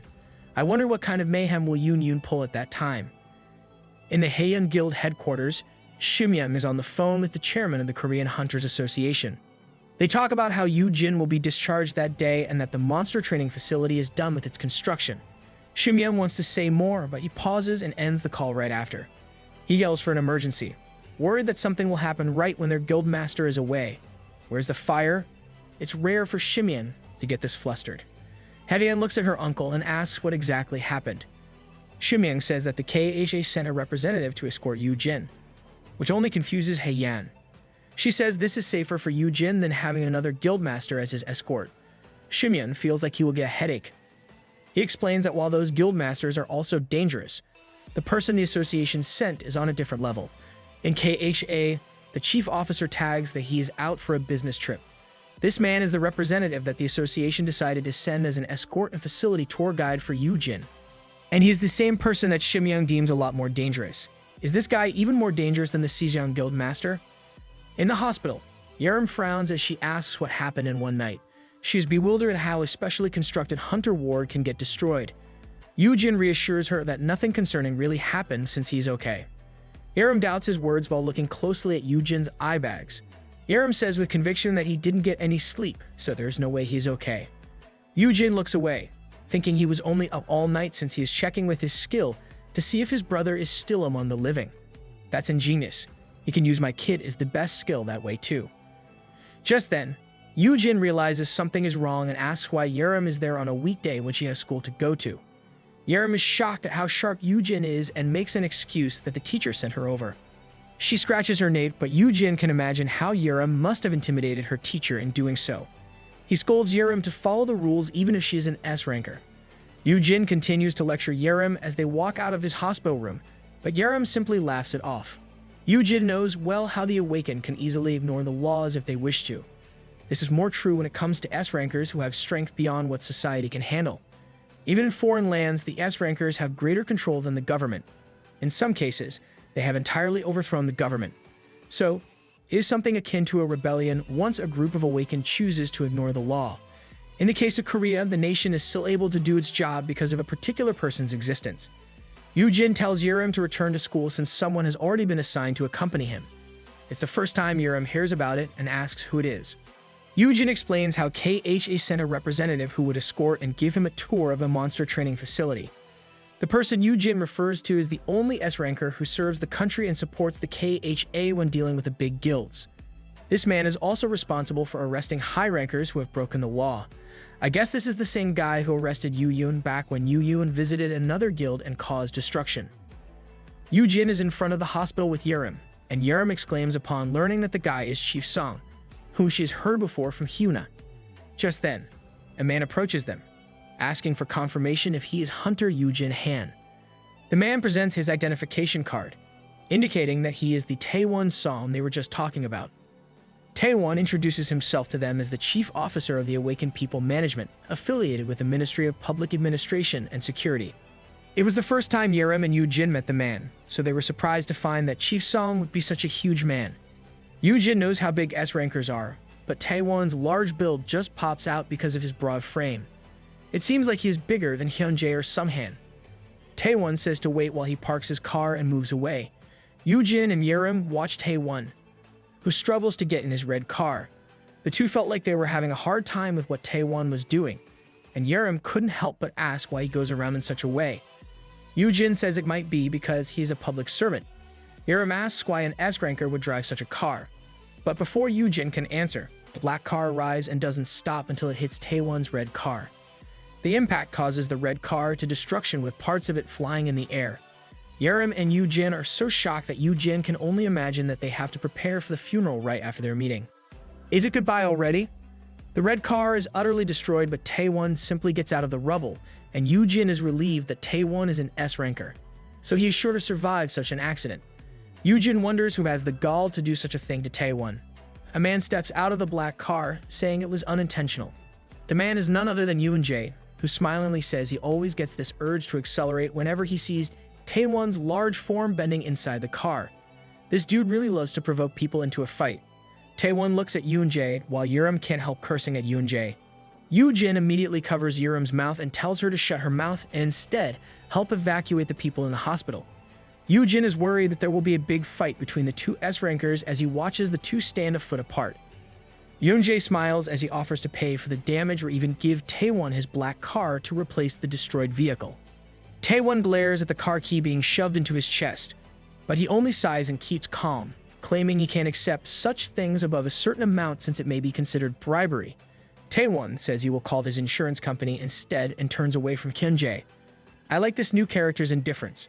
This turn of events shocked both Yerim and Yoojin. They are amazed to find that there is an S-ranker who avoids fighting with another S-ranker. Yerim says that if it were their guildmaster or Hyuna, everything would have exploded by now. The two get more stunned when they find Taewon cleaning the broken remains of his car. There is no doubt that this guy is a great model of what S-rankers should aspire to be. Yerim and Yoojin find Taewon's existence eye-opening. Taewon's nature as an S-rank police officer distinguishes him from those unruly kids. Taewon calls to report the incident, while Yoojin continues to admire the man for remaining calm despite what happened. He thinks about it for a moment, and Yoojin deduces that this is not the first time this kind of thing happened to Taewon. Yoojin glares at Yoonjae, thinking that this guy is the main perpetrator whenever Taewon experiences this kind of thing. Our MC treats Taewon like one of his kids even though he hasn't influenced him. Feeling Yoojin's gaze, Yoonjae turns to look at Yoojin and smiles innocently while putting in all his charm. Caught by the man, Yoojin pales and feels chills running through his body. Yoonjae walks towards Yoojin and asks if he is alright, since he must be devastated to find that his brother is off on a dungeon raid with only peace. Yoojin was reminded of this, but his current concern lies with the man before him. Yoonjae offers a bag filled with sweets to Yoojin, but Yerim snatches them away and eats them in front of Yoonjae. That's it, Yerim. Protect our MC by eating his snacks. While munching, Yerim asks why Yoonjae is there when Yoojin already got released from the hospital. Yoonjae smiles, saying they refuse his admittance, hence he can't visit. Yoojin wonders what exactly transpired while he was asleep. Still, he changes the subject by asking why Yoonjae is there right now. Yoonjae says he is there to pick him up since Yoojin is the father of Soyeon's infant foreign-winged dark dragon. He explains that Soyeon is already at the facility and offers to ride together and tour the place. Now he's planning to take Taewon's job. Hearing this, Yerim gets in the way between Yoonjae and Yoojin. Taewon is done with his call and hears this as well. He tells Yoonjae that presenting the facility to Yoojin is his responsibility. Yoonjae smiles and reminds Taewon that his car is destroyed. Yoonjae adds salt to the wound by asking if Taewon intends to have Yoojin ride such a thing. Yoojin rebuts that it was all Yoonjae's fault. But Yoonjae ignores this and insults Taewon's choice of vehicle. Yoonjae gets serious as he asks if Taewon intends to harm such a special person even though he's a public servant. Taewon listens to Yoonjae, then bows to Yoojin and apologizes for his carelessness. Yoojin is distressed by this. In Yoojin's head, he curses Yoonjae and wants him to buzz off since he is obviously at fault here. Our MC should just curse at Yoonjae out loud. That guy deserves it. Yoojin tells Taewon that he can just have Haeun send him a car. Yeon suddenly says to Yoonjae that he should be busy and that it is enough with Soyeon's presence in the facility. Yoonjae acts miserable at Yoojin's words, saying he took the time to go there.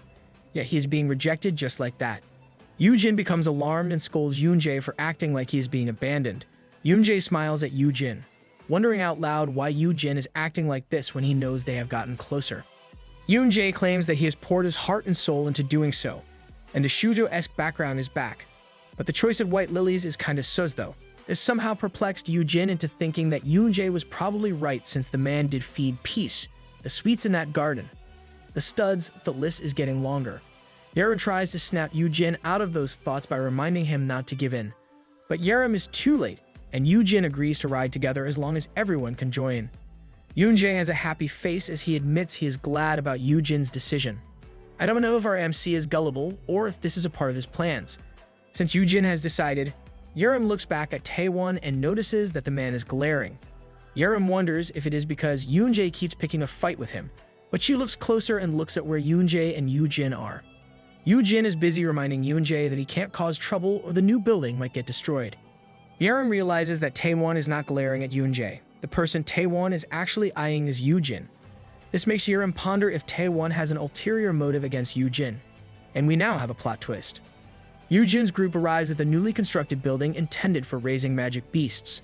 The place's design is on par with the Sijang Guild, and there are even areas where the beasts can roam outside. Taewon gives a tour, explaining the architectural design, but Yoonjae butts in and takes over in presenting. Whenever Taewon started talking, Yoonjae would talk over him and continue whatever Taewon was about to say. Yoonjae keeps doing it, making Yoojin wonder if this is okay. The Sijang Guild master is blatantly being rude to Taewon. No surprise there. Soyeon arrives carrying a big basket and happily greets Yoojin. She was waiting for Yoojin to arrive and admitted how excited she was. She says she stepped on the gas, but Soyeon cuts her story short when she realizes Taewon is with them. Soyeon immediately says that she didn't exceed the speed limit, and Taewon assures her he isn't there to make an arrest. This interaction makes Yoojin think that Soyeon frequently has to deal with Taewon when riding her motorcycle. Yoojin then sees a sleeping thorn-winged dark dragon inside the basket. Yoojin is about to mention the dragon's name, but Soyeon cuts in, saying that she named the dragon Comet. Yerim says she did an excellent job in doing so. Yep, don't leave the naming to our MC. Taewon also closely examines the dragon and comments on how small it is for a mount. Comet yawns as Soyeon fondly says that the magic beast will grow a lot in the future. Yoojin uses his promising sprout skill on Comet and determines that the dragon is currently D rank, with the probability of becoming an A or S rank in the future. And it has 4 skills, 1 S grade and 3 A grade skills, that can be unlocked after maturity. Another easy addition to our MC's S classes list once it matures. Yoojin shows the owner's token to Comet as he greets the dragon. And as expected, Yoojin's title of perfect caregiver has multiplied its effects. Comet flaps its wings as it greets Yoojin, and his system notification indicates that the dragon likes Yoojin. Soyeon is glad that Comet flew and gushes at how adorable her dragon is for immediately getting attached to Yoojin. Just then, a shadow passes by, making Taewon glance above. It is Blue who looks like he's about to attack. The golden griffin screeches, making everyone aware of its presence. Taewon yells that it is dangerous as Blue lunges toward Yoojin, but his warning doesn't really matter because Blue has been trained long before on how to land on Yoojin. Yoojin greets Blue as the griffin affectionately rubs its face on Yoojin's head. Blue also looks at Comet with big eyes, and Yoojin introduces them to one another, explaining that it is a new sibling. As Yoojin reminds them to be nice to one another, Blue flexes his muscles at Comet, and he suddenly throws Comet away, shocking both Yoojin and Soyeon. Blue is like that rowdy kid in class who makes a mess of everything. Soyeon panics while Yoojin tries to calm her, saying it is some sort of tradition, but he yells again at the misbehaving Blue. Taewon is a bit confused about what happened and uncertain about what to do. Yoonjae smiles as he explains what the broken wall is made of. This, of course, angers Yoojin since Yoonjae is not helping at all. Seeing that Yoonjae has no intention of helping, Yoojin commands Yerim and Soyeon to grab the magic beasts while he distracts them. Soyeon asks how Yoojin will do this, and Yoojin brings out some musical instruments. He explains that he carries these in case of emergencies. Yoojin starts playing them, successfully distracting Blue and Comet from flying amok. This amazed Yerim and Soyeon, who thought Yoojin was a true professional. The two then do their job and catches the 2 magic beasts. Yoojin instructs them further. This is like the scene when Blue, Salt, and Pepper first arrived. Taewon can only watch as this scene unfolds before him.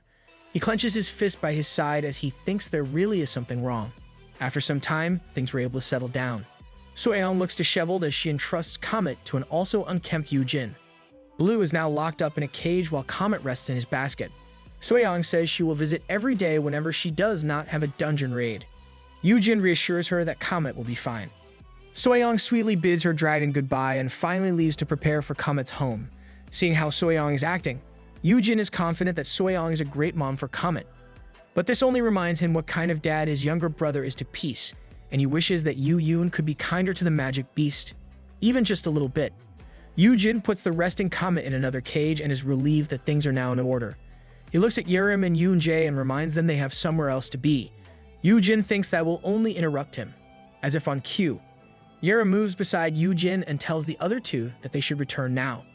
Yoojin reminds her to return to her school, making Yerim feel tormented. You are not the only student who dreads going to school. Yoojin also tells Yoonjae that he can go now since he is busy, and Taewon can tell him about the rest of the facility. Yoonjae ponders on this a bit while looking at Taewon. Still, he only smiles, assuring Yoojin that his time is never wasted when Yoojin is involved. Yerim says the same and adds that it should be Taewon who should leave first. Yerim is adamant that she will only leave after Taewon does. She then reveals how Taewon had glared at Yoojin since before they arrived. Yoojin sweats as he hears this, but Yerim is wrong in thinking that Yoojin has been unaware of it all this time. Taewon looks away, seeing as he has been found out. Taewon needs to take acting lessons from our MC. Yoojin observes Taewon and is somewhat sure there is another reason for such a person to be here. Yoojin imagines that it would be related to his brother Yoon, thinking that this is something like a parent-teacher conference where Taewon would reveal the misdeeds of his child. Yoojin wonders why Yoonjae was also there, but he still urges the other two to go ahead. He reminds Yerim that Taewon is a public official, so there is a meager chance he will kidnap him. He then looks at Taewon for confirmation, and Taewon says the only exception is if Yoojin committed anything illegal. Our MC should be behind bars since he already committed numerous misdeeds after he regressed. Yoojin then looks at Yoonjae, calling him beloved guildmaster. He says he knows how much effort Yoonjae already put in for him, so listening to him now would also be favorable. Yoonjae seriously looks at Yoojin, determining if it is genuinely alright to leave Yoojin with Taewon. Yoojin glares back and Yoonjae finally gives in. Yoonjae says he has no choice but to listen and only hopes nothing terrible will happen. That's weird. Yoonjae is not smiling.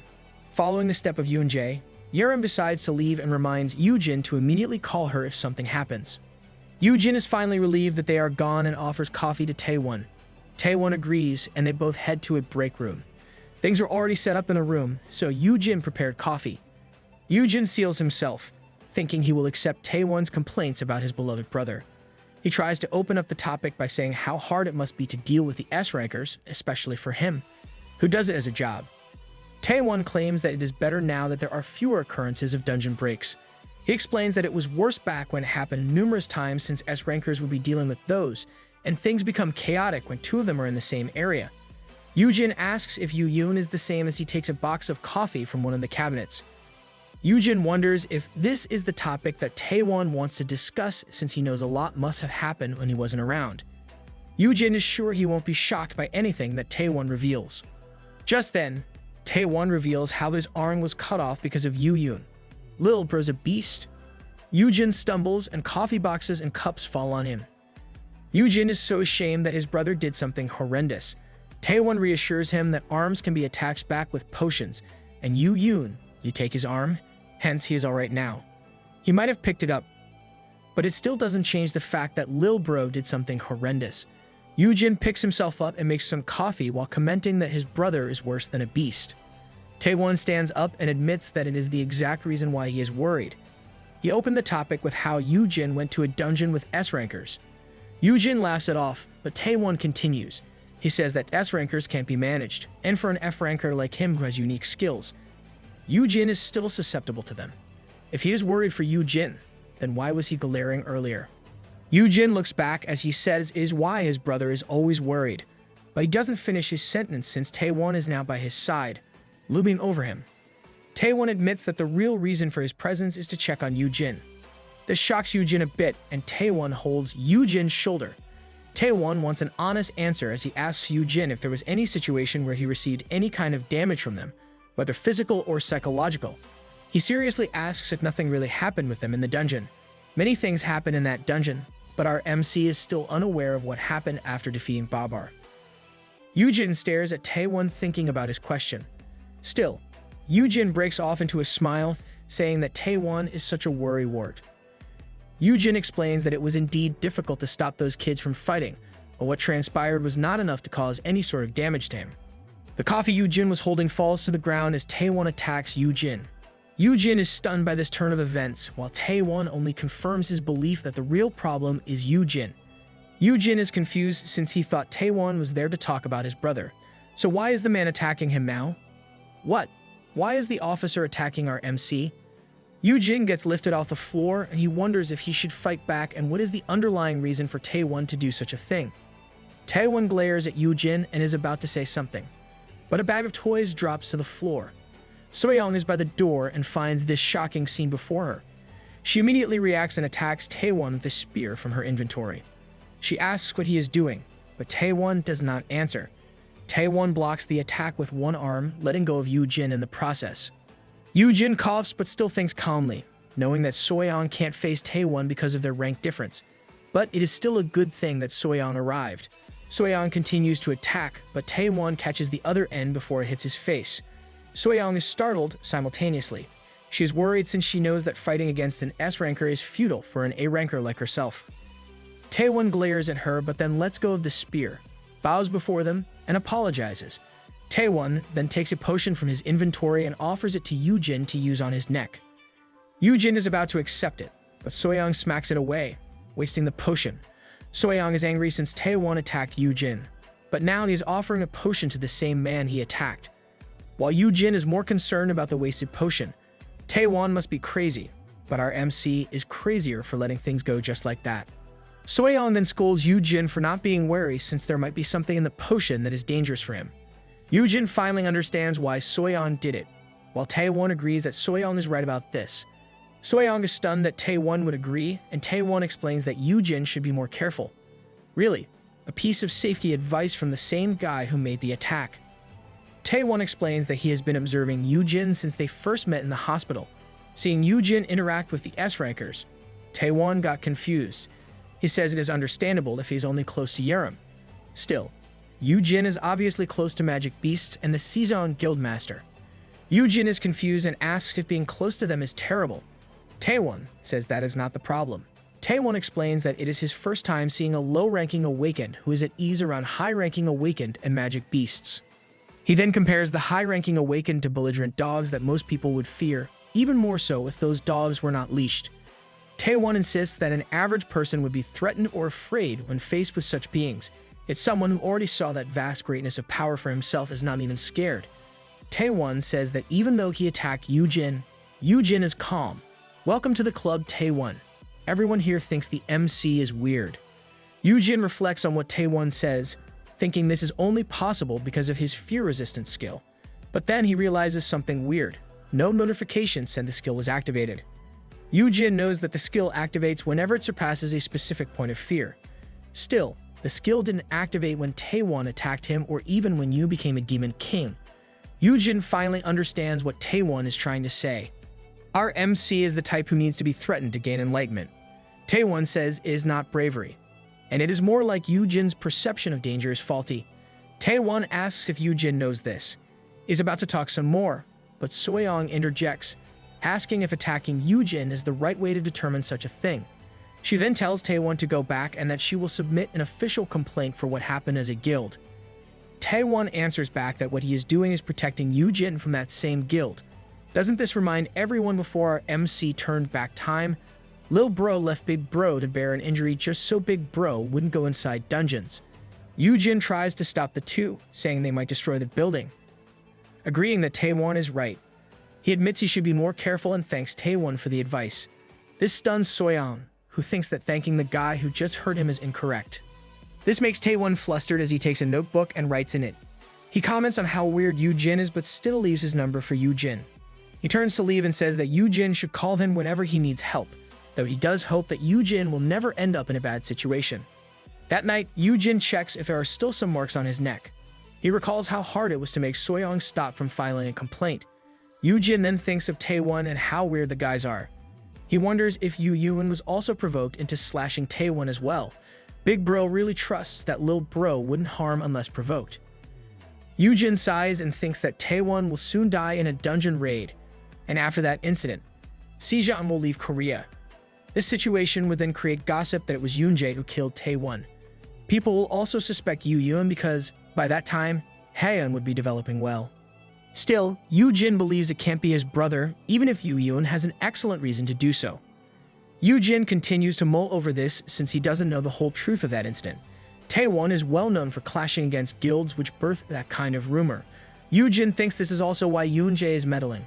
Yoojin looks at the number Taewon left as he thinks the man's behavior from before is indeed more worried about him. But Yoojin also admits that Taewon's chosen method is ruthless. Yoojin tries to snap himself out of it, thinking he wants to look at the guy's positive side. Yoojin feels like he has become apathetic. This characteristic of his probably developed because of the daily presence of high-ranking individuals or the side effects of fear resistance.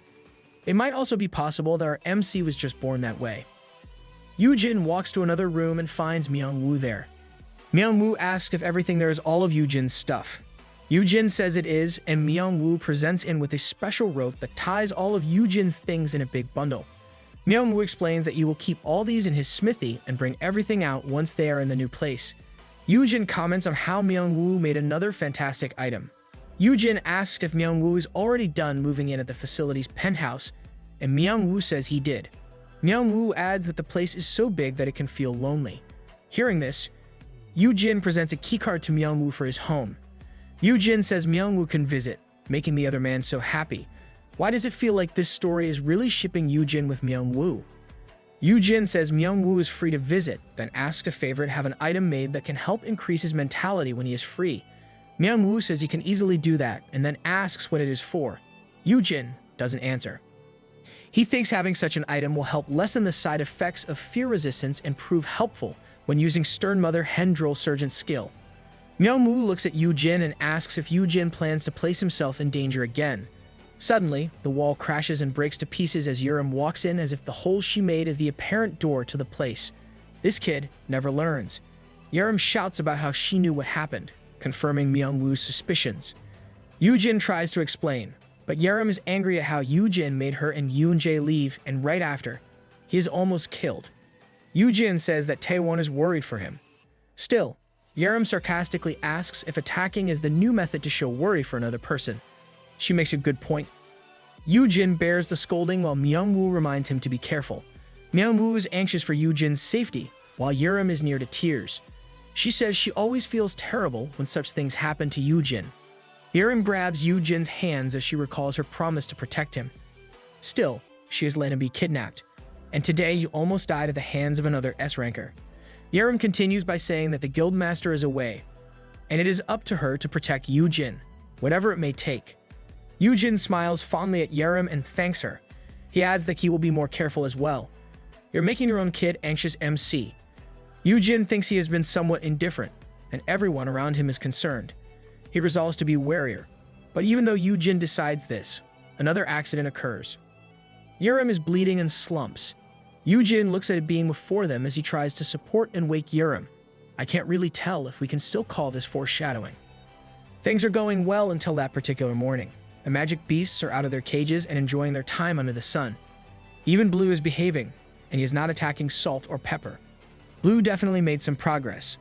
Yurim is glad everyone is having fun in the new place since they can also spend their time in a rooftop garden.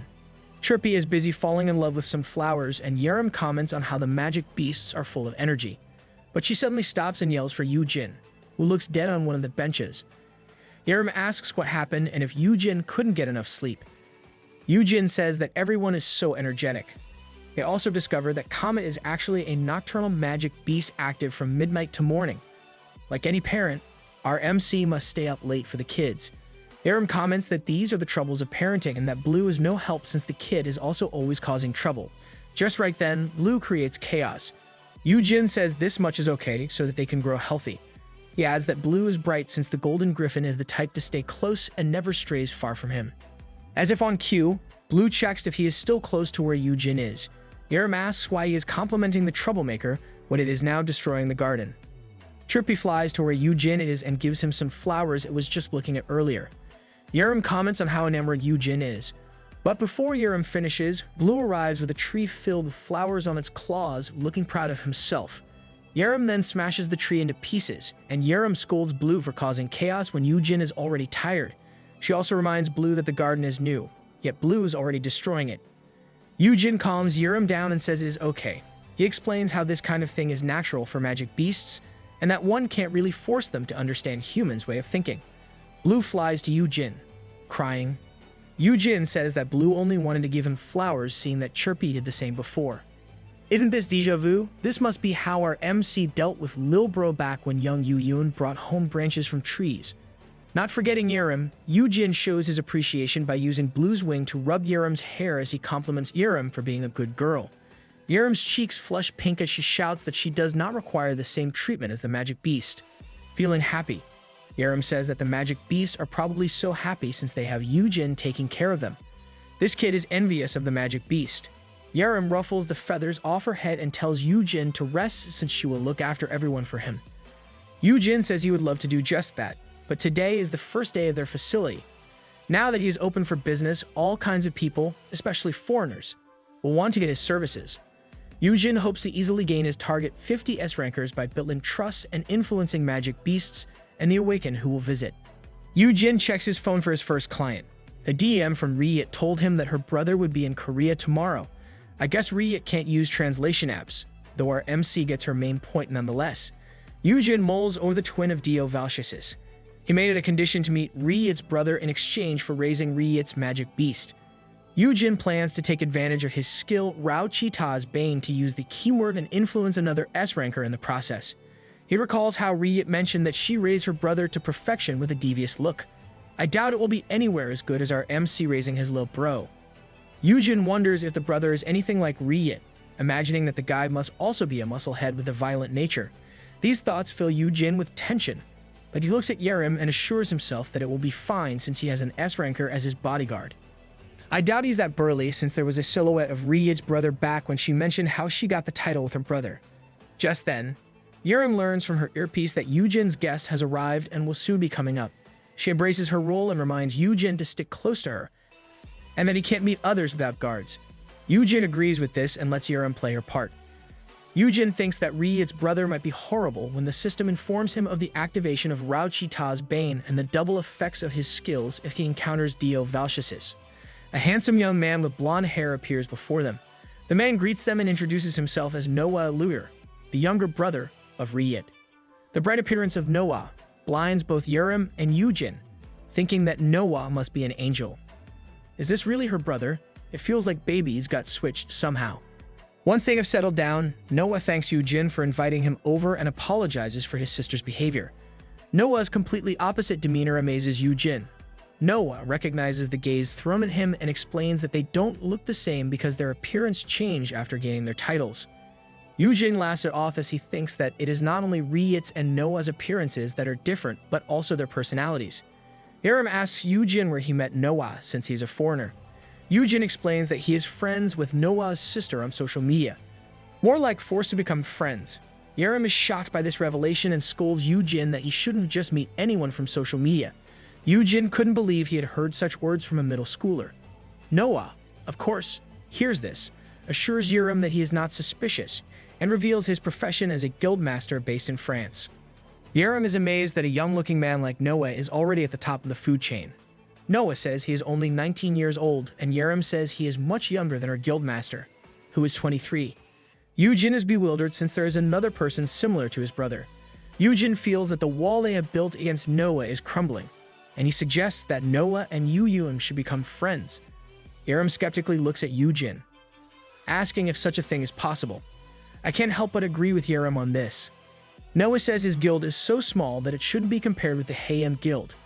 He explains that his guild, Arc, is focused on support skills.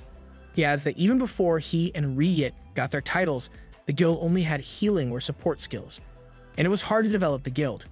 Yoojin asks if Ryit is also part of Arc, and Noah says only he manages it. He explains that his sister only contacts him when she requires something and even tends to ignore Noah's schedule. Our poor boy, your sis is undoubtedly selfish. Based on what Noah has shared, Yoojin concludes that Noah is the slave support as his sister wreaks havoc against monsters. Yoojin looks at Noah, thinking how lucky he is to find such a kind S-ranker. And we've got the flower background again, though it does suit this Bishounen. Noah shyly claims how his sister helped him in many ways, and this only reinforces Yoojin's belief that Noah is a perfect candidate for influence. Yoojin is sure that just like how Noah listens to Ri-Yit, Noah will be the same to him once he is influenced. He thinks his brother will gain a new friend if Yoojin becomes close to Noah. It makes him wonder if he can influence Ri-Yit as well. Our MC is getting ahead of himself again with his imagination.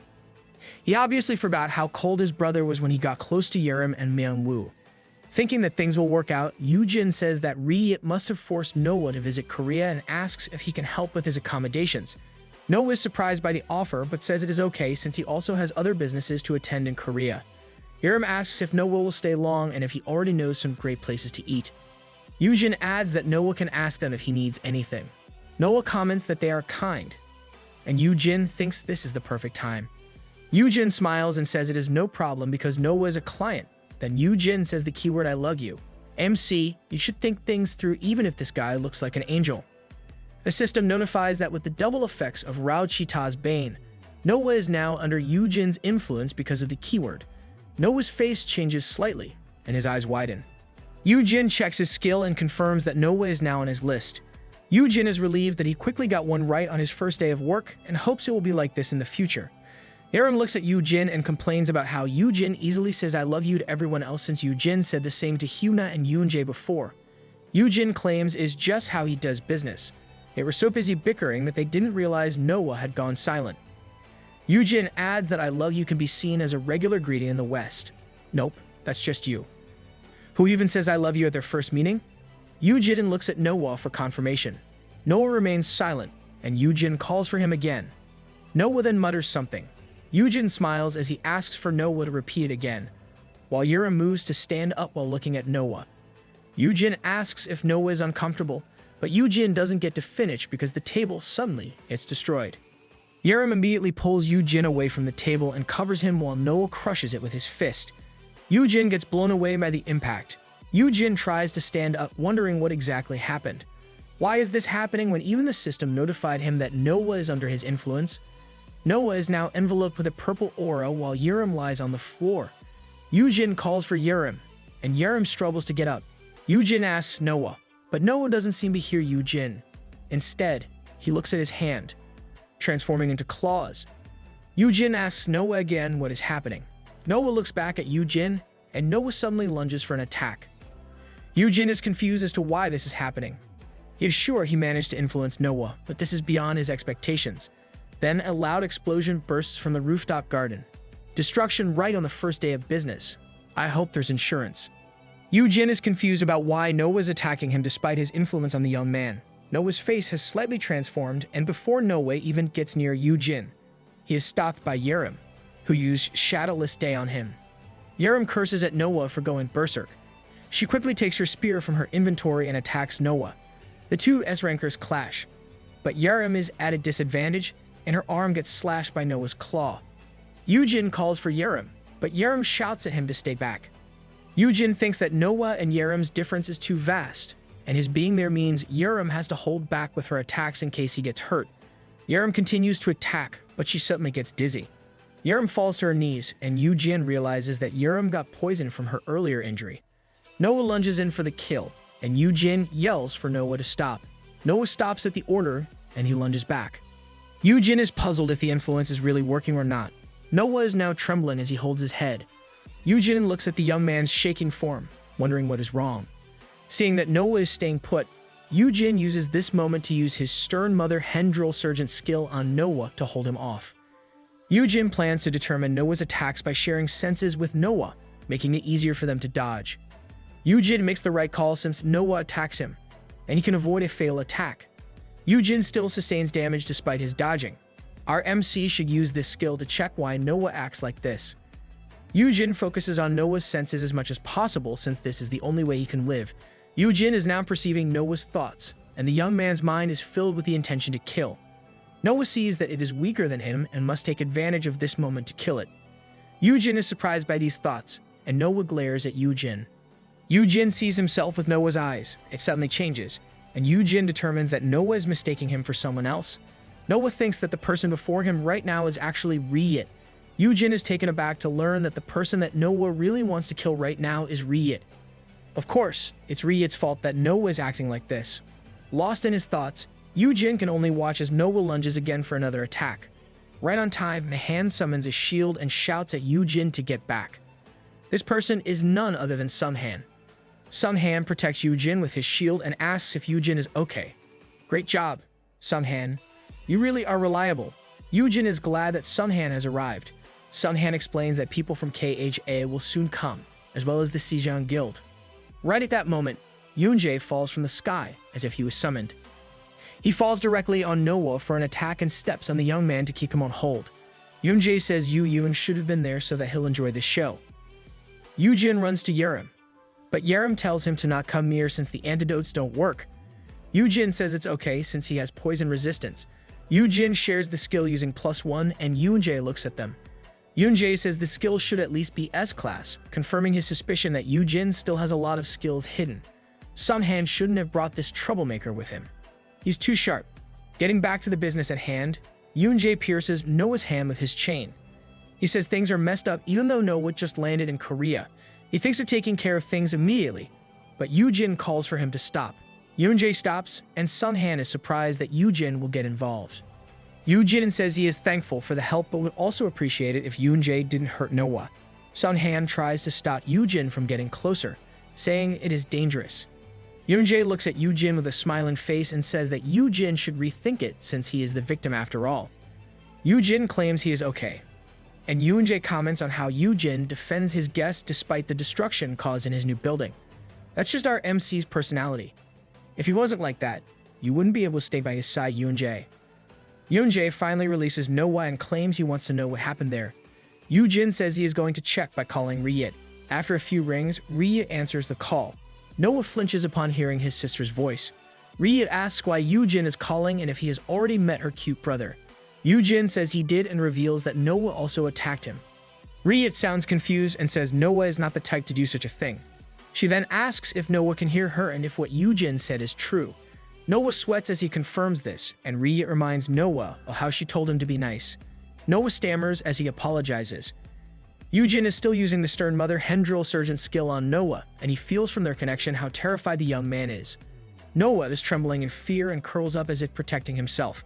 This confirms Yoojin's suspicions that Ryit's claims of having an obedient brother are only because the younger brother is terrified of his older sister. Just what kind of boorish things did Ryit do to her own brother? Yoojin also uses the promising sprout on Noah, and finds that Noah is indeed an S-ranker. Still, at the same time, Noah's maximum possible awakening rank is only supposed to be Class A. Yoojin knows achieving this feat is almost impossible unless it was conducted through extreme means. Yoojin compares it to how Sunghan became an S-ranker despite awakening as an A-ranker. Yoojin knows it is possible because Sunghan can awaken as an S-ranker based on his classification. But in the case of Noah, this is obviously different. Yoojin imagines how much pressure Noah has to take to become an S-ranker despite his limitations. Ryit literally broke her own brother. Yoojin thinks about this kind of growth that has to break the limit, the siblings' words, and how Noah reacts. He ponders how Noah quickly chose to kill when he saw that the person he saw as his sister was weaker than him. Yoojin imagines what kind of hold Ryit has over her brother that can terrify him, and he can only wonder at what sort of upbringing Ryit did. Like how not everyone can be good. Not all caregivers can be good like our MC. This is a backstory of the siblings. A woman maniacally laughs while holding a torn monster head in her hand. She is overjoyed at the fact that she can fight monsters. Standing atop dead monsters, Ryit is celebrating the fact that this kind of world exists. Yep, she was a real psycho before she awakened. She then remembers the existence of her brother and looks at him. Ryit asks what Noah is doing, though she can see that Noah is busy healing other people at that moment. Ryit walks to where her brother is and asks if he is okay and if he is also awakened. Noah stammers a yes, and Ryit gets close to her brother. She holds his face and asks if he is an S-ranker like her. Noah looks away, stating that he is an A-ranker, and that he does not have any combat skills, though he does have the ability to heal. Ryit lets go of her brother with eyes filled with disappointment. She then strikes her brother down and lifts him up by his clothes. She claims Noah is nothing but a disappointment and asks how he plans to survive if he is only an A-ranker. Seriously, the kid is an A-ranker. That's even better than our MC's stats. Ryit's sudden outburst shocks the people around them into running. Ryit looks at them and says that these people she just helped are now running away. She states that people should be able to defend themselves. Like the crazy person she is, Ryit kisses Noah on the cheek and acts as if she is comforting her brother. She tells Noah not to cry and worry about it. Noah looks at his older sister as she smiles and claims that she will ensure that Noah becomes useful. Back to the present. Ryit calls her brother Fable, a French term for weak. She asks if Noah is listening and why he cannot do anything right. Noah is still trembling from fear and apologizes. Yoonjae speaks up and comments on how Ryit met Yoojin while she was in Korea. Ryit reacts to the voice and warns Yoojin to be careful around the dangerous person with him since that man is very bad. Everyone already knows that Yoojin ignores Ryit and gets back to the topic at hand. He says that Noah seems to have experienced many negative things because of her. Yoojin admits to himself that not all caregivers will be good people, and what transpired here was his mistake. Ryit claims that she raised Noah to become strong. She says Noah was a weakling, and instead of throwing him out, she raised him herself. Yoojin says that Noah is supposed to be an A ranker when he awakened. Ryit answers back, stating an A ranker is not enough since Noah is her brother. Yoojin looks at Noah, and he can see for himself what the young man is going through even without using his skill on him. Ryit defends herself, saying she worked hard to raise Noah to become an S ranker. She explains that Noah is so weak that it seems like he is always on the verge of dying whenever she does something. This psycho is infuriating. We should have Taewon lock her up. Yoojin determines that Noah is anxious and scared even without the shared senses, seeing Noah break before his eyes. He can tell that the young man was abused a lot. Ryit claims that Noah made a mistake even with Yoojin. She believes a weakling like Noah can't be independent, then mocks Noah's guilt. Noah gets engulfed by his sister's words as Ryit asks when he will be useful. She then reminds him that he might be left on the streets if she hadn't cared for him. Yoojin watches as Noah drowns in his fear. Ryit is still unfinished and states she is doing all this because of her love for him. Love is not an excuse to torment your own brother. Yoojin is getting furious by the second and tries calming himself down, thinking he can use this situation. Yoojin clenches his fist as he tells Ryit he has something to say. Ryit notices the change in Yoojin's voice and asks why he sounds angry. Yoojin says Noah has injured a Korean awaken, so he will ask the KHA to keep hold of Noah within the country. Ryit asks if Yoojin can let it go. Yoojin plans to take advantage of this time to learn more about Noah and Ryit. Yoojin says that he can also ban her from entering the country if he reports her about selling illegal contracts. Ryit is shocked that Yoojin would really report her. Yoojin says that they can talk about raising her magic beast later instead. Ryit panics as she says she fulfilled her part of the condition by introducing her brother to him. That's a great option, MC. Let's get her banned. Yoojin plans to be careful, recalling how this same person he is talking to tried to kill him once. Ryit tries to make up with Yoojin, asks if this is about her brother's mistake, and says she will handle it. Yoojin reminds himself that he is supposed to handle things carefully. But Ryit kept saying it was her brother's fault, and Yoojin finally snapped. Yoojin yells at Ryit for asking what is wrong when it is evident to everyone how she has manipulated her brother into thinking he is useless. Noah is shocked by the anger Yoojin exudes and stares at him. Ryit asks why Yoojin is shouting, and Yoojin continues to scold her. Our MC is like Noah's knight in shining armor. Yoojin asks how Ryit can say such things to her brother while simultaneously saying she loves him. He continues reprimanding her for not seeing Noah almost dying from anxiety. Yoonjae and Sunghan look at Yoojin with shock, amazed at how angry Yoojin can get. Ryit says she really can't see it from where she is and tries to make an excuse saying that Yoojin should be aware of how they sometimes have to scold while raising kids. Yoojin continues to shout, asking how this is only scolding, and says Ryit is actually bullying a kind kid. Yoojin asks how much Ryit criticizes her brother to the point that he becomes a trembling fool just by hearing her voice. He scolds Ryit for being insane and making her young brother like this and berates her for not protecting Noah if she deems him weak. The guts of an F-ranker who knows his own worth. Noah stares at Yoojin with awe, imagining how Yoojin is scolding his big sister despite being weaker than her. Yoojin admonishes Ryit for thinking so lowly of her brother and asks how she can even call herself the kid's sister. Yoojin is enraged that such a person exists and warns her not to set foot in Korea unless she rectifies herself, bows down to her brother, and asks for forgiveness. Ryit tries to talk back, but Yoojin quickly ends the call. Let's clap our hands for our MC. He is now the president of Noah Lure Protection Group. After a short deafening silence, Yoojin realizes what he just did, thinking he is screwed. Yoojin's phone vibrates, and there are a lot of missed calls from Ryit. Yoojin sweats as he remembers that his warning system is not working right. but he is sure Ryit won't kill him since Yoojin still has to raise her magic beast. No worries, everybody will protect you MC. Behind Yoojin, Yoonjae claps his hands at the performance he just watched. At the same time, Noah looks up at Yoojin and is amazed that Ryit cannot even say anything against Yoojin. After that mess, Taewon arrives and escorts Noah to the association. Taewon feels like he's going to get a headache as he comments on how there is no way a person can change in one night. Yep, but you're late, Taewon. Taewon explains that Noah will be detained in a detention cell meant for the awakened. Seeing that no non-awakened got hurt in what happened, Taewon says Yoojin can ask for a settlement after Noah's detention. He also explains that Yoojin can have him kicked out if he desires. Yoojin says there is no need to kick Noah out of the country. He also asks to have Ryit banned instead, saying it is for his own safety. Taewon easily agrees to the request, and Yoojin smiles at Noah, saying he can rest easy while in Korea. Yoojin reminds Noah that they should have their talk later. Noah looks at Yoojin with appreciation even as Yoojin leaves, and our MC gets another admirer. I wonder if he will be clingy like Manhwa. Yoojin acts cool as he leaves Noah to Taewon. Yoojin thinks he can resolve things without using force and reminds himself to be more careful in the future. The Sejong Guild brought with them a healer just in case. Sitting down on a bench, he looks at the healer healing Yerim, thinking if he could take Noah as a healer if possible. The healer finishes healing Yerim, and Yerim jumps up and down to celebrate her quick recovery. It's like she never got hurt in the first place. The healer approaches Yoojin and asks if he is hurt anywhere. Yoojin says he is okay since he already has a potion. Suddenly, Yerim butts in, saying that Yoojin must be healed even if he only has a scratch. She pulls on Yoojin's clothes to take a better look if Yoojin still has injuries. Yerim ignores the fact that she destroyed Yoojin's clothes and reminds Yoojin to treat himself better. Yoojin can only agree as he covers his chest and receives treatment from the healer. Every kid under our MC's influence is such a worrywart.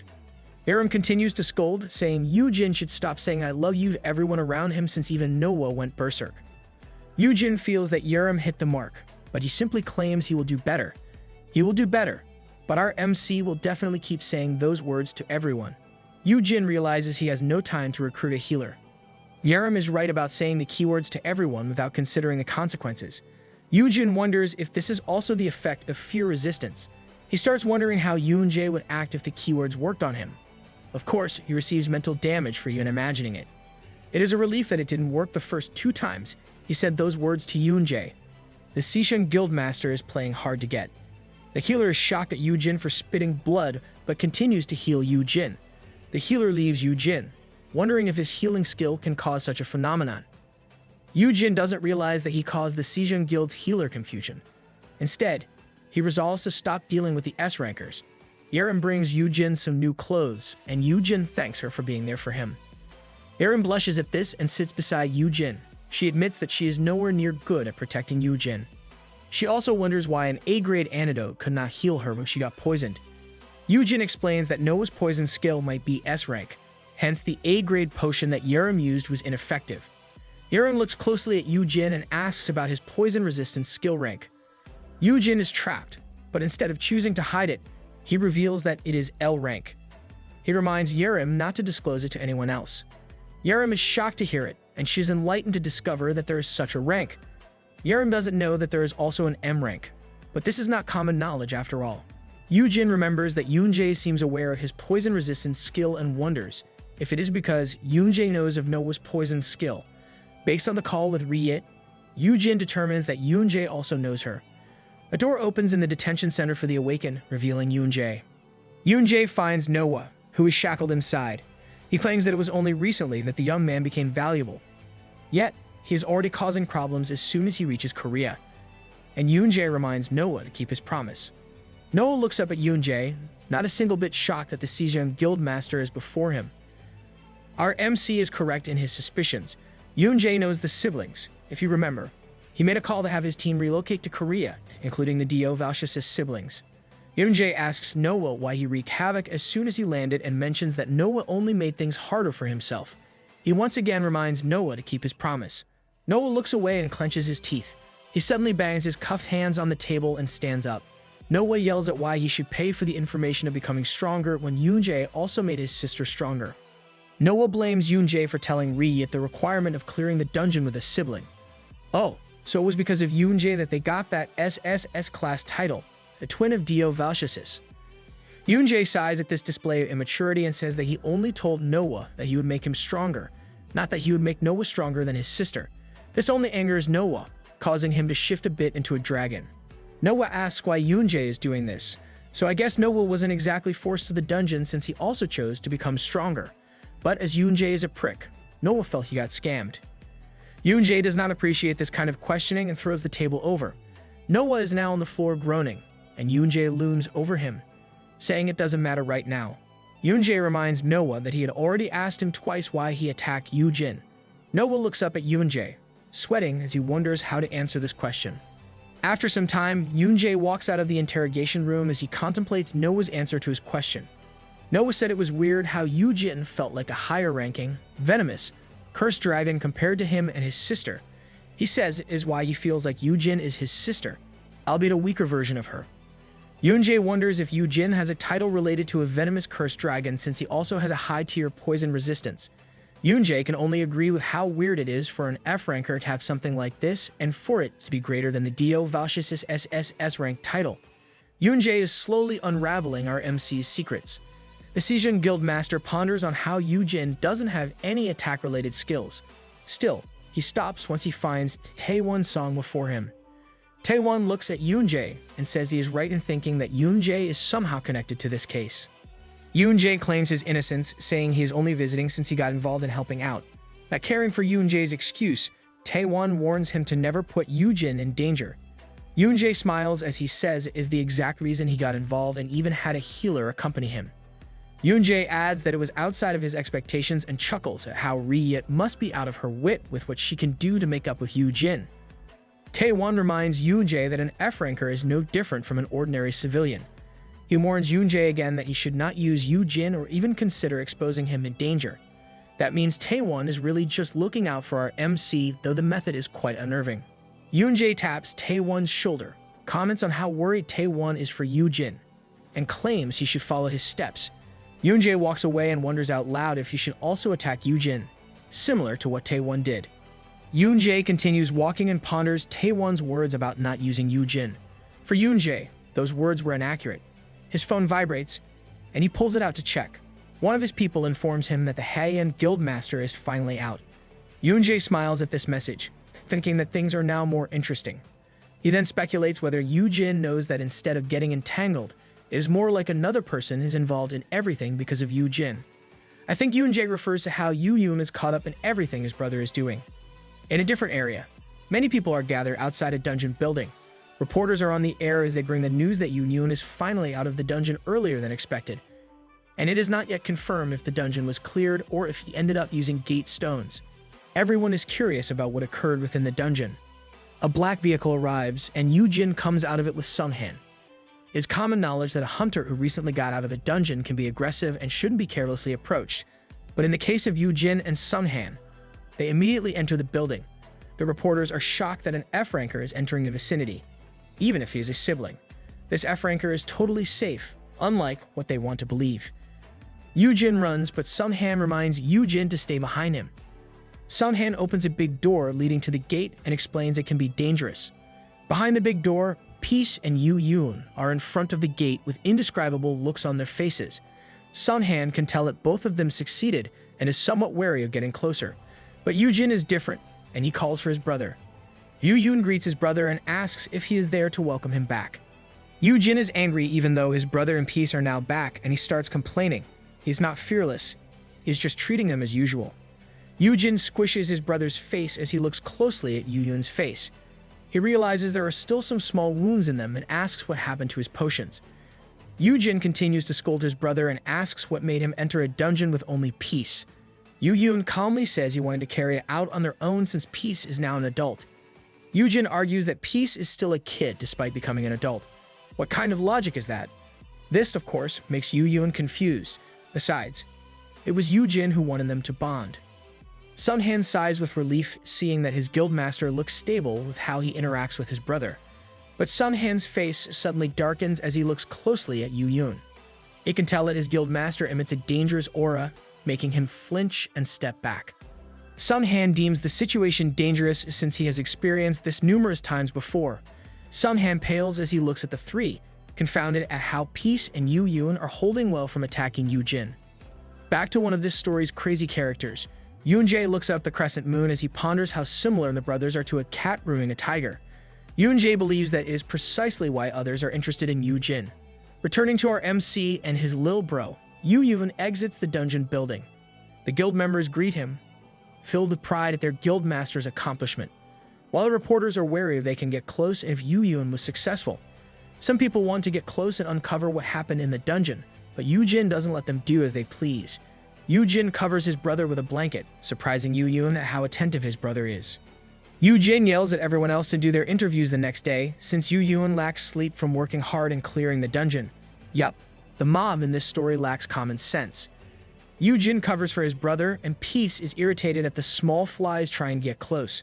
This action of Yoojin proves his unique existence as a person who will treat an S-ranker like Yoojin as usual and care for him wholeheartedly. As for Noah, he is now locked up in a detention cell, thinking about what he did earlier. He knows he just ruined things, even though it was not his intention. Feeling glum, he starts hearing his sister's voice scolding him for being unable to do a simple job despite being an S-ranker. His vision of his sister continues to mock him, making him sweat. The vision condemns him to the point that he feels restrained by numerous hands. Noah snaps out of it and breaks off the handcuffs on his wrists. He struggles to stand up and makes a decision. He looks out beyond the bars, thinking he can't stay and should at least fix things. And we've got ourselves an escapee. A reporter relays how Hay and Guild cleared an S-grade dungeon in record time and how this can influence the opinion of dungeon management rights. The black vehicle is on the road, and an exhausted, drooling Yoojin is inside. Yoojin sits in the back with Peace in his arms beside Yoojin.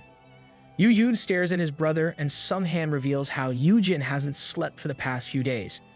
Sun Han suspects it is because of Yoojin's job as a magic beast tamer. Still, he is also sure that Yoojin is very worried about him. Sun Han says how bizarre it is for Yoojin to act like a mother hen worried for her chick despite the said chick being an S-ranker.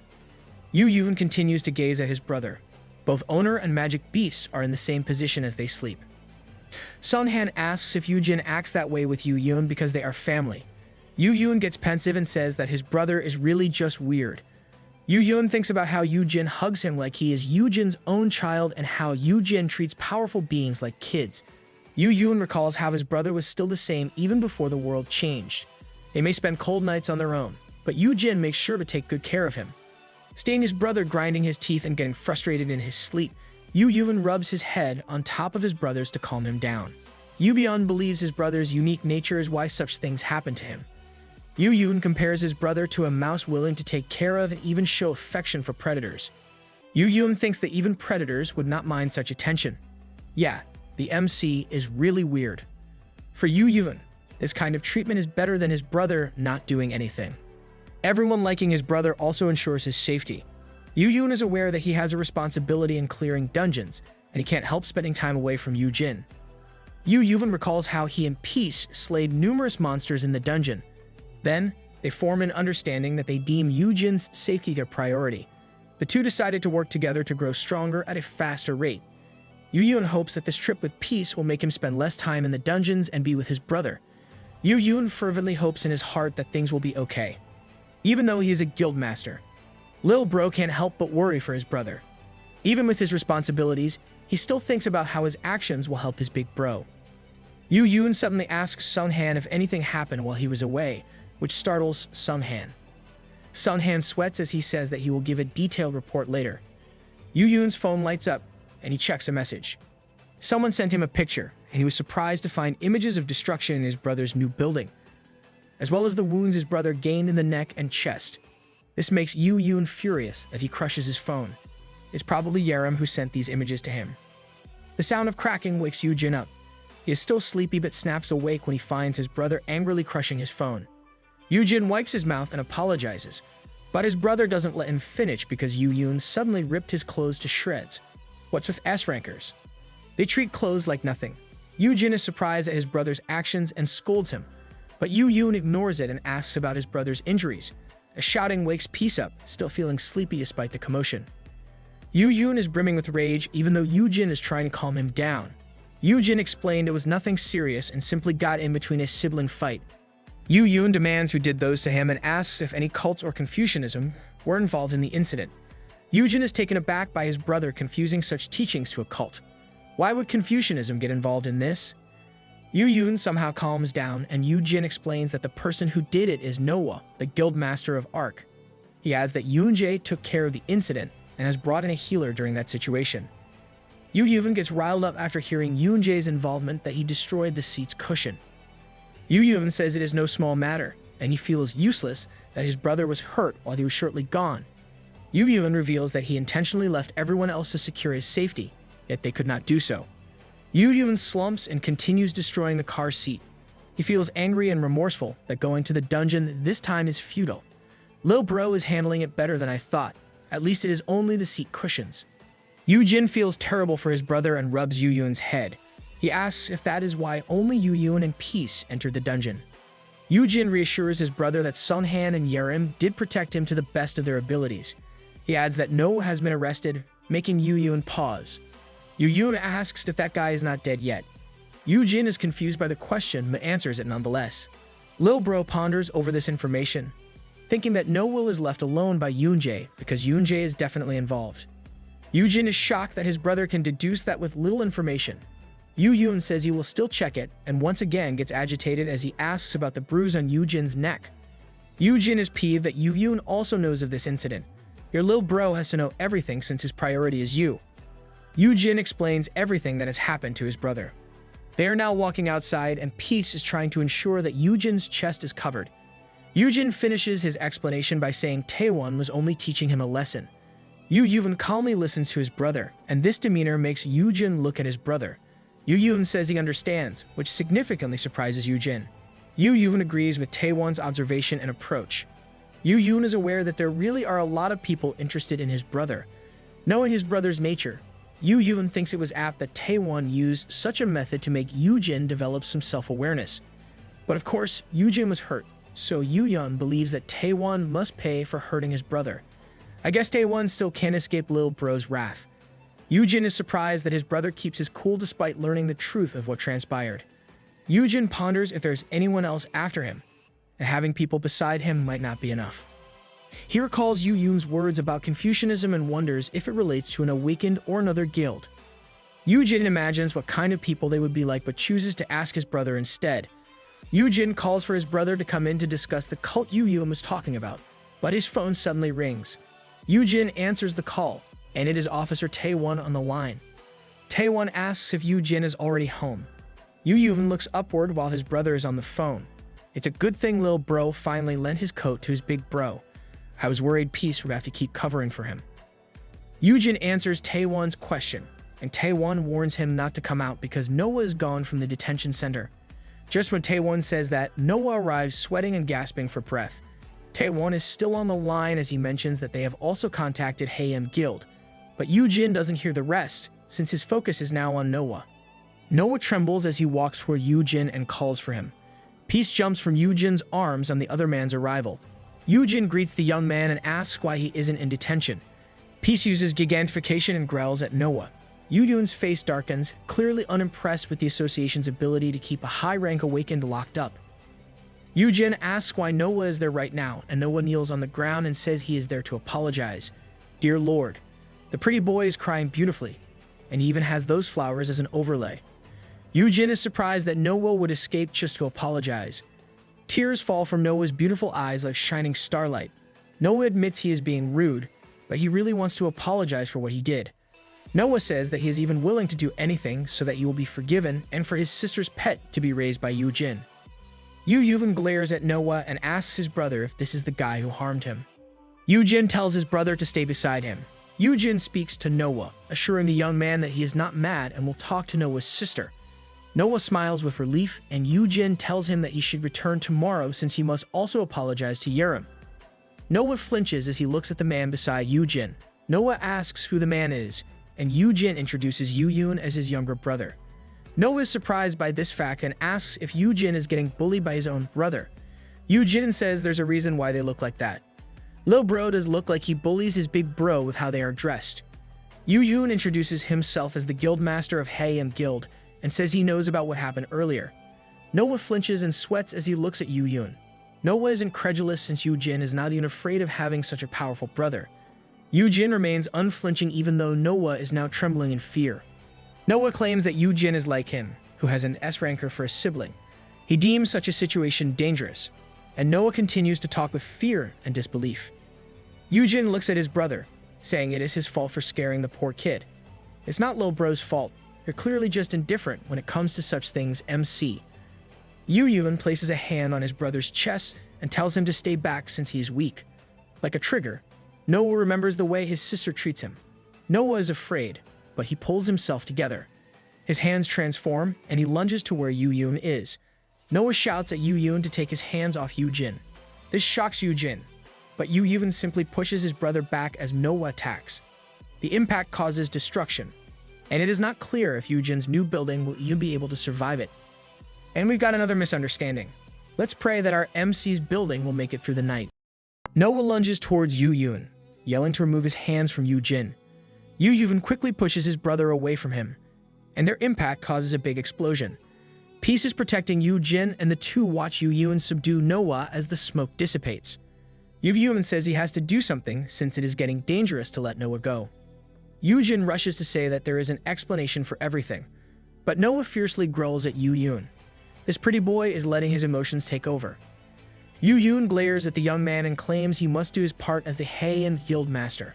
He grabs Noah's arm and asks if it was the exact arm that harmed his guild member, Yerim. Noah retaliates using his dragon tail before Yoojin can do any further harm. Yoojin deflects the attack with his arm, throwing Noah off in the process. Yoojin yells for his brother, but Yoojin remains unfazed as he looks at his arm.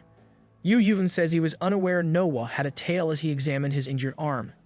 From a distance, Noah is already half turned into a dragon, and he glares at Yoojin with his glowing eyes. You are not as pretty as before when you shift, Noah. Yoojin warns his brother that he has been poisoned. Yoojin is also unaware of this fact, but he assures his brother that it is okay, stating he can just cut it off before his whole body gets affected by the poison. True to his word, Yoojin cuts it off, shocking his own brother. Peace simply watches over this spectacle, but Yoojin has none of his brother's brazen logic. Yoojin resumes his call with Taewon, asking if he heard everything. We almost forgot that Taewon is still on the line. Good thinking, MC. Taewon replies that he is already on his way to the facility. Yoojin urges him to hurry since it might turn out more dangerous than now. Yoojin pours out a healing potion on his damaged arm as he looks at Noah, who seems to be struggling. Suddenly, there were a lot of cracking sounds as Noah grew dragon wings and wholly transformed into a dragon. So he can completely transform into a dragon? Noah screeches in his dragon form and flies up into the air. Yoojin is surprised that Noah can transform into a dragon completely and even has the ability to fly. Yoojin reckons that with Noah's current form, he would still be at a disadvantage. Noah flies towards Yoojin, but Yoojin merely smirks. Yoojin asks if he can just slay this monster before him as he activates blue willow leaves. Numerous blue willow leaves hinder Noah's vision, making the dragon crash into the domed ceiling. Yoojin uses his leaves to leap up to where Noah is and swings his sword up in preparation for an attack. Yoojin claims that there is no space there for him to fly. Yoojin brings his sword down to a slash, injuring one of Noah's wings. The dragon wails as poison seeps out from him. Yoojin smiles at this futile attempt and says it will not work on him since he can simply burn it up before it can even reach him. Noah crashes to the ground with Yoojin on top of him. Yoojin glares at the dragon as he lifts his sword, claiming that Noah should pay with his life for harming Yoojin. Do not say that, lil bro. Big bro will not like it.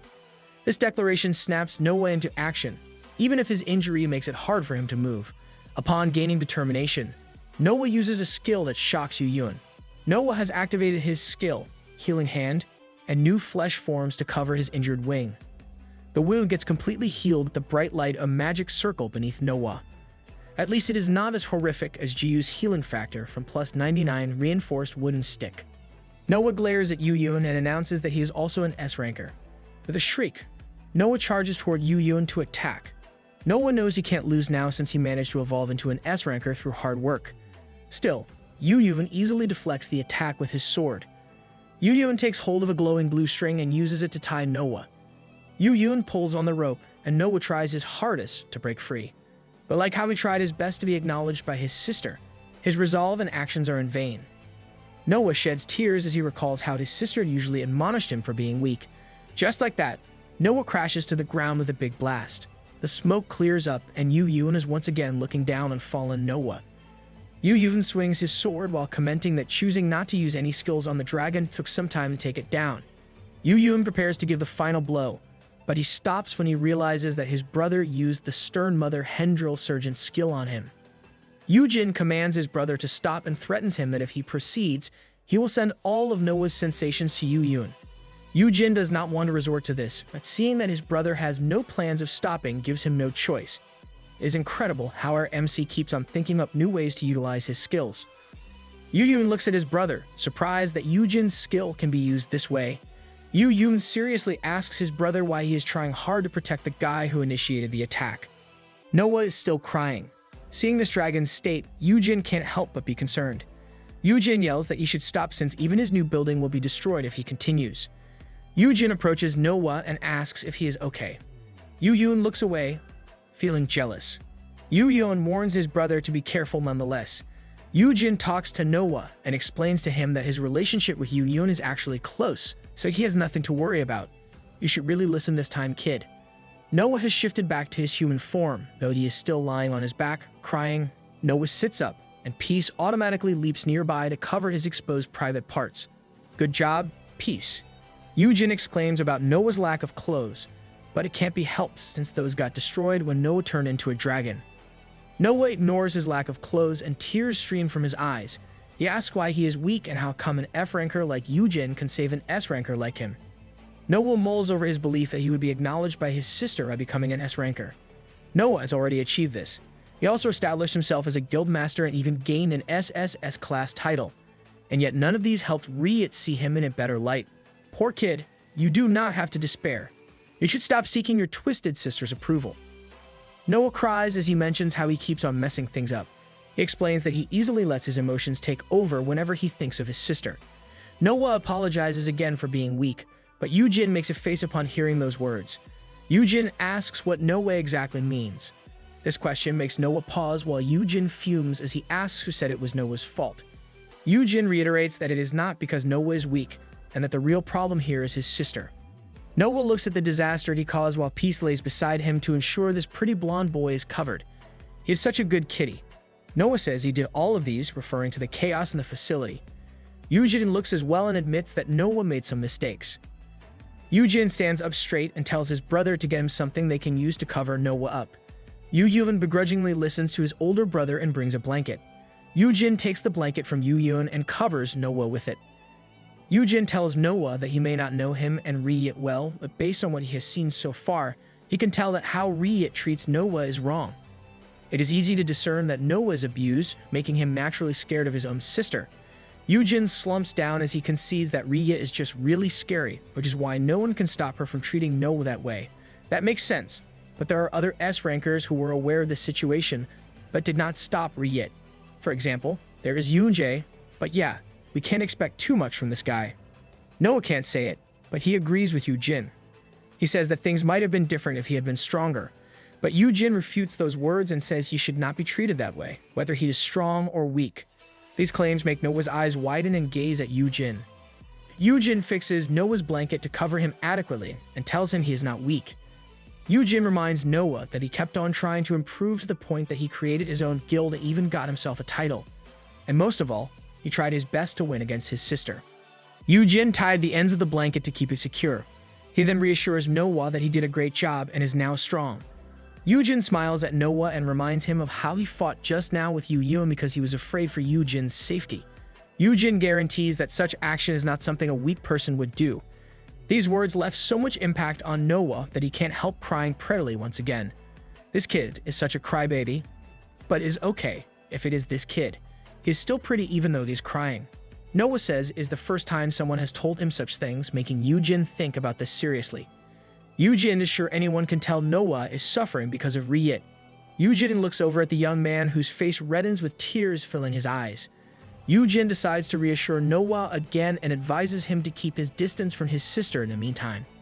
Noah mumbled, and Yoojin did not hear him the first time. Noah wipes his tears as he asks if he can stay there until he musters up his courage to face his sister.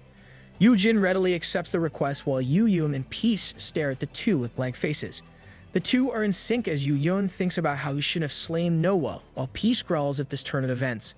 Lil Bro and Peace are jealous. There is another addition to the list of people and magic beasts who are craving Big Bro's attention. Chief Officer Taewon Song arrives at the facility to take Noah away. "You're late, Taewon." Things had already settled down even before he got there. Noah is still tearing up while he looks at Yoojin. At the same time, Taewon instructs his personnel to tell everyone that it is safe to return to their homes. And in the background, some staff are cleaning up the mess that Yoon and Noah created in the place.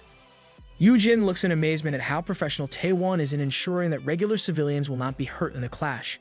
I guess this is the reason he was late. As for Yoon, he glares at Taewon as he recalls what the guy did to his older brother. Unable to keep his cool, Yoon throws a dagger toward Taewon. Taewon easily catches the blade with one hand as he looks at Yoon, who is glaring at him.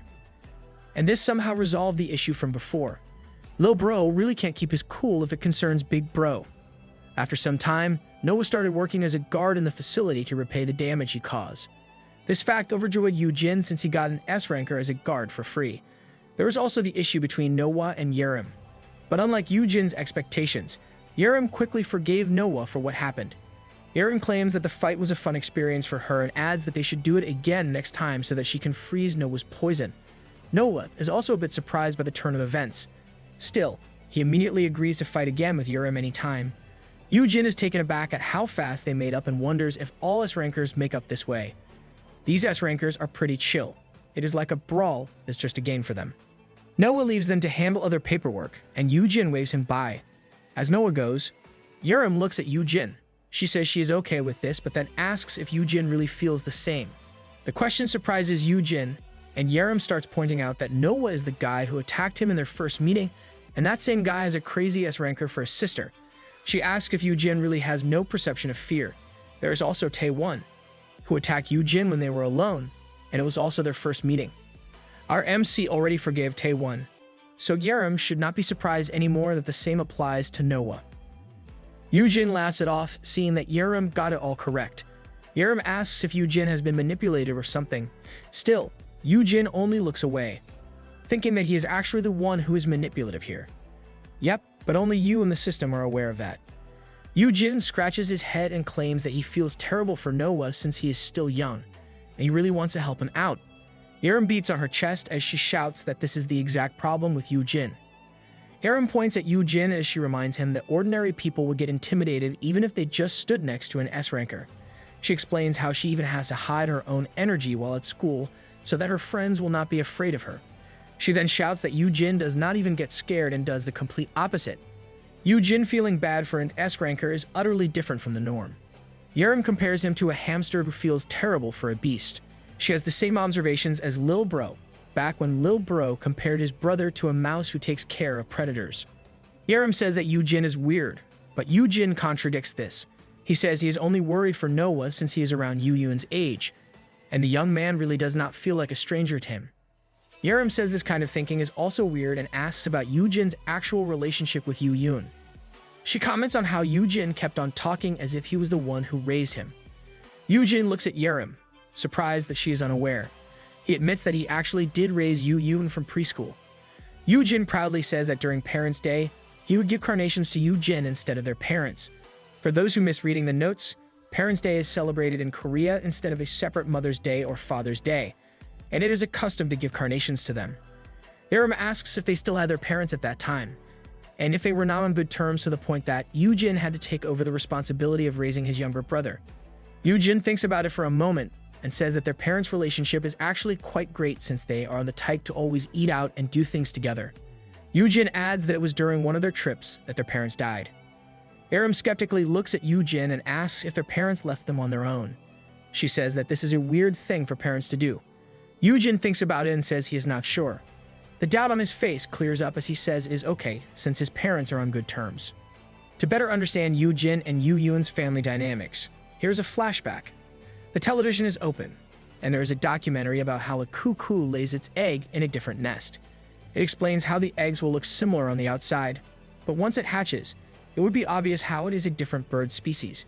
It adds how the newborn cuckoo would push the other eggs off the nest, while the mother would unknowingly feed the cuckoo hatchling, which is obviously more significant than her. Yep, this documentary is a subtle analogy of the Han family dynamics. A young Yoojin is on the floor, too busy to pay attention to the show on television. He is drawing his younger brother with their family in his sketchbook when he suddenly gets startled by his mom's shout. Mother Han exclaimed as she agreed at how creepy it was. Mother Han and Father Han are talking about how a child will not cry or laugh, even though the hospital said there was nothing wrong with the child. Mother Han cries as she compares how different the kid is from Yoojin and admits that it feels like the baby is not her own child. Mother and Father Han are referring to Yoojin here. This actually clears up a lot of things. We now know that Lil Bro has been weird since he was a baby. This situation might even be similar to Yoonjae and Ryit. Yoojin stops his drawing and stands up with a stuffed toy in his hand. Despite hearing his mother's confession of how afraid she is that the child might one day, the rest of the sentence was not heard as his mother's voice became muffled. Yoojin enters his brother's room and looks over at his brother. Yoojin is confused about why their parents would say such things about Yoojin. Yoojin gives the frog's stuffed toy to a young Yoojin, who is simply staying still in his crib. Yoojin fondly looks at his brother as he claims that Yoojin is cute and kind. I must agree with Big Bro here. Lil Bro is too cute, even though he is indifferent. As they grew up, their parents would ask if Yoojin would like to go out with Mother and Father Han, even though Yoojin was always with Yoojin. But as always, Yoojin would innocently ask if Yoojin is included. Yoojin is so close to Yoojin that even at night, he is the one to read to his brother before going to sleep. Yoojin's actions have always puzzled both Father and Mother Han. They are confused as to why Yoojin seems unaffected by Yoojin's actions and is even so nice to his younger brother. I do not get it. Lil Bro is seriously too cute in this panel. It is no wonder Yoojin kept gushing about his brother even before the gates appeared in their world. Mother Han breaks down, thinking there must be something wrong with them since Yoojin is a great brother to Yoojin. Father Han tries to calm Mother Han, but Mother Han continues to cry, saying that the feelings they are getting from Yoojin do not make sense when she knows for sure that she gave birth to Yoojin. She exclaims that if other people knew, they would be labeled as crazy parents. Father Han hugs Mother Han to his chest as he tells her he knows what she means. He looks at the teared-up photos and the blotted images of Yoojin in their family pictures. Father Han then admits that he is also afraid of their own son, Yoojin. Father Han is confused as to why they would be afraid of their own son when Yoojin is just a kid. He opens the door to their kid's room as he wonders how Yoojin can bear to be near Yoojin. Father Han gets startled when he sees a big blot of darkness holding the book in front of Yoojin. Yoojin then looks up, seeing their father's arrival. In Father Han's eyes, Yoojin remains enveloped in darkness even though he can see Yoojin clearly. Oh, so that is why they are scared of Yoojin. They are unable to see that little kid's cuteness. Yoojin is acting normally, and this makes Father Han wonder if it is not only Yoojin. If Yoojin is like this, it might be possible that they are not the weird ones, and it might actually be Yoojin himself. Big Bro has been strange since he was young. These siblings really suit one another. With this new mindset, the Han parents left their two sons on their own. However, they still do their responsibility of cooking them food or giving them allowances. From then on, the two brothers think that this is a normal thing to occur in a family. They would celebrate on their own, even if it was Christmas. Their parents would take trips on their own, leaving Yoojin and Yoojin behind. Yoojin says that this is because their parents are so close to each other. Yup, they did not grow normally. This is the exact reason why the brothers are so attached to each other. Yoojin smiles at his brother, saying they can celebrate Yoojin's birthday on their own. Yoojin's birthday falls on Christmas, and Yoojin says is great since everything looks sparkly during this time of the year. Yoojin keeps hold of Yoojin's hand as they wander the streets to look at the sparkly things around them, and Yoojin hopes they can buy a birthday cake even though it is Christmas, and that's the end of this flashback. Yoojin looks at his own hand, thinking that things might have been different if he did not take hold of his older brother's hand back then. Yoojin thinks that Yoojin would be able to live an everyday life even if Yoojin was out of the picture. Yoojin mulls over this as he looks at his brother. Yoojin smiles as he interacts with Yurim and Noah. Yoojin already knows of this fact, but for Yoojin, he is still unable to let go of that hand. That night in the Sijin Guild headquarters, Yoonjae is talking on the phone. The person on the other end of the line mentions that she heard about Noah's mistake. Yoonjae compares the situation to how they initially trained a dog who ran away from them in the end. The other person asks if this is the reason why her flight was moved. She also asks why Noah did it in the first place. Yoonjae looks at his phone, which is placed on speaker mode. as he says that what happened might have something to do with Yoojin Han. The woman named Evelyn in Yoonjae's phone dawns with understanding as she says Yoojin's title is a magic beast tamer. Everyone is still unaware that this is a fake title. The woman on the other end of the call is in a foreign land and wonders if Yoojin managed to tame Noah, because Noah is a half monster. Yoonjae laughs at this, saying it would be amusing if that is the reason. The long-haired woman pauses and comments that Yoonjae does not seem to be upset by this turn of events. Yoonjae smiles as he admits that he actually likes it when things are happening, not how he expected them to be. Yoonjae looks through the recent pictures of Yoojin that day and says he will complain to the new master about their escaped dog. Now Yoonjae has another reason to go to Yoojin and make his demands. And I should also point out that he has terrible stalking habits. In the streets, Soyeon happily sings as she carries a customized dragon tower for her beloved Comet, while at the same time carrying new supplies and toys for the baby dragon. Soyeon looks up at the sky as she starts saying a line she made herself, but Soyeon does not get to finish when she sees someone falling from a tower. The stick figure is back.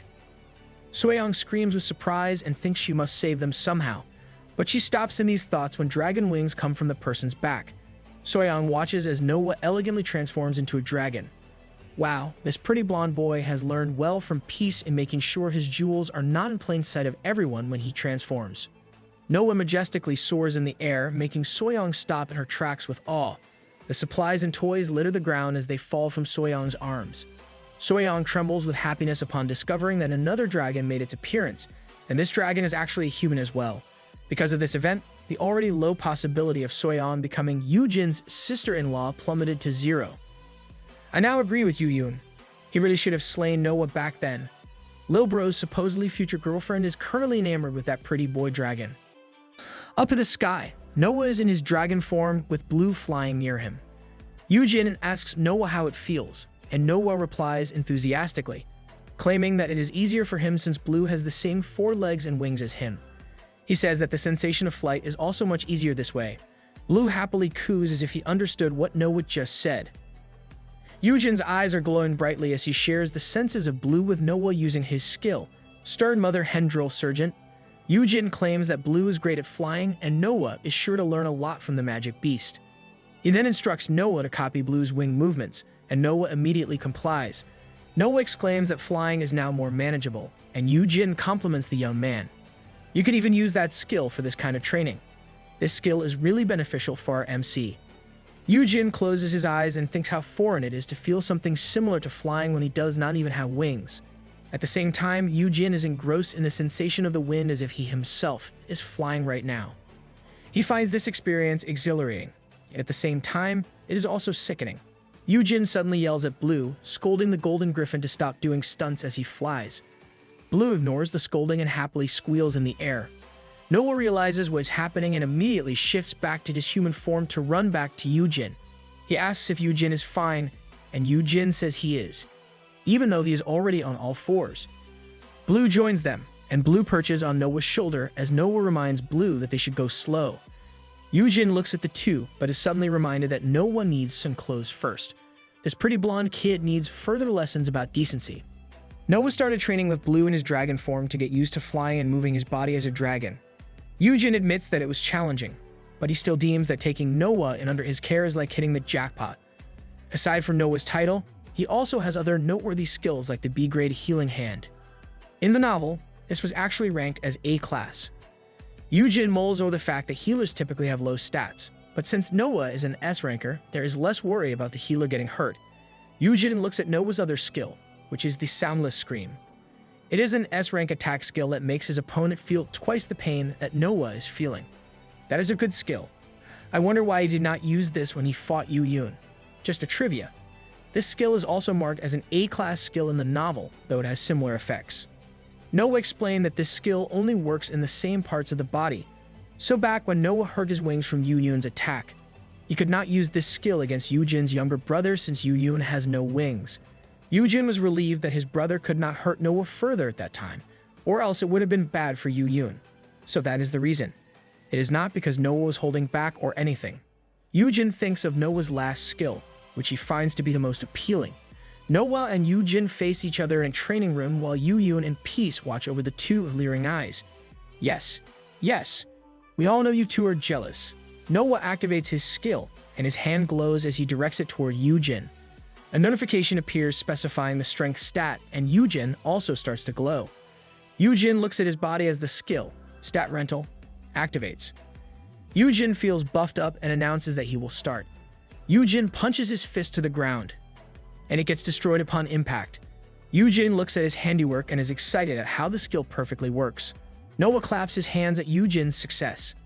Yoojin is amazed at how a stat rental skill is much more helpful than using equipment or other items to raise his stats. With his A-rank ability to borrow or lend half of the stats for 30 minutes per day, this is more than perfect for our F-ranker MC. Yoojin compliments Noah for having this much strength, even though Noah is a healer.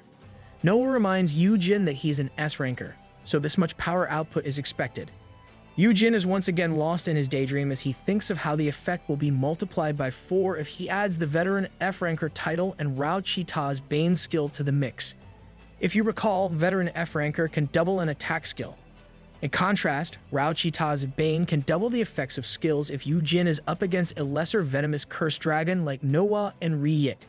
And with this, you just can't help but admire our MC's forward thinking. Yoojin can already see himself riding Noah in the future. Yoojin imagines that even if Noah activates his poison skills, he will remain safe since he has an L-grade poison resistance skill. He believes he can use this to the max in a dungeon raid. And Yoojin is sure that monsters will not be able to even approach them this way. Sorry Soyeon, our MC is already claiming that seat on Noah's dragon's back. Thinking only of the best outcomes with Noah by his side, Yoojin is not a single bit hesitant in saying that Noah is the best. Noah, of course, tears up at Yoojin's words, claiming that it is the first time he has heard such praise. This interaction between them obviously gets a glare from the jealous Yoojin and Peace. Poor Peace. It is like his role as our MC's mount is stolen, just like that. Yoojin is relieved that Noah is satisfied with his current life in the facility. At the same time, Blue has also grown well while training with Noah. This makes Yoojin wonder if his skill, "My kid is the best," also contributed to this. As if to test out his newfound power, Blue decides to pounce on Peace, who lazily lounges as he watches Yoojin. Peace quickly detects Blue's intention, and he uses gigantification and smacks Blue in the head with a paw. Blue was unable to evade, and Yoojin exclaimed. Peace continues to pounce on Blue as if he is playing with the golden griffin, and Yoojin reminds Peace to be nice to his siblings. Peace complies with Yoojin's wishes, and Yoojin hugs the horned flame lion. Yoojin thinks that Peace does not like the fact that his dad has more work with the current number of magic beasts and people around them. Yoojin tries reassuring Peace and says he must do this since this is his chosen profession. For Yoojin, those days of training magic beasts and Noah can be considered brilliantly productive. Just like in reality, these days won't really last that long when you have a thorn in the side. And for our MC, this comes in the form of an annoying guildmaster named Yoonjae Sung. Yoonjae visits with a big basket of flowers, claiming he is there to congratulate Blue's growth. Yoojin only glares at Yoonjae, making Yoonjae admit that the flowers were actually from Soyeon, so he should still take it. Yoojin smiles as he accepts the basket, thinking that Yoonjae must have been busy and he should not have delivered it himself.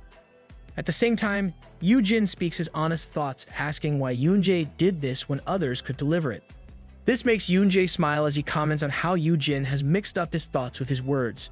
Yep, the Sejeon Guildmaster is well aware of how much he annoys our MC with his existence. Seeing that there is no reason to mince words, Yoojin bluntly asks Yoonjae what he wants, still smiling. Yoonjae says he is hurt by Yoojin's treatment, then admits that he went there as an investor who is visiting a runaway debtor. Noah appears above them in his dragon form and shrieks. He causes a gust of wind as he approaches them while staying in his dragon form. Noah drops behind Yoojin and puts his tail before Yoojin as if to protect him. Noah claims that he never ran away and kept his promise. He even warns Yoonjae to not involve Yoojin in this matter of theirs. Yoonjae calmly looks at the dragon, who is unsuccessful in trying to be menacing. Yoonjae says that Noah should have immediately made this known before he ran away. He then comments on how close Noah has gotten with Yoojin and asks if Noah got hired as a pet. The Sejeon Guildmaster is really good at invoking hate from others. This comment makes Noah furious, and he reiterates that he is a human. Before Noah can do anything else, Yoojin makes him stop. Yoojin claims responsibility for Noah, saying that he is the one who took him. Noah tries to rebut, but Yoojin reminds him that it was his own decision to hire Noah. Yoojin says he only does this for himself so Noah can leave this matter to him. Typical Noah tears up at Yoojin's proclamation. For Yoojin, he is really only doing this to keep the young man decent. Yoojin does not want Noah to shift back into his human form since he does not have a blanket or even peace to keep Noah covered. Yoojin turns to Yoonjae and says he does not know their problem, but whatever it may be, he will take Noah. So if there is a debt that Noah must pay, Yoonjae can talk about it with him instead. Yoonjae stares at him as Yoojin asks what Yoonjae wants in return. I bet Yoonjae is waiting for this exact moment when Yoojin owes him a favor. Let's start chapter 79 with a flashback. A news reporter states that a guild involved in the incident chose to dissolve since there were witnesses claiming that there was a sighting of a golden dragon. And the incident may have occurred because of a dungeon break. Undoubtedly, the golden dragon is Noah, but his ability is not public knowledge during this time. Yoonjae watches the news as he ends his call. He thinks that his previous investment is now thriving as he mulls over how great Noah's poison skill is. So the curse skill is more significant for Ryit, while the poison skill is more potent for Noah. But what Yoonjae appreciates more is Noah's ability to completely transform into a dragon.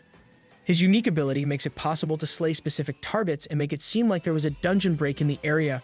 Really devious Sejong Guild Master. Yoonjae smiles, thinking it might be tricky if the target is another S-ranker. Still, anyone below that would be an easy picking for Noah. Yoonjae grimly smiles as he plans to slay those people behind the Hanshin and Breaker Guild. And once this happens, he will once more have Yoojin's skills in his hands. So the goal of Yoonjae's plans is Yoojin. Getting back to the present, that same person who made heinous plans is now receiving a drink from the person he wants for his own. Yoonjae blankly stares at the canned drink in his hand that Yoojin handed him. Yoojin claims he might like this drink since he saw Yoonjae drinking Earl Grey tea before. Yoojin says he got other canned teas and Yoonjae can choose whatever he wants. Yoojin says this as he pets Noah in the face. Yoonjae looks at Yoojin, wondering if Yoojin is aware of how he foiled Yoonjae's plans, even though it was not his intention. Yoonjae gets into business and says he has invested much in Noah. Yoonjae can't explain it in detail, but he lets Yoojin know that this included the information on getting Noah a title. He describes how Noah is helpful despite being a support. Trusting his eyes, Yoonjae made it possible for Noah to build his own guild and even create distance from his sister Ryit. Yoonjae stares at Yoojin as he gives the final blow on how Noah chose Yoojin right after meeting him. He is using the guilty card to get what he wants from Yoojin. Yoojin avoids the stare but looks back at Yoonjae when the Sejong Guild Master mentions how the Art Guild disintegrated with just one call. Yoojin then looks at Noah, who adopts an angelic expression while saying that he did that after he decided to stay there with Yoojin. Yoojin wonders if Noah's decision to disband the Art Guild is acceptable. Yoonjae continues to guilt-trip Yoojin by saying how he made Yoojin think that the Art Guild is unrelated to his own benefit, but claims that Yoojin found out about it nonetheless. Yoojin and Noah glare at Yoonjae with disgust, while Yoojin thinks about how those were confessed by Yoonjae himself, and he does not even try to guess that. Playing mind games with Yoonjae is exhausting. Noah sees where this is going and decides to make his stand by claiming he can pay for what he owes Yoonjae on his own. He says he can do dungeon raids if that is what Yoonjae wants. Yoonjae quickly refuses Noah's offer, claiming that Sejong Guild does not lack hunters. He adds that Noah holds no interest in him anymore since he does not have the Art Guild anymore, adding to the fact that others already know about Noah's transformation skill, while this is the truth for him. Yoonjae adds that Noah is now helpful for what Yoojin requires. Yoonjae gazes at Yoojin as he asks Yoojin for confirmation. Putting on his smiling face, Yoonjae claims that he can easily ride it with Yoojin's poison resistance skill. This statement pisses off Yoojin, and he reminds Yoonjae that Noah is a human, so he should be referred to as he and not it.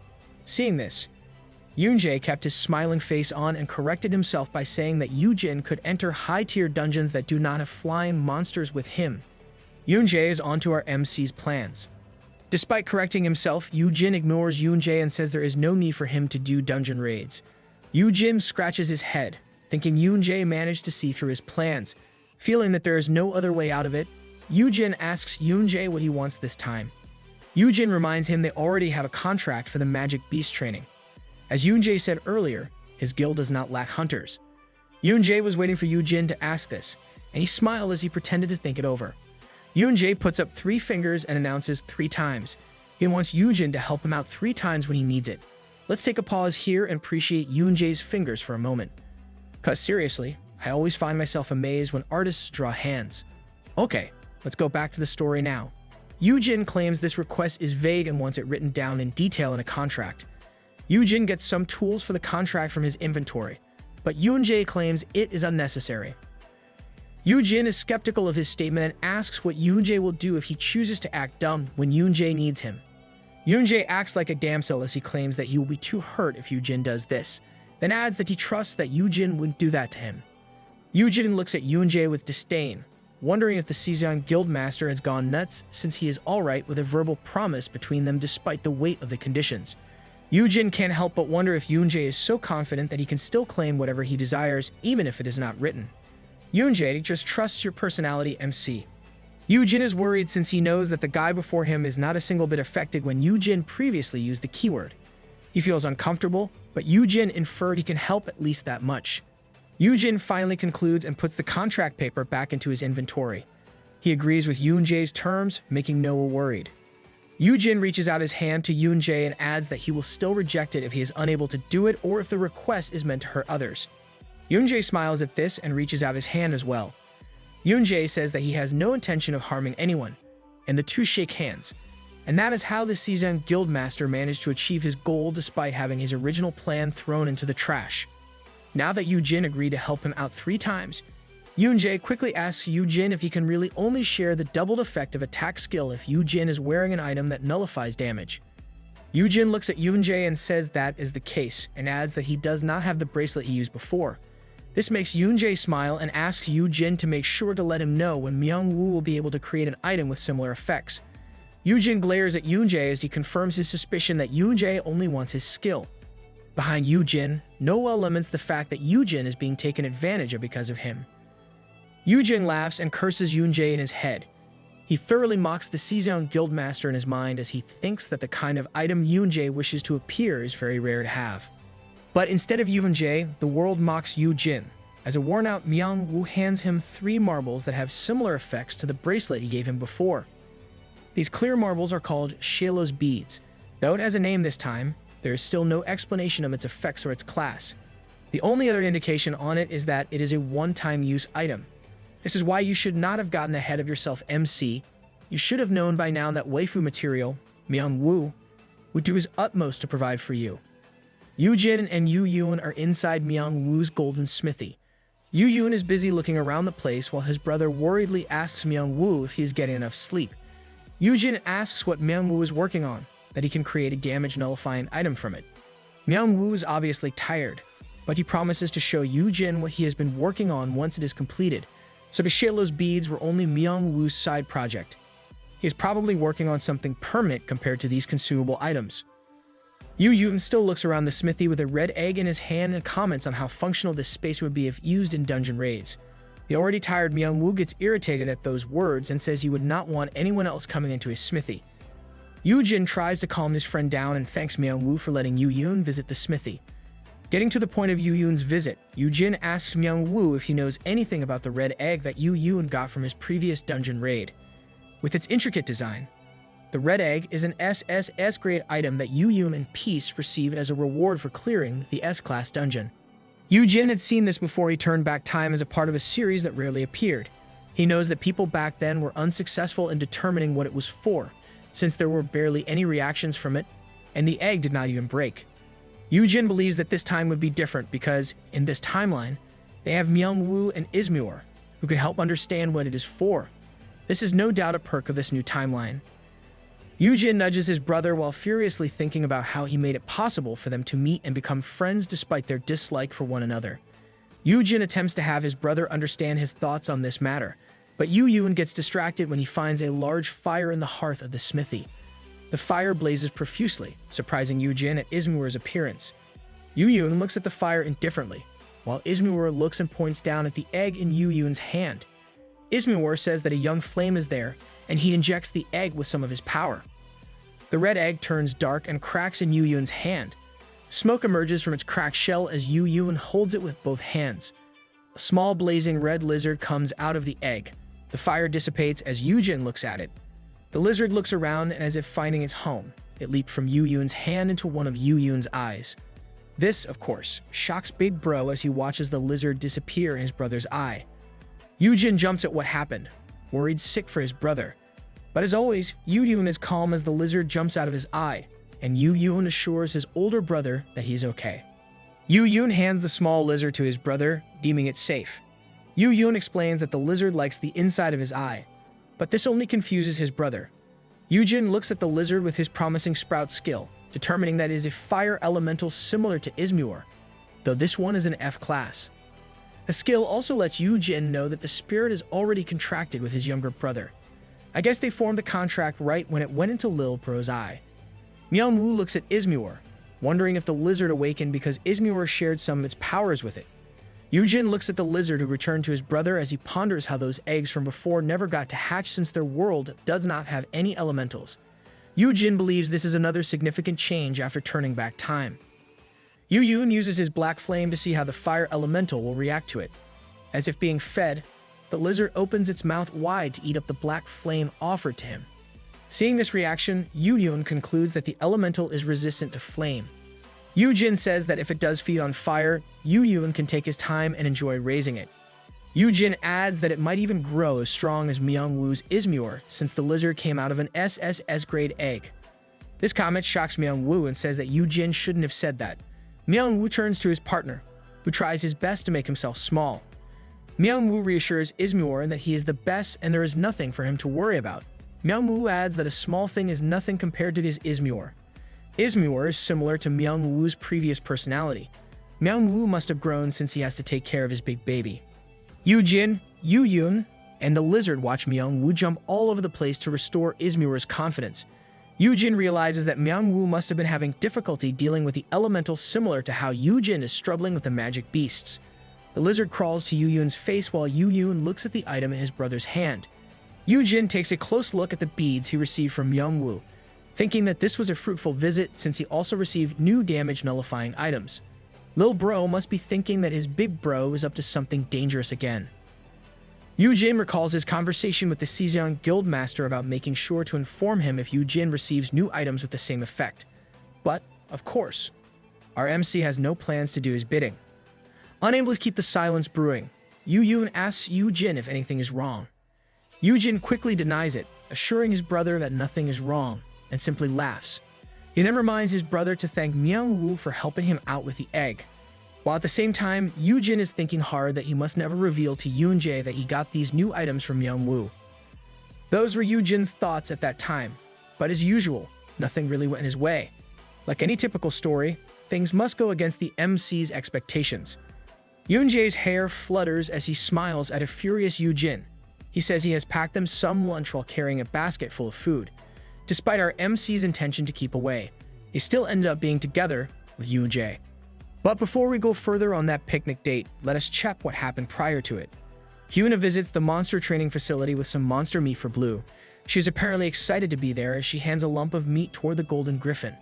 Yoojin notices the undeniable change in Hyuna's hair.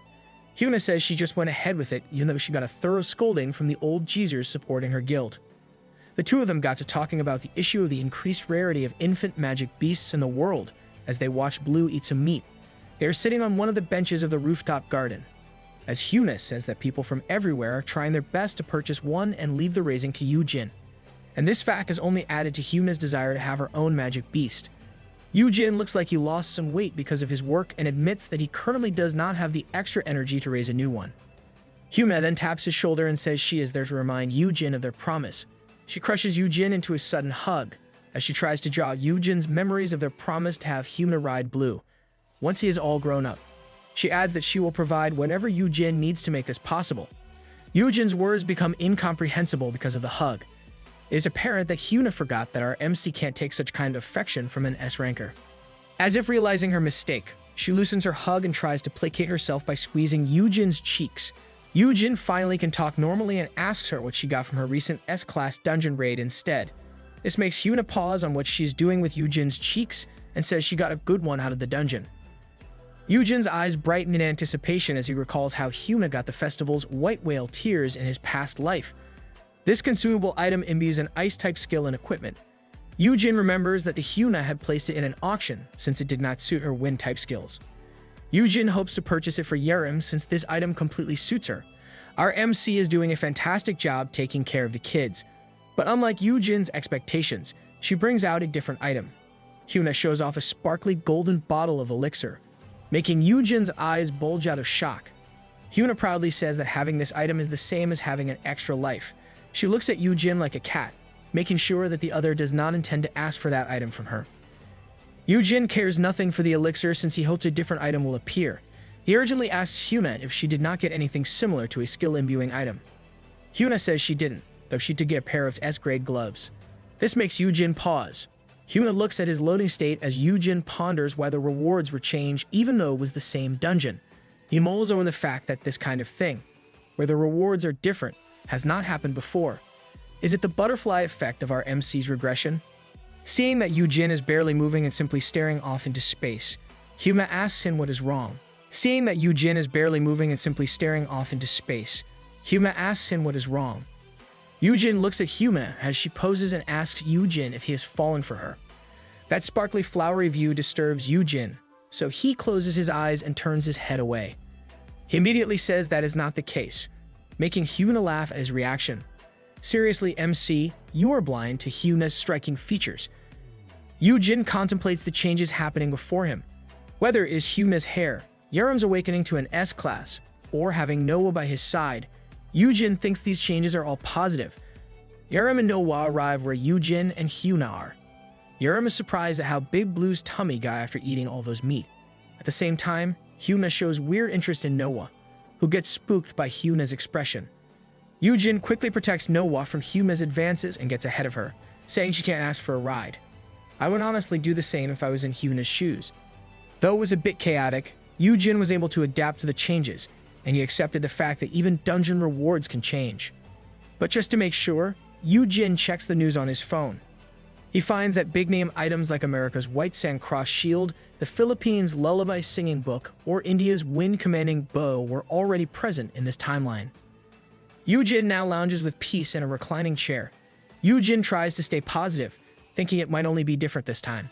But as usual, even when he's trying to do this, Yoojin can't keep his cool, so he heads straight to his brother and just straight up tells him that they should go to a dungeon. Yoojin is no longer surprised by his brother's statement, and he can see that something is brewing in his older brother's mind. I love how Lil Bro quickly adapts to Big Bro's sudden mood swings. The siblings go for a drive with peace, and Yoojin asks if Yoojin has some questions for the system. Yoojin says he does. He adds that he wants to ask about Chirpy and other things that are bothering him. Yoojin can't speak about turning back time, so he can't be honest about his desire to ask the system about how things are playing out differently from what he knows, including the change in the rewards. Yoojin adds that Chirpy is so mysterious since skills do not work on her. She also does not grow like Peace or Blue, and there are times that she acts weird. Yoojin recalls the time that he woke up in the middle of the night because he heard the TV on. He went up to check, thinking that it might be Myung-woo. The news is on, and there are reports about the Sejong Guild bringing in the S-ranker Evelyn Miller, known for her wide-range attacks. This is the woman Yoon-jae was talking to on his phone. Yoojin ignored what was being reported at that time because what he saw on the sofa woke up his senses. Chirpy was sitting on it with a remote controller by her side. It is obvious that the little bird is intently watching the news at that moment, and she is not even getting distracted. Yoojin immediately comes close and asks if Chirpy opened the TV on her own and how she managed to get on the sofa despite the height. Yoojin notices the basket before the couch and realizes that this is what Chirpy used to climb it. Yoojin then gushes at how genius Chirpy is. Seeing how amazing Chirpy is, Yoojin offers some mana stones as a reward, but unlike her usual cheerful and greedy temper, Chirpy refuses the offer. This reaction confuses Yoojin, making him question if it was really Chirpy before him. Chirpy simply gives a short reply and continues to watch the news. It is like the real Chirpy got kidnapped and replaced with an indifferent Chirpy. Yoojin finishes the story, saying that after that moment, Chirpy went back to normal and even ran towards the mana stone.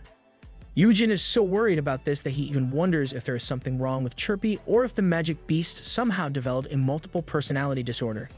Yoojin watches the road as he drives, saying his brother's prediction could be possible. He tells Yoojin that there are magic beasts who even grow another head as they grow. This kind of monster even has different personalities. Yoojin pales at his brother's story as he imagines Chirpy becoming a Chirp Trio. Yoojin bluntly says he does not know how to feel if that happens. Lol. Chirpy getting 3 heads looks like a chick version of the Cerberus. Yoojin says he will only go to the dungeon to ask, but even if the question is about Chirpy, he can't really bring her with them. He says that Chirpy is only an F class who can't even use a piece of equipment. Peace, who is quietly staying put in Yoojin's lap, gets startled.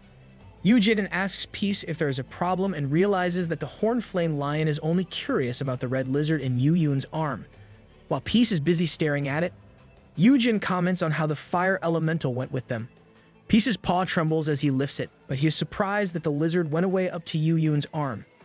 Peace is either trying to pounce on it or holding himself back from doing so. Yoojin asks his brother if it is alright for it to tag along since it is only an F rank. At the same time, Peace continues to watch closely at the crawling lizard. Yoojin says it is okay since it would be stuck on him and will not get hurt that way. He adds that it can go into his skin. As if on cue, the fire spirit crawls to Yoojin's cheek and embeds itself in it like a red tattoo. Yoojin asks his brother if there is anything wrong since he can feel the stare that Yoojin is giving him. Yoojin says is nothing, but he is staring because is only then did he realize that Yoojin has also changed a lot. Yoojin tells Yoojin that you should not worry about him and to stay close to him at all times while they are in the dungeon. Yoojin smiles fondly at his brother and says that he is really reliable. Yoojin relaxed as he thought it was all for the better. Even if things changed, he was able to reconcile with his brother, and they could even go into dungeons together. These were things he could not do in his past life. But as we all expected, and our MC being the only exception, Peace cannot hold himself back and pounces at where the lizard disappeared in Yoojin's face. Yoojin is shocked by this, but Peace does not want to give up. Yoojin has to pull him off to avoid causing an accident while Yoojin is driving. Peace is confused since the lizard he clearly saw earlier is now gone, while Yoojin focuses on his driving task, ignoring the fur that Peace left all over him. For Yoojin, these changes are okay as long as his brother is okay. When he remembers the times they had to be apart or that memory that he really wants to forget. Yoojin is relieved that those things never happened in this life. This is what Yoojin believes to be the most important of all. With all these thoughts running through his mind, Yoojin rubs his brother's head to help him remove Peace's fur.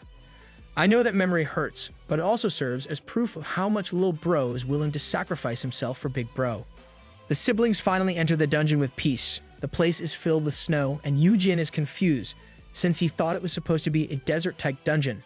Yoojin checks their surroundings and says there are no monsters nearby, and even he wonders why it is like this.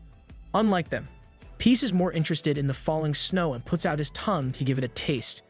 Yoojin says it might be connected to the system and turns Peace into a scarf. While Yoojin is carefree, Yoojin is seriously mulling over the various possibilities of this occurrence. Feeling uneasy, Yoojin tells his brother that they should leave. Yoojin wants to wait for the system, but Yoojin asks if his brother can really trust the system, and this place might be a trap instead. Yoojin is worried that those who want his brother dead might be involved. Better safe than sorry. Yoojin understands his brother's concern, but he tries to reason by asking if a person is capable of changing a dungeon on a large scale. But Yoojin does not give him an answer and glares somewhere. Yoojin is puzzled as to why his brother would be this tense. Then he remembers how his brother mentioned something about a cult. Yoojin suddenly asks Yoojin if he is hiding anything from him, which of course startles Yoojin. Yoojin states that a person will not be able to do this kind of thing in a dungeon. So what his brother is so cautious against are not other guilds or even the awakened. Yoojin knows that his brother has already caught on, and he tries to find the words to answer him. Yoojin asks Yoojin if this involves that cult or Confucianism that he mentioned to him before. Yoojin pauses and turns his head as he says that he can't talk about it. Yoojin is at a loss as to why, so Yoojin says he wrote a contract. Your big bro can deal with it for you if a contract is involved. Sometimes you guys should talk it out and resolve things efficiently. But before Yoojin can speak further about it, there is a flash of an incoming attack, and Yoojin uses his forearm as a shield. Yoojin and Peace are shocked by the sudden attack that pierces Yoojin's arm, but Yoojin keeps calm as he tells his brother to prepare a marble. Peace leaps out from Yoojin's arms and uses gigantification. Yoojin is appalled that an arrow can penetrate an S-ranker's arm like his brother, and he is sure that even a high-tier monster is unable to do such a thing. A hat appears from the snow on the ground. Then a toy nutcracker's body pops out with a bow in hand. Yoojin uses a potion on his brother's arm while he looks out at the sudden appearance of that toy. He uses his promising sprout skill and is confounded when he finds out it is called a Toy Soldier number 6 with an S rank. There is also information about a contractor, but the details under it are blurred out. Wait, so aside from elementals, other things can be contracted. I wonder if our MC can overwrite those contracts. Yoojin tells his brother that the toy is an S rank. Seeing that it is called number 6, Yoojin deduces there are others, meaning it could be 5 or more. And as he expected, other toy soldiers start appearing, completely surrounding the 3 of them. This turn of events worries Yoojin that he can't help but curse out at the system for their current predicament. Why is it that every time our MC enters the dungeon, something ominous is bound to happen? Surrounded by S-rank toy soldiers, Yoojin felt like they were being played with a sick joke by the system. Yoojin immediately covers for his brother, repeating those same lines to get out of there, and he will somehow handle things. Lil bro, you are always quick to make your brother retreat. Yoojin, of course, does not agree with this, calling his brother crazy for even suggesting such a thing. He asks how Yoojin intends to deal with those on his own. But the toy soldiers charged at them before Yoojin could even answer or think up a plan. Halt! Somebody yelled at the toy soldiers to a stop, making each nutcracker stop in their tracks. The brothers are both surprised. Yoojin puts out a hand holding onto a Shayla's bead while the other hand is on Yoojin's face. That looks awkward, but I guess is his way of trying to hold his brother back. A huge blue strike box appears out of nowhere, and just like before, a voice yells for everyone to return. The toy soldiers were suddenly sucked back into the box. Once everything is in the box, a glowing red volleyball pops out from it, commenting that Honey must have been scared. That red volleyball head used to be pixelated from Chapter 53, so I guess the area changed because of the system and not some cult Yoojin was wary of. Does this also mean that those toy soldiers are contracted to this volleyball? The glowing red volleyball floats into the air while Yoojin has an arm up to cover his brother. The volleyball apologizes, saying he did not know the toys would attack Honey's brother. Yoojin finally realizes that this volleyball before them is one of those who are controlling the system. The volleyball winks at Yoojin and urges him to be called Newbie instead. We finally have a name to call one of them, even though it is only an alias. Still, it is better than calling him Volleyball. Yoojin does not appreciate the wink and scolds Newbie by bouncing it on the ground numerous times and ranting about how Yoojin's arm got a hole because of the toys. Newbie gets dizzy as it cries out. To defend himself, he says that Honey's brother was also at fault. Yoojin stops the bouncing and holds the ball between his hands. He asks what did his brother even do as he looks at Yoojin in peace. Only then did Yoojin realize that Yoojin is not reacting beside him because he and Peace are trapped in some sort of bubble. Yoojin is surprised by this, and the two try their best to get out of it. This system is always separating these siblings. Newbie explains that he just blocked them since they are forbidden to hear their conversation. Newbie adds that the place they are in right now was explicitly made for Honey, and he can't allow it to have it burnt to a crisp like last time. Yoojin looks at the place and then at his brother. Yoojin signals to Yoojin that it is okay. Unable to do anything, Yoojin has no choice but to stay put. Yoojin remembers that the last place only got burned down since he suddenly disappeared right in front of Yoojin. I agree with our MC, it was undoubtedly the system's fault that it happened in the first place. Newbie apologizes again for attacking Honey's brother and explains that it happened because Honey's brother is involved with them, who shall not be named. This revelation surprises Yoojin, and he asks Newbie if this is the same as those things that his brother mentioned to be a cult of sorts. Newbie says he can't really tell Honey about this. Yoojin then asks if those guys are dangerous and if his brother will be okay. Newbie reassures Honey that those guys will not be able to do anything to Honey or his brother since resorting to direct force or intervention is against the rules. But Yoojin does not buy it and pulls on Newbie, saying that those guys can just break the rules he speaks of. True, this system lacks common sense. Newbie is about to reply, but there is a sudden rumbling from the distance. Yoojin looks around while Newbie reminds him that talking about those guys is dangerous, so Honey can't ask any more questions about them. This puts Yoojin in a serious mood as he thinks about how those who are after him and his brother are the same as the group that the system is against. Yoojin wonders if they can even fight them when even this volleyball is obviously strong. He mulls over the fact that his brother somehow got himself involved with those said enemies. The enemy of my enemy is my friend. I can't help agreeing with Lil Bro. Big Bro really should not place his trust in the system. As if hearing Yoojin's thoughts, Newbie smiles as he assures Honey that things will be okay as long as he and this system are together. Newbie explains that Honey's safety is essential for the system. He then reminds Honey they are short on time and asks if he has other questions. Yoojin thinks about it and then asks about Chirpy. Newbie checks it out, but after a short pause, he claims he can't look at him and asks if Honey managed to influence this Chirpy. This question confuses Yoojin, saying that he is sure that the keyword worked somehow. Our MC forgot that he only assumed that it worked, but there were no notifications that it did. Newbie finds it strange that he can't find anything about Chirpy and tells Honey to bring it with him next time. Yoojin asks if he will take a look at it by then, but Newbie replies that he will delete it, making Yoojin pissed off to the point that he throws the ball away. Yoojin shouts that he can't delete Chirpy when she's obviously alive. Newbie bounces back to where Yoojin is and says it is only natural to do so, if it is a problem. Yoojin is exasperated at this, thinking that these guys in the system are a bunch of psychopaths. I must agree with our MC here. They are very much sus in my opinion. Yoojin wonders if he can trust the system since every time he receives answers from them, he can't help but be more anxious. They even attacked his precious brother, and now it acts as if the talk of deleting Chirpy is nothing serious. This situation reminds Yoojin of a story he read when he was young. The story is about a supreme being with a goal yet lacking human empathy. And this supreme being would grant the wishes of humans, but it would do so in a distorted way. Yoojin thinks the system is the same as this supreme being in the story. He recalls how he got previously scammed with the wishing stone. He wonders if the system was able to correctly grant him his wish.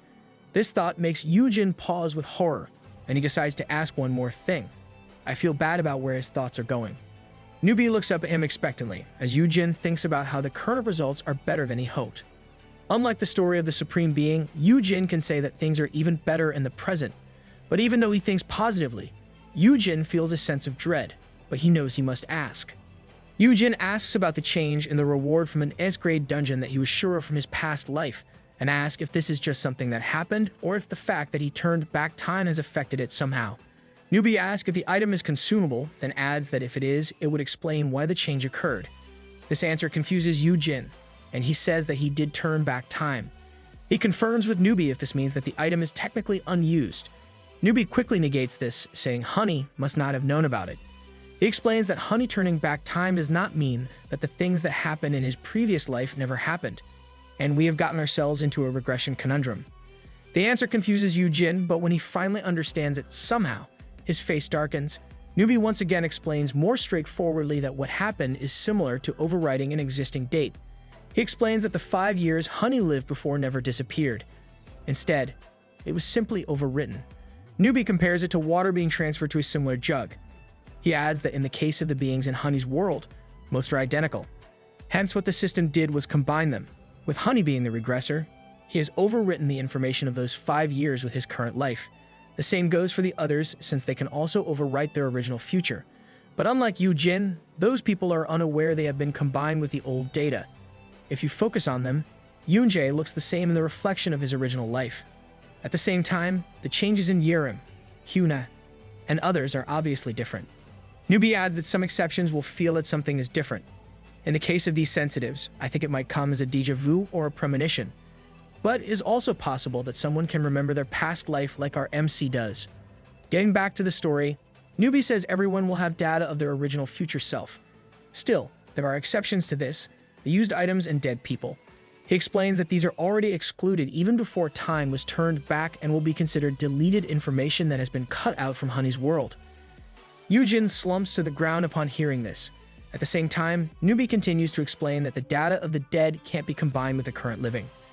Snow falls around Yoojin as he tries to understand everything and summarizes them. He looks down as he says things that happened in the original timeline are not undone or reversed. Instead, they are cut out or deleted. Newbie confirms that these things will vanish. This only makes Yoojin desolate as he thinks about Yoon, who died that day. He mulls over the fact that his 25-year-old brother of that time suffered 8 years on his own, who died to protect him and will still have to bear all those things on his own. Yoojin imagined that this brother of his would still be lying dead in the dungeon where Yoojin had left him, all alone and not part of this current world. That would be such a crappy turn of events. We want a happy ending for these brothers, even for the original Yoon. Newbie is unaware of the things running through Honey's mind and continues to explain that the reward Yoojin is asking about must have already been used, so it does not exist now in his current world. Yoojin does not care for the rewards and is more concerned with other things. He stands up and tells Newbie to let him out. Yoojin approaches his brother, who is still trapped in the bubble with peace, and angrily asks the system why they would separate him from his brother without saying anything. He commands Newbie to let his brother out immediately and says that Yoon should not have been left alone in such a place. Yoojin pertains to both the bubble and the dungeon where Yoon died, but Newbie does not get this. Newbie immediately complies and releases the bubble, saying their time is almost up. Yoon and Peace were finally released, and Yoon quickly approached his brother. Newbie cheerfully bids Honey goodbye, thinking that nothing went wrong with this visit. He then instructs Honey to knock on the gate 3 times, so that he can enter this space again. Yoojin ignores Newbie even as it disappears. Once Newbie is gone, Yoojin apologizes to Yoojin, saying it must have been cold for him. Yoojin is confused by how Yoojin is acting and says that, as an S-ranker, he is fine. If you guys and gals are sensitive, do not hesitate to use your tissues or hanky. God knows I did when I first read this. Yoojin can tell that something is wrong with his brother and asks him, but Yoojin simply caresses his brother's face and once again says he is sorry. Yoojin hugs his brother tightly as he continues to apologize to him. Yoojin is filled with somber thoughts, thinking that he should not have been so quick in choosing to turn back time. Instead, he should have begged the system to bring his brother back with the wishing stone.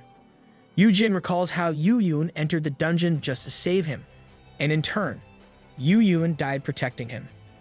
Yoojin wonders if the original Yoojin has already disappeared from the point of view of the beings outside of their world. But what Yoojin fears the most is that his brother is left all alone, abandoned. Boots lie askew on the floor, the same with bags, a jacket, and a phone. Yoojin lies on the floor near the entrance hall, filled with thoughts of how he left his dead little brother. His eyelids are sore from crying as he recalls his brother, who sacrificed himself and endured the last 8 years of his life to protect an ignorant older brother. And that brother died and was left all alone in a dungeon. My heart is breaking seeing Big Bro like this. Yoojin honestly thought that turning back time would mean that his previous life wouldn't count as real. Peace whimpers as he approaches Yoojin, trying to provide comfort. Yoojin slowly lifts a hand to Peace and sits up. He smiles at Peace with tears on his face, reassuring the magic beast that he is fine. Yoojin hugs Peace as he thinks he should pick himself up and be okay. We all need this kind of peace in our life. Even though Yoojin is shocked by learning the truth, he chooses to focus on the present. He thinks about the suspicious group that his brother got involved with. While his brother is dead, those guys are undoubtedly still alive, and they are strong enough that even the system is careful around that group. Yoojin asked Yoojin after they left the dungeon, but his little brother kept dodging his questions. Yoojin recalls some of Yoojin's memories that he got from Final Thanks. Yoojin concludes that aside from his brother, there is only one other person who is aware of them. Yoojin contacts someone on his phone while humming Peace in his arms. The person on the other side of the call expresses his surprise at receiving a call from Yoojin since Yoojin isn't the type who would reach out to him. I'm sure we all know who Big Bro just called. Yoojin ignores the quip and gets right to the point. He asks if he knows a cult similar to Confucianism. The person on the other end of the line smiles as he claims that Yoojin will get mad if he answers Yoojin's question. Yoojin thinks about how Yoonjae had always been suspicious, even before Yoojin turned back time. Yoonjae's response just confirms Yoojin's hunch that the Sejong Guildmaster would know about this matter. Yoojin says that he will be the one who will get mad if Yoonjae doesn't answer his question. He then asks Yoonjae which of the two is better. Yoonjae looks down and confirms that Yoojin is more dangerous if he gets mad. Wow, our Sejong Guildmaster is whipped. Yoonjae says he can't tell Yoojin, but he can still show it to him. He instructs Yoojin to prepare a bracelet and his attack skill buff. Yoojin nonchalantly asks what will happen once everything is ready. Yoonjae says they'll go to a high-tier dungeon to do some fishing. The next day, Yoojin looks at his brother, who just announced his plans to enter an A-rank dungeon. Yoojin scratches his head, saying he is interested in the ruins inside the gates. He adds how Yoonjae knows one with the fortress walls still standing. Yoojin stares at his brother and says he should let him accompany him. Yoojin smiles brightly at his brother, claiming they're just going out for something similar to a picnic. A picnic date with Yoonjae this time. Yoojin remembers Yoonjae's reminder to reject his brother if he asks to accompany them since the fish won't bite if the bait is someone strong like Yoojin. Yoojin doesn't really understand what Yoonjae means by what he said, but he chooses to listen. So to reassure his brother, Yoojin claims that Noah will be coming with them. Yoojin adds that he will be completely safe as long as he sticks close to Noah since he has his resistance skills, the Shello's beads, and the system will surely watch out for him. Yeah, Big Bro can simply let Noah unleash his poison if Yoonjae pulls something, and Big Bro won't even get hurt in the process. Still skeptical, Yoojin says that it might be a trap. Yoojin says putting that much effort in setting up a trap will be wasted on an F-ranker like him. He adds that the dungeon they will go to actually belongs to Sudam Guild. Yoojin is a bit surprised by this and mulls over it. Yoojin says that the Sejong Guild wouldn't dare make a trap in another guild's dungeon. Yoojin continues thinking about it, but then he agrees with his brother's statement. Sudam is another guild with an S class for a guild master, Kyungsoo-yoon. But unlike the others, Yoojin hasn't met anyone from this guild since they never reach out to Yoojin, even when all the other S-rankers personally went out of their way to meet him.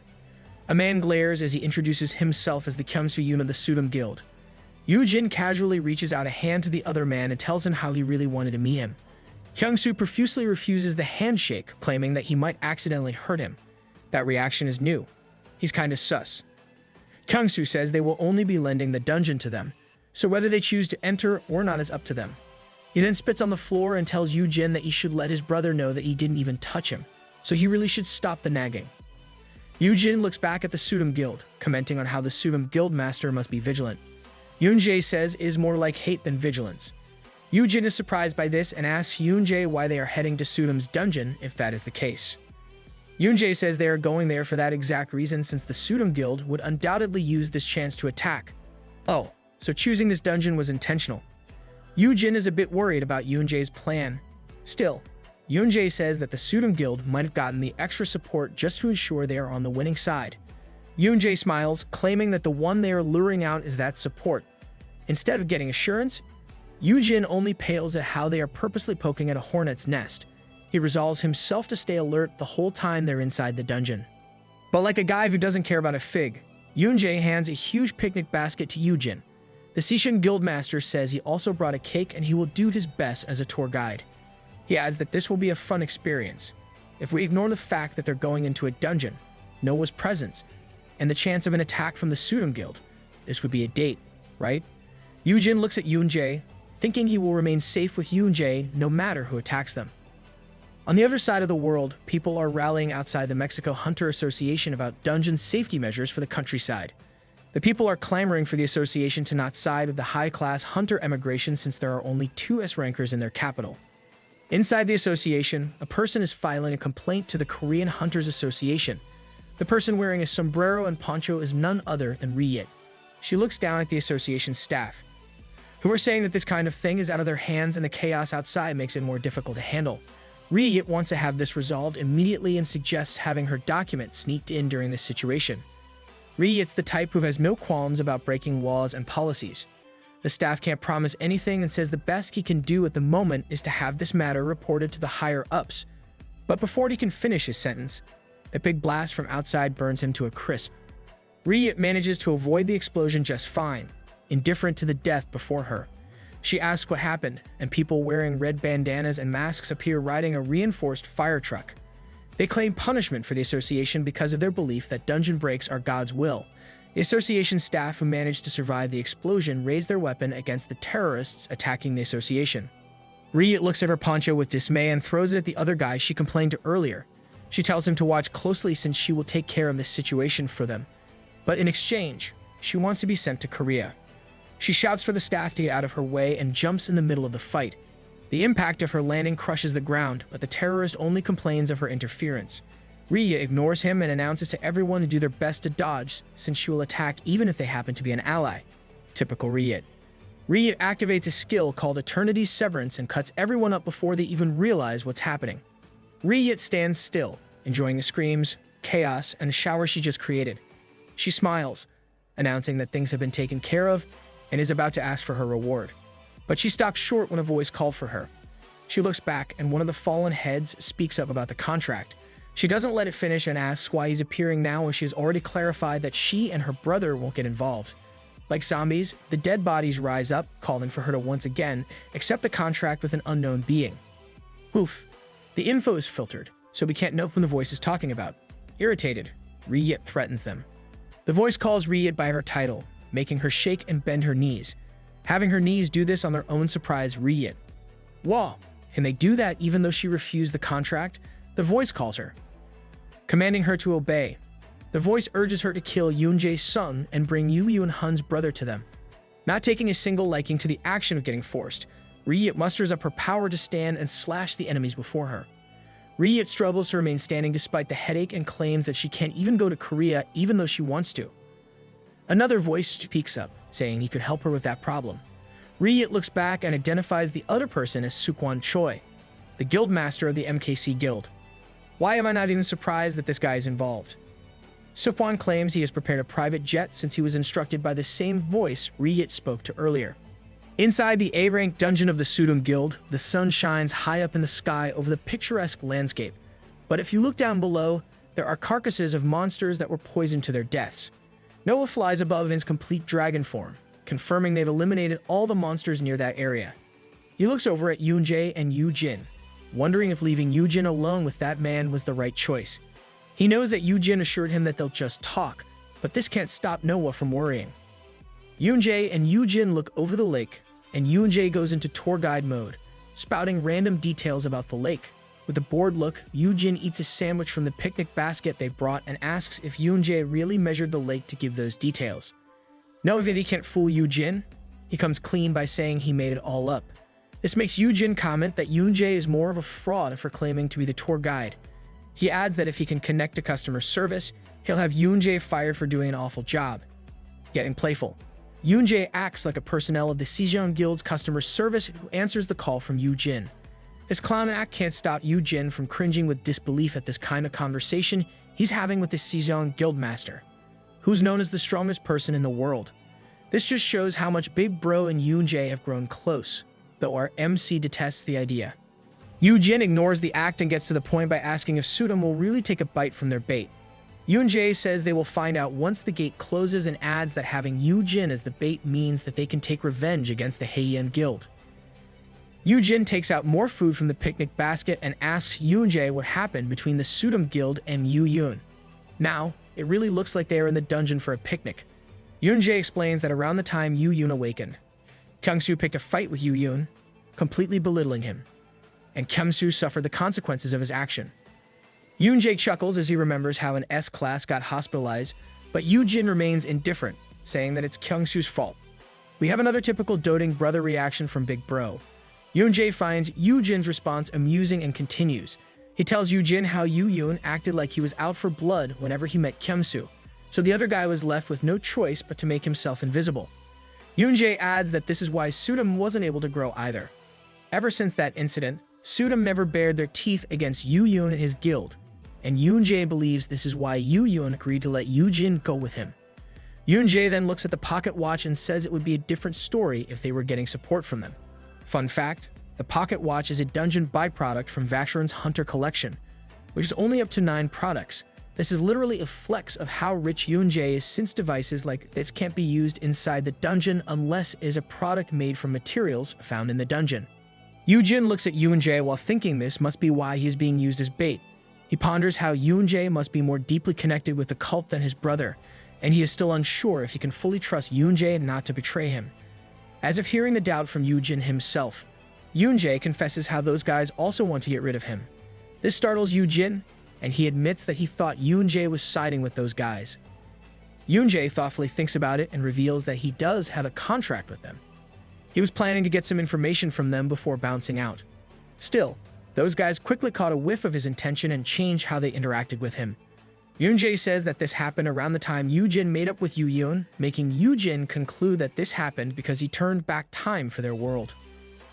Yoojin recalls his past life when Yoonjae probably did betray those guys. Only those within their world are affected by him turning the time back.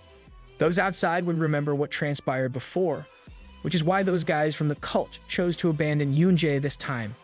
This is one of those unfortunate effects of our MC's choice. Yoonjae smiles softly as he looks at Yoojin and says they are both tempting as bait. He then asks if Yoojin thought that Yoonjae was on their side. Seeing Yoonjae's usual smile, Yoojin can't help but be honest about his suspicions. Yoonjae curiously looks at him since Yoojin decided to come with him despite his doubts. From above, Noah tells Yoojin that some people are approaching them, and they are the hunters from the Sudum Guild, their guildmaster, and the guildmaster of MKC Guild. Fools, they really took the bait. Yoonjae brings out his golden chains, claiming that stopping by merchants is not part of the guided tour. He then mocks the 2 S-rankers, but Kyungsoo only tells him to come down and face them. Yoonjae felt underestimated, but there's no hope for these 2 guildmasters, who are overconfident and clueless. Kyungsoo pulls out a blue orb and uses it. With a flash of bright light, Yoonjae's electric attribute skills are now useless, making the chains lackluster. Yoonjae looks at his chains, explaining that they used an attribute sealing item, and admits that he hadn't expected this. Kyungsu laughs at Yoonjae while Seokwon compliments him for the amazing item. Yoojin looks at Yoonjae and asks if he'll be fine and if Yoonjae wants him to share his ability to double the effect of attack skills. Yoonjae refuses and says he can take care of this much on his own. Feeling generous, Yoonjae asks if Yoojin wants to use the sensation-sharing skill instead, promising he will entertain him as his tour guide. And it will be specially meant just for Yoojin. Is this Yoonjae's gift for our MC this time? Yoonjae then jumps to where the other hunters are. The hunters prepared to attack, but they suddenly stopped short when they felt immense pressure from Yoonjae. Kyungsu snaps his guild members out of it and directs them to just do what they have practiced before. Regaining their composure, the hunters set up a barrier on themselves and provided maximum buffs to Seokwon. The MPC Guildmaster's attack power increased up to 45%, his dexterity up to 55%, and his stamina up to 45%. Meh. This is still nothing compared to our MC's attack buff. Feeling the overwhelming surge of power, Seokwon leaps and attacks Yoonjae. But the Sejeon Guildmaster easily avoids the attack. Seokwon grins, claiming it has been 10 years since they last fought. Yoonjae smiles back, saying that he remembers how he beat Seokwon. Seokwon continues to attack, saying they will find out what will happen this time. Yoonjae dodges all of Seokwon's attacks, causing a lot of explosions and smoke on the battlefield. Though far from the fighting, Yoojin can still feel the tremors of the fight, and Noah insists that Yoojin should ride him. Kyungsu looks at the battle excitedly, confident that Yoonjae will die with just one hit. Dude, you're so wrong about that, but your overconfidence does amaze us. Kyungsu believes that Yoonjae is running away from Sungwon's attacks and can't fight back against the tremendous power that Sungwon is showing. Noah flies up to the sky with Yoojin on his back. Noah asks if Yoonjae will be fine, and Yoojin assures him that he shouldn't worry since Yoonjae is only playing with someone right now. Yoojin can confidently say this since he is currently using his Stern Mother Hendril Sergeant skill on Yoonjae. Yoojin is amazed at what he experiences through Yoonjae's eyes. Using his skill, Yoojin can feel how someone will move, whether it is the direction or how he will attack. Yoonjae can sense all of those, making it easy for him to dodge all of the MPC Guildmaster's attacks. Realizing that all of his attacks are not connecting, someone starts to get frustrated. While Yoojin concludes that there's no way someone would win against Yoonjae with him having a skill like that. Golden eyes shine as Yoonjae looks down at his opponent. With Yoonjae's battle foresight, there is no doubt that this is why he is known as the strongest hunter. Oh, so making Yoojin aware of his special skill is Yoonjae's gift for Big Bro. Yoonjae continues to dodge Sungwon's attacks. Using battle foresight proves too OP against close combat fighters. Yoojin calculates how Yoonjae's skill can be shared with everyone using his Stern Mother Hendril Sergeant skill, since he will be sharing senses. If applied to a group of S-rankers with magic beasts, it will be possible to clear any kind of dungeon. With these thoughts in mind, Yoojin can't help but admit that he wants it no matter what. By showing this skill, it's obvious that Yoonjae and Yoojin's feelings for each other's skills are now mutual. Still feeling confident, Kyungsu commands the long-range hunters to join the attack. But the members hesitated because they might hit Sungwon in the process. Sungwon is starting to get irritated with Yoonjae's dodging. Hence, Yoonjae decides to grant Sungwon's wish and fights back. Though the chains are dull, Yoonjae uses them. Kyungsu was planning to approach the fighting figures but was stopped by Yoonjae's chains. All of the support guild members that he brought with him were attacked by those chains. Yoonjae's skill applies not only to one target, but to everything or everyone around him. Even I want that skill now. Announcing that he's done playing around, Yoonjae prepares to punch someone with his knuckles covered in chains. At the same time, the buffs that someone received are now disappearing. Someone tries to catch the punch with his hands, but in the end, he is overpowered by Yoonjae's attack. The impact causes a big blast of explosion. As the smoke dissipates, someone lies on the ground face down with Yoonjae expressing his disappointment. Yoonjae looks at Kyungsu, asking if this is all they have prepared for him. Kyungsu's confidence deflated with what he witnessed, but he still had the gall to smirk, claiming it was not the end. Yoonjae gets startled and yells for Noah to watch out from behind him. Yoojin and Noah look behind and find Ryit. Ryit grabs Yoojin by his clothes, kicking her brother to the ground. Noah was surprised by the attack. While Yoojin hangs by Ryit's hands, the effects of his skill Rao Chita's Bane get activated, doubling all of his skill effects against the title holder of the Dio Valchasis. Kyungsu rejoices at Ryit's arrival, while Yoonjae can only put into words his surprise. Yoojin pales and sweats as he asks about the circumstances of her appearance inside the dungeon. Ryit announces that she was tasked to slay the Sejong Guildmaster and take Yoojin Hun. Yoojin demands to know where he is being taken while Noah calls for his sister. Ryit ignores her brother's call and says someone will explain everything to Yoojin later. Yoojin looks at Ryit with curiosity and asks why she is calling him by his name instead of her usual nickname for him. Ryit usually calls our MC darling, honey, or babe. Realizing that Ryit is acting strange, he asks why she is teaming up with those lame guys from the Student Guild. Kyungsoo is offended, but Ryit says she agrees with Yoojin, making Kyungsoo frustrated. Though she agrees with Yoojin, Ryit says she must still take him as the kin of the venomous cursed dragon. The statement confirms Yoojin's suspicions that Ryit must have been brainwashed. Ryit was about to say more, but Noah chose to attack his sister at that moment. He bites on his sister's arm and tells Yoojin to run. Yoojin knows he can't run far since he's in F class, so he makes a snap decision and hugs Ryit tightly on the waist. Ryit asks what Yoojin is doing, but instead of getting an answer, Yoojin looks up at her with tears in his eyes. He pleads for Ryit to get it together and not do this since they are close friends. The siblings are both surprised by Yoojin's action, while the Student Guild is confused about what is happening.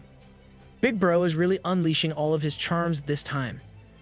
Yoojin continues to plead, babbling some nonsense about their friendship, the sky, and Ryit's heart. Ryit throws off her brother, telling Yoojin to stop with his BS. Yoojin continues to cling to Ryit and prays hard for his skills to work on undoing the control on Ryit. As if his prayers were heard, a bright flash of light comes from them. Yoojin continues to cling, not realizing what happened. Ryit gently takes Yoojin's face in her hand. She smiles fondly at him and calls him using a pet name. She expresses her thanks for helping her clear her head. Yoojin asks if she's back to normal. Ryit talks sweetly, saying it is all because of him that she was able to get back. Yoojin breaks into a large smile and expresses his own relief and delight while Ryit holds him up and swings him around. Are they shooting a drama inside a dungeon? If they keep this up, they'll win the Best Actor and Actress awards. Noah is amazed to see that what Yoojin did worked on his sister, while Kyungsoo complains about her not following orders. Ryit hugs Yoojin to her chest and says she won't listen to those orders. Yoojin asks if Ryit is not on that side anymore. She reassures him that she isn't, but there's a catch. She starts licking Yoojin's face, saying she won't let this chance pass her. Ryit tells about her dream to become an evil dragon. And just like her brother, Ryit transforms into a dragon. But unlike Noah, Ryit's dragon form is more horrifying with its darker shade of skin, horns, and sharp teeth. Holding Yoojin in her dragon hand, she announces the kidnapping of a princess. No, you're not wrong. The princess here is our MC.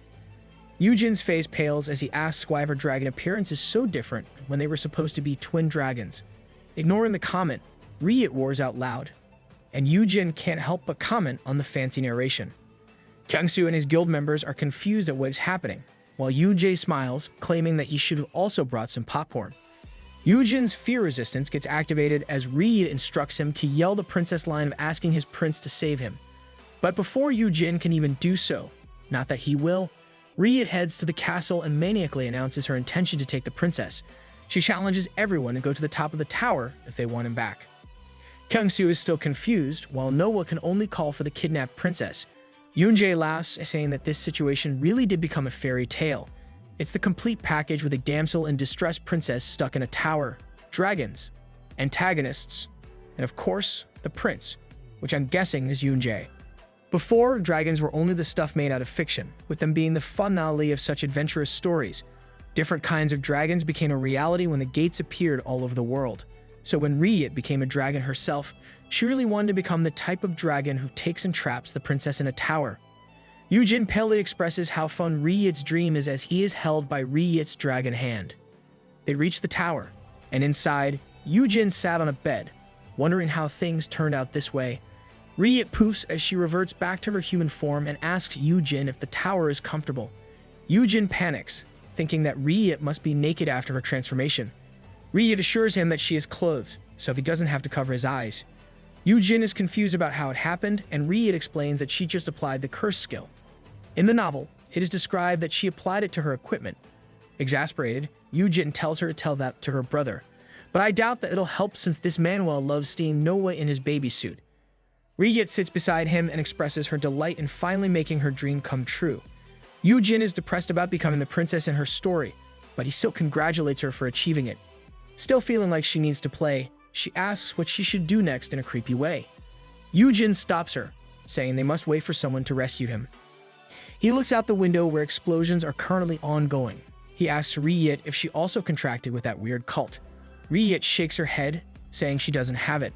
Her answer confuses Yoojin since it was obvious from earlier that Riyit must follow the orders.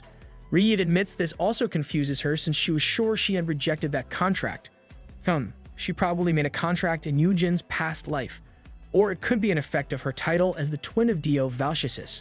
Riyit tells how she was approached right when she got awakened, but she rejected them right from the get-go. Acting cute, she says that the offer is lame as she might have accepted it if the proposal involves a fight where the loser must become the subordinate of the other. She shares that she kept rejecting them, and it even came to the point where they tried to use her brother against her. Yoojin asks if they used Noah as a hostage because he's weak. Riyit confesses that happened, but they stopped once she beat them up every time. Is this one of the reasons she made sure Noah becomes stronger? She then says that they recently contacted her again while calling her the firstborn of the venomous curse dragon Dio Valchasis and gave her orders. Ever since, she seems to be following those commands.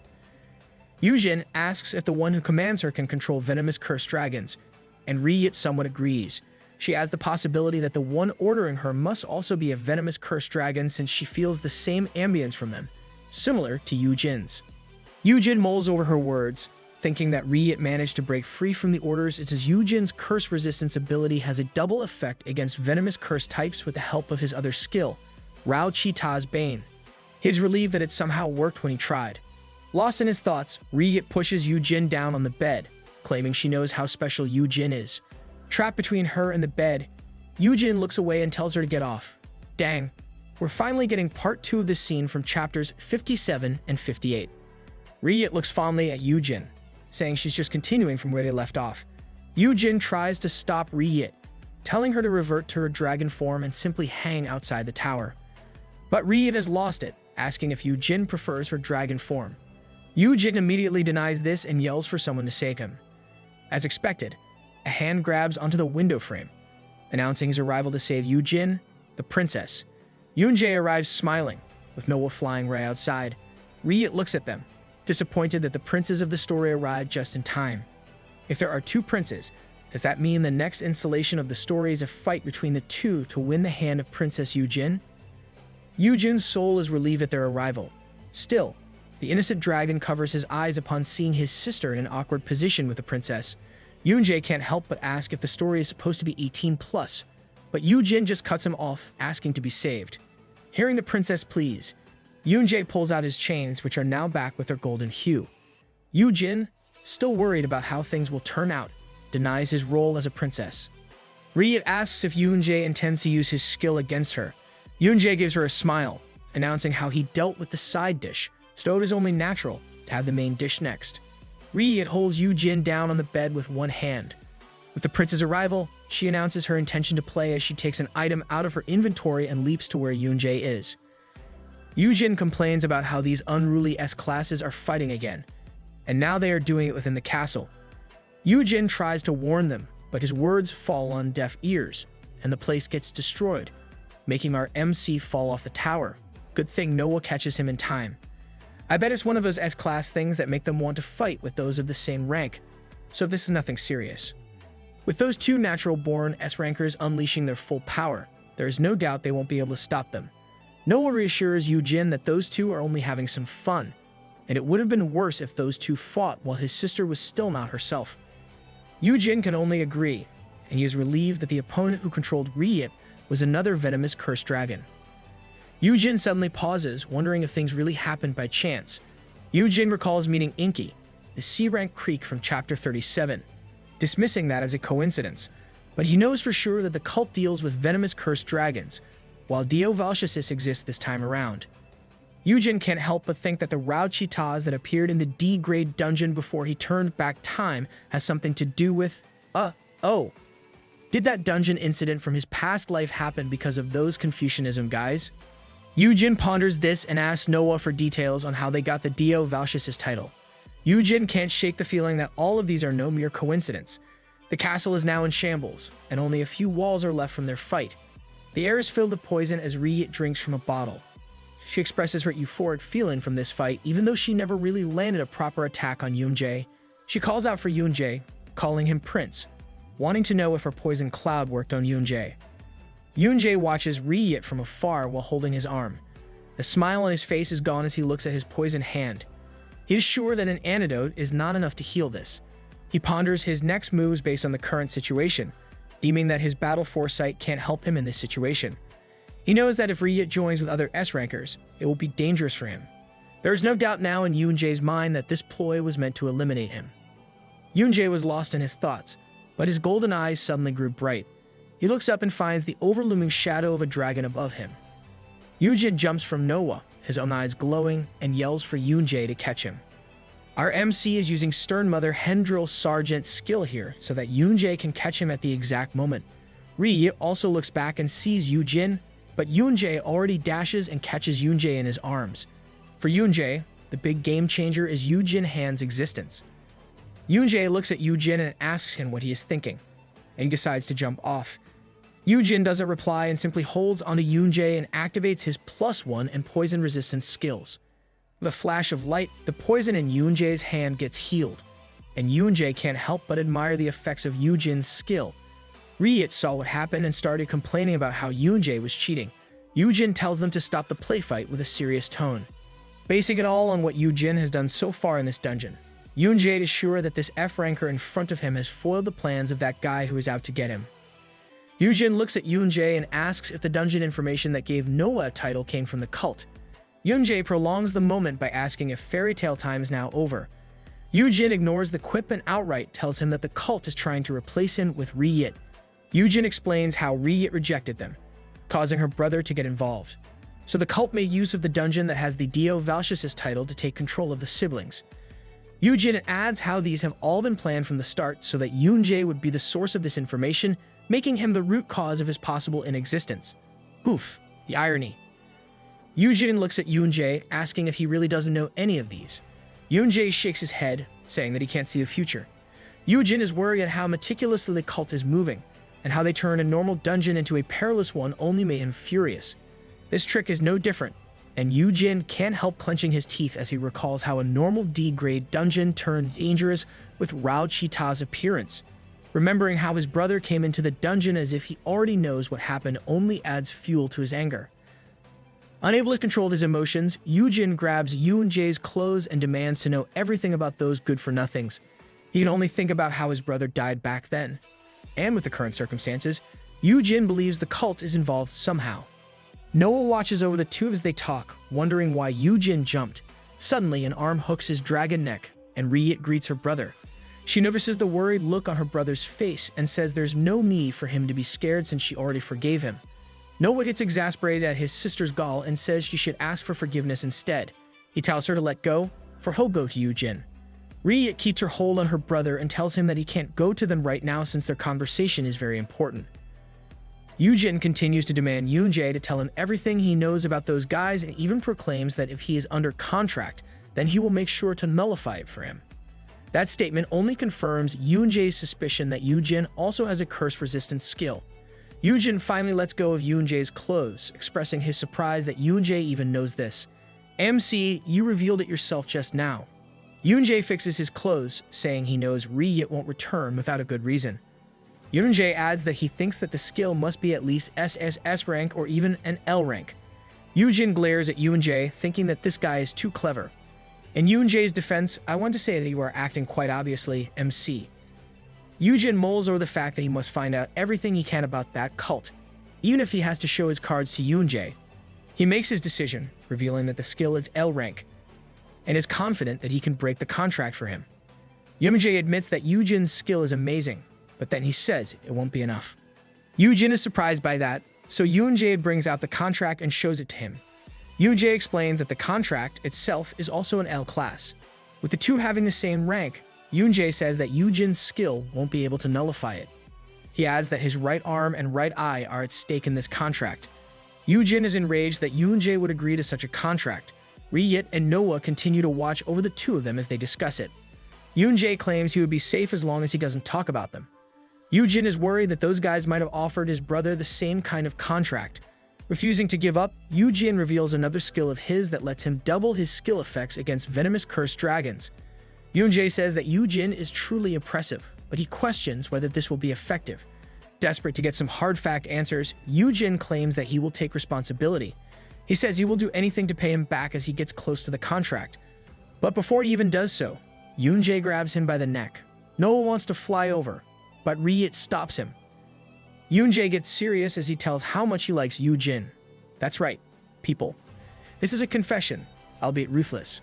Yoonjae says that his like for Yoojin is not enough for him to risk his own body. A strong intimidation from Yoonjae activated Yoojin's fear resistance.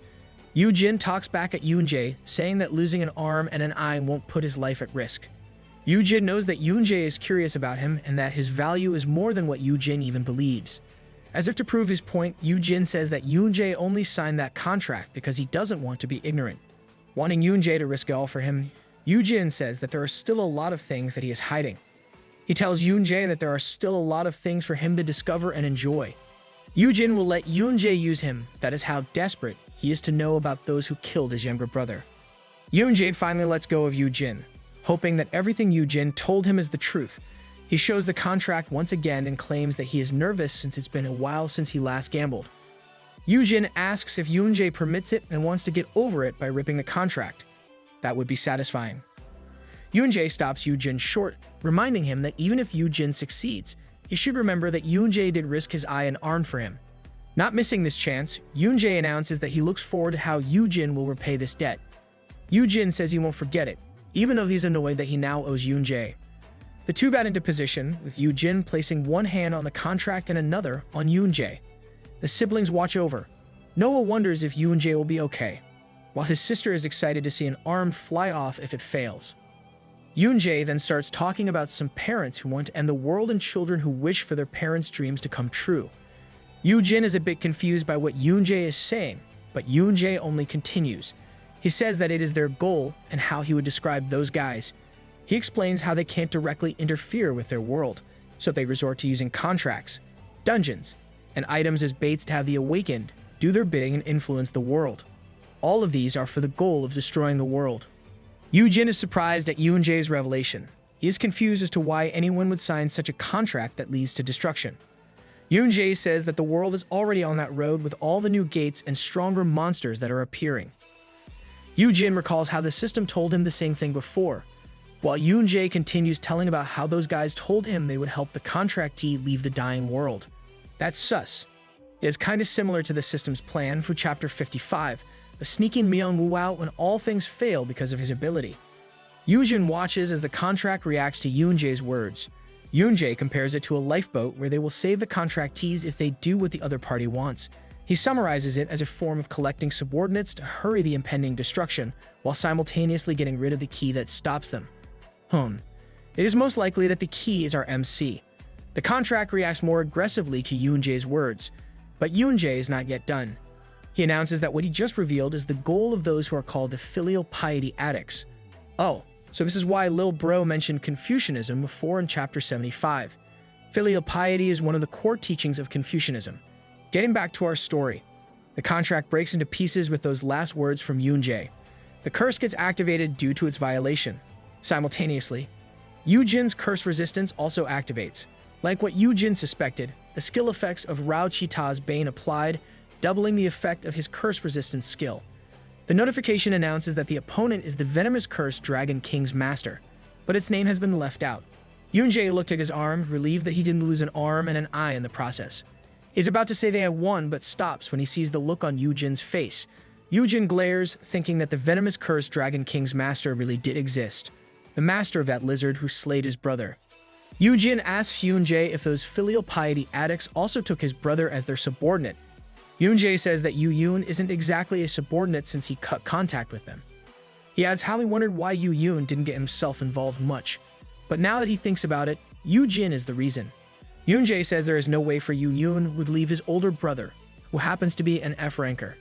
Yoonjae says that with Yoojin's physique and stamina, he wouldn't make it when the time comes to leave the world. He adds that only S rankers were contacted because of this reason, and Yoon might have broken off contact with them once he learned this. Yoonjae's probably right. There's no way Lil Bro would leave his big bro. And the same goes if Big Bro is in that situation. Yoonjae's words made sense to Yoojin. He recalls how much Yoon kept his distance from him and how Yoon revealed that he didn't want to burden his older brother, thinking that Yoojin might not understand. Yoojin can now say that his brother was really only thinking of him, and he made that choice considering everything. Yoonjae staked his eye and arm to form a contract with the filial piety addicts, and Riyit was threatened by them using her brother. In this case, you can say that Riyit made better choices than Yoonjae. As Yoojin thought of those, he knew that there was no way Yoon could take Yoojin, and even after cutting contact with them. Yoon knew that Yoojin might still be at risk, and if Yoon can't talk about the contract, then this only means. Yoojin's line of thought was interrupted when a lizard-like hand grabbed his leg from the ground. The hand inflicts injury on Yoojin's leg, and with a bright burst of explosive light, a lizard-like being climbs out of the ground. The humanoid dragon appears in its full form while still holding onto Yoojin's leg. The being looms over Yoojin, and Yoojin thinks this happened because of the broken contract. The humanoid dragon glares at Yoojin with intimidation. Riyit dashes to where Yoojin is telling her brother to stay back. She yells at the lizard to let go of Yoojin and attacks it. Still, the humanoid dragon instantly changes its location, confusing Riyit. The humanoid dragon doesn't stop there and attacks Riyit with its tail. Noah calls for Yoojin, but Yoojin shouts at him not to come near them. Yoojin gauges the situation as something that even a natural-born S-ranker can't handle. He uses the promising sprout skill on the enemy.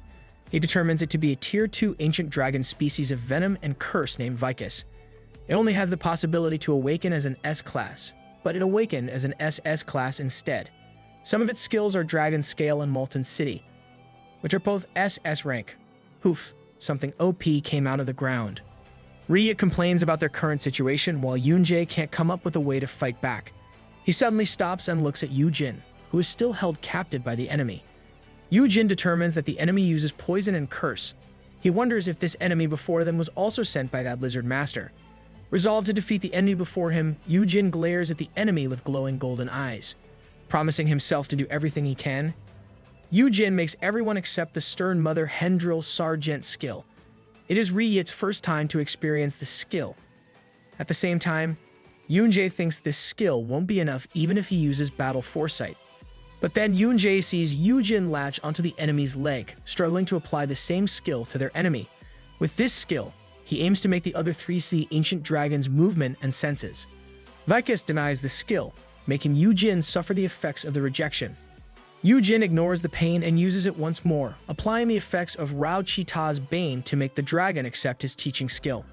Vicus rejects the skill again, but Yoojin is hell-bent on making it possible.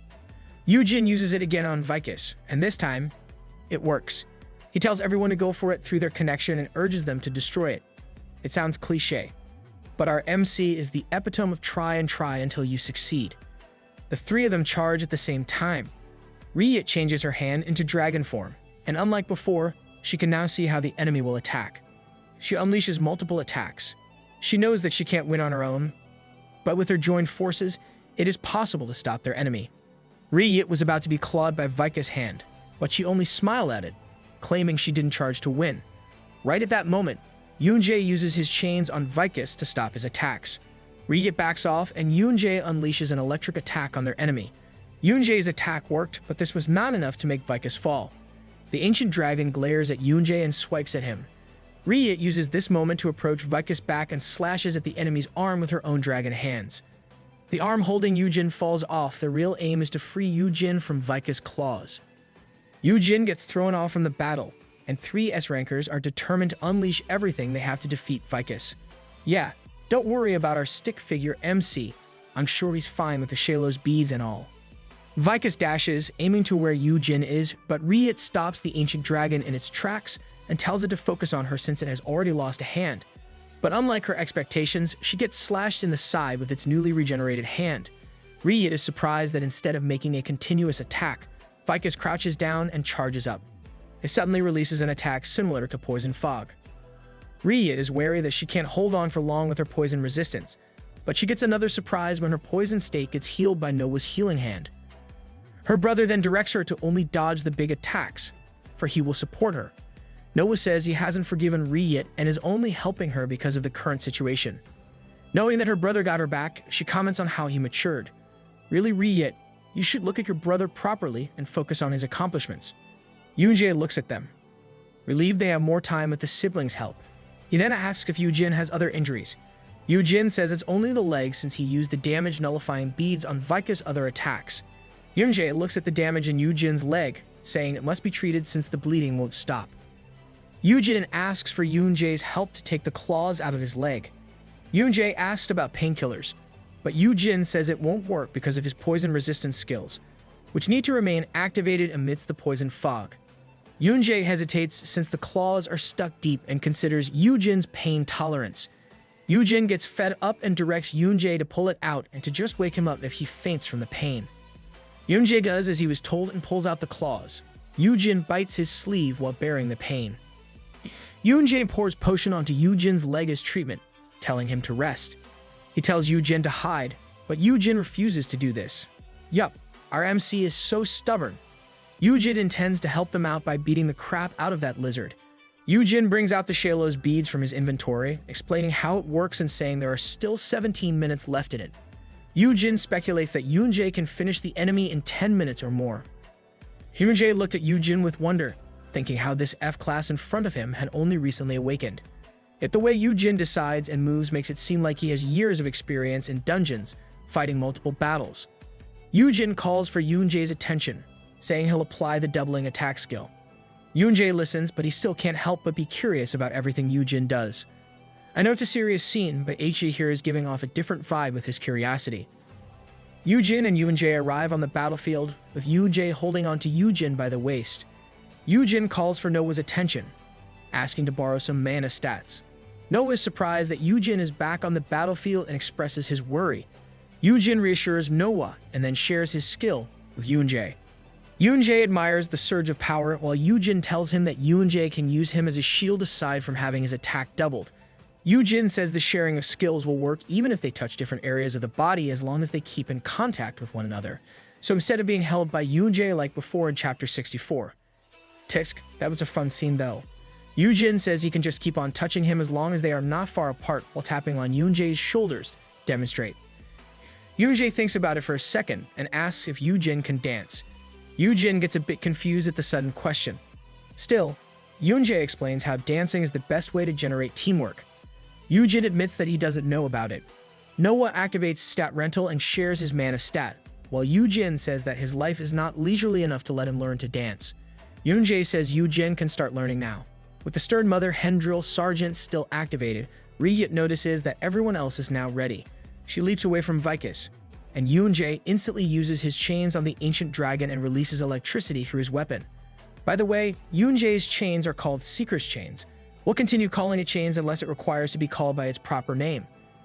Riyet compliments the tremendous power release, while Yoonjae continues to admire how satisfying it is to release that much power in one blast. But unlike the two, Yoojin is surprised that the enemy is still standing despite the damage it received. Vicus speaks an unknown language and readies himself to charge at them. Yoojin panics, but Yoonjae holds his arm, saying he should relax. The prince then invites the princess for a dance. I guess the theme is still a fairy tale, but there was a change of villain. Yoojin looks at Yoonjae, confused. Vicus dashes towards them, but Yoonjae quickly pulls Yoojin away from the attack and makes a dancing pose.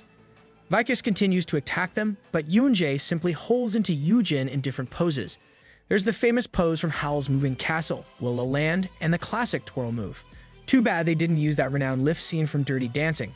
Riyet gets giddy by just watching them, wanting to try it out as well. Yoonjae takes a needle from his inventory while he and Yoojin continue to dance, evading the attack of Vicus. Yoonjae takes this chance to place needles on the lizard's back while explaining how electricity loses impact when released into the air.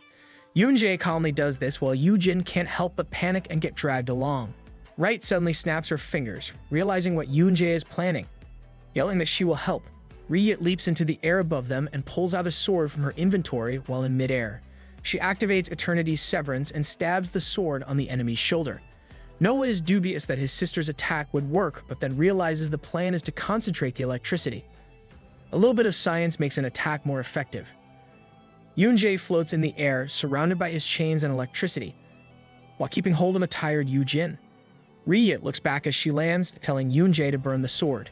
Yoonjae pulls up Yoojin for a ballroom pose and unleashes electricity through his chains, directing it on Vicus.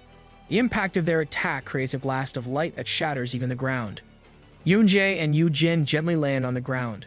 Yoojin looks at the cooked lizard, wondering if it is finally over. Yoojin thinks the electricity released this time is weaker, but realizes it's not the case as he looks at the enemy. Vicus coughs up, making Yoojin conclude how the lightning was concentrated in one spot, making all the electricity go through the enemy. The ancient dragon suddenly roars, making Yoojin flinch. And with that last sound, Vicus faints on the spot. Ryit comes close and checks if the lizard is already dead.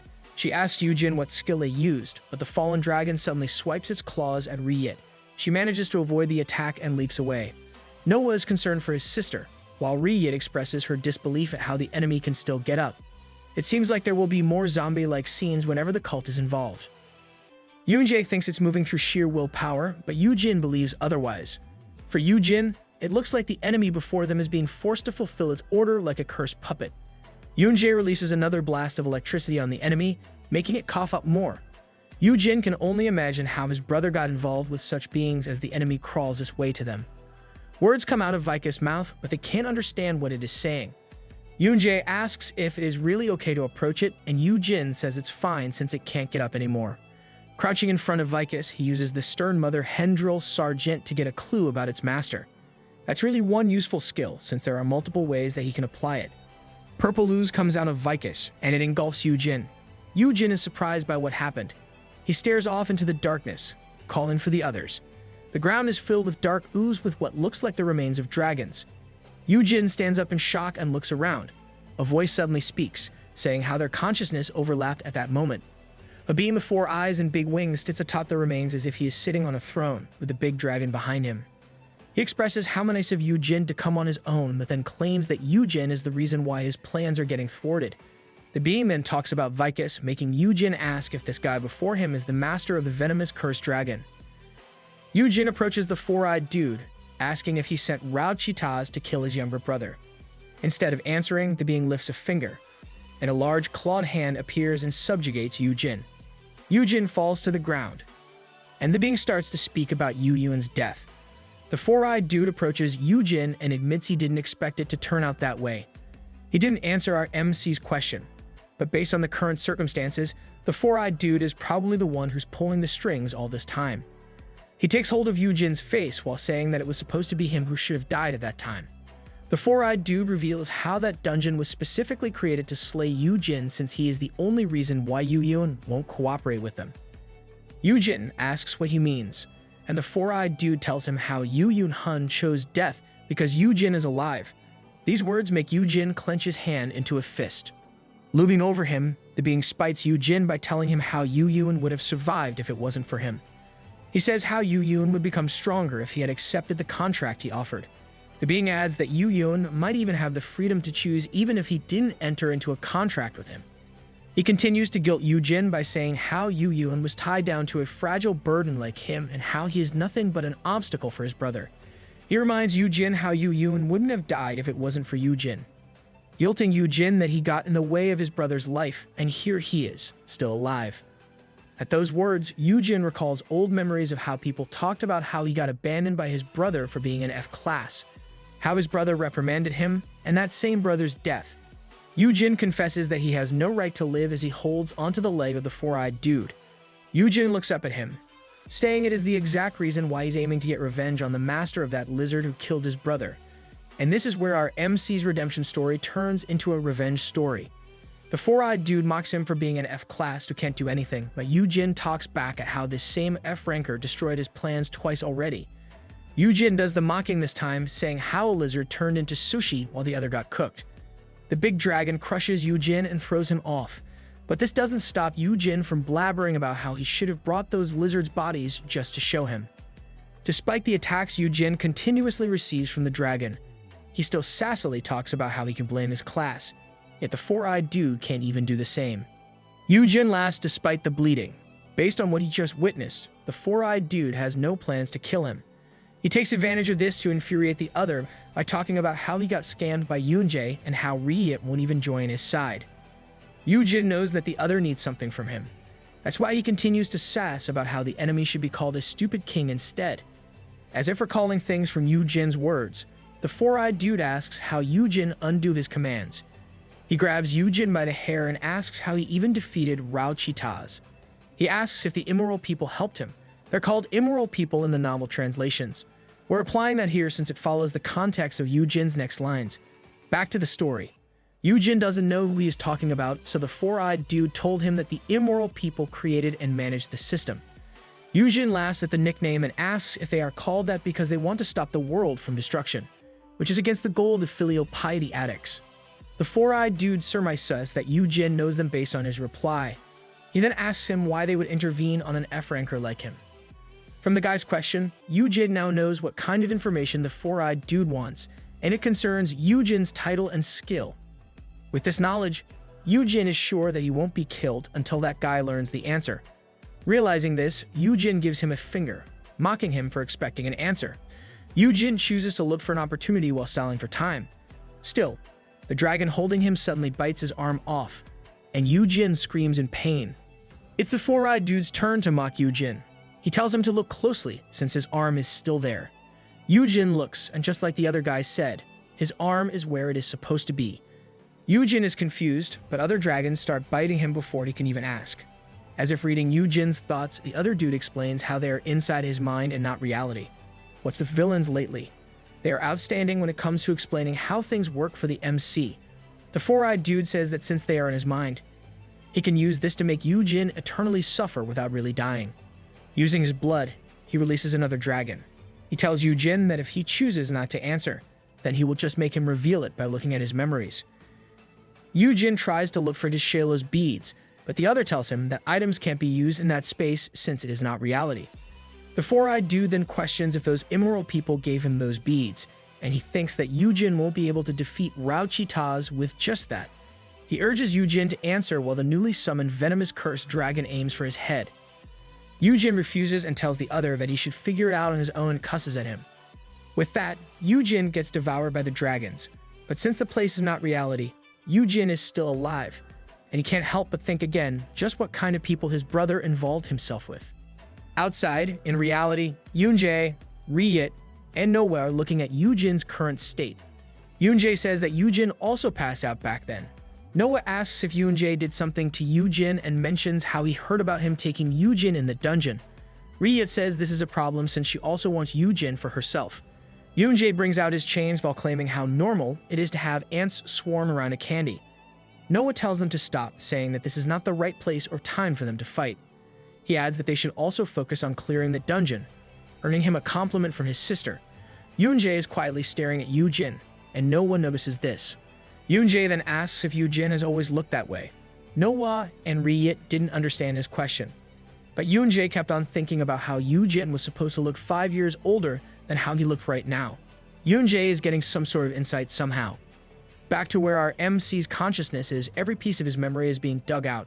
Whether it is his first dungeon break, his brother going to a dungeon, his military service, fighting with others when Yoon is mentioned, him singing happy birthday for his brother despite their estranged relationship, getting injured, and his brother's death. The four-eyed dude finally discovers one of Yoojin's secrets, the Wish Stone. His enemy now understands how Yoojin turned back time and gained the curse-resistant skill for defeating Rao-Chi-Taz. Yoojin is out of it, and he can't tell how long it has been since he got stuck there. But the four-eyed dude is still not yet done with him. He wants to satiate his curiosity about how Yoojin did it despite being an F-ranker. And it is taking him longer to extract information from Yoojin because of the curse resistance and how an ordinary Yoojin is for an F-ranker. Yoojin knows that in a short while, that guy will soon know everything. He's annoyed at his own inability despite having the mastermind behind his brother's death before him. He questions his own weakness, knowing that his brother kept things from him for this exact reason. Old memories come up of how Shimyeon reprimanded him in his previous life for being someone unreliable. The four-eyed dude is getting fed up with Yoojin's unrelated memories. Yoojin struggles, knowing his own inability is the reason why he aimed to change. His desire to become a befitting older this time is what urged him on in this new life. Refusing to give up, he mocks the four-eyed dude while coming up with a way to get out of this mess. The four-eyed dude is busy looking at Yoojin's memories like the voyeur he is. Yoojin asks why skills weren't blocked like he did with the items, looking for any sort of clue with his questioning. Like the good villain our four-eyed dude is, He explains how skills are counted as part of the senses and even mockingly adds how an F-ranker's skills would be nothing after all. He explains how anything is possible when in consciousness. Still, he is so sure that humans are not creative enough to do anything. And this is where our villain made a big mistake. He continuously mocks Yoojin and steps on him. He admits his surprise at the advanced curse resistance and is about to say more. Yoojin ridicules the four-eyed dude's stupidity and nonsense talk, earning him another hit from the other. The enemy expresses his amazement at how Yoojin can still talk back. Yoojin is not yet done. He probes the truth of what happened back then by bringing it up. He states that the four-eyed dude should have only interfered right after the gate closed so that Yoojin wouldn't have followed him in. Yoojin stops, realizing something. The enemy further incites the horror of Yoojin's realization by smiling and laughing out loud. He then reveals how Yoojin borrowed his power to get inside a closed dungeon in order to save his older brother. The four-eyed dude smiles at Yoojin's reaction, saying they should talk more about Yoojin. Wrong move, dude. You just confirmed that you're the mastermind of everything. Here's a flashback of what happened back then. Yoojin asks why he's back when he has already declined the offer. Yoojin looks at a dead monster, who replies that he has important news for him. It adds how Yoojin would regret it if he didn't hear about it. The dead then reveals how an error occurred in the dungeon that Yoojin's brother entered. Hearing this news, Yoojin immediately went to the gate his brother entered and asked about the situation. The staff explained how it was supposed to be a D-grade dungeon, but based on their latest findings, there's an S-class monster inside. Horror fills Yoojin's face. He pulls out a weapon, but someone tries to snap him out of it, saying the dungeon is already closed. Yoojin pays no heed and slashes at the gate. The staff tells him to stop since it's useless. He reminds Yoojin that it can only open up once again once every hunter inside it dies. Yoojin refuses to listen and continues to slash at the gate, worried for his older brother. A voice asks Yoojin if he wants to be let in, and a purple-black goo comes out of the ground nearby and shows Yoojin what is happening inside. The voice tells him that he can help Yoojin get in, but in exchange, Yoojin must become his subordinate. Back to the present, the four-eyed dude retells how Yoojin didn't even hesitate to accept his offer and how Yoojin thought it was just a dungeon error. He then reveals how everything that happened back then, even the appearance of Rauchitaz, was all part of his plan. Dang. So this guy really was the instigator of what happened back then. The four-eyed dude explains how he made things tough enough so that Yoojin won't be able to save his brother. At the same time, it won't be life-threatening for Yoojin. He admits that he planned for Yoojin to die in that situation, making Yoojin more gullible to manipulation. So when Yoojin sacrificed himself, it was a complete blunder in his plans. Yoojin's thoughts were once more filled with how Yoojin got caught in a trap because of him and how Yoojin didn't hesitate, even though he clearly knew he'll be a pawn to the musings of these other beings. The four-eyed dude smirks, saying how he finally has Yoojin, though now as a corpse. This remark gets Yoojin's attention, and he asked about it. Like the good villain he is, he entertains Yoojin's question and explains how he can deal with the corpse, depending on the nature of the contract. He adds that it was easier to get his body since Yoojin was cut out from his world. Yoojin is startled by this news since he honestly thought that his brother was forever lost, and it is the reason why he chose to focus on the present. With this news, everything changes for Yoojin. Wait, that means Big Bro can still somehow save Lil Bro. To spite Yoojin more, the four-eyed dude declares that he has Yoojin's body, but then he corrects himself, saying that someone else took it. Yoojin keeps thinking about Yoojin, filled with sorrow and anger. Seeing this kind of expression on Yoojin's face, the four-eyed dude once again tells Yoojin to answer his questions. In exchange, he will tell more about Yoojin. Yoojin refuses to hear more, shocking the other not only with his words but also with what happens next. With a sudden glow of light, electricity ran to the dragons, making them shriek in pain. The four-eyed dude gets surprised to see this attribute in Yoojin. Yoojin recalls how the other explained that skills are part of the senses, and it's why they can still exist in that space. Yoojin continues to unleash lightning, as he admits that he is not creative. He adds that it is a different matter if it is a skill that he has experienced before. Our MC recalls how Yoonjae uses the attribute and chose to use this ability first. Yoojin lifts a finger as he says that it is not the first time he experienced this. He then releases electricity shocks on the dragons, making them scream more. The four-eyed dude leers at him, claiming that this is nothing but tricks and that human skill is still nothing. And with that, he releases more dragons against Yoojin. Having no intention to lose, Yoojin releases wings similar to Noah's and flies into the air. He avoids the attacks, recalling how often he experienced flying by sharing senses with Manhwa. Yoojin admits how his anger makes his head fuzzy, but it actually helps him deal with the flying. Yoojin once more unleashes electricity and releases it on the dragons while flying above them. The space is filled with the screech of dragons in pain. Yoojin applied the effects of his veteran F-ranker title and the Rao Cheetah's Bane skill. This doubled his attacks, and it is doubled once more for fighting against dragons of venomous curse type. Applying all skills he knows, there's no doubt our MC is OP in this space that relies on the use of imagination. The four-eyed dude is shocked by the overwhelming power that Yoojin is releasing. Losing focus, the enemy's foot gets trapped in ice. Yoojin uses Yurim's skills, the Frosty Sigh and the Shadowless Day. Deeming it not enough, Yoojin transforms his hands into a dragon's and directly hits his enemy with it. The four-eyed dude retaliates with a swipe of his own dragon hand. The attack hits Yoojin's side, making him leap away. The enemy mocks him for being an F-ranker, but he stops as he sees Yoojin's next actions. Yoojin remembers his brother's power and skills, which were transferred to him before because of Final Thanks. Using this memory, Yoojin uses his brother's skill, Black Blood Flames, transforming his blood into a spear while the rest burns into flames. You're done. Four-eyed dude, you shouldn't have made our MC so angry. The enemy curses as Yoojin charges toward him. Yoojin claims that he is better when it comes to skills and uses Final Thanks, once again doubling his attack. Having his attack doubled 3 times, Yoojin stabs his spear at his enemy, successfully bringing down the four-eyed dude with his attack. The enemy is both surprised and confused at what Yoojin has shown. Yoojin glares and points his spear at his enemy. Yoojin thanks him for teaching the method and announces that it is his turn to look at the four-eyed dude's memories. Foolish enemy of our MC, he obviously never learned of the saying less talk, less mistake. Yoojin promises himself and in his brother's name that he will do anything to get him back, whatever that entails.